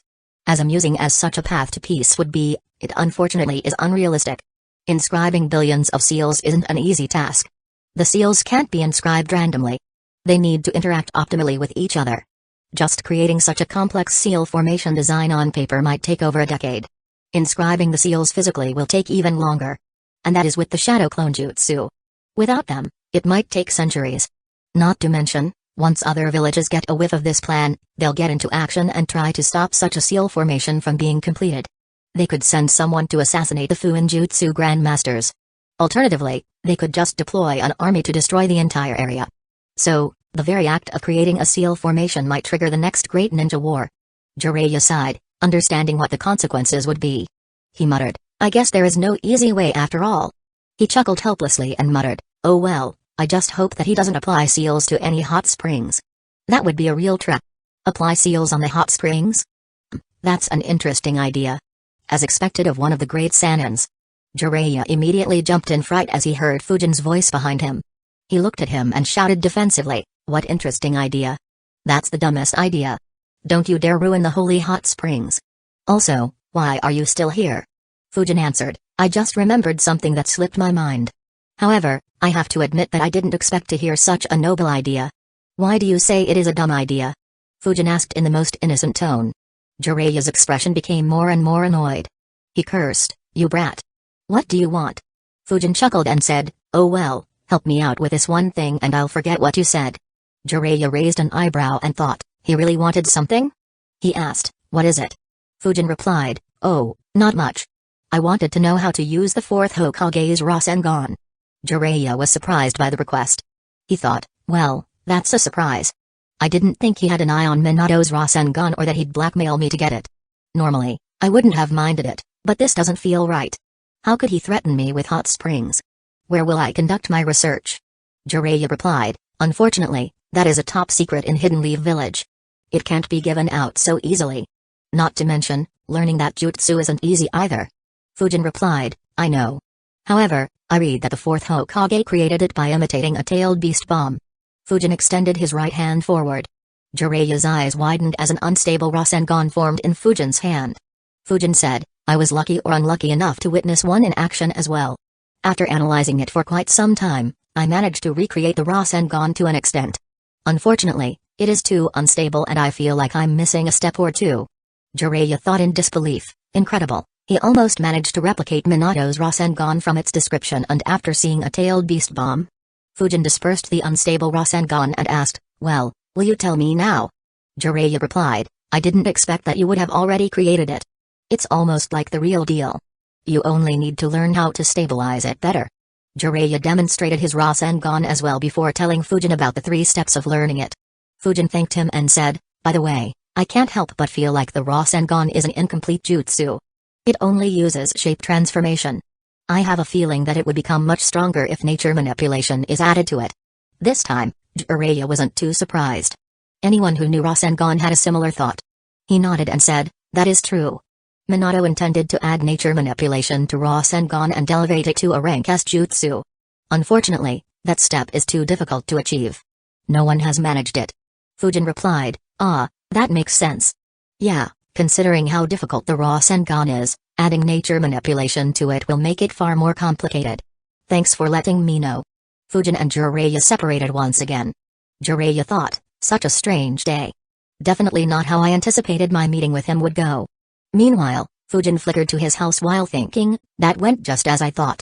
I suppose there was no need to threaten him, but where's the fun in that? Regardless, he definitely gave me a good idea. In the future, if I'm unable to learn Senjutsu from the winged saber-tooths, I could blackmail Jiraiya into asking the toads to teach me. Anyway, Orochimaru has already shown up while Akatsuki would soon follow. I might need a jutsu that is beyond rank S in terms of destructiveness. Depending on the circumstances, I might need to use the Rasen Shuriken. With this little discussion, it won't be suspicious. To be honest, it doesn't matter if anyone suspects me or not considering my current strength. However, there is no harm in being a bit more careful. While Hidden Leaf Village went to sleep, a few individuals stayed awake. For the second night in a row, the Hokage's office was a busy place. Shikaku stood in front of Hiruzen and said, all the preparations are complete. We're ready to act. Chapter 658, A Shocking Scheme. At midnight in Hiruzen's office, Shikaku stood in front of Hiruzen and said, all the preparations are complete. We're ready to act. A couple of dozen Anbu captains stood behind Shikaku. Each of their squads was prepared to move out at a moment's notice. The table in front of Hiruzen had 15 scrolls on top of it. Each of the scrolls looked identical to the scrolls they had confiscated from the spies. The words inside them had the same handwriting as the spies who were captured earlier. Hiruzen looked at everyone and said, good. Implement the third step, Shikaku. Shikaku nodded and immediately got into action. At his order, the Anbu ninjas attached each scroll to the appropriate messenger birds and set them free. The birds immediately began flying towards the respective villages. Hidden Clouds Village, Hidden Stones Village and the two factions in Hidden Mist Village would soon receive the messages around the time the sun rose. The only difference would be that instead of getting them from their spies, they would be receiving messages that Hiruzen wanted them to read. As soon as the messenger birds departed, Shikaku dispatched all 24 Anbu squads. Each of the Anbu squads had their 4 usual members in addition to a specialist member temporarily added to their squads. They quickly left Hidden Leaf Village and rapidly moved towards their targets. As the citizens of the Land of Fire slept peacefully, the Anbu dispatched by Shikaku captured or eliminated every single person in the Land of Fire who played a role in installing spies inside Hidden Leaf Village. Some of those people were other spies from the same countries who had advised the spies before they entered Hidden Leaf Village. All such people were captured by the Anbu ninjas. Their memories were read on the spot by the Yamanaka clan ninja in their squads. After noting down all the information, the specialist member, who was temporarily added to the team, would transform into them and impersonate them, living the spy's life as if nothing had happened. The remaining Anbu squad began moving back to the village while carrying their prisoner along with them. Others targeted by the Anbu ninjas were local people who helped the enemies in return for certain favors. Every single one of them was eliminated without mercy.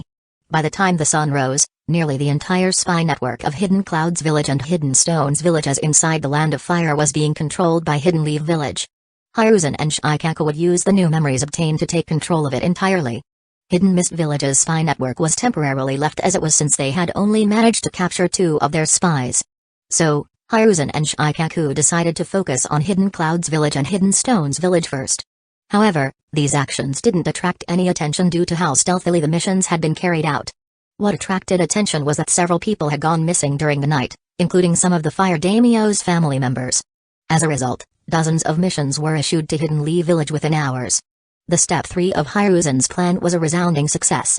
Under normal circumstances, it would have been difficult to have such a level of success in a spy cleanup exercise.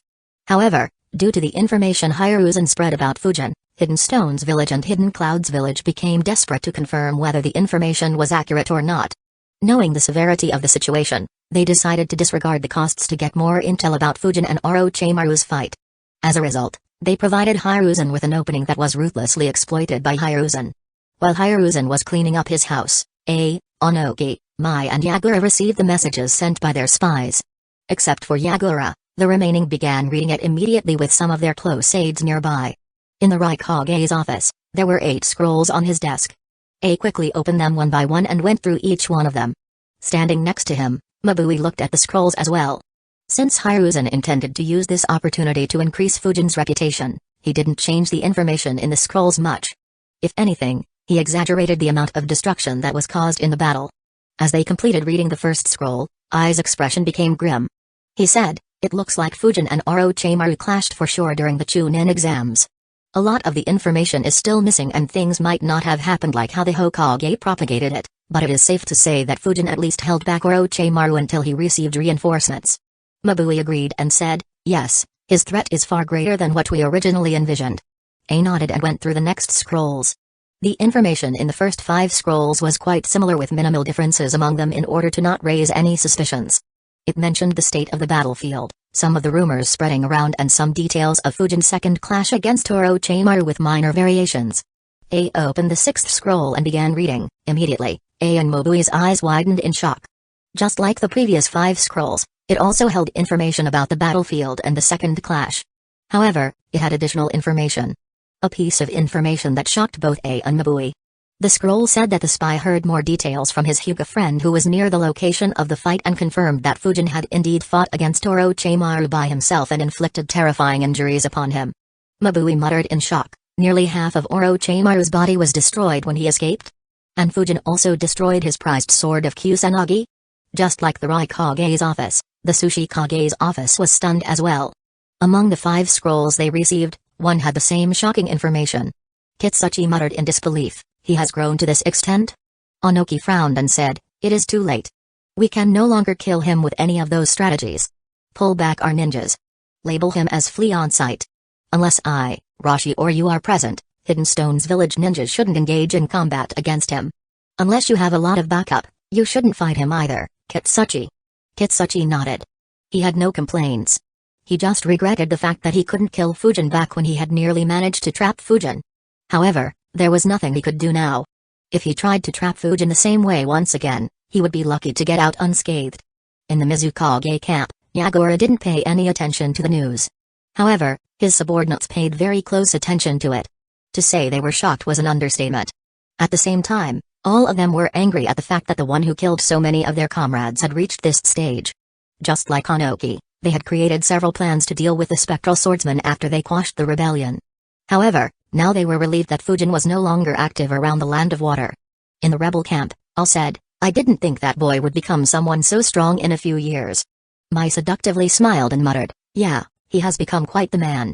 Al nodded and added, "It was a good thing we didn't battle then. Our entire campaign might have derailed if someone like him chased after us." Mai agreed and said, "More importantly, we've already established a good relationship with him. Once the civil war is over, we should improve our relations with Hidden Leaf Village. That will deter Hidden Cloud's village from making any sudden moves when we are weak." In Hiruzen's office, Shikaku said, "They must have received the scrolls by now. And we've begun the process of eliminating and taking over the remaining spy network of Hidden Cloud's village and Hidden Stone's village." Hiruzen nodded and said, "Yes. It's time to start preparing for the next move." Shikaku sighed tiredly and asked, "Yes. Should I prepare plans to eliminate the entire spy network of Hidden Stone's village and Hidden Cloud's village?" A mysterious smile appeared on Hiruzen's face as he said, "Not quite." Both Shikaku and Eagle, the only 2 people in the room other than Hiruzen and his guards, were surprised. Shikaku asked, "What do you mean?" Hiruzen said, "A week later, we'll send a couple of scrolls to Hidden Cloud's village once again. They will say that Fujin has left Hidden Leaf Village and is moving towards the Land of Hot Water." Shikaku and Eagle's eyes widened in shock. Shikaku immediately muttered, "To send such a message to them." Knowing the Raikage, he would want to eliminate Fujin and might send Darui along with several elite Jounins and Jounins to kill Fujin. "Do you want to kill Daru?"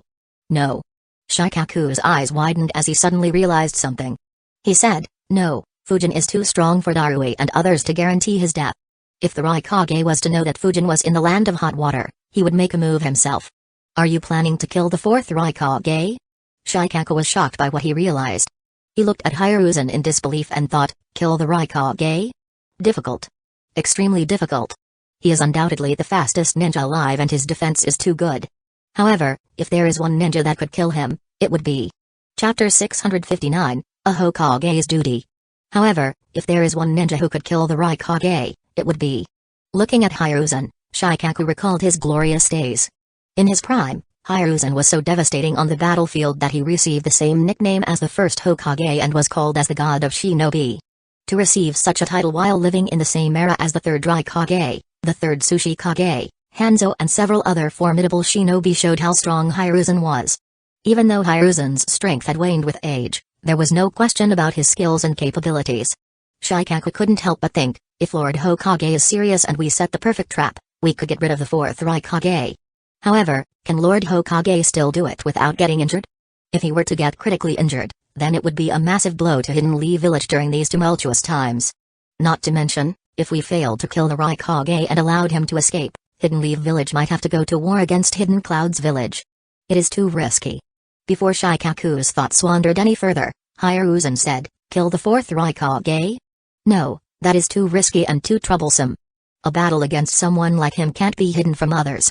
And unlike Hidden Sand Village and Hidden Mist Village, the top leadership in Hidden Cloud's village is very stable and united. Even if we kill him, Hidden Cloud's village would reorganize quickly under Darui or Killer Bee and they would launch a war against us for killing the fourth Raikage. Irrespective of how that war might go, it is not something we need at this moment."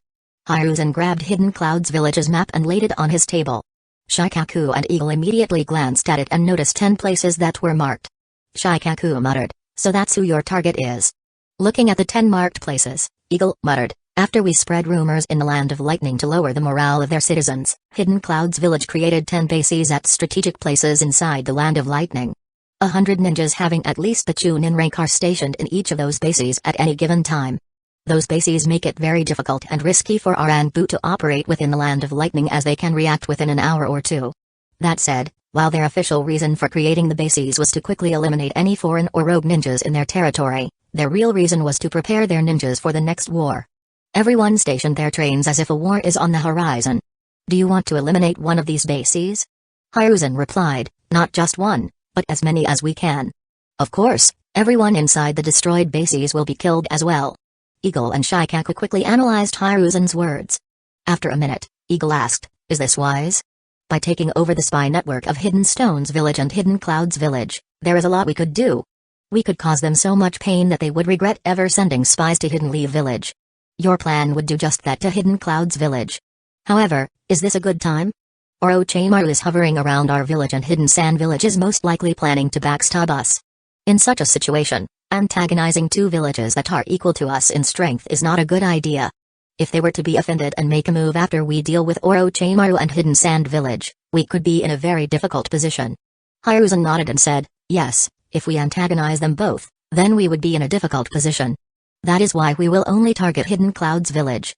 As for Hidden Stone's village, we will settle for dismantling their spy network in our neighboring countries and making the minor villages hate Hidden Stone's village even more. Onoki won't make a move against us for just this reason. Even if he wants to, he'll need to consider all the minor villages between us who would ally with us right away. As for Hidden Cloud's village, we will put a massive dent in their war preparedness if we can eliminate just half of the bases. At the very least, they won't try to start a war in the next 2 or 3 years unless we somehow become very weak. However, they would do that regardless of whether we make a move or not." Hiruzen paused for a moment before continuing, "If possible, I would have liked to wait until we endure Orochimaru's and Hidden Sand Village's scheme before making a move against either of them. Unfortunately, they will realize soon that their spies have been compromised and we will lose the opportunity we have right now. That would be a shame." Shikaku and Eagle nodded, agreeing with their leader. Hiruzen's expression became serious as he instructed, "Shikaku, analyze all the information we have and take over Hidden Cloud's village and Hidden Stone's village's spy network in the Land of Fire by this evening. Analyze their arrangements in neighboring countries and make plans to eliminate the spy network of both Hidden Cloud's village and Hidden Stone's village from the smaller countries. Once that is done, start making plans to lure the Raikage and Killer Bee out to the Land of Hot Water." Shikaku asked in surprise, "Killer Bee as well? That might be difficult to do." Hiruzen replied, "It won't be. Hidden Cloud's village should know that Fujin has a flying summon. Even the fourth Raikage by himself wouldn't be able to kill him if Fujin managed to fly in the skies. So, he will bring his brother along with him if he wants to kill Fujin for good. Once they are there, Fujin will make a move against those bases one by one. Create a proper route for him to take so that he can eliminate the highest number of bases before the Raikage and Killer Bee can return to the Land of Lightning. Focus on anonymity as we won't be taking the credit for their deaths. Even though Hidden Cloud's village will suspect that it is us and will nearly be sure, we won't be giving them any evidence." Shikaku nodded and said, "I'll get it done."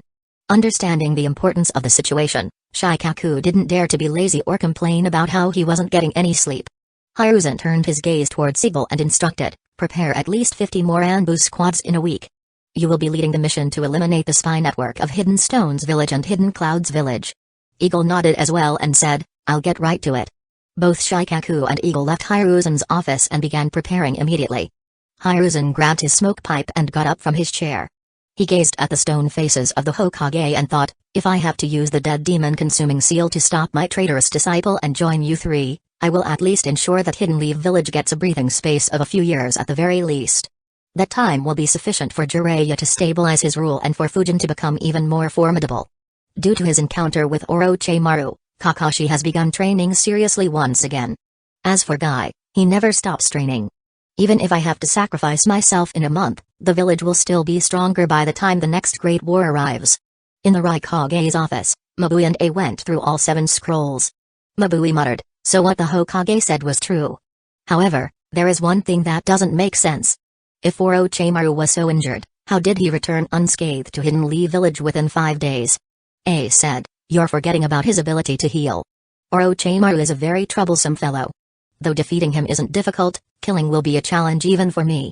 There is no mistake in this information. Mabui's expression became grim as she said, if everything is true, then Suzuki Fujin is a much bigger threat than we previously imagined. In fact, he might be on the same level as the 4th Hokage. Mabui's words caused A to recall his fight against Minato. He shook his head and said, no, he still can't be compared to the 4th Hokage. However, he is still only 16 years old. If we can't kill him now, then we'll likely never have another chance. Mabui nodded and asked, should we send an order to our spies to keep an eye on his movements? Even before A could answer, a frown appeared on Mabui's face as she said, however, our spies have been very active recently. If we give them more orders, they could be compromised. A nodded and said, that's right. We don't need to send any more messages to them. They should be aware of the importance of this matter and should be doing all they can even without our orders. We just need to be ready to act when the time comes. Mabui nodded. She and A discussed some strategies to deal with Fujin, unaware of the fact that Hiruzen was already scheming against the entire Hidden Clouds village. As for the one who was about to be the bait as well as the executioner, he was with Naruto on the river bank. Fujin looked at Naruto and asked, excited to learn how to supercharge your jutsus? Chapter 660, a weird combination. Of course I am. Believe it. Naruto exclaimed excitedly. Fujin chuckled and replied, oh, let me see whether you'd still stay excited after a few hours. Naruto's smile immediately faded away as he thought, I have a bad feeling. Nothing good happens when he chuckles like this. Fujin said, let's start. First, use the infinite breakthrough jutsu as you normally do. Naruto nodded and weaved the hand seals while shouting, wind style, infinite breakthrough jutsu. He prepared the jutsu and blew intense winds along the river. Everything on the ground along its path was blown away for a few dozen meters. The flow of water in the river became faster as well. A minute later, everything calmed down. Fujin said, good. Now observe carefully. Fujin weaved the hand seals just to give Naruto a better idea while saying, as you just experienced, you prepared the jutsu and exhaled it out immediately, right? Naruto nodded. Fujin continued, in order to supercharge, you should hold the jutsu for a few moments longer and infuse more chakra into it. Try to pour as much of your chakra as you can while still holding the jutsu's form. When you feel like you can't hold it anymore, exhale it out. Fujin took a deep breath, sucking in a lot of air. Naruto observed that Fujin didn't exhale immediately after completing his hand seals. Instead, he gathered chakra for a couple of seconds before exhaling the jutsu out. The winds Fujin exhaled left several scars on the ground for over 50 meters. The water in the river rushed ahead as if a dam had broken. However, the water behind stayed unmoving, making the river seem barren for over 100 meters. Naruto's eyes widened as he thought, man. No matter how many times I see it, it always looks even cooler than the previous time. He snapped out of his thoughts when Fujin said, even though it is much stronger than a normal infinite breakthrough jutsu, it has the drawback of needing more time. Be mindful of that, otherwise your enemy might kill you while you're supercharging your jutsu. It is better to use shadow clones to keep your enemy occupied while you supercharge your jutsu. If you want, you could have your clones hold down the enemy and hit the enemy as well as your clones with the supercharged jutsu. Do you understand, Naruto? Naruto immediately nodded. Fujin smiled and said, good. Try it now. Naruto quickly weaved the hand seals and followed Fujin's instructions. He only managed to hold his form for a fraction of a second before exhaling the jutsu. Taking deep breaths, he said, that looked much easier when I was seeing you doing it. I barely managed to hold the jutsu without losing control over it. Fujin's left eyebrow twitched. Naruto had managed to hold his form for less than a tenth of a second. And, the amount of chakra he fused into the jutsu was just around 0.01% of the chakra he needed to actually create the jutsu. It was a minuscule amount of chakra. Fujin couldn't help but wonder, what a weird combination. How can someone have limitless potential and yet be this untalented at the same time? Is this nature's way of balancing things out? Realizing something off with Fujin's expression, Naruto asked, "What? Is something wrong?" Fujin sighed and said, "Nothing. Continue practicing." Naruto immediately started practicing what Fujin displayed. Fujin found a place to sit while thinking. It's no wonder no one thought much of him when he was young. If I didn't have the knowledge of the future, I probably wouldn't have thought much of him either. Though considering his chakra reserves, I might have still tried to take him under my wing and use the shadow clone trick to strengthen him if it suited my plans. Seeing Naruto practicing, Fujin sighed again and thought, leave it. He is like the stock that is performing terribly but will surely give 100 times returns in a few years. I'll endure for a couple of days. Then I'll let Jiraiya overlook this training. Irrespective of his talent, he should successfully learn it within a month considering he'll practice it day and night. While Fujin overlooked Naruto's training, things continued moving in the ninja world. On the surface, everything was running smoothly. However, in the shadows, Shikako was making too many moves. As ordered by Hiruzen, he took control of the spy network of Hidden Clouds Village and Hidden Stones Village by the evening. At the same time, he made plans to eliminate their spy networks in the neighboring countries. By the time the day ended, he had already created an attack route to destroy the Hidden Clouds Village bases and began creating a plan to lure out the Raikage and Killer Bee. The scariest thing was that no one other than Hiruzen, Eagle and the Anbu guards were aware of his schemes. Wind Style, Infinite Breakthrough Jutsu. Naruto gathered his chakra and exhaled strong winds along the river. He quickly turned around and shouted, "Did you see, Fujin? I managed to infuse more chakra into the jutsu." Fujin's left eyebrow twitched once again and thought, nearly 2 days and he only managed to infuse around 0.02% of his chakra into the jutsu. Then again, I'm not sure I can completely blame him. That 0.02% will normally be 1% for most other geinins his age. Fujin walked towards Naruto and said with a sigh, "Don't celebrate. You have a lot of work to do. Try to infuse at least 1% of your chakra into the infinite breakthrough jutsu by the time the finals start." Naruto's mood immediately dampened. He complained, "Hey. Don't say it like that." Fujin chuckled and said, "Don't worry. Learning it for the first time takes a while. It is even more complicated for you due to the fox sleeping inside your body." Naruto was surprised. He asked, "You mean that I can't learn it quickly due to the nine-tailed fox in my body?" Fujin replied, "Sort of, but not in the way you think. The fourth Hokage's seal is such that it allows small amounts of nine-tails chakra to flow into your chakra network." Naruto was surprised to learn that. At the same time, he was slightly scared. Fortunately, Fujin explained, "Objectively speaking, that is a good thing. That is one of the main reasons why your chakra reserves and stamina are so much higher than others your age. It is also the reason why your body heals quickly and why you recover so quickly from exhaustion." Naruto exclaimed, "It is such a good thing?" Fujin nodded and said, "It is, though I don't think that the fox is too happy about it." Naruto shivered imagining an angry nine-tailed beast.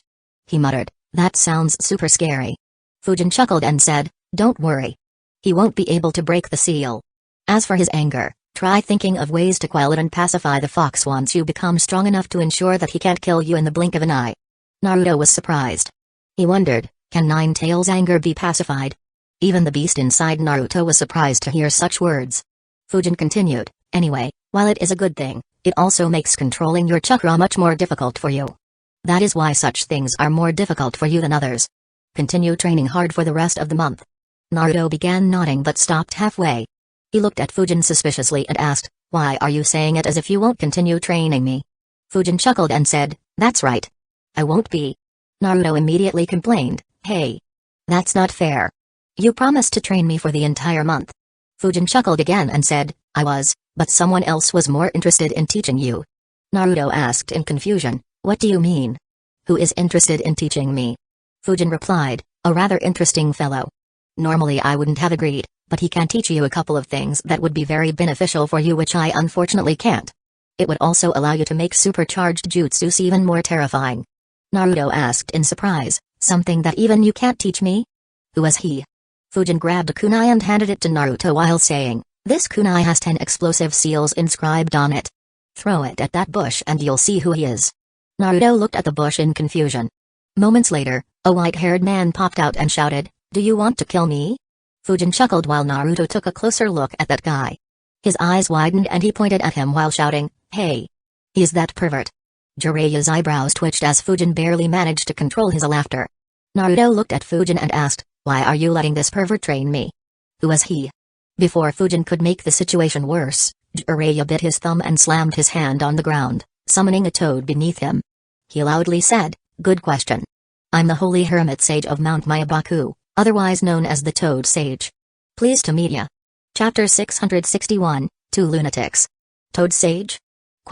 More like pervy sage. Naruto commented instantly. Jiraiya, who was holding a cool pose, slipped due to being caught off guard by such an immediate reply. Fujin chuckled and added, "Pervy sage.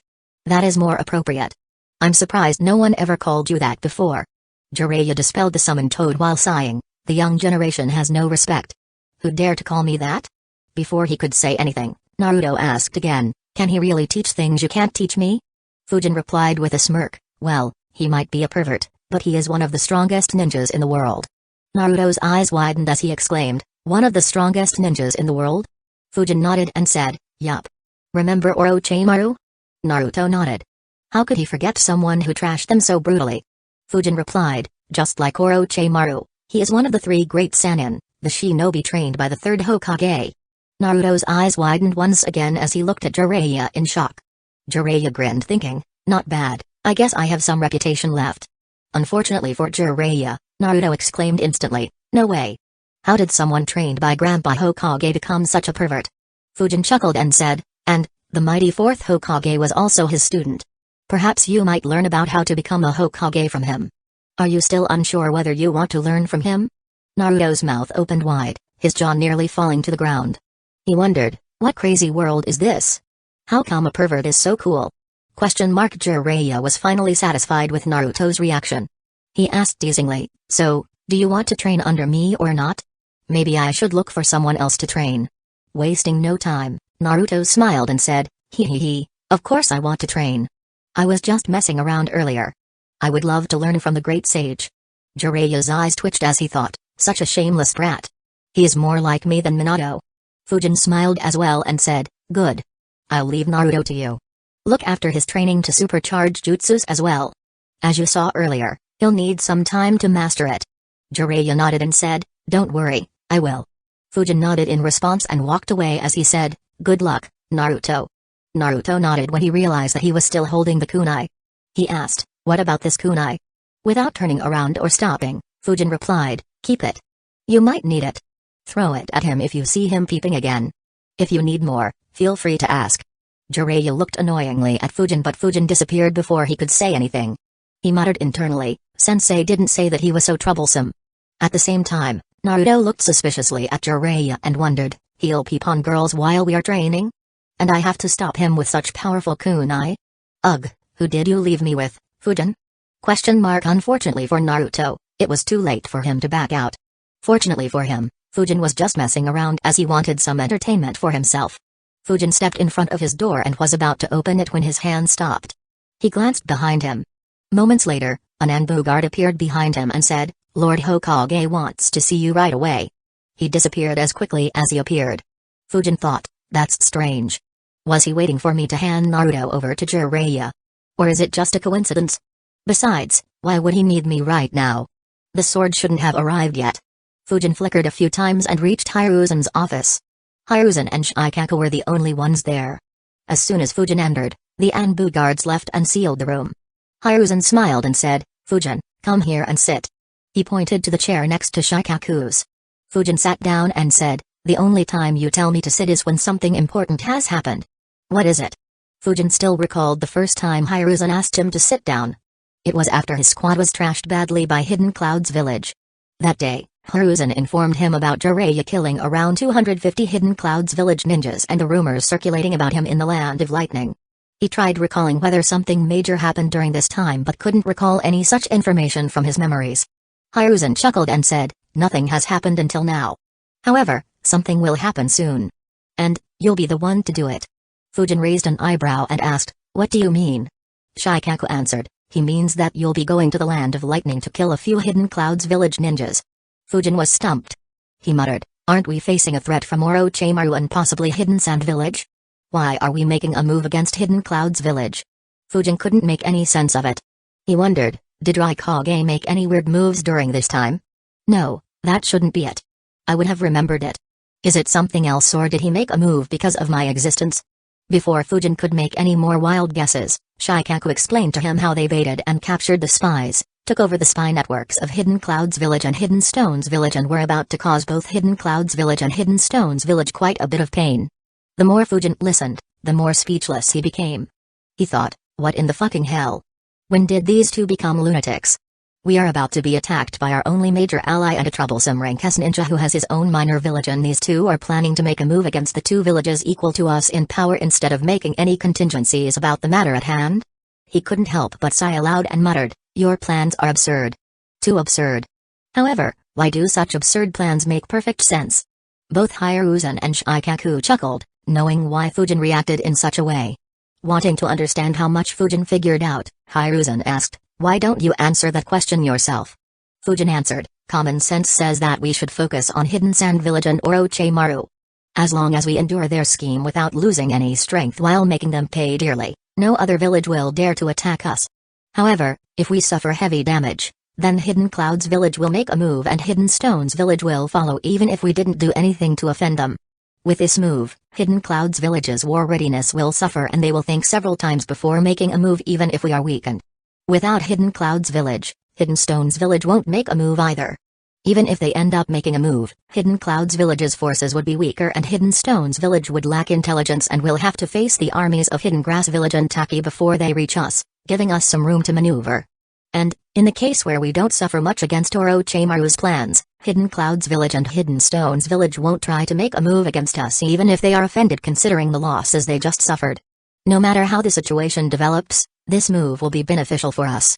Hiruzen and Shikaku nodded, happy that Fujin was able to see their motives at a glance. However, even though Fujin recognized their strategy, he couldn't help but think, these two are remarkable. I'd have never thought of a plan like this. To make use of the simple news of me defeating Orochimaru to destroy their intelligence network and kill hundreds of Hidden Clouds Village elites. He might vomit blood if he knew how badly he'll be played by Hiruzen. Not to mention, this is just Hiruzen and Shikaku scheming. Exactly what kind of shit did these guys pull when Denzo was assisting Hiruzen instead of hindering him? Fujin now had a far better idea about why Hidden Leaf Village always came on top in the previous Great Wars. While having an array of rank S ninjas was definitely an important factor, it was these sorts of bizarre schemes that gave Hidden Leaf Village an upper hand even when outnumbered and surrounded from all sides. Snapping Fujin out of his thoughts, Shikaku said, once the decoy unit lures the 4th Raikage and Killer Bee, you'll follow this attack route to eliminate the bases one by one. We'll contact you once the Raikage reaches the intended spot using the Chakra transmission communication device. You can make your move then.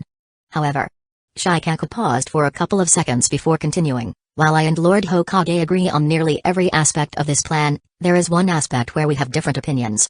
Each base has at least 100 ninjas. You'll have to kill every single one without allowing even one to escape.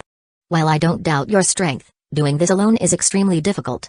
I am of the opinion that you should lead a small force of 25, 50 or 100 ninjas to the Land of Lightning to assist you in this attack. However, Lord Hokage believes that you'll be better off going there by yourself. Chapter 662, An Opportunity. Shikaku continued explaining his analysis. If you lead a small force, you'll be able to delegate tasks to others. Some will ensure that no one runs away. The stronger ones will assist you in eliminating enemy ninjas, ensuring that you don't get overwhelmed or waste too much of your chakra. You can also assign one to specifically communicate with us. Since you still don't have much experience in leading a force, I'll assign Renjiro to join you. In addition, I'll also send Guy along with you to ensure that no one is able to put up the resistance. As for the remaining forces, if you choose 25 ninjas, every one of them will at least be a jounin. If you choose 50, then half will be special jounins. And, if you choose 100, then the last 50 will be elite chunins. Considering the nature of this mission and the importance of stealth and rapid movement, a small force of 25 ninjas will be the most optimal. After all, you also have to return safely once the Raikage returns to the Land of Lightning. He turned his gaze towards Hiruzen and added, while I do believe that is the best plan, Lord Hokage believes that you'd be better off by yourself. Hiruzen nodded and thought, under normal circumstances, I would have liked to see how Fujin performs while leading a larger force. It would have been a good practice to improve his leadership skills. However, the land of lightning is too dangerous. A larger group moving together will have a higher chance of being detected. Once they are detected, A and others would turn around right away and head back. And Hidden Cloud's village will send an army with at least 1,000 ninjas to hunt them down. Though killing them won't be easy unless they run into A and B, we will lose a good opportunity and the mission will fail. It is better to just let him let loose with his wind domain jutsu and eliminate the entire base. At the same time, Fujin thought, lead a small army with Renjiro and Guy as my commanders? Damn, that would be fun. However, Fujin recalled the fact that he had been in less and less battles in recent times. In fact, after he had been ambushed by Kitsuchi, he had never been in a battle involving several strong enemy jounins. Instead, he just fought against ninjas who were either rank S or very close to it. And, those battles were extremely rare as well. Fujin thought, this might be a good opportunity to test some of my jutsus that I haven't tested yet. Jutsus that I'd like to keep secret until the time is right.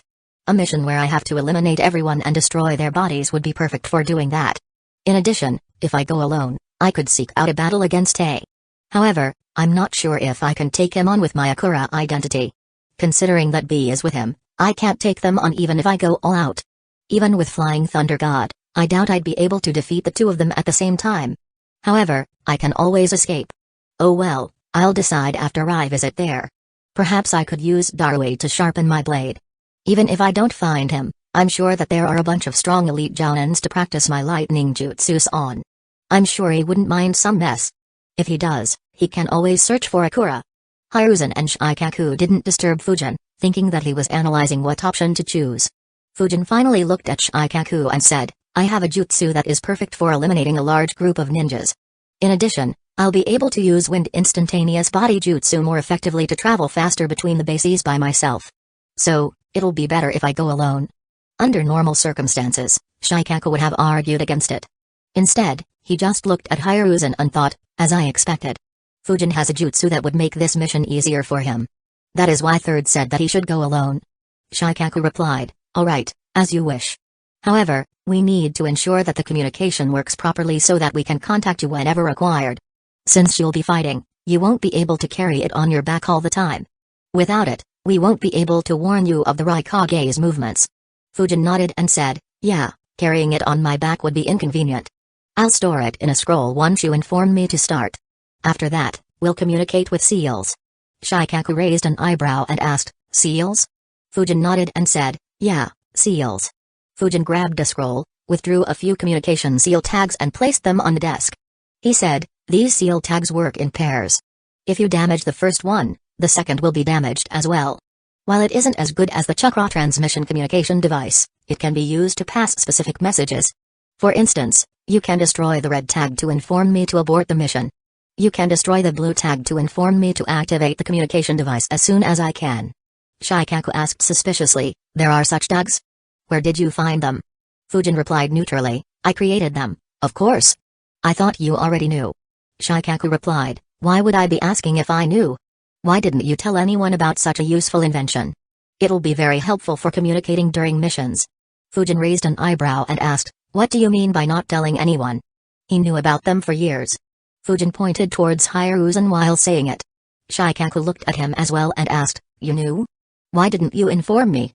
Hiruzen replied as naturally as he could, it slipped my mind.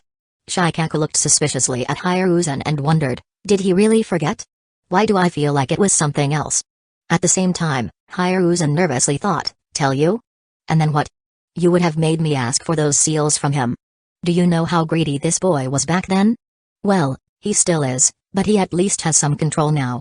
If I had asked it from him back then, everyone in Hidden Leaf Village would be missing a kitty today. Thankfully for Hiruzen, no one could read his thoughts. Shikaku shook his head and said, leave it. Fujin, can you tell us the way of creating these seals? Fujin replied, sure. Hiruzen sighed in relief that Fujin hadn't made any demand, but was still alert. He prayed, I hope he doesn't end up asking something absurd like that sword later. Sigh, I'm too old to deal with so many headaches. How long do I have to sit here? At the same time, Fujin thought, even if I don't, it is quite easy to reverse engineer these seals. I'm actually surprised that Hiruzen didn't do that until now. I expected these seals to be pretty popular among the Anbu by now. I wonder why Hiruzen didn't do that. If Hiruzen heard Fujin's thoughts, he would have cried tears of frustration.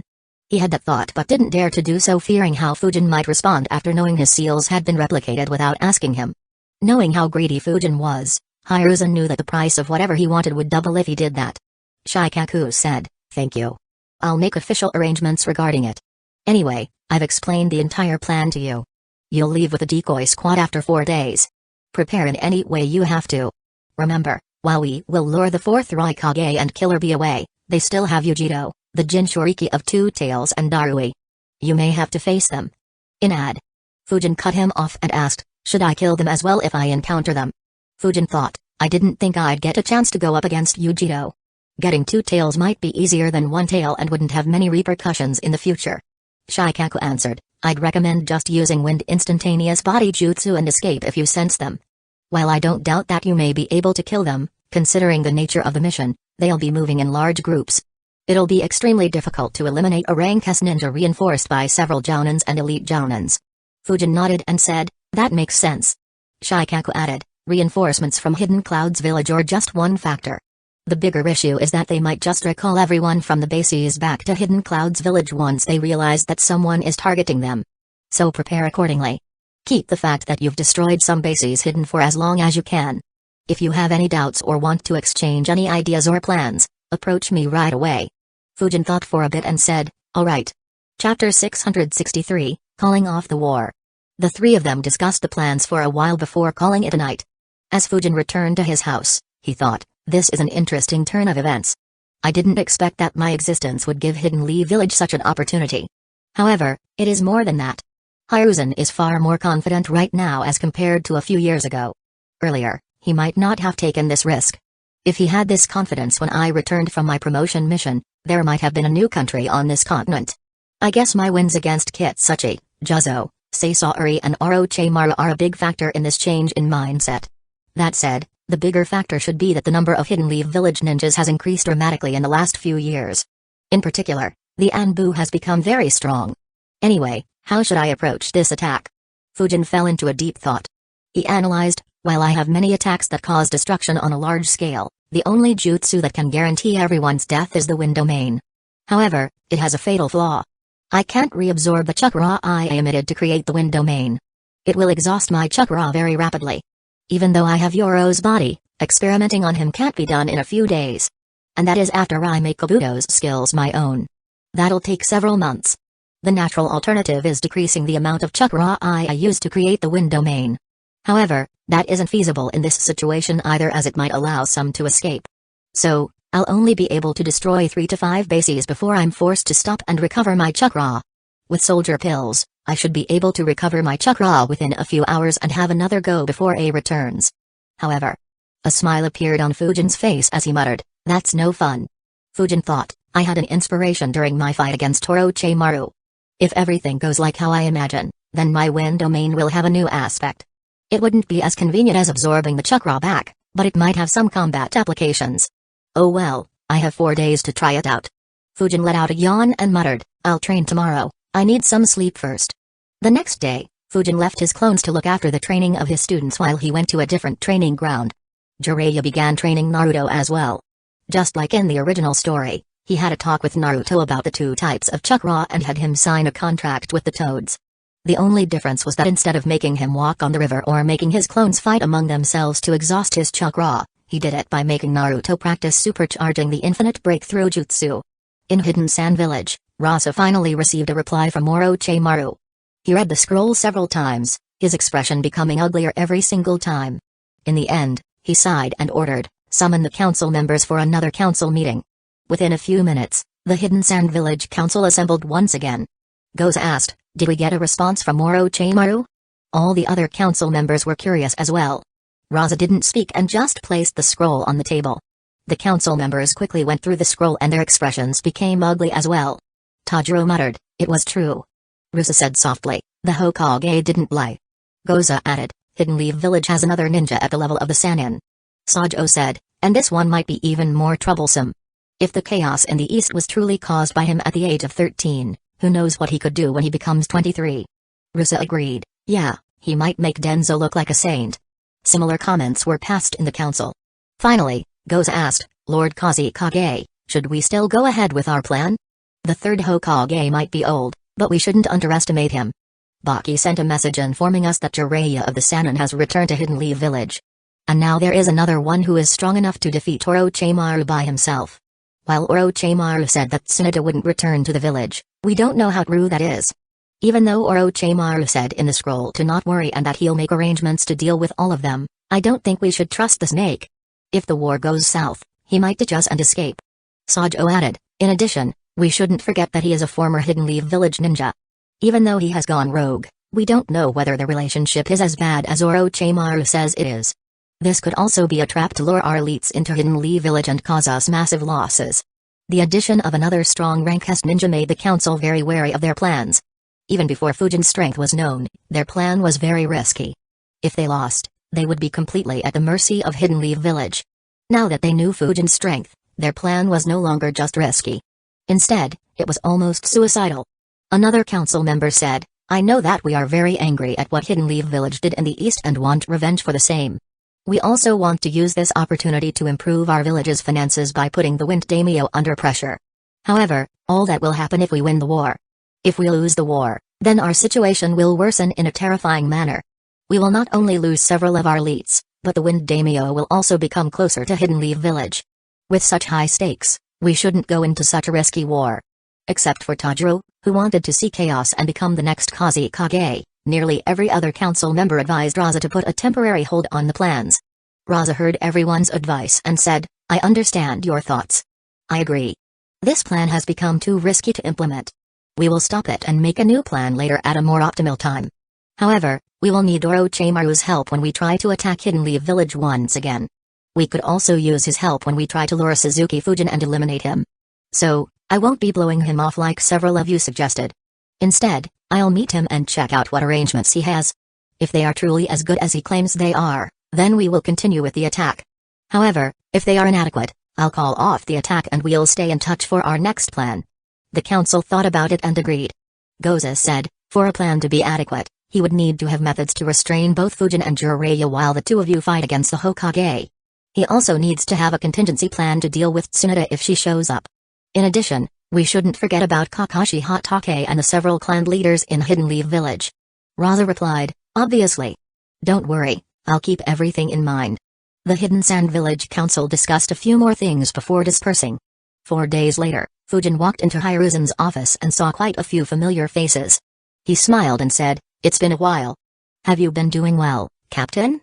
Okimaki Tsuyoshi chuckled and said, considering that you're a part of the council, it should be I who should call you respectfully.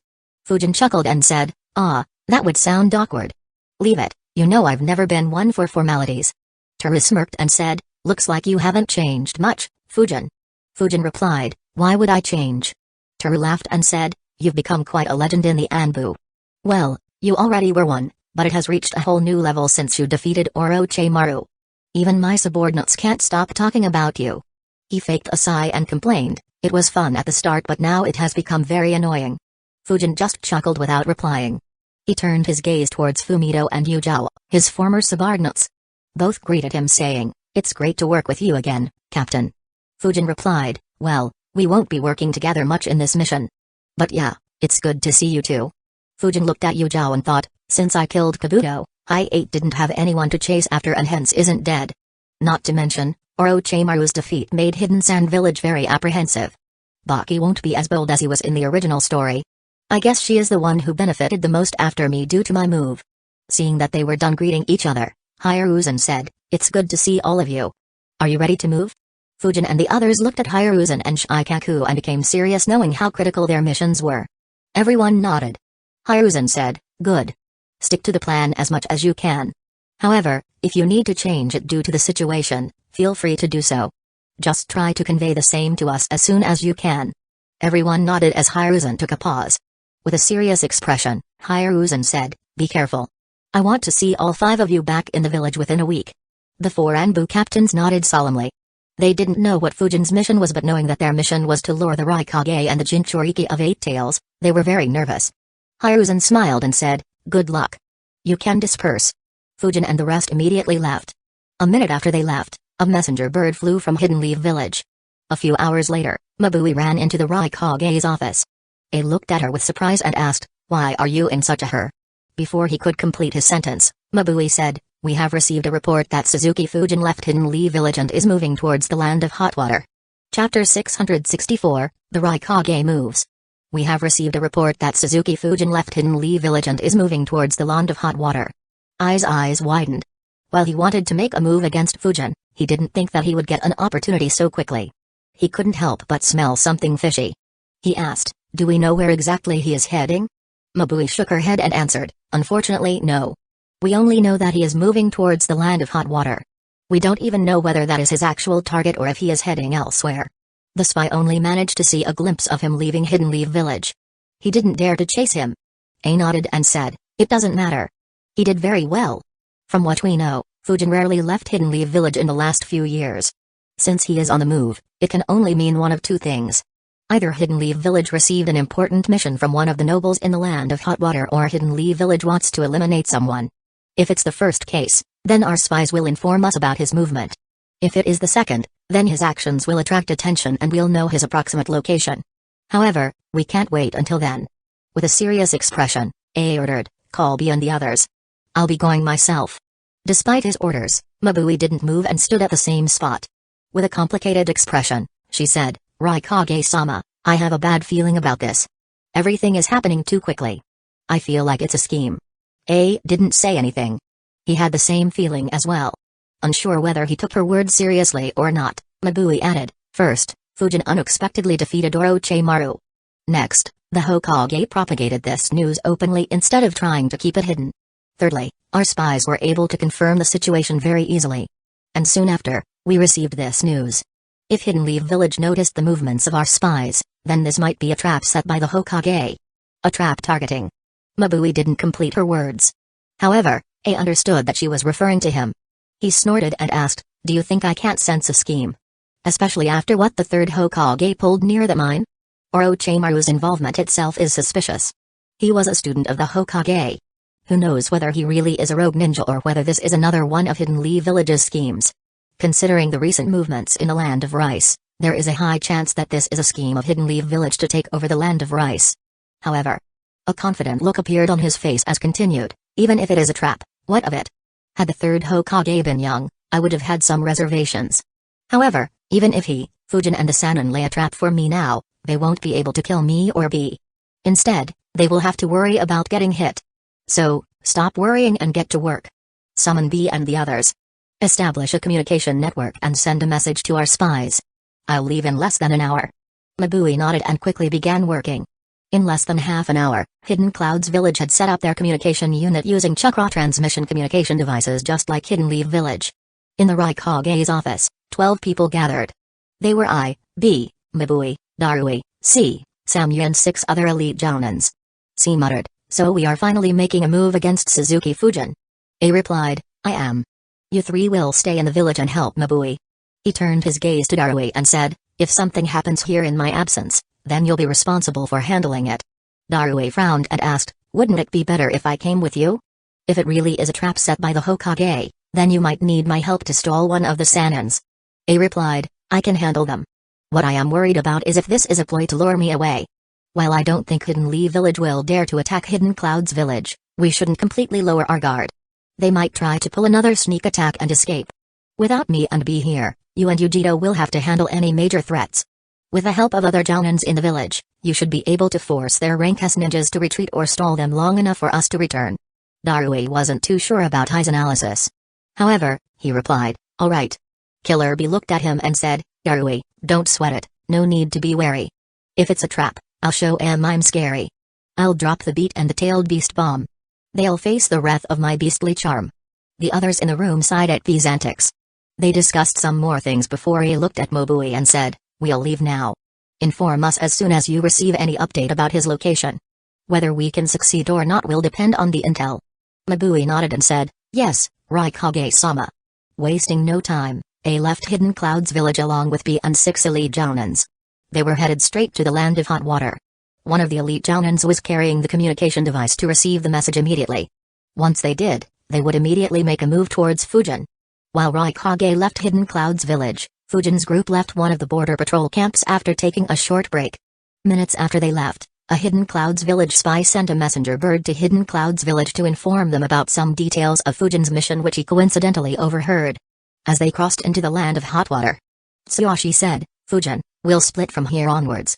Teru said solemnly, "Good luck with your mission. Be careful." Considering that their mission was to lure the Raikage, they expected Fujin's mission to be far more dangerous. Fujin chuckled at their solemn expressions and said, "Don't worry. My mission isn't that dangerous. On the other hand, you guys need to be very careful." His expression became serious as he continued, "Under no circumstances must any of you come face to face against them. If you do, you'll have no chance of survival. Give the highest priority to your safety. If it gets too dangerous, don't hesitate to retreat or mix among the civilians. Your mission ends at luring them here. How long they stay here has nothing to do with you." All 4 Anbu captains nodded. Luckily, the major part of their mission would be over after they visited the noble they were supposed to meet. After that, they were allowed to retreat whenever they wanted to. The 4 of them finally split from Fujin and changed their direction. The town, in which the noble they were supposed to meet lived, was quite close to the border of the Land of Fire. It was done so that they would have to travel more distance while returning to Hidden Clouds Village. As they moved, Teru created a shadow clone containing 80% of his chakra, who transformed into Fujin and moved alongside them. Since he had a high amount of chakra and had known Fujin for a long time, Shikaku had given him this important task. This way, no one would suspect that Fujin had split from the group and was moving alone. Shikaku knew that there were a few Hidden Clouds Village spies in the town they were heading in. He wanted them to see Fujin and inform Hidden Clouds Village about the same. This served 2 purposes. Firstly, A and B would be lured all the way to the borders of the Land of Fire. They would also have to travel at a very high speed to ensure that Fujin doesn't complete the mission and return to Hidden Leaf Village. In such a state, returning to the Land of Lightning quickly would be tough for them. Secondly, it also created an alibi for Fujin. If Hidden Clouds Village tried to blame Fujin for the deaths of their elites and turn some hidden villages against Hidden Leaf Village, they would use this to prove that Hidden Clouds Village was lying and convince everyone that this was just Hidden Clouds Village's way of attempting to start the next Great War. This would make everyone wary of Hidden Clouds Village instead. As for Fujin, his path went straight through the Land of Hot Water and the Land of Frost into the Land of Lightning. Even though A realized the possibility of a scheme, he never imagined that his target was heading straight towards his country. As he moved, a smile appeared on Fujin's face. He muttered to himself, "Now then, I hope that they can put up some fight. I don't want it to be too boring. Otherwise, I really might have to ambush A for some entertainment. Anyway, I hope that there are some marks along the path." Chapter 665, Shikaku's Mind Games. Anyway, I hope that there are some marks along the path. Fujin began sensing the flying thunder god marks he had left in the Land of Hot Water. There weren't many, as Fujin hadn't been to this country much after he had learned that jutsu. The one time he did was to hunt down Hidan. However, he was accompanied by other Hidden Leaf Village ninjas. So, he couldn't brazenly leave thousands of marks. Instead, he had just left a handful when no one was looking at him, each being over 50 kilometers from the other. Fujin immediately disappeared, teleporting around 150 kilometers away. He teleported a few more times and reached into the Land of Frost. Fujin finally stopped and thought, "This was the last mark I made while chasing Hidan. The place where I fought Kakazu shouldn't be too far from here. Oh well, just another couple of 100 kilometers to reach the Land of Lightning. According to Shikaku's plan, I need to enter the Land of Lightning, move close to the base closest to the border between the Land of Lightning and the Land of Frost and hide myself waiting for his signal. However, I should be reaching there in around 6 to 8 hours from now." Fujin chuckled. The distance between the Hidden Clouds Village and Hidden Leaf Village was very large. Normal ninjas would require around 4 to 5 days to make such a long trip. Even an elite squad would still require around a couple of days if they consumed soldier pills. Since Fujin had a flying summon, Shikaku counted on Fujin to reach there in a quick time without exhausting himself. However, he couldn't have imagined that Fujin had mastered the Flying Thunder God Jutsu. Fujin decided, "I'll keep the communication device inside the scroll. Once I take it out and activate it, Inoichi will be able to sense my location. Since I have around 6 hours, it's time to do some setup." Fujin continued moving towards Hidden Clouds Village. As he ran, he left a Flying Thunder God mark on trees along his path every now and then. He stopped 50 kilometers from the border. Fujin found a quiet spot, weaved a few hand seals and slammed his hand on the ground. Earth-style, Camp Jutsu. A massive underground camp was created around 50 meters under Fujin's feet. Fujin disappeared into the ground and entered into the base. He looked around the base and nodded while thinking, "This should do.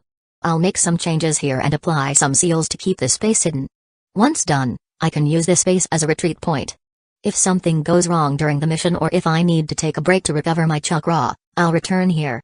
And, my clones can use this space for that purpose. Fujin made up his mind and got to work. A few hours later, Fujin frowned and opened his eyes. He was long done with setting up the base and was meditating. When he activated his space-time sensing jutsu, he noticed something odd. Fujin thought, what speed? All 8 of them are traveling at such a fast speed. A smirk appeared on Fujin's face as he chuckled, looks like A is on the move. I wonder what expression he'll make when he returns to the land of lightning. He could imagine how sorrowful Hidden Cloud's village would be by the time he was done. Hiruzen and Shikaku's plans were too ruthless. Fujin thought, considering the future, there isn't a need for this attack. After all, Hidden Cloud's village would be our ally in the next great war. My actions would weaken the allied shinobi force. However, Fujin shook his head and muttered, who asked them to go after my head? The only reason why Hidden Cloud's village fell into this trap was because they wanted Fujin's head. So, Fujin had no qualms in causing them pain, especially considering how much effort Shikaku had already put in. As for weakening the allied shinobi force, Fujin didn't particularly care much about it. After all, Kabuto was no longer alive. His dead body was in one of his scrolls. Without the Edo Tensei summons, the White Zetsu army wasn't that scary.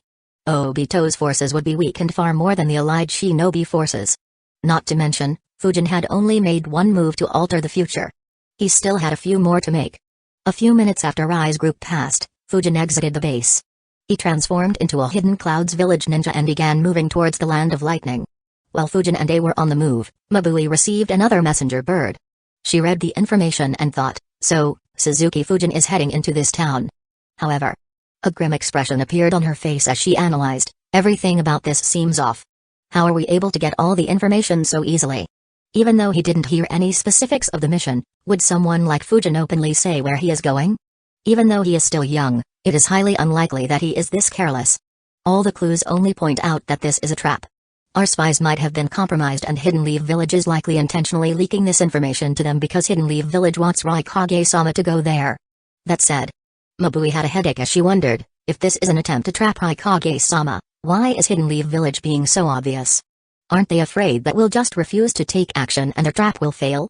No, there is no way Hidden Leaf Village would make such a foolish mistake. Raikage-sama was correct. Even if it is a trap, killing him and his brother would be extremely difficult. Even if Hidden Leaf Village defeats them, they won't be able to kill them. So, Hidden Leaf Village's target is most likely not Raikage-sama. Instead, it is something else. But, what could that be? Mabui racked her brains but couldn't understand what Hidden Leaf Village's plans were. She asked Darui to ensure that Hidden Clouds Village's defenses were airtight before conveying the information in the scroll and her analysis to A using the chakra transmission communication device. A frowned as well and thought, that town is very close to the Land of Fire. It's the perfect place for Hidden Leaf Village to secretly move and hide a large number of ninjas. Is Hidden Leaf Village banking on my confidence to lure me there and kill me the same way my father was killed? Can they afford such losses at this time? Or is this just a stratagem to make me apprehensive of ever making a move on a Hidden Leaf Village ninja? He thought for a bit, looked at one of his subordinates and said, once we reach closer to that town, sense continuously. It might be a trap set by Hidden Leaf Village and Hidden Hotwater Village to make a move against me. Ensure that nothing escapes your eyes. The elite Jounin, who was also a censor, nodded. A turned his eyes towards another subordinate and instructed, you'll keep an eye out for seals. If Hidden Leaf Village has secretly moved a large number of ninjas to attack me, they'll hide them using seals. If you feel anything off, inform us immediately.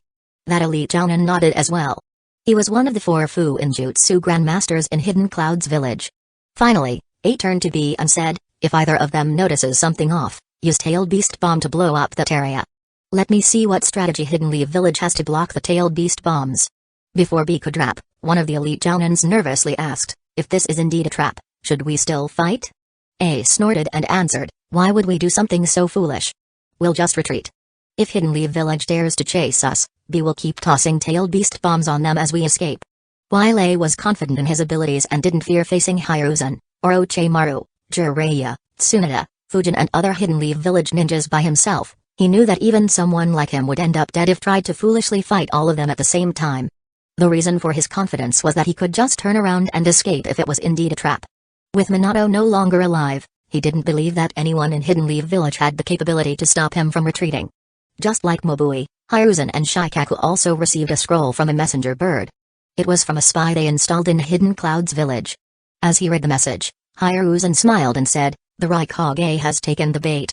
He left Hidden Clouds village. Shikaku smiled and said, "Good. Now we just have to wait for some time." Knowing the Raikage, he'll rush to that location in under a day. "I'll ask Fujin to make a move after 16 hours. Hiruzen nodded and said, "If Hidden Clouds village doesn't pull back their ninjas, then Fujin will have enough time to go for a couple of rounds. He should eliminate at least 6 bases." Shikaku replied, "Yeah, let's hope so. Such a loss will keep Hidden Clouds village under check for some time. I'll ask Eagle to make a move. He'll start cleaning up Hidden Stones village's spy network at the same time Fujin starts." In a few hours, Fujin reached the base that would be his first target. He stayed some distance away and observed the base without activating his chakra field. A slight surprise appeared on his face as he thought, "Interesting." Chapter 666, Slaughterhouse, 1, Interesting. Fujin muttered. Even though he had heard how the base looked from Shikaku, seeing it personally surprised him. Calling what he was seeing as merely a base would be inappropriate. Instead, it was almost a village by itself. The base was spread over a region with a radius of over half a kilometer.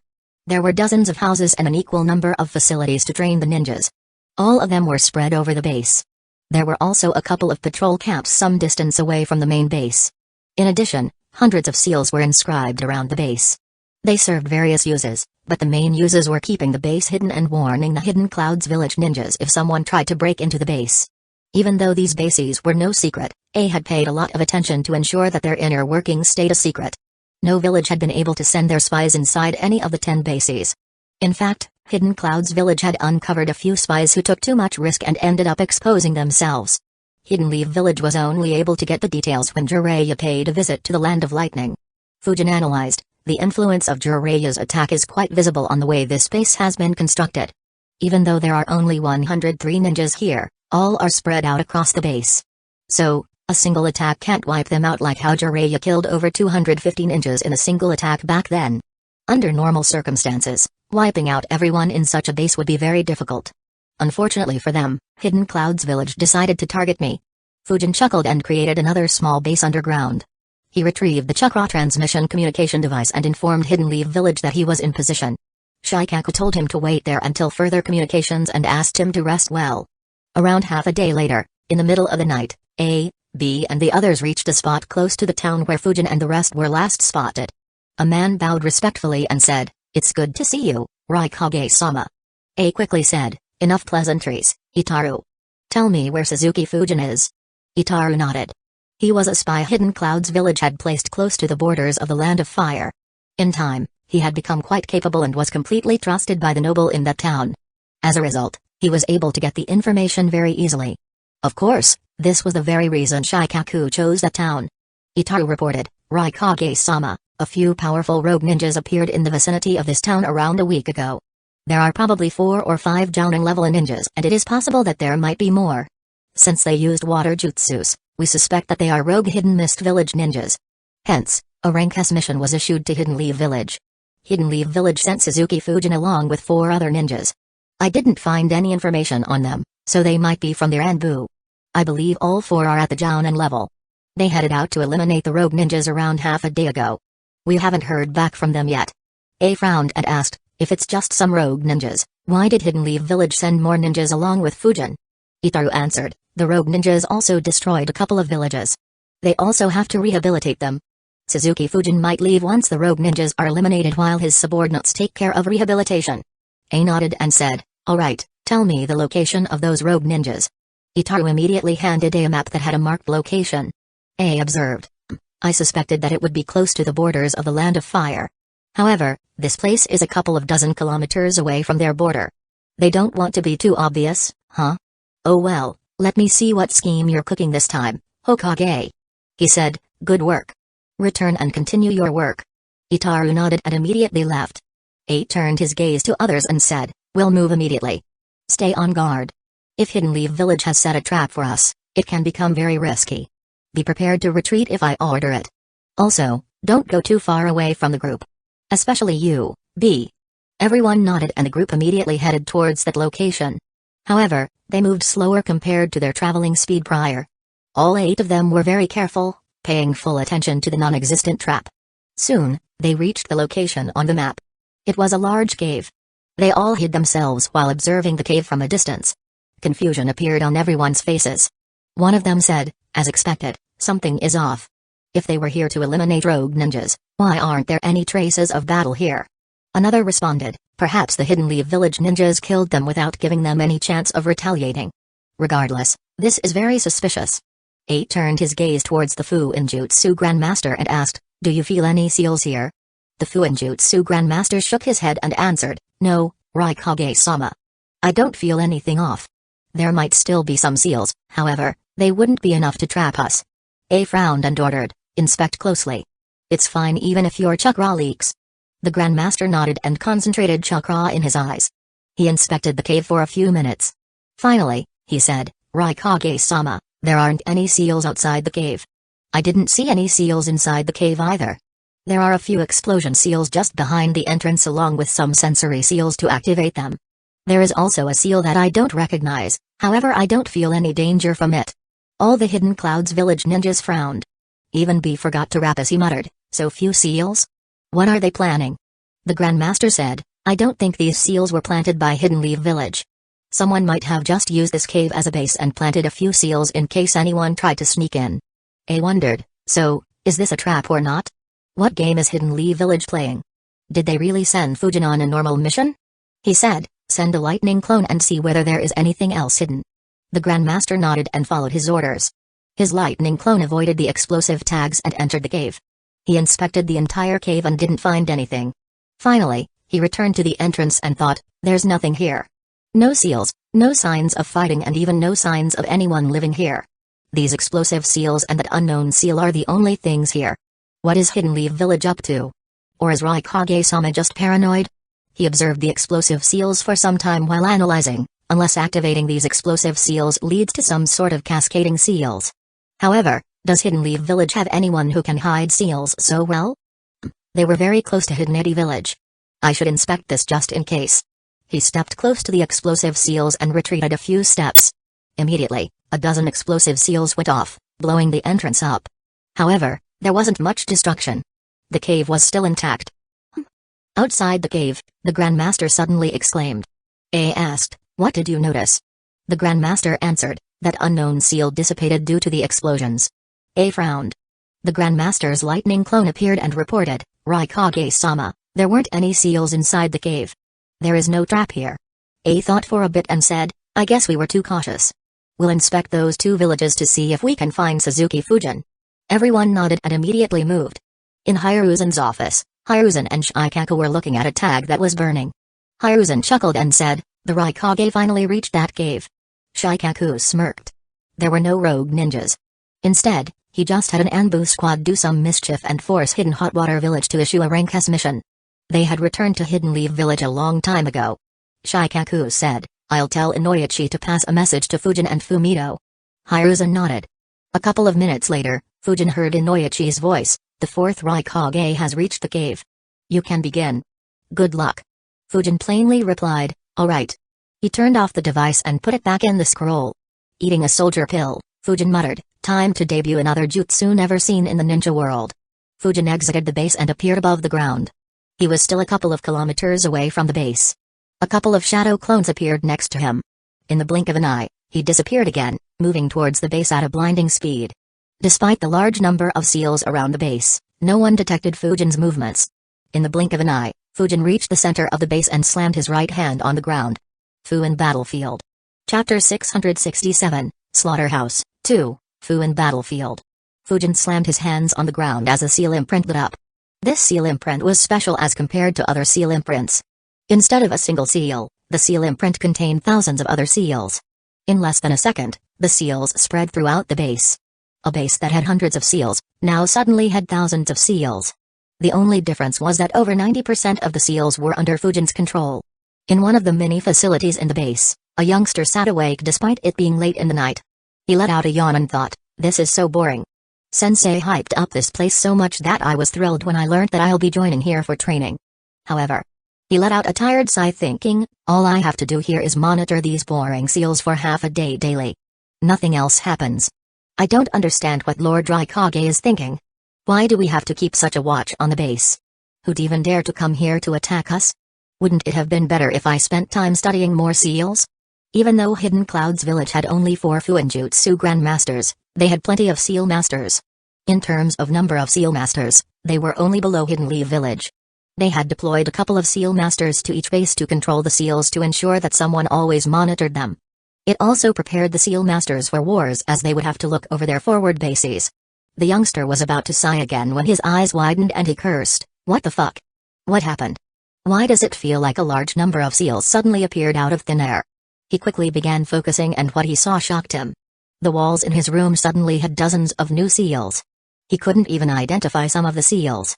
In disbelief, he muttered, "What in the hell? How did so many seals appear? No. More importantly, who inscribed these seals? And how? They couldn't have already been here, could they? Wait. The seals have created a barrier along the ground. It means that no one can escape underground. Do the attackers want to cut our escape routes and eliminate us? But who has the courage to attack Hidden Cloud's village?" He began panicking, realizing that everyone in the base might be trapped. He wasn't the only one. The other seal master in the base also woke up and was scared witless on sensing the seals.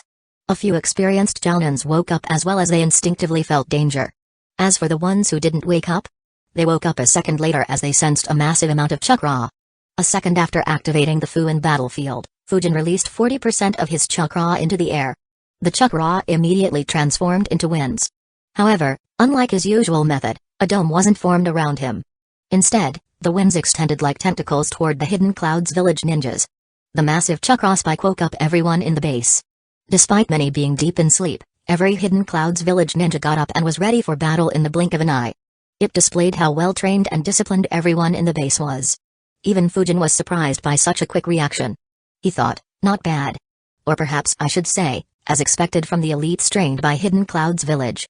Even though the Hidden Clouds village ninjas reacted quickly, they were still confused about what was happening and began discussing among themselves while moving rapidly towards Fujin. What was the chakra spike? Are we under attack? Which fool has the courage to attack us? I don't know, but that chakra is scary. Don't be overconfident. If anyone dares to attack us, then they must at least have some strength to back up their courage. Such sort of attacks are very common during a war. Stronger ninjas and elite squads will try to eliminate weaker enemy ninjas. Also, look out for suicide bombers among the enemy. They might blow themselves up if they're about to die. Always keep your guard up. Several such discussions broke out within seconds. The overconfident youngsters were guided by their seniors.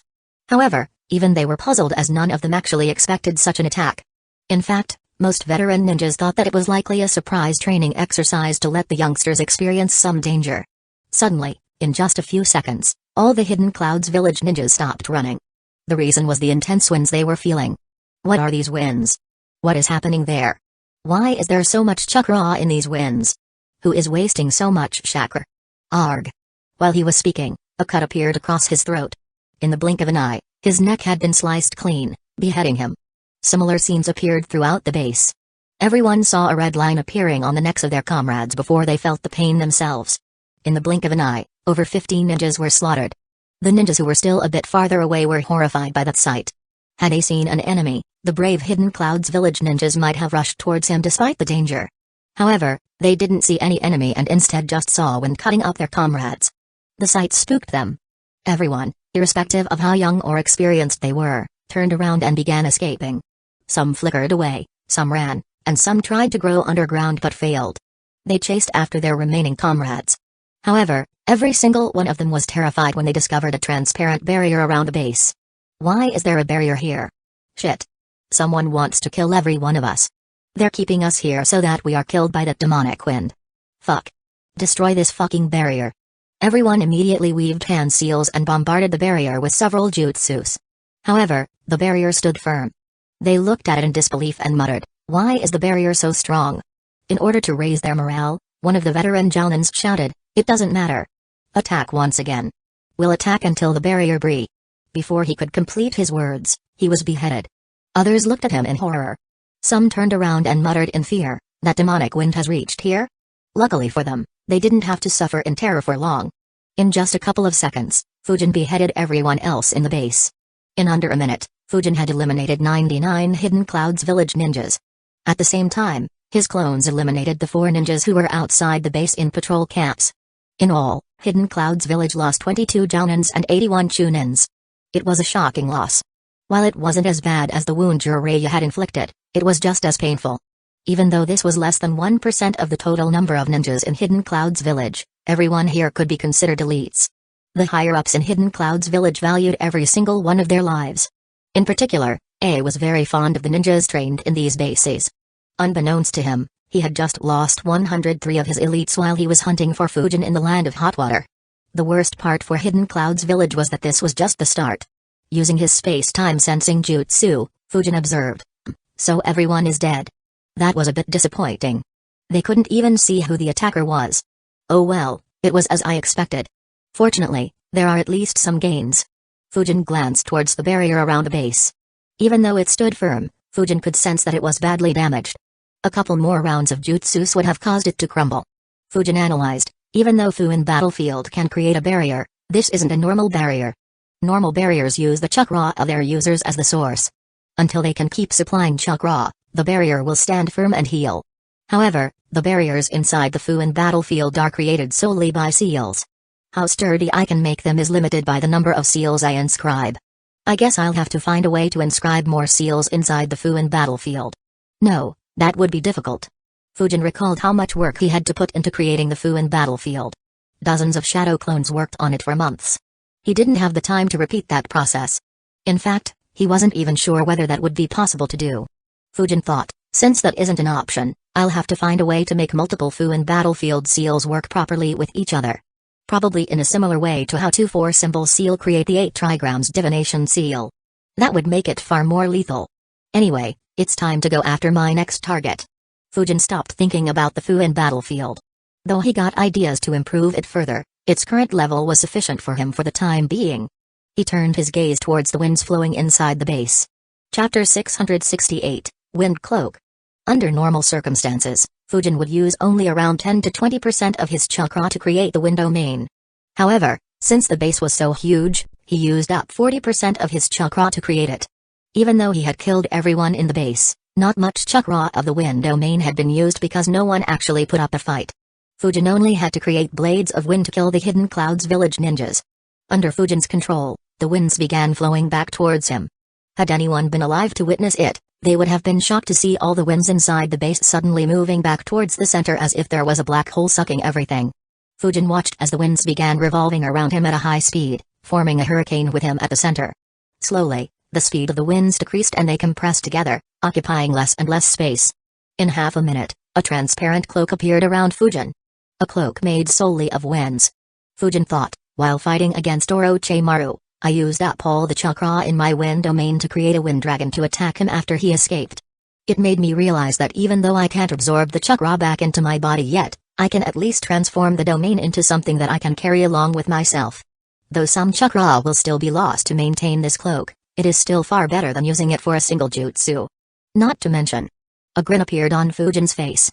The wind cloak had some remarkable abilities. Though not as strong as the Raikage's lightning chakra mode, it was still quite a remarkable feat. For any ninja specializing in wind manipulation, it would be a dream jutsu to have in their arsenal. Fujin dispelled his shadow clones, who were outside the barrier, and created a new shadow clone with 5% of his chakra. His clone nodded and flickered. Since he had Fujin's memories, Fujin did not need to give him any instructions. Fujin focused on his wind cloak. A second later, he began floating in the air. A wide smile could be seen on Fujin's face. As someone who once lived in a world without any superpowers, there was no way he wouldn't have wanted to fly by himself. Fujin thought, an unexpected gain from this jutsu I created is the ability to fly. Even though I could fly a bit earlier using my Assassin's Rush jutsu, it wasn't the same. I had to continuously blast winds from different parts of my body to be able to fly using that jutsu. And, it was extremely chakra exhaustive. By comparison, flying using the wind cloak is much smoother. Even though the chakra needed to create the wind cloak is high, the chakra spent on flying is considerably less. However, there are still some restrictions. Fujin suddenly disappeared and traveled through the air at a rapid speed using the wind instantaneous body jutsu. He thought, the wind cloak makes using this jutsu much more natural. So, it is very good in terms of flying in a straight line. However, my mobility in the air is still far inferior to my mobility on the ground. Even though it'll be good against most opponents, I shouldn't use it against someone like Anoki. I'm not sure if I can dodge his particle style while I am in the sky. Well, at least not without using the Flying Thunder God Jutsu. While Fujin moved rapidly across the land of lightning, his shadow clone collected all the dead bodies in the destroyed base. After storing all the dead bodies in scrolls, he buried the bloodied soil deep underground before removing the Fuin battlefield seals. After inspecting everything once, he thought, good. There are no signs of any battle here. Though Hidden Cloud's village might find the bloodied soil with some digging, there isn't much that they can gain from it. After all, they don't have a jutsu like Edo Tensei. A peculiar expression appeared on the clone's face as he realized, actually, even if they revive them with Edo Tensei, they can't get much information. What would the revived ninjas say? Strange twins killed them. After all, they didn't even see me. Oh well, I'm done here. I wonder who'd be the one to come and discover this empty base. Fujin's clone disappeared from the base. After using the Flying Thunder God a few times, he returned to the base in the Land of Frost. He withdrew a couple of scrolls in which he had stored the bodies of the dead jounins. He retrieved a head from the scroll, placed it on the table in front of him and placed his right hand on the severed head. Inserting his yin chakra into the dead jounin's brain, Fujin's clone thought, even though Hidden Leaf Village's collection of lightning jutsus is quite good, there is no question that Hidden Cloud's village is far better in this aspect. Especially the lightning chakra mode. Though I don't expect any of them to know how to learn that jutsu, there might be some who know where that jutsu is stored in Hidden Cloud's village. A and B aren't in Hidden Cloud's village. And my actions should lure out Darui and Yujito. So, I might as well pay a visit to Hidden Cloud's village to borrow a few scrolls. I'm sure they are kind-hearted enough to overlook my actions and entertain me as their guest. While Fujin's clone read the memories of the dead jounins, Fujin traveled straight to the second base on his target list. He stopped around 5 kilometers from the base and created 3 shadow clones. He passed his wind cloak to one of the shadow clones while Fujin and the other 2 shadow clones moved towards the base. Just like during the previous attack, the 2 shadow clones split off from Fujin and targeted the patrol camps. Meanwhile, Fujin went straight to the center of the base and activated the Fuin battlefield. A second later, the clone wearing the wind cloak teleported next to Fujin. In an instant, the wind cloak lost its form and winds spread throughout the base. Fujin released some of his own chakra to make up for the chakra lost while killing the Hidden Clouds village ninjas in the first base and while traveling. Just like the previous time, no Hidden Clouds village ninja survived. It was a complete massacre. Once again, no one even saw who their killer was. Fujin once again formed the wind cloak and left a shadow clone to collect all their bodies before continuing towards the third base. In the land of hot water, the Raikage's group tried looking for Fujin and other Hidden Leaf village ninjas around the 2 villages for a couple of hours. Needless to say, they didn't even see a glimpse of them. Instead, what they had seen confused them even more. In the affected villages, the people had already been rehabilitated. The Hidden Clouds village ninjas had transformed into Hidden Hot Water village ninjas and questioned the villagers. They were shocked to learn that Fujin and the rest had already helped them and left before midnight. They left the village and began wondering what was going on. Killer B said, "Yo, what's this situation? It's caused some frustration, no trap found, just a cave, what's the explanation?" Folks in the villages, already rehabilitated, Hidden Leaf villages got them fixed up, all situated. Did they finish up the mission, make it back to their land?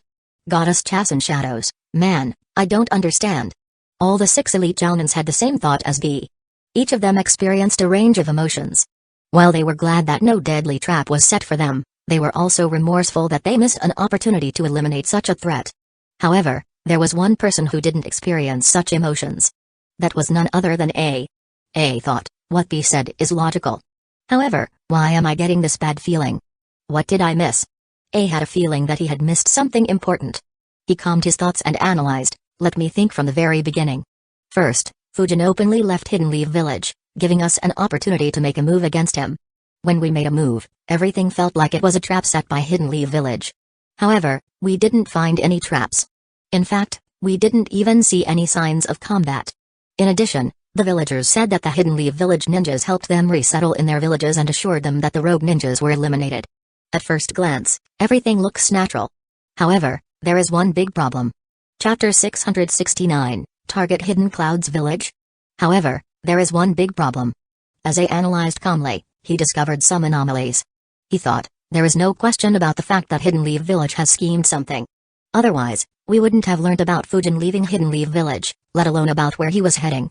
Their real scheme should be what is giving me this bad feeling. However, what could their scheme be? Immediately, Raikage recalled 2 things. The first was him telling Darui to protect the village while he wasn't there. The second was the Fu Injutsu Grandmaster saying that there was one unknown seal among the explosive seals. His eyes widened in shock as he realized, don't tell me. Did those bastards actually do this to lure me out?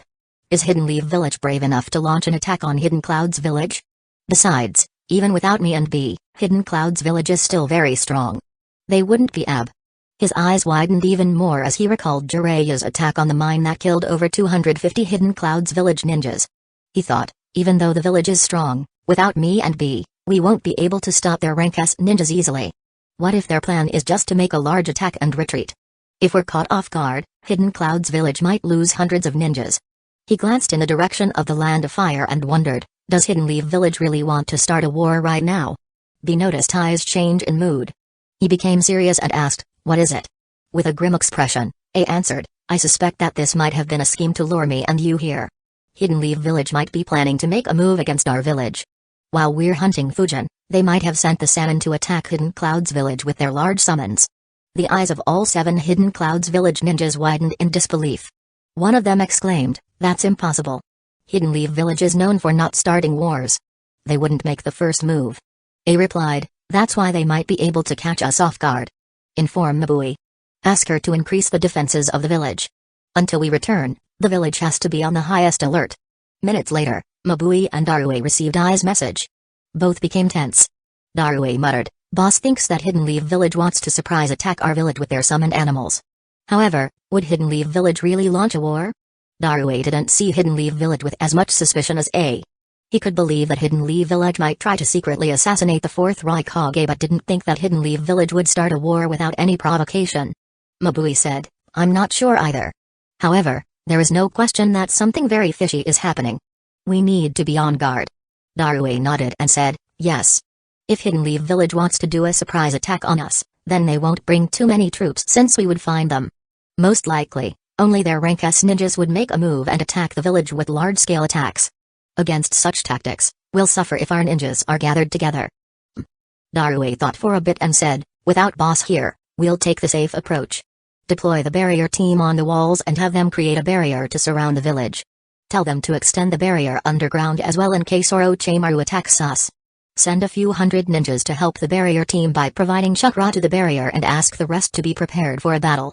We'll block the enemy's large-scale attacks with the barrier. If they manage to break the barrier and enter inside, then I and Yujiro will confront them while everyone else assists us. We'll overwhelm them with numbers. If we're lucky, then Hidden Leaf Village might lose a few rank S ninjas. Mabui nodded and immediately got to work. Even though their leader wasn't in the village, Hidden Cloud's village still had over 10,000 ninjas in their village. As long as they weren't caught off guard, they weren't afraid of a few rank S ninjas. In one of the villages that were rehabilitated by the shadow clones of Fujin's teammates, one old man wiped the sweat off his forehead and thought, that was scary. Was the Raikage really among that group of ninjas as Lord Shikaku said? As expected of Lord Shikaku. Only he can make the Raikage move wherever he wants to. Anyway, there was a chakra spike just a minute ago. The Raikage must have retreated as Lord Shikaku said. I'll send a messenger bird to inform him that the group has left. However, I'll wait for a couple of hours just in case they haven't and are still keeping an eye on here. I can't imagine what they would do to me if they caught me. That man was a spy Shikaku inserted in the village while the rogue ninjas were harassing them. When the Raikage's group entered the village in disguise, he didn't even dare to look at them. He relaxed only after sensing the chakra spike.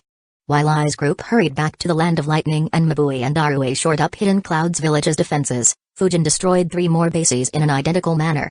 Half of the bases had been destroyed. In all, 546 Hidden Cloud's village ninjas had died. Among them were 96 jounins, 2 elite jounins and 448 chunins. It was a colossal loss for Hidden Cloud's village.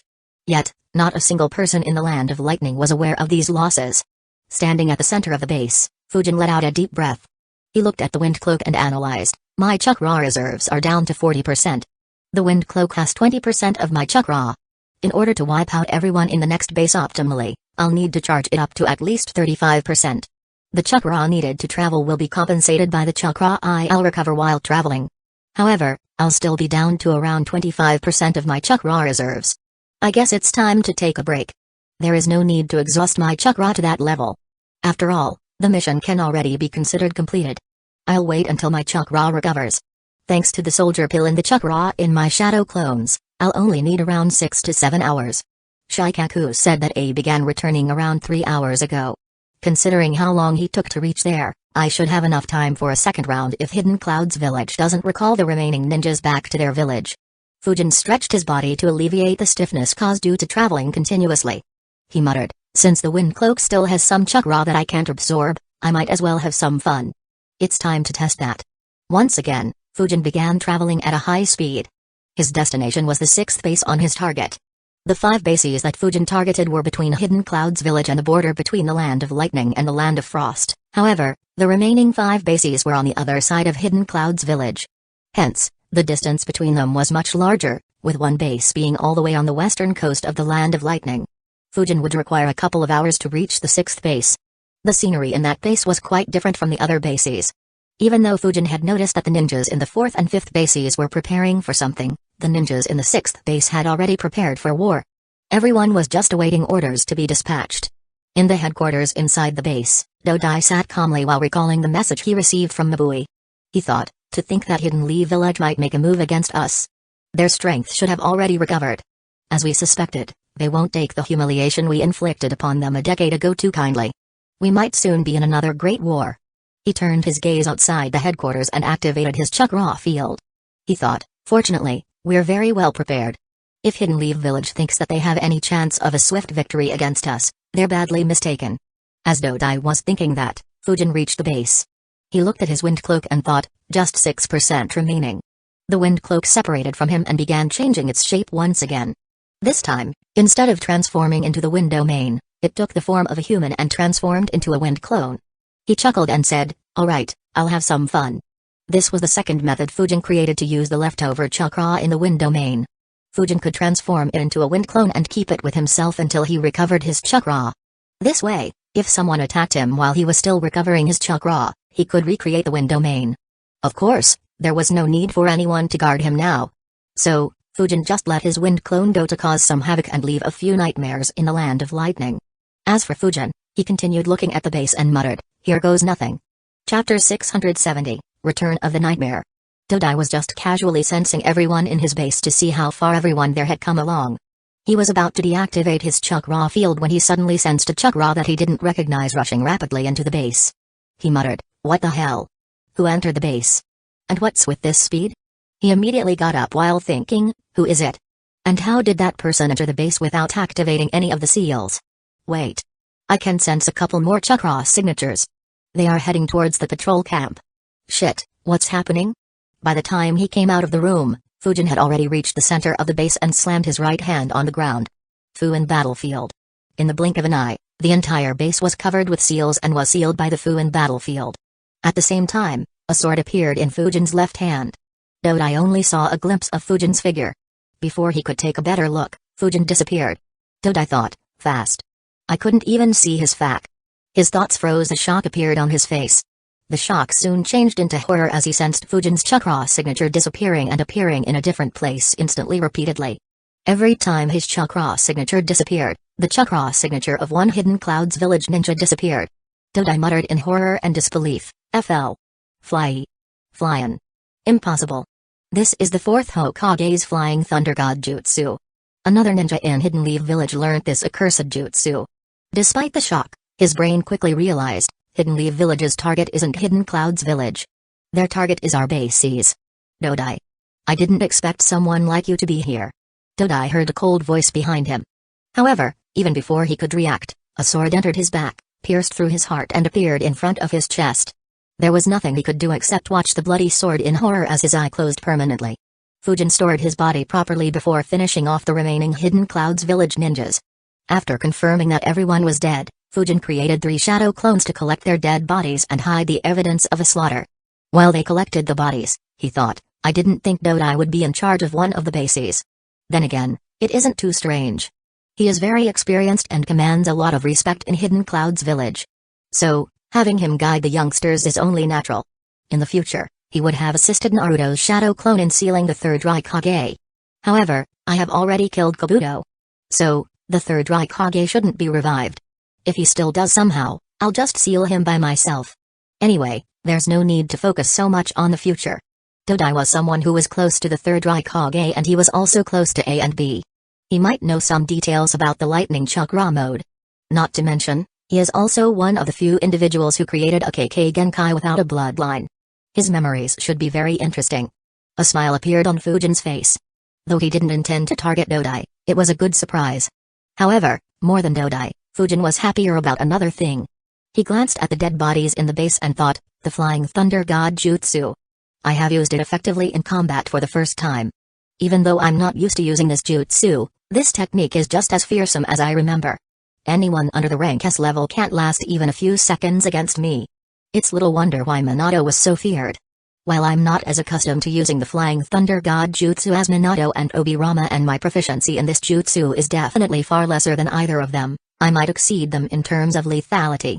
After all. Fujin chuckled and looked across the Fuin battlefield. Along with the other seals that made Fuin Jutsu what it was, there were also a couple thousand Flying Thunder God marks in it. Minato had to throw his special kunais marked with Flying Thunder God marks in order to create points for him to teleport to. However, Fujin did not need to do something like that thanks to his Fuin battlefield. If a comparison was to be made, it could be said that the Fuin battlefield was equivalent to Minato throwing 2,000 special kunais on the battlefield in an instant. How dangerous that would be was rather obvious. Not to mention, the Fuin battlefield had a lot more methods that Fujin used for various purposes. So, despite his relative inexperience in using the Flying Thunder God Jutsu in battle, the combination of Fuin battlefield and Flying Thunder God Jutsu was extremely terrifying.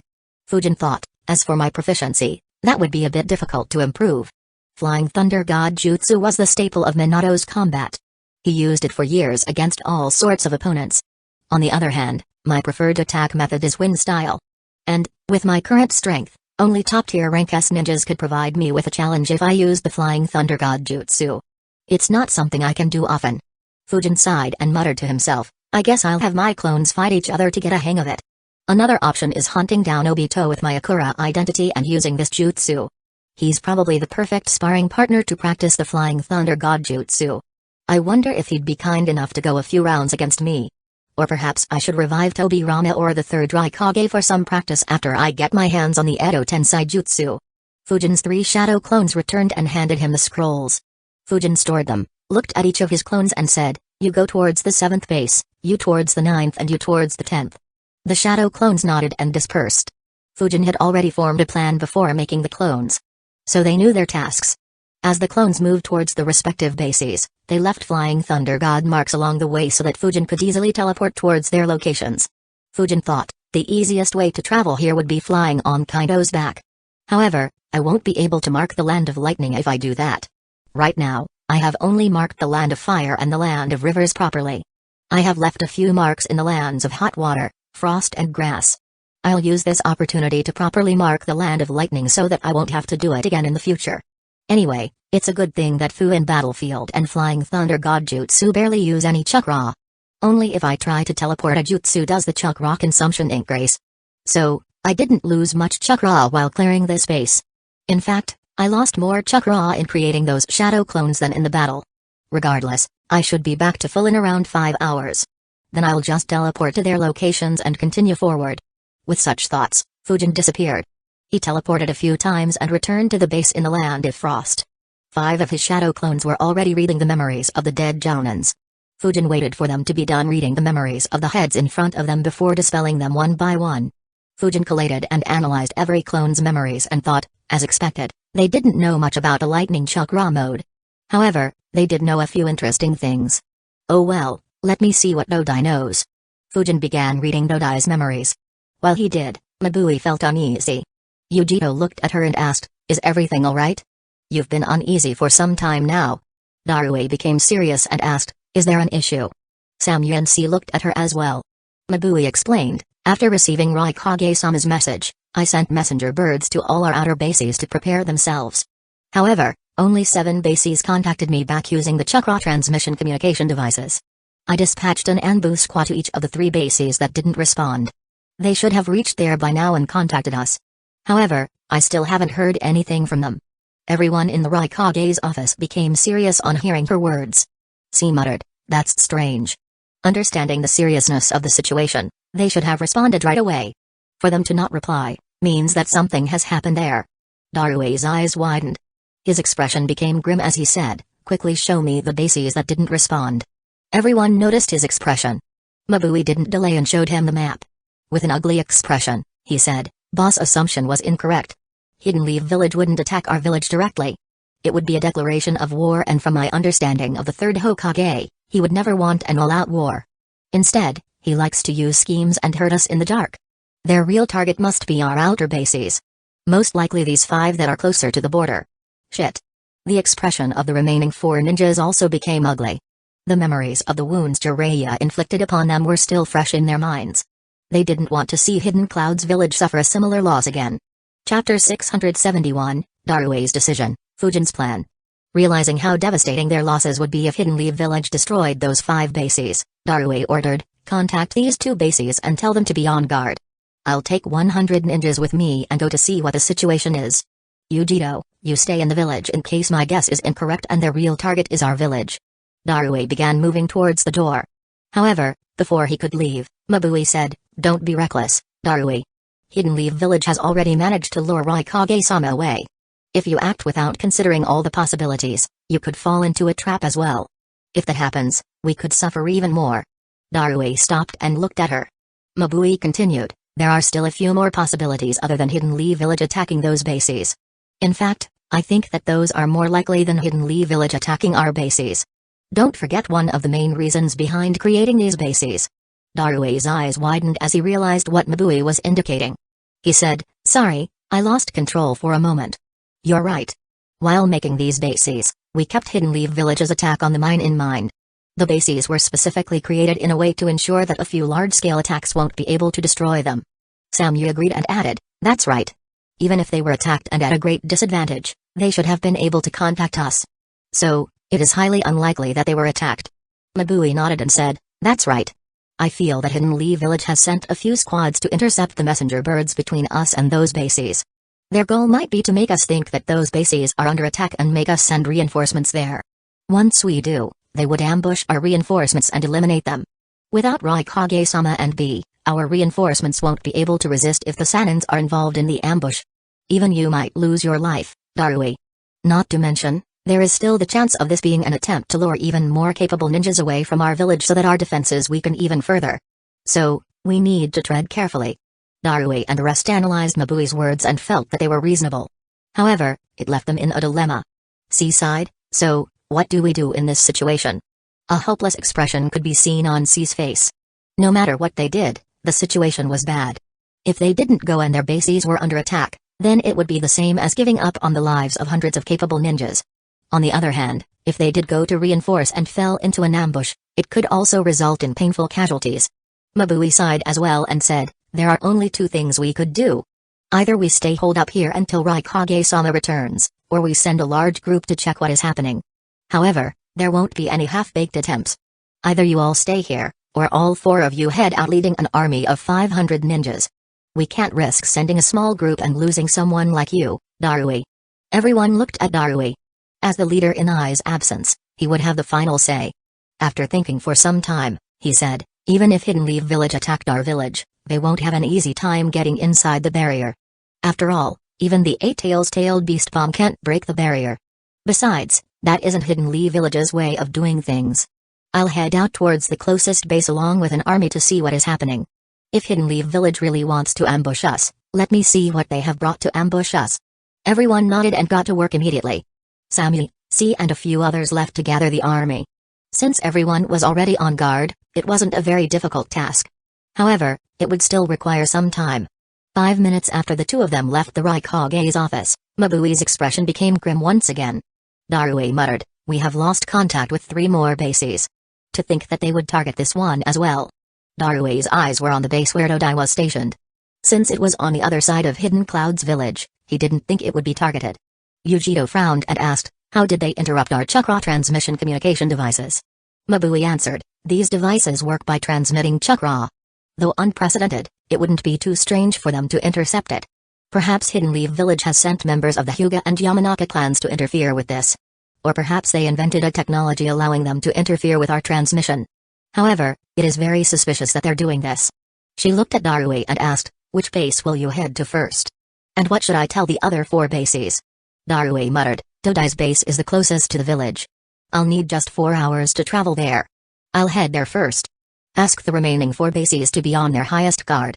Tell them that they might be attacked or lose contact with us. In addition, send an ambush squad to the other 5 bases which we can't contact. However, instruct them to take irregular routes. Mabui nodded and quickly got to work. Half an hour later, Darui, Yujiro, C and Samu left Hidden Cloud's village along with 496 other ninjas. Such a large movement made everyone inside Hidden Cloud's village tense. Needless to say, the ones who were the most tense were the spies. However, none of them dared to send a message to their village due to the barrier surrounding the village. In an underground base in the Land of Frost, a frown could be seen on Fujin's face. He thought, he doesn't know anything about the lightning chakra mode either. He does know the basic mechanics behind techniques like the lightning style, double lariat, but nothing about the lightning chakra mode. He knew where the scroll of that technique was kept by the 3rd Raikage. Unfortunately, the 4th Raikage changed its location later. Sigh, I guess I can't expect to get Hidden Cloud's village's greatest technique so easily. Fujin calmed his mind and thought, after my chakra recovers, I'll destroy 3 more bases. Hidden Cloud's village has already discovered that there is something wrong with the first 3 bases I targeted, though I am not sure whether they discovered the details. Even if they haven't, it is just a matter of time. They should soon discover about the remaining 3 as well. However, it is too late. Even if they ask the ninjas in those 3 bases to retreat to Hidden Cloud's village, I can easily intercept and eliminate them. Even if they split and escape in different directions, eliminating most of them wouldn't be too difficult thanks to my space-time sensing technique and Flying Thunder God Jutsu. That'll leave just 1 base. After such losses, there is no way Hidden Cloud's village would stay silent. They would do everything they can to keep everyone in that base safe. Even if it isn't tactical, they do it for their pride and morale. And the only thing they can do is send a large army led by either Darue or Yujiro or both there. However, a smirk formed on Fujin's face as he thought, that base is on the freaking edge of this continent. Even if everyone eats soldier pills and rushes there, they would need over a day and a half to reach there. With just Darue or Yujiro inside Hidden Cloud's village, I can easily infiltrate and try to look for the scroll without needing to worry much about any obstructions. Fujin turned his gaze back towards Dodai's dead body and thought, this guy's quite peculiar as well. Even though he showed that he was quite smart during his young age, his fighting prowess wasn't very impressive compared to his peers.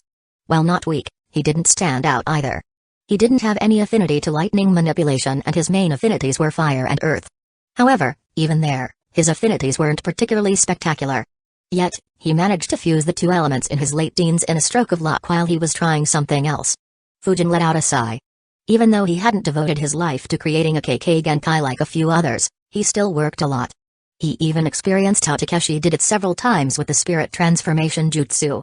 And, even though his talent in fire manipulation wasn't extraordinary, his talent in wind manipulation was beyond extraordinary. Yet, he hadn't managed to properly recreate Scorch style. On the other hand, Dodai managed to do it by a stroke of luck. Fujin muttered, no wonder Renjiro said that it is luck-based rather than skill. No wonder Hiruzen and Orochimaru never managed to create any Kekkei Genkai despite having excellent affinities and access to even more jutsus than me. Sadly, even though I read Dodai's memories, I won't be able to recreate lava style that easily.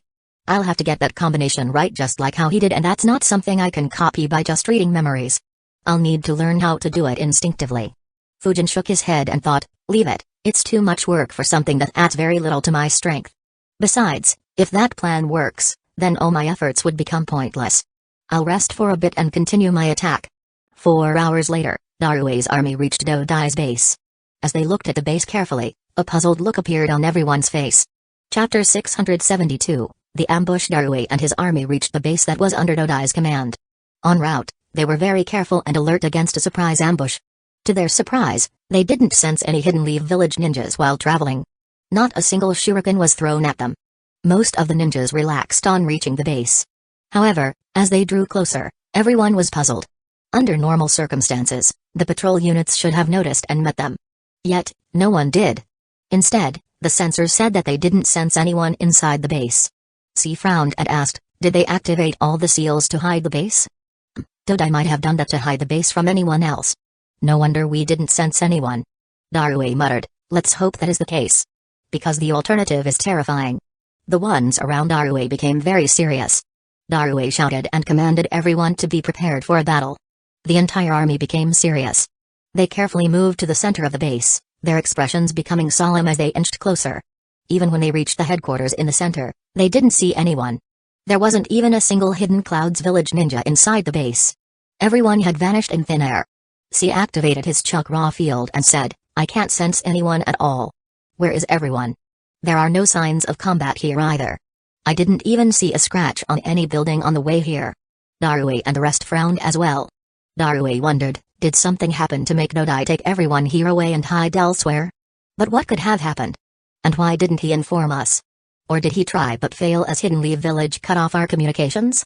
Did something similar happen in the other bases as well? But what? Darui's eyes widened. He immediately looked under his feet and shouted in horror, "Fuck!" Instinctively, he released a large amount of black lightning from his feet. The black lightning traveled through the surface of the ground. He wasn't the only one. Sami, C and several others in the army did the same. Uchiha instinctively unleashed Matetabi's chakra and covered herself and several others around her with her chakra. Why did all the Hidden Clouds Village ninjas react so drastically? It was rather simple. Innumerable explosive seals suddenly appeared under their feet. The ninjas Darui brought along were all very experienced. They sensed it right away and acted instinctively. A second later, the entire base blew up. Soil flew up hundreds of meters in the sky due to the force of the explosion. Every structure on the base was decimated by the explosions. Fujin, who was meditating, suddenly opened his eyes and looked at a few tags burning in front of him. He thought, every tag in the 6th base blew up? Did Hidden Clouds Village send an army there? I wonder if they discovered the explosions and set them off or stepped into the trap. If they stepped into it. Fujin shook his head. He had already inflicted heavy losses on Hidden Clouds Village. If another group blew up, he could imagine how miserable they would be once he returned. Fujin couldn't help but wonder, my actions in the Land of Wind should have made their higher-ups hate Hidden Leaf Village. I doubt even Gaara would be able to change that. And now Hidden Clouds Village will lose close to 1,000 well-trained ninjas due to me implementing Shikaku and Hiruzen's scheme. Would the allied shinobi force even be formed? Fujin wasn't too sure. On one hand, even if his actions weren't considered, all the major villages hated each other. Nearly everyone had lost someone close to them during the Great Wars, creating a cycle of hatred that Jiraiya and later Naruto tried to stop. That cycle of hatred was far greater than the wounds inflicted by Fujin. On the other hand, time was a crucial factor. When the allied shinobi forces formed, it had been nearly 18 years since the previous Great War. A lot of the scars had faded away with time. The large period of relative peace had also made the common ninjas reluctant to start another Great War as fresh scars would appear once it began. Fujin's action meant that new scars would appear on Hidden Clouds Village. Even if they couldn't take any action right away, they would remember these wounds. He wasn't sure whether 4 years was enough time for them to fade away. Fujin thought, oh well, it doesn't matter. The allied shinobi force wasn't formed out of compassion. It was formed due to the threat of Madara Uchiha. As long as Obito doesn't change his mind about openly announcing the start of the 4th Great Ninja War, the alliance should still happen. Similarly, the alliance continued post-war because Naruto was too freaking strong. He had surpassed even Hashirama and Madara. Had he and Sasuke died in their final clash, the world would have become far more chaotic as everyone would have tried to take advantage of the critical situation and come on top. So, it doesn't matter much whether the allied shinobi force is formed or not. Though it'll have an impact on the future if it isn't formed, it doesn't affect me much. Fujin didn't particularly care about world peace like how Naruto and Jiraiya did. He wasn't averse to wars either. Besides, even if the 5 great villages didn't form an alliance, a great war was very unlikely in the future. Fujin thought, even if there isn't an alliance, I doubt anyone would dare to start a war against Hidden Leaf Village in the future. There would be just too many powerhouses in Hidden Leaf Village for anyone to try that. The only major disadvantage would be that Hidden Clouds Village won't help Naruto to master Kurama's powers. However, that isn't a very big issue. With Naruto's personality, befriending Kurama is only a matter of time. Even if he fails, I could hijack that Turtle Island and guide Naruto if I require him to become that strong. Fujin finally got up and muttered, anyway, I'll leave those issues for the future. Now, let me see who blew up all the explosive seals. Fujin disappeared from the base. In the Land of Lightning, one of their 10 bases was completely destroyed. The only thing visible was a thick dust cover in the area. The wild animals and birds were escaping away from it in a hurry. At the center of the base, a hand appeared out of the soil as a person crawled out of the loose soil covering him. He was covered by soil from head to toe. He wasn't the only one. Several other ninjas began crawling out the same way. Darui wiped his face and sighed, what a deadly trap. This brings back some memories. Next to him, she cursed, "There is no doubt about it. It's that bastard." Sammy recalled the scene she had seen several years ago. A young Fujin, who was completely trapped by them, blew up the entire place with hundreds of explosive tags and escaped in the confusion. Their current situation was eerily similar to that, the only difference being that they didn't see any explosive tags and instead fell prey to explosive seals that were very well hidden. She quickly said, "Be careful, there might be an ambush." "See, do you sense anyone?" C shook his head and said, "I thought so too, but there is no one anywhere around us." Samyu frowned and muttered, "Exactly what has happened here? There isn't a single person from the base here. There weren't any signs of battle either. Instead, there were thousands of explosive seals left to trap us. And the seals were hidden so well that even our seal masters and grandmaster didn't detect them. How did everything happen in just a few hours? Where are Dodai and the rest? And, why haven't they contacted us?" Samyu and the rest were filled with confusion. They couldn't make any sense of the situation. No matter how they analyzed, all their analysis led them to one single conclusion. With a grim expression, Darue muttered, "Something happened to everyone in this base. Either they were forced to retreat or somehow restrained and taken away or—" Darue didn't want to say it. He looked around and saw Yujiro using Matetabi's chakra to protect several dozen ninjas. However, there were several casualties among the rest of the army. Darue instructed, "See, take a look at our army. Heal the injured ones and check how many casualties we have." C nodded and got to work. Several other ninjas had already started looking for their comrades even before him. Yujiro appeared next to Darue with a grim expression and said, "Our losses will be heavy." "What was that explosion? Didn't Mabui talk with Dodai just a few hours ago? How did anyone plant so many explosive seals and hide them so perfectly in so little time?" Darue replied, "No idea. However, I have a feeling that something very bad is about to happen. Not to mention, other bases might have such traps as well. I have to inform Mabui." Samyu and Yujito nodded. Darue grabbed a chakra transmission communication device and contacted Mabui. While he did, a figure stealthily appeared some distance away. No one sensed him, and due to the dust cover, no one was able to see him either. Surprise appeared on Fujin's face as he thought, "Would you look at that? Both Darue and Yujito are here. If they're here, who's in Hidden Clouds Village?" Chapter 673, Terrifying.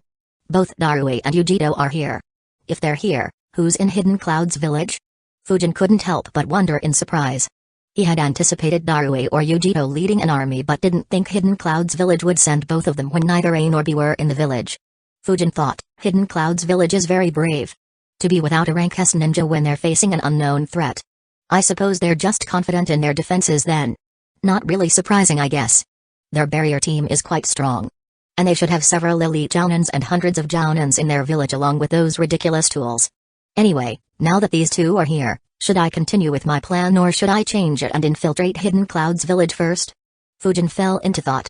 On one hand, he had a very good plan prepared. If he continued, he'd be able to kill another 300-odd Hidden Clouds Village ninjas and might still be able to infiltrate Hidden Clouds Village. On the other hand, the opportunity in front of him was very good as well. Even if Darue and Yujiro rushed back at their full speeds, they would require at least a couple of hours to return. The Raikage's group was several hours away as well. So, Fujin could roam unobstructed inside Hidden Clouds Village for a few hours. Fujin analyzed, if I go to Hidden Clouds Village, then killing everyone in the remaining bases would become very troublesome.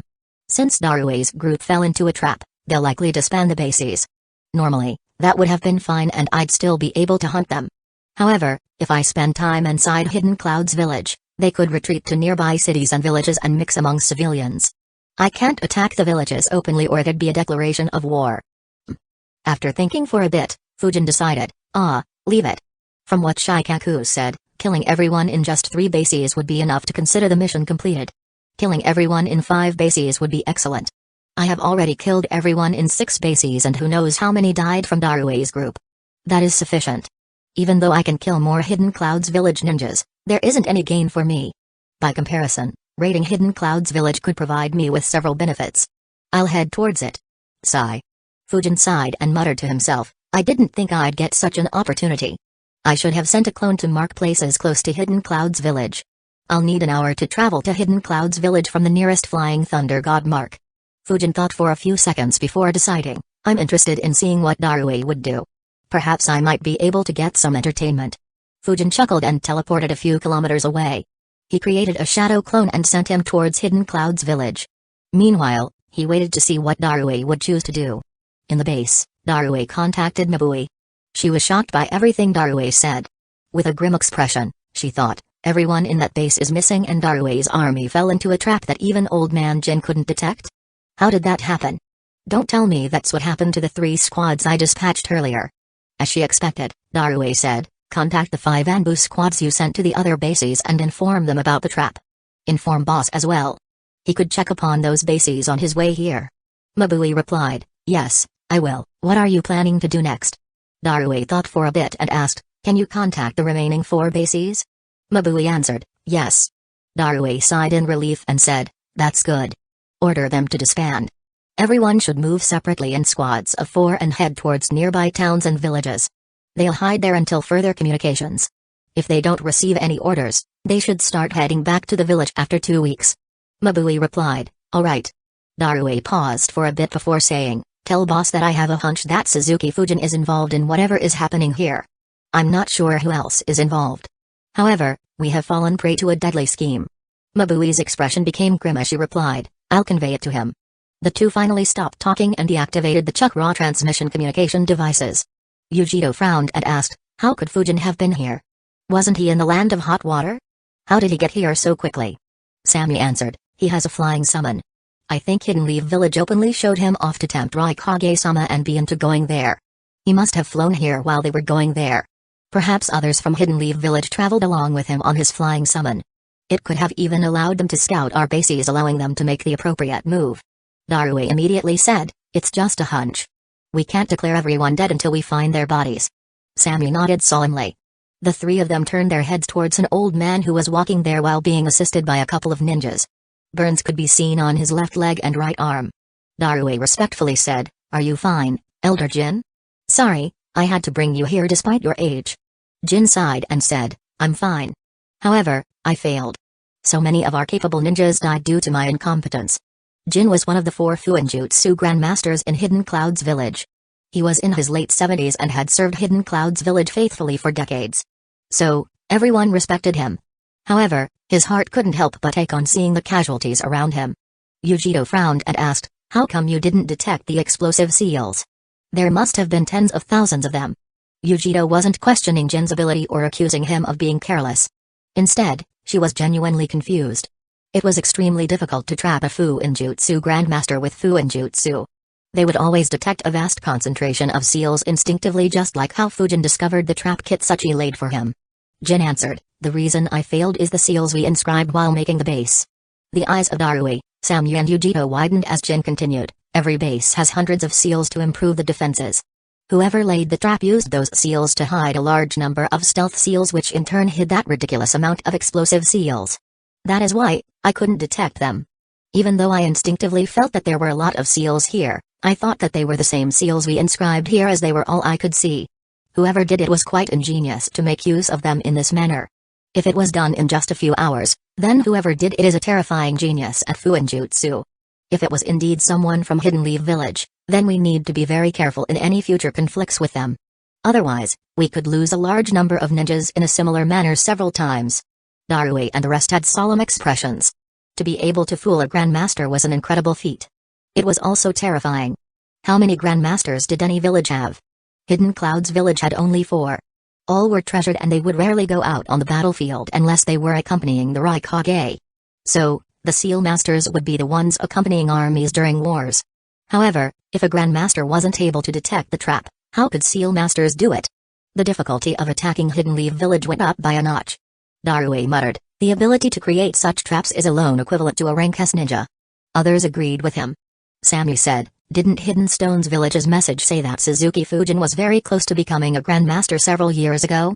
Do you think that this was set up by him? Darue's eyes widened. He replied, it could be possible. Not to mention, using so many explosive seals is consistent with his style.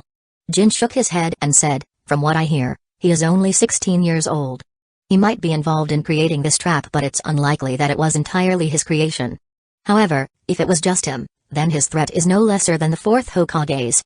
Everyone's expression became solemn on hearing it. As they were discussing, an elite jounin appeared and reported with a grim expression, Darue, 43 ninjas have died. And 24 are still missing. Since we can't sense them, I'm afraid that they're dead as well and are buried somewhere here. The moods of Darui and the rest became heavy. It was a painful loss. Since they didn't know what exactly happened to the ninjas stationed in the bases, it piled upon their misery. Jin sighed and said, the losses are still far lesser. Since the trap was dependent on our seals, they could only lay the explosive tags close to them. Not to mention, this army is an elite one with every squad being led by a jounin. Many of them were able to neutralize most of the explosive tags near them before they set off. The ones who couldn't do so jumped high up in the air to avoid getting directly hit by the explosion. The elite jounin nodded. Yes, that is the case. Among the 43 dead, only 18 were blown up by the explosive seals. The rest died due to stones piercing through their vital organs at a high speed due to the explosions.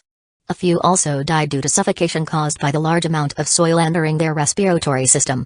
Of course, if Uchiha hadn't acted quickly enough, then it would have been terrible. Not only did her chakra save a few dozen of our comrades, but it also shielded others by stopping the high-speed debris that could have hit others. Without her, our casualties might have tripled. Chapter 674, The Strangest Scene. Without Uchiha, our casualties might have tripled. The elite jounin said. Everyone agreed with him. Darui thought, it's a good thing that Mabui stopped me from going alone. Otherwise, even I could have died. Especially if they had any way to know what has happened here. The Hidden Clouds village army continued treating their wounded, sealing the dead ones and finding the missing ones. While they did, Mabui contacted the 5 Anbu squad she had dispatched earlier. Unfortunately, she lost contact with one of them. One of the other 4 squads reported that they had already reached close to the base and seen that a part of the base was blown up and 4 dead bodies lay nearby. Mabui solemnly thought, I sent 3 squads to their death. The one squad that didn't respond was headed towards a base where I hadn't sent a squad previously. They must have fallen into the trap as well. Mabui's mood became heavy. Her orders had caused the deaths of 4 Anbu squads. She quickly adjusted her mood and thought, no, I can't let my emotions affect me. Even though it's not official, we're pretty much at war. A war that we're badly losing. I need to contact Raikage-sama. She quickly used the chakra transmission communication device to talk with A and informed him about the traps and the state of Darui's army. To say that A was shocked was an understatement. He nearly burst out in rage but controlled himself, understanding how serious the situation was. A asked, what about the remaining 4 bases? Mabui answered, I have given them the orders to disband. They should mix among common civilians very soon. A replied, good. Ask Darui's group to return as well. I'll check the 5 bases while returning. Once they analyze the situation, get the details of the trap from them and inform me. Mabui replied, yes, Raikage-sama. Seeing I's solemn expression and feeling the rage he was controlling, B seriously asked, what is the situation there, brother? A replied, their target wasn't our village. They targeted our bases. Everyone in the base Dodai was looking over is missing. Darui led an army to check but fell into a trap. He's fine but several of our ninjas are dead. Not to mention, we aren't able to contact 5 more bases and they likely have similar traps. B and others were shocked to hear that. None of them expected Hidden Lee Village to make such a move. A roared, increase your speed, everyone. I'll crush every Hidden Lee Village ninja still on our lands. They're mistaken if they think they can get away with this. Half an hour later, C returned to Darui's side and said with a tired expression, we have healed everyone to our best abilities. Unfortunately, 12 have serious injuries. We will need to take them back to the village to properly treat them. Darui sighed and said, what a mess. Mabui said that the remaining 4 bases have successfully disbanded. We'll head back to the village and plan what to do next. Everyone was distraught on hearing that. Even though everyone in the army was slightly fearful of the unknown enemy, they wanted to fight for their village and earn pride for Hidden Clouds Village. However, they didn't run into any enemies. Instead, they fell into a trap and lost 67 capable comrades. Hundreds were injured to varying degrees. Everyone felt terrible. Darui sighed, understanding everyone's thoughts. However, there was nothing else he could do. If they fell into another trap, their entire group might be wiped out. With the 4 bases disbanded, they didn't have any reason to head there. As for the remaining 5 bases, the Raikage's group would reach there faster than them. So, Darui had no reason to head there. He could only mutter, I'm sorry. I'll add us all into this trap. C shook his head and said, there was nothing you could do. We were completely outplayed. We can only get stronger and more capable so that this doesn't repeat. Everyone nodded, agreeing with C. The Hidden Clouds Village army finally began their retreat. Needless to say, the morale of the army was quite low. With hundreds of ninjas having minor injuries, they no longer moved at the same speed at which they marched there. 15 minutes after they began their retreat, a sensor in their vanguard frowned and said, "There is someone up ahead." The ninjas around him frowned as well. The Jounin next to him asked, "Just one? Do you recognize the chakra signature?" The sensor shook his head and said, "No. And his chakra is very erratic. I can't get an estimate of his strength." The Jounin frowned and ordered another ninja, informed Darue-sama about it. Darue and others quickly learned about it and looked at C, who activated his chakra field. He frowned and said, "The chakra signature is indeed very erratic. Whoever it is, that person isn't moving and might not be aware of us." Yujito said, "Since it's just one person, it couldn't be an ambush. However, we still need to be careful in case another Fuinjutsu trap is laid for us." Jin said, "Don't worry, I'll take every precaution. We won't fall for such a trap again." Darue nodded and said, "Good. Let's go check out who that person is." Darue led Sami, C, Yujito, Jin and a couple of other elite Jounins forward. They carefully traveled for around half a kilometer while checking for any traps en route. To their relief, there were no seals. The rest of the army followed them. However, when they finally lay their eyes on the individual sitting in their path, every single one of them was dumbfounded. For a while, none of them knew what to make of the situation in front of them. Who's that? What's he doing there? Why is he roasting chicken here? Is he deaf and blind? He hasn't even looked at us. The Hidden Clouds village ninjas began questioning doubtfully, for they had seen the strangest thing in their entire life. In front of them was an individual wearing a long black cloak with a demon mask covering his face. He was sitting without a care in the world while roasting a chicken. Despite the presence of over 400 Hidden Clouds village ninjas so close to him, he didn't even glance at them and continued roasting the chicken. Jin chuckled and said, "After living for nearly 8 decades, I didn't think I'd see something so strange. What a fascinating individual." A tick mark appeared on Yujito's forehead as she questioned, "Is he purposefully ignoring us?" She suddenly shouted, "Hey you! Who are you? And what are you doing in the land of lightning?" To her surprise, that individual didn't even turn his head in her direction and continued roasting the chicken.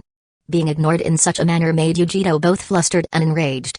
She exerted her chakra and shouted, "Stop ignoring me." A little bit of Matetabi's chakra leaked when she shouted.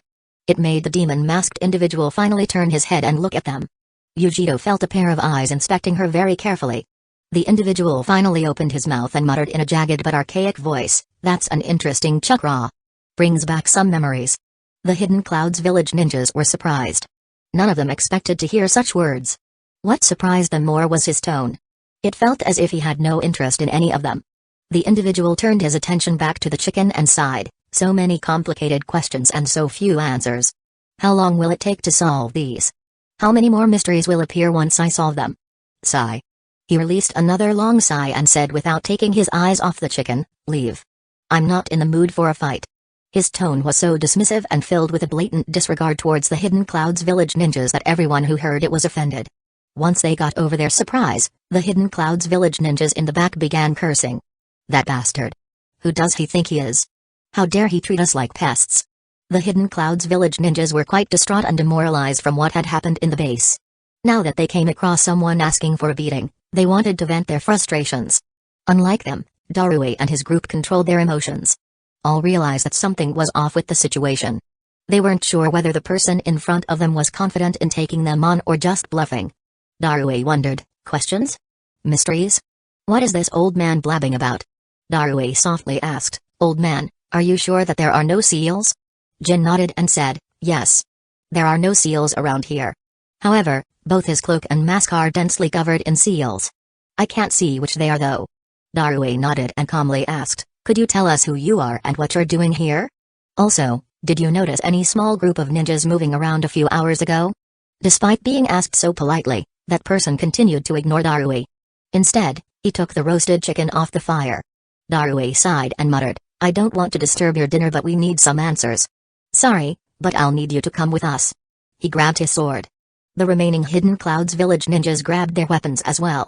While they wanted to vent their frustrations, none of them dared to drop their guard considering the deadly trap they walked into not too long ago.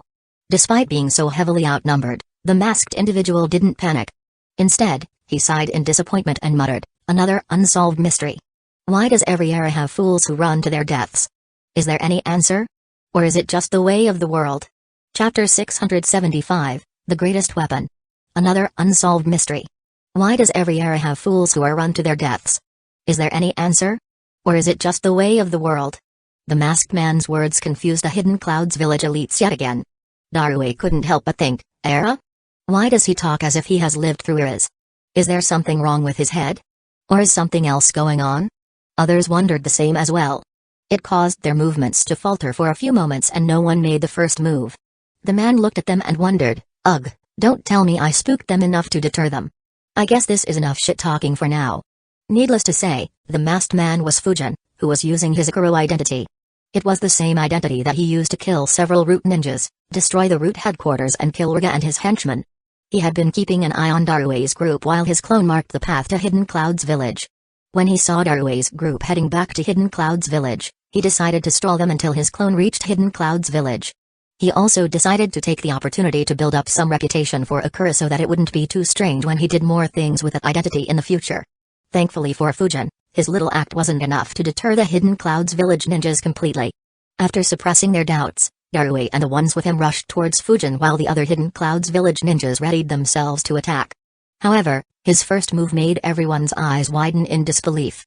Seeing how he talked and how fearless he was, Hidden Clouds Village ninjas expected the masked man to be strong. So, they were on guard against lethal ninjutsu or ganjutsu or even forbidden jutsus.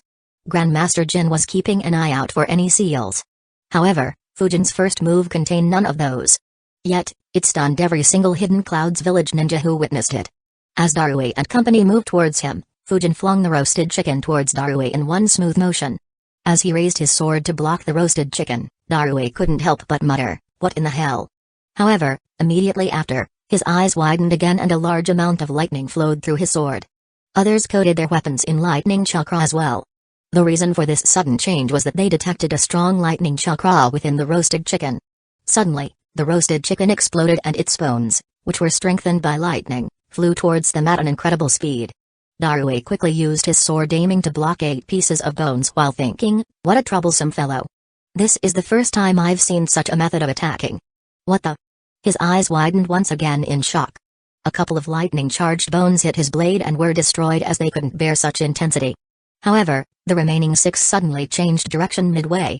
He quickly moved his sword to block, but the lightning-charged bones didn't head towards him. Instead, they moved at the Hidden Clouds Village army behind him. Others faced a similar situation. The Hidden Clouds Village army in the back didn't expect such an attack when the likes of Darue and Uchiha were in front of them. Several Hidden Clouds Village ninjas fell to the ground lifelessly as the lightning-charged bones pierced through their hearts. Lightning-style, false darkness jutsu suddenly, she shot out several spears of lightning. A few moved towards Fujin while the rest moved in the space between them. They targeted the chakra threads that were controlling the lightning-charged bones and cut them off. He quickly shouted, "Be careful. He can use chakra threads like a puppet mass." Before he could complete his sentence, his eyes widened as he saw a fist heading straight towards his face. Fujin had effortlessly dodged the lightning spears and moved towards C at blinding speed. The Hidden Clouds Village elites were still in shock to see more of their comrades die. The sudden move caused most of them to be off guard. Luckily, as the censor and the medic, C was standing slightly behind the frontline fighters. As Fujin's fist neared C's face, Uchiha immediately reacted and kicked towards his fist. Sensing the chakra concentrated in his fists, Uchiha instinctively released some of Matetabi's chakra, covering her leg with her blue chakra. Fujin quickly changed the direction of his fist and punched her foot instead. The two clashed, creating a loud sound and sending a small shock wave. To the shock of the Hidden Clouds Village ninjas, it was Uchiha who grunted in pain as she felt a few bones in her foot cracking.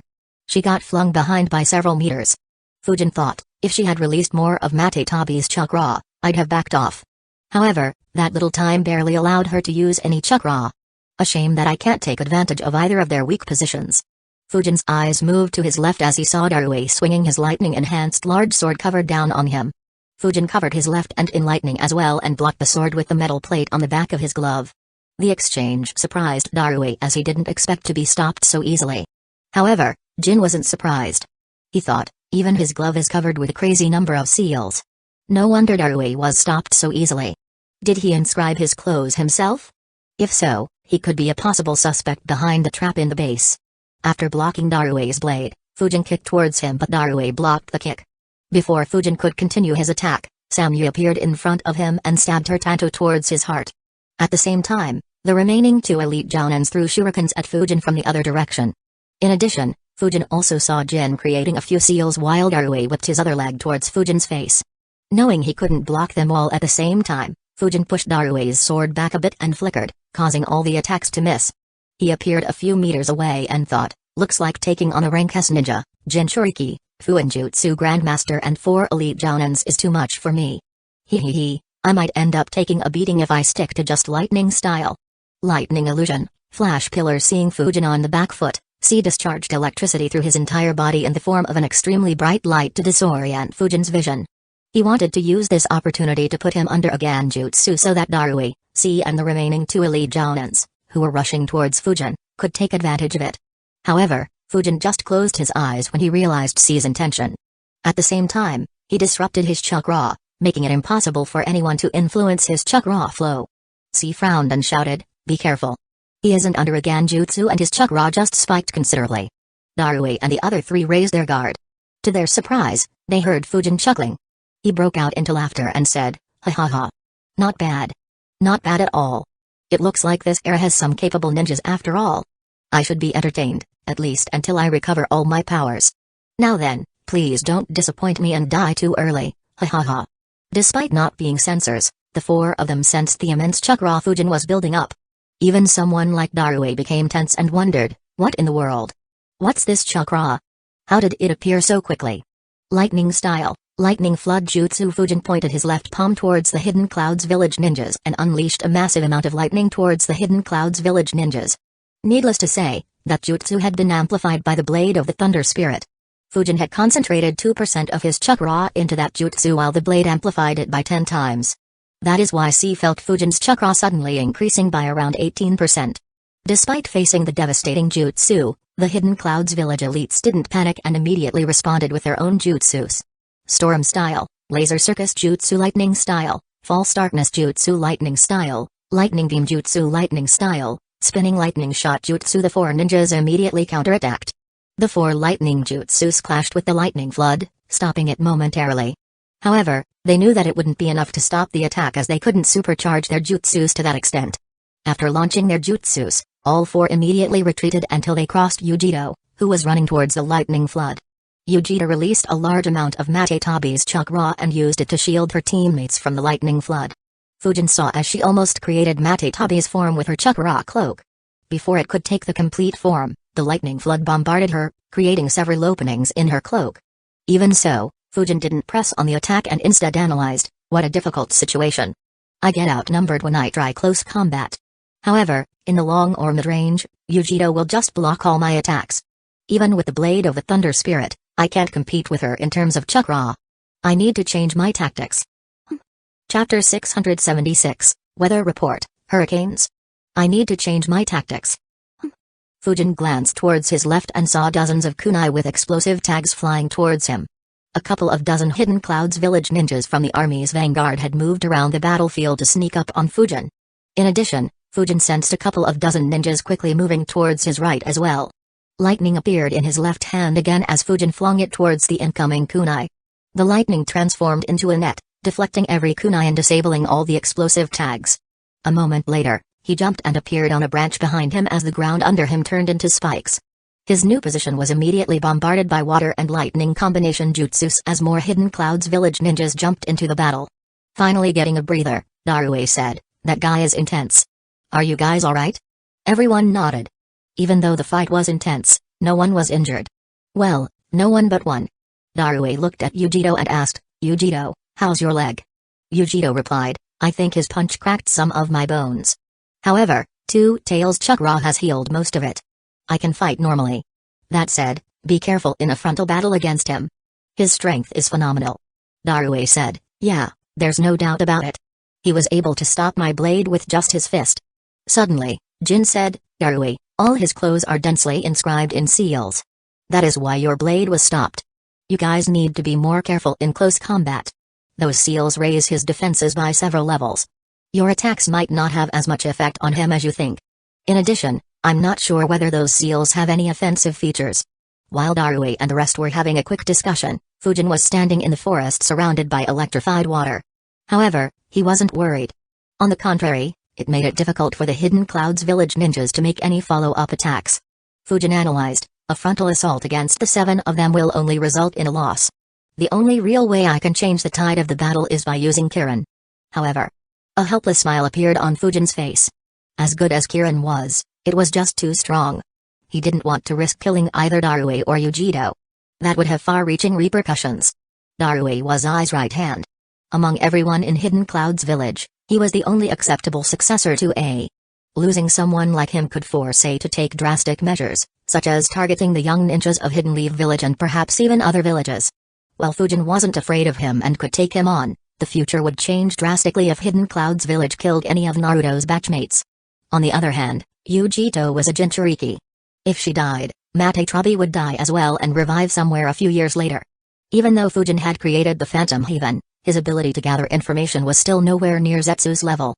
And unlike the Three Tails, Fujin didn't know where it would resurrect. So, Fujin didn't want to kill her for the time being. Fujin analyzed, I guess there is just one option then. The most basic tactic. Let's see how they respond. In Hidden Cloud's village, Mabui was still swamped with work. She sent a new ambush squad to the base where the ambush squad who didn't respond was headed.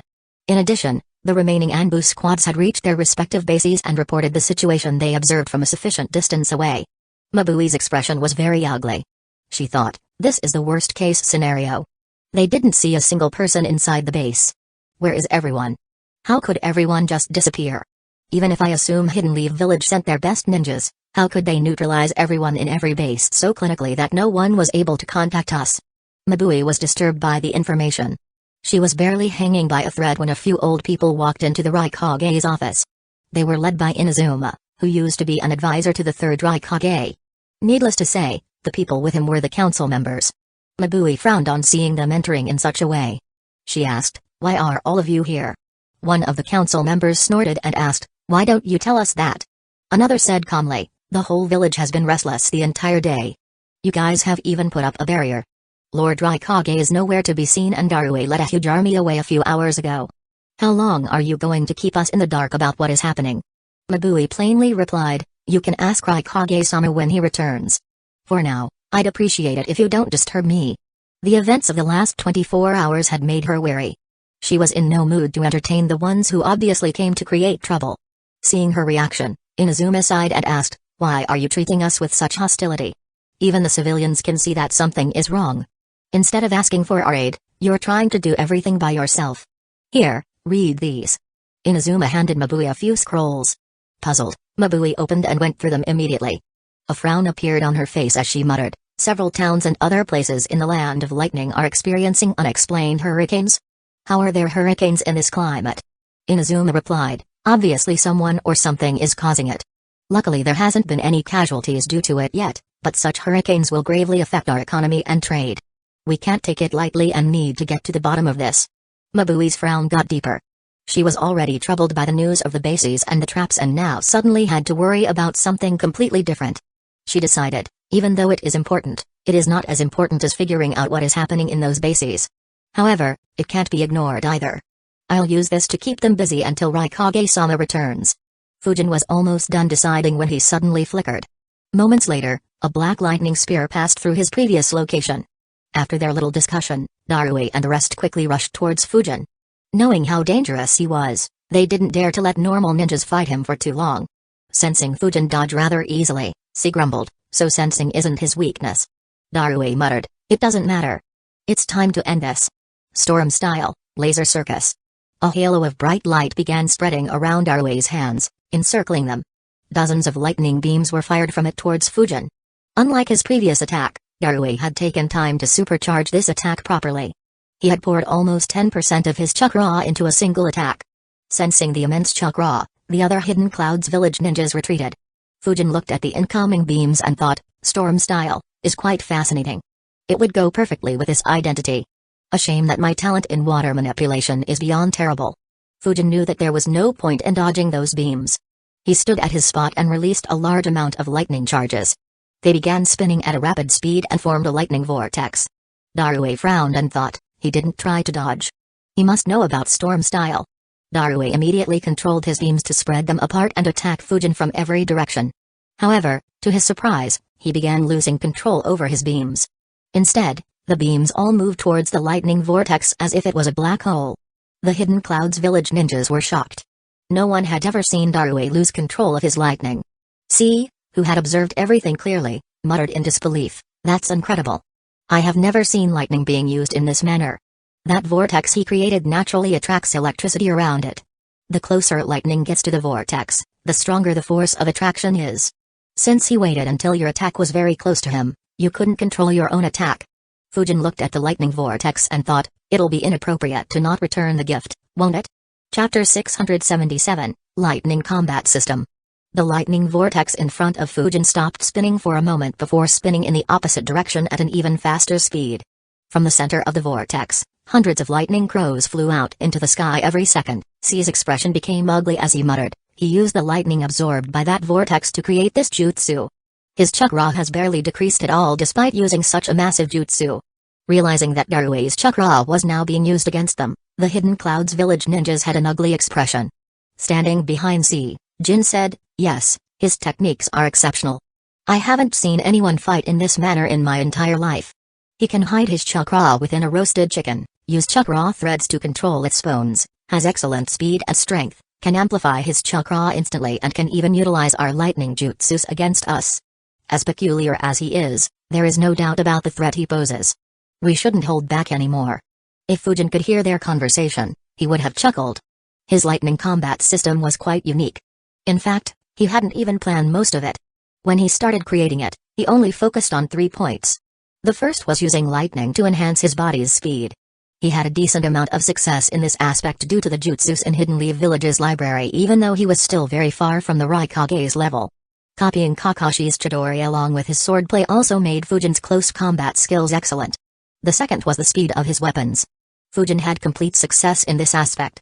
He was definitely among the best in the world in controlling lightning-charged weapons. Their speed and penetrative power made it very difficult for enemies to defend. It was his substitute for the vacuum bullets. And the last aspect was strong lightning jutsus.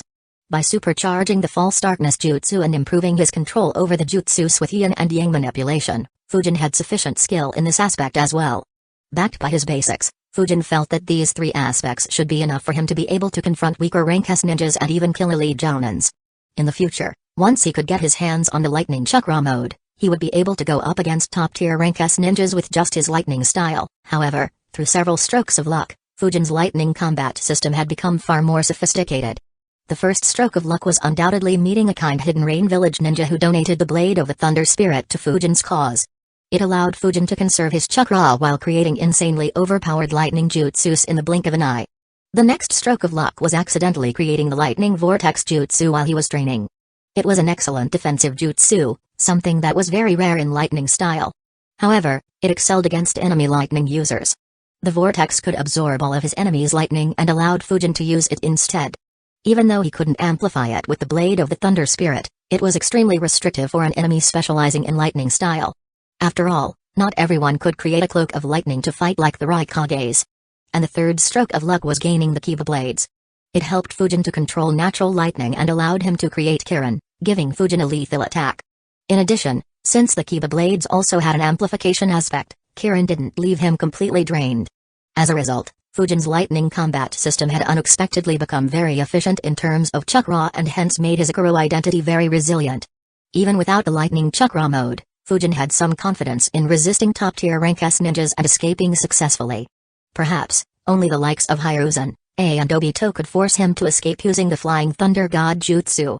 Not to mention, Fujin was excited to see what level he would reach if he managed to get his hands on the lightning chakra mode. Seeing thousands of lightning crows diving towards them, Yujiro unleashed Matetabi's chakra once again. This time, her chakra cloak took Matetabi's form properly. The lightning crows hit the gigantic fire cat with full force, however, the fire in her chakra cloak destroyed all the lightning crows with ease. Not even a single lightning spark reached Yujiro or the ninjas behind her. Fujin sighed and muttered to himself, as expected, even an attack of this scale won't work. He looked as Matetabi's right paw covered the skies above him and moved down to crush him while thinking, I guess it's time to use that tactic, otherwise, I really might get pummeled by her. The massive paw hit the ground, crushing all the trees under it and destroying the ground and nearby trees for several meters. C immediately looked to his left and said, he's there. Seeing Yujiro using Matetabi's chakra, most of the Hidden Clouds village ninjas retreated. They didn't want to be caught in the crossfire. Yujito was about to make a move on Fujin again when Fujin sighed and said aloud, "To think that such weak humans are able to control you now. I'm disappointed to see that you've fallen this far, Matetabi." His words shocked Yujito and others around her. Yujito couldn't help but wonder, he knows Matetabi's real name? How? And why is he talking like he knows her very closely? Darui and the rest had the same doubts. In fact, they weren't the only ones. Inside Yujito, Matetabi wondered the same. She thought, that's strange. Did I ever come in contact with this individual? Considering his abilities, I should have remembered him, but why do I have no recollection? Yujito decided, he is too suspicious and baffling. We'll need to interrogate him properly. Purgatory Flame. She shot a massive fireball at Fujin. It destroyed everything in its path and exploded when it reached Fujin's position, starting a mini forest fire. However, Fujin flickered once again and dodged the attack comfortably. Yujito continued attacking him as the remaining Hidden Clouds village army retreated. Only Darue's group stayed right behind her. Fujin continued dodging as he said, "It's a shame that my powers haven't recovered enough for me to take on Matetabi yet. Luckily for you, it means that you'll get to witness one of the greatest war strategies of my era." Darue frowned once again and thought, there he goes again. What is this era bullshit he is talking about? And what does he mean by saying that his powers haven't recovered? Did he hibernate for a few centuries before waking up? Or is there something wrong with his head? Darue hadn't taken Fujin's words very seriously initially. However, no one was taking his words lightly anymore. If anything, they were a bit spooked. Yujito launched another fireball at him, which he dodged again. However, he didn't appear close by this time and Yujito lost track of him. She asked, "Where is he?" C, who was sensing continuously, had a stunned look. He muttered in disbelief, "He is running away?" Others were surprised as well. Darue asked dumbfoundedly, "Don't tell me the greatest war strategy of his era was to run away?" Considering Fujin's previous antics, they wouldn't be surprised if he really did that. Suddenly, C's expression became ugly. He cursed loudly, "Shit. That bastard isn't running away. He is attacking our weaker ninjas and has already killed 2. Without a word, all 7 of them moved quickly towards Fujin. Considering that they themselves struggled against him, they didn't need to think to know what the fate of their subordinates would be. They quickly caught up with him, but Fujin had already killed 7 Hidden Clouds village ninjas. The sight of their dead comrades enraged them. They were about to attack Fujin when he moved away rapidly without even glancing at their group. Instead, he used his superior speed to target the weaker Hidden Clouds village ninjas. Darue could no longer bear it and immediately increased his speed to go after Fujin. Yujito wanted to do the same, but the presence of weaker allies restricted her. She could no longer attack indiscriminately. Fujin glanced behind and thought, while I don't particularly care about the lives of these Hidden Clouds village ninjas, they certainly do. With these weaker ninjas around, Yujito will be restrained. Even though Jinchuricas are treated slightly better in Hidden Clouds village, in truth, it's just due to the Raikage taking every precaution. The common people and even most ninjas still fear them, they just don't dare to say anything openly. If she injures any Hidden Clouds village ninja, the ones who find an eyesore will take the opportunity to make her life harder. So, with Yujito restrained, I'll have some room to breathe. I can use these weaker ninjas as meat shields and distractions to restrict their teamwork as well. Even though Fujin killed over 700 Hidden Clouds village ninjas, he didn't really hate them. For him, it was a simple mission. Their deaths were neither beneficial nor detrimental to him. The only ones with whom he had a reason to be hostile were Darue's squad. After all, they killed his previous teammates and nearly killed him as well. However, Fujin didn't particularly hate them either. He fell into that situation only because he wasn't strong enough. Over the course of his career as a ninja, he himself had put thousands of other ninjas in the same position. At the end of the day, it was only a matter of who was strong and who was weak. Fujin didn't see any point in fostering hatred over things that were completely normal in the ninja world. So, the only reason why he made a move against the weaker ninjas was to distract the stronger ninjas. In fact, considering the situation, they were actually more useful to him alive than dead. He only killed a few to send a message to the Hidden Clouds village elites. Chapter 678, Repeating Lies Until Everyone Believes It. Seeing Darue splitting off from his group and charging ahead, Fujin wasted a few seconds toying with the 2 Hidden Clouds village ninjas facing him. Right when he killed them, Darue caught up with Fujin and swung his blade at Fujin. He shouted, "Shameless old man. Stop targeting them and fight us." A sword appeared in Fujin's hand. Lightning flowed through it as he slashed it at Darue's sword while replying with a chuckle, "There is nothing shameless about it. What you're seeing is one of the greatest war strategies since ancient times." His words infuriated Darue even more. However, he didn't drop his guard and noticed something off. Instead of clashing their swords, Darue stopped and stepped to his right. 3 lightning-charged senbon passed through his previous position, barely missing him by a few centimeters. Darue immediately realized, shit. I nearly fell for his tactic. He is targeting them so that we would be restrained and might make a mistake. Fujin threw a few more lightning-charged senbon at him before attacking him with his sword. Their blades clashed several times in a few seconds as Fujin said, always finish off the weaker enemies before targeting the stronger ones. A simple tactic that reduces several complications and uncertainties. However, if it is done right, it can have a devastating effect on the battlefield. He. Darue's eyes widened as he heard Fujin claim absurdly, during my era, several kingdoms locked their armies in their pretty castles due to the fear of me using this tactic against them. Eventually, that became unsustainable and many had to disband their armies. Darue recalled all of Fujin's previous words and concluded, there has never been any such incident for the past few decades. And considering how he speaks, he has no doubts in his words. Could he really be some ancient ninja who somehow still survived? But how? How can one live for so long? And how strong was he at his peak? Regardless, since he isn't at his peak, this might be the best time to capture him. We could gain a lot of information from him. As their swords clashed yet again, Darue said, even if you put it in such a fancy way, there is no doubt that you are acting shamelessly and cowardly by picking on the weaker ones. Lightning style, Black Panther Black Lightning appeared on Darue's left hand and pounced on Fujin while taking the form of a panther. Lightning appeared in Fujin's hand as well as he waved his hand in front of him creating a small electric field. The Black Panther changed its direction and discharged into the ground. Darue used this distraction to swing his sword at Fujin with full strength once again, but Fujin blocked his attack with his sword with ease. At the same time, he launched several lightning spears behind Darue to stall his teammates and asked, cowardly? He chuckled and continued, have you forgotten that you fellows are the ones who attacked me? More than 400 ninjas attacking someone who wasn't in the mood. Not to mention, those weaklings tried to sneak attack as well not too long ago. Instead of regretting and accusing pointlessly, pick your opponents more wisely if you survive today. Using the force of Darue's sword, Fujin moved a few steps behind before flickering away. At the same time, Yujito and the rest appeared next to Darue. Even though the lightning spears didn't do any damage, they were stalled just long enough for Fujin to retreat easily.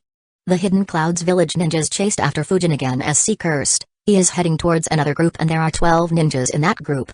We can't continue in this manner. Our losses would be too heavy. Sammy asked, but how can we stop him? Among us, only Darue's speed is close to his. Even though Yujito can keep up, his tactics restrict her perfectly. How could we force him to fight us? Everyone became silent. No one had any good answers. A few seconds later, Jin finally sighed and said, there is only one way. We will have to make a sacrifice. Everyone else was surprised and glanced at him. Jin explained, his tactics depend on the fact that we care about the lives of our comrades. We need to disregard the lives of the next group and focus just on killing him. Only then do we have a chance of catching him off guard. Otherwise, our chances of victory are very slim. His words made everyone's expressions grim. It was one thing for Fujin to kill them, but sacrificing their ninjas in this manner would leave a bitter taste. Even Darue, the leader of the group, went silent. Jin sighed and said, I understand your feelings. However, this is what both Lord Third and Lord Fourth would have done. Even if we don't sacrifice them, he'll still kill them. And, he'll move on to the next group. The result would be worse. As the leader, you need to make tough decisions. Darue nodded and said, I know, don't worry. He glanced in the direction of the group Fujin was targeting and muttered, sorry, I won't be able to save you. As they hurried after Fujin, they quickly made a plan. In the group Fujin was about to target, a sensor said, be on guard. I sense someone coming towards us at a rapid speed. His words caused the remaining 11 ninjas to become very alert. They looked in the direction the sensor was looking at and saw Fujin's silhouette in a few seconds. Everyone immediately had grim expressions. Without a word, 10 ninjas threw kunai with explosive tags in his direction. The remaining 2 rapidly weaved hand seals. Water style, Water Dragon Jutsu Lightning style, Lightning Python Jutsu. Fujin effortlessly dodged the explosions as he watched the Lightning Python deform inside the Water Dragon, creating a combination jutsu. The electrified Water Dragon moved towards Fujin at twice the speed of a normal Water Dragon. To the surprise of the Hidden Clouds village ninjas, Fujin didn't change his direction. Instead, a lightning charge covered his entire body. It wasn't a lightning cloak like what he could do and was instead a slightly advanced application of Riga's thunder armor. Fujin directly moved through the Water Dragon. The electricity inside it was neutralized by the charges on his body, making him immune to it. To the shock of the Hidden Clouds village ninjas, Fujin moved through the electrified water dragon in the blink of an eye and appeared in front of them. The two ninjas instinctively raised their kunai in a defensive posture. Unfortunately, both were too slow and their head were sent flying as Fujin's sword slashed through their necks in a single motion. Without wasting any time, he moved towards the ninja on his left. Since there were 12 ninjas in this group, Fujin didn't need to stall for Darui to catch up. Not to mention, their attacks had already slowed him down by a few seconds. Fujin was about to kill the third ninja when a look of surprise appeared on his face as he exclaimed, "Huh?" The ninja Fujin targeted had a resigned look on his face. As he saw Fujin merely a meter away from him, he thought, "It looks like this is the end. Sigh, I had a bad feeling from the start. However, if I'm going to die." A hint of craziness appeared in his eyes as Fujin sensed several tags activating on his body. Fujin couldn't help but think, impressive and admirable. A shame that his strength doesn't match his resolve. Fujin sensed 16 explosive tags activating on that ninja's body. He intended to take Fujin along with him. Unfortunately, he was still too slow. Fujin's kick landed on his chest and sent him flying through the forest. By the time his explosive tags exploded, he was already 50 meters away. The difference in their strength was too big to be compensated by courage and bravery. Fujin couldn't help but think, while courage and bravery are respectable, they can't necessarily compensate for tens of thousands of hours spent on grueling training. He glanced behind him, watching a black lightning panther moving towards him as he continued thinking, without the discipline to train for years or even decades, courage would only get you killed. He didn't even have a plan to deactivate the tags in case his attempt wasn't successful. Fujin disappeared and the black panther changed its direction as well. Darue's eyes widened as he realized, as I suspected.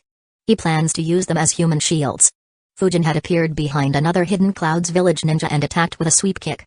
The chakra-enhanced kick immediately damaged the poor ninja's legs, temporarily disabling him. Due to how quickly it happened, his brain didn't register the damage his legs had just taken. Instead, what horrified him was that Darue's Black Panther was heading directly towards him. Chapter 679, Cloak. The Hidden Clouds village ninja was so horrified by the Black Lightning Panther, that he didn't register the pain in his legs as he fell down. To his relief, the Black Panther changed its direction and tried to go around him. His relief instantly changed into horror as Fujin picked him up and continued using him as a shield. The poor guy experienced a roller coaster of emotions in a single second. Seeing his state, the other 8 Hidden Clouds village ninjas were terrified. None of them wanted to be subjected to such torture. All of them only had one thought, what a terrifying monster. Darue frowned and changed the direction of the Black Panther again. Realizing that Fujin would continue using that ninja as a shield, he just diverted it into the ground and charged towards Fujin with his sword. However, to Darue's surprise, Fujin flung the ninja at him. Once again, Darue felt the absurdness of his opponent's fighting style. He had never been in any such battle in his entire life. He was forced to stop his attack and catch the poor ninja. As soon as he did, his eyes widened as he felt something burning on that ninja's back. The remaining Hidden Clouds village ninjas saw it as well and shouted, "Darue-sama! Stay away!" A dozen explosive tags were stuck on his back. Darue tried to use his lightning to disable the tags, but it was too late. The explosive tags exploded. Darue barely managed to retreat half a meter before the ninja's dead body crashed into him with great speed. Even though he stopped his torso with his hand while retreating, he was drenched in the dead man's blood. Darue looked at Fujin hatefully. However, he didn't have any time to let his hatred out as he quickly dodged several lightning-charged senbon coming straight at his vital organs. The remaining Hidden Clouds village ninjas tried to attack Fujin since they were surrounding him. However, their attacks hit thin air as Fujin flickered in front of Darue and slashed his sword down at him. Lightning flowed through Darue's sword as he blocked Fujin's sword. Unfortunately, Darue was slightly overwhelmed by what was happening. In addition, Fujin's momentum was truly great. His sword pushed down on Darue's sword, putting Darue in a very vulnerable situation. Fujin's sword was barely a few centimeters from Darue's forehead when his eyes widened and he stepped to his right. Moments later, a lightning-charged Anto passed by from just next to his cheek. Fujin glanced behind Darue and saw Sammy running towards them at full speed. The 2 other elite Jounins were moving in from the flanks while Yujido, C and Jin were in the rear. Darue took advantage of the distractions and kicked Fujin. Fujin used his feet to block his kick and jumped backwards. He was about to flicker away and retreat again when Yujido's chakra exploded once again. However, it was different this time. Instead of taking Matetabi's form, the blue flame-like chakra branched into 2 and moved through the forest. In the blink of an eye, Fujin and the other Hidden Clouds village ninjas were surrounded by blue flames. Fujin was surprised. He thought, her control over Matetabi's chakra is this good? Even Rashi's control wasn't this good. It's hard to believe that she still isn't a perfect Jinchuriki. Still. A peculiar expression appeared on Fujin's face as he realized something very odd. He thought, it was Hashirama who captured all the 9-tailed beasts and distributed them among the villages. The ideal way to control the tailed beasts is Fuinjutsu, and Hidden Leaf Village is a step ahead of other villages in this aspect. The only two other methods that are better at suppressing the tailed beasts are the Sharingan and Wood style. Both belong to Hidden Leaf Village. And yet, Hidden Leaf Village is the worst in terms of utilizing the tailed beast. Hidden Clouds Village had a perfect Jinchuriki and a near-perfect one. Hidden Stones Village had two who were close to being perfect as well, even though one of them was now dead. Hidden Mist Village had a perfect Jinchuriki. Hidden Sand Village, despite having a terrible seal, could still easily set Shukaku loose on their enemies. By comparison, Hidden Leaf Village never had the ability to unleash Kurama on their enemies. In fact, the only time Kurama was in a battle since Hashirama captured and sealed him was when Obito used him to attack Hidden Leaf Village. Even though there were several other factors, the end result was the death of Minato, Kushina and a good portion of veteran jounins of Hidden Leaf Village. Despite having all sorts of resources at their hands and extremely shrewd and cunning leaders, Hidden Leaf Village completely lost to other major villages in this regard. Fujin didn't spend much time thinking about it and just muttered to himself, what a waste. Anyway, do they really count on these flames to stop me? I see. So that's their plan. As Darue's group had predicted, Fujin wasn't afraid of the flames and was about to move straight through it. Hence, the two elite jounins, who were on the flanks, attacked with false darkness jutsu to cut off Fujin's retreat. Of course, even that wouldn't be enough to stop Fujin. The Hidden Clouds Village ninjas were well aware of it. However, it didn't matter. The jutsus had slowed Fujin down just enough for Samyu and Darue to attack Fujin from the back. Fujin glanced behind and saw Samyu and Darue closing in from his right and left. Realizing his precarious situation, another sword appeared in Fujin's hand and lightning began flowing through it as he swung them to block both Samyu and Darue. In the blink of an eye, their swords clashed several times as Fujin managed to keep both of them at bay. Even so, a frown appeared on his face as he ducked to dodge a lightning spear launched by an elite jounin. Moments later, the remaining Hidden Clouds Village ninjas attacked Fujin with ranged jutsus and weapons to help Darue and Samyu while C attempted to place Fujin under a Ganjutsu. Darue and Samyu increased the intensity of their attack to ensure that Fujin couldn't use his swords to block their attacks, forcing Fujin to dodge them while he faced their blades. Fujin thought, impressive attack plan. I wonder how long I'll last against such an attack combination. One of the main reasons why Fujin attacked Darue's group was to get fighting practice with his lightning combat system. In fact, it was an even greater reason for Fujin than stalling their retreat to Hidden Clouds Village. After all, even if he didn't stall, he'd still have a lead of at least a couple of hours over them. Even though Fujin's lightning combat system was very good, it had a major drawback. Fujin hadn't used it much in combat. For any combat system to improve, it had to undergo several intense battles. Only then could Fujin realize any weaknesses he might have overlooked and the improvements he needed to make. Hence, Fujin didn't do anything to get out of this clutch position and continued battling. As they battled, a frown appeared on Jin's face as he wondered, what's going on now? Why is he fighting directly and in such a disadvantageous position? They had a plan for when Fujin acted unscrupulously again. However, the Hidden Clouds Village ninjas were caught off guard by the change in Fujin's fighting style. Since the situation was advantageous to them, they continued attacking. Fujin hung on for 2 whole minutes in such an intense situation before he finally made a mistake. A shuriken hit his mask, very close to his left eye, before bouncing off. Thanks to the seals on the mask, he wasn't harmed, but Darue's kick landed on his chest at the same time, sending him flying backwards. Fujin quickly flipped in the air and landed on his feet, but the two elite jounins used false darkness yet again while C backed them up with lightning style, flash pillar. Excitement appeared in the eyes of several Hidden Clouds Village ninjas as they were finally about to land a critical blow. What they couldn't see was that there was a smile behind Fujin's mask.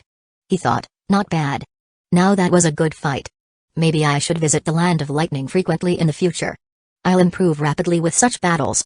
Just before the attacks could land on him, Fujin's cloak moved and formed a dome around him. The 3 attacks landed on the cloak. The eyes of Hidden Clouds Village ninjas widened. Even Darue couldn't help but mutter, what in the hell? Chapter 680, A Deadly Plot. What in the hell? The attacks landed on Fujin's dome-shaped cloak. As everyone expected, C's attack was easily blocked since light couldn't travel through an opaque object. However, what shocked everyone was that the dome tanked the other 2 jutsus as well without budging even an inch. There wasn't even a single scratch on the cloak. Jin couldn't help but wonder, how many seals has he inscribed on that cloak? How in the world could it block 2 false darkness jutsu with such ease? Taking advantage of his temporary safety and the fact that he couldn't be seen or sensed by anyone, the blade of the Thunder Spirit appeared in Fujin's right hand. A wide grin appeared on Fujin's face as he decided, enough defense, now let me see how you guys react when I go on the offensive. Lightning style, lightning roots jutsu. Fujin unleashed a massive amount of lightning using the blade as a medium to amplify his jutsu. The lightning pierced the ground, forming a root-like network as it traveled in every direction. While the Hidden Clouds village ninjas couldn't sense anything inside the dome due to the large concentration of seals on Fujin's cloak, everyone felt a large amount of lightning moving underground. Darui immediately jumped while shouting, "Everyone, be careful." Others jumped in the same manner as everyone felt lightning moving towards them. As their feet left the ground, lightning drilled out of the ground under everyone's feet and moved towards them. Instinctively, everyone used jutsus to defend themselves. Only 4 Chunins failed to do so and were zapped. Luckily, the lightning wasn't strong enough to critically injure them. Even so, everyone's expression was ugly as they looked at C.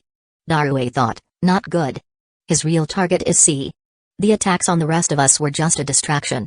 Wind style, great breakthrough. Sensing the strong lightning jutsu approaching him, C immediately realized that he wouldn't be able to counter it with a lightning jutsu. Hence, he supercharged the great breakthrough jutsu as much as he could until the lightning was very close to him before exhaling strong winds. The winds ripped through the lightning, dispersing most of it. A few charges still hit C, but they weren't strong enough to injure him. Only the hair on his body stood due to the electric charge. Unfortunately, he still wasn't out of danger. Even before he used the wind jutsu, the barrier around Fujin disappeared and the cloak went back around his body. Taking advantage of the fact that everyone was still in the air, he rapidly moved towards C. Shit. Darui cursed. He was about to use a jutsu to intercept Fujin, but he suddenly stopped and used his sword to block the incoming lightning-charged senbon. Samui met the same fate as well. In the blink of an eye, Fujin reached C and his sword was right in front of him. C had a grim expression. He grabbed a kunai but had no confidence in being able to defend himself. Luckily for him, Fujin suddenly changed the direction of his sword to hit another sword. It was Yujiro who appeared to help him.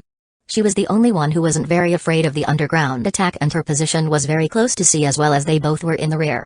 Of course, Fujin had anticipated her making a move.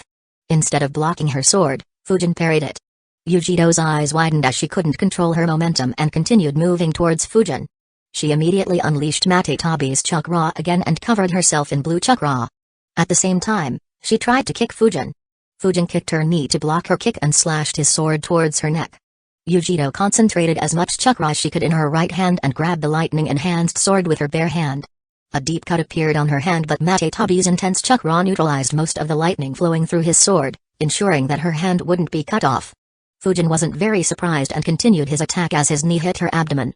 He followed it up with another kick sending her crashing into the ground. Taking advantage of their clash, C threw his kunai at Fujin, but Fujin easily diverted it with the back of his glove. The two of them finally landed on the ground. C immediately took a step backwards. Fujin was about to continue his assault when he suddenly flickered to his left. 3 black lightning panthers appeared in his previous position. They quickly changed their direction and chased after Fujin, forcing him to dodge again. Fujin frowned and analyzed, I can't freely attack when others can attack me from every direction. Sigh, I've gotten too used to fighting opponents who can't even see me coming. As he moved, Fujin once again used the weaker Hidden Clouds village ninjas as human shields to mess with Darui and slow down his attack. Darui manipulated his lightning to not hit them while continuously chasing after Fujin. However, it became very difficult as Fujin continued exploiting this weakness. By now, others had recovered from Fujin's initial attack. Samui and the 2 elite Jounins joined in the battle and tried to enter into close combat while Darui continued attacking with storm style. At the same time, Yujiro got back on her feet and unleashed the full strength of Matetabi, recreating her form. Fujin sensed it and wondered, interesting, but how is she supposed to fight in this state without injuring her allies? As he continuously moved, Fujin finally got between 3 Hidden Clouds village Chunins. The expressions of Darui, Samui and the elite Jounins became ugly. Fujin had moved to such a spot that all of them were restricted. It was a perfect defensive position. The 3 Chunins realized what was happening and turned around. Unfortunately, before they could react, Fujin's sword pierced through the back of one of the Chunins such that his sword was directly pointing towards Samui and the 3 Black Panthers chasing him. The Chunin looked at his chest in horror as he felt a massive amount of lightning flowing through his body. Fujin used the false darkness jutsu through his body to target Samui and Black Panthers. Samui immediately cursed as she didn't have enough time to use a defensive jutsu or even dodge the unexpected attack. She immediately flowed lightning chakra into her sword and used it to block the incoming attack. She gritted her teeth as some lightning made it through her defenses and electrocuted her.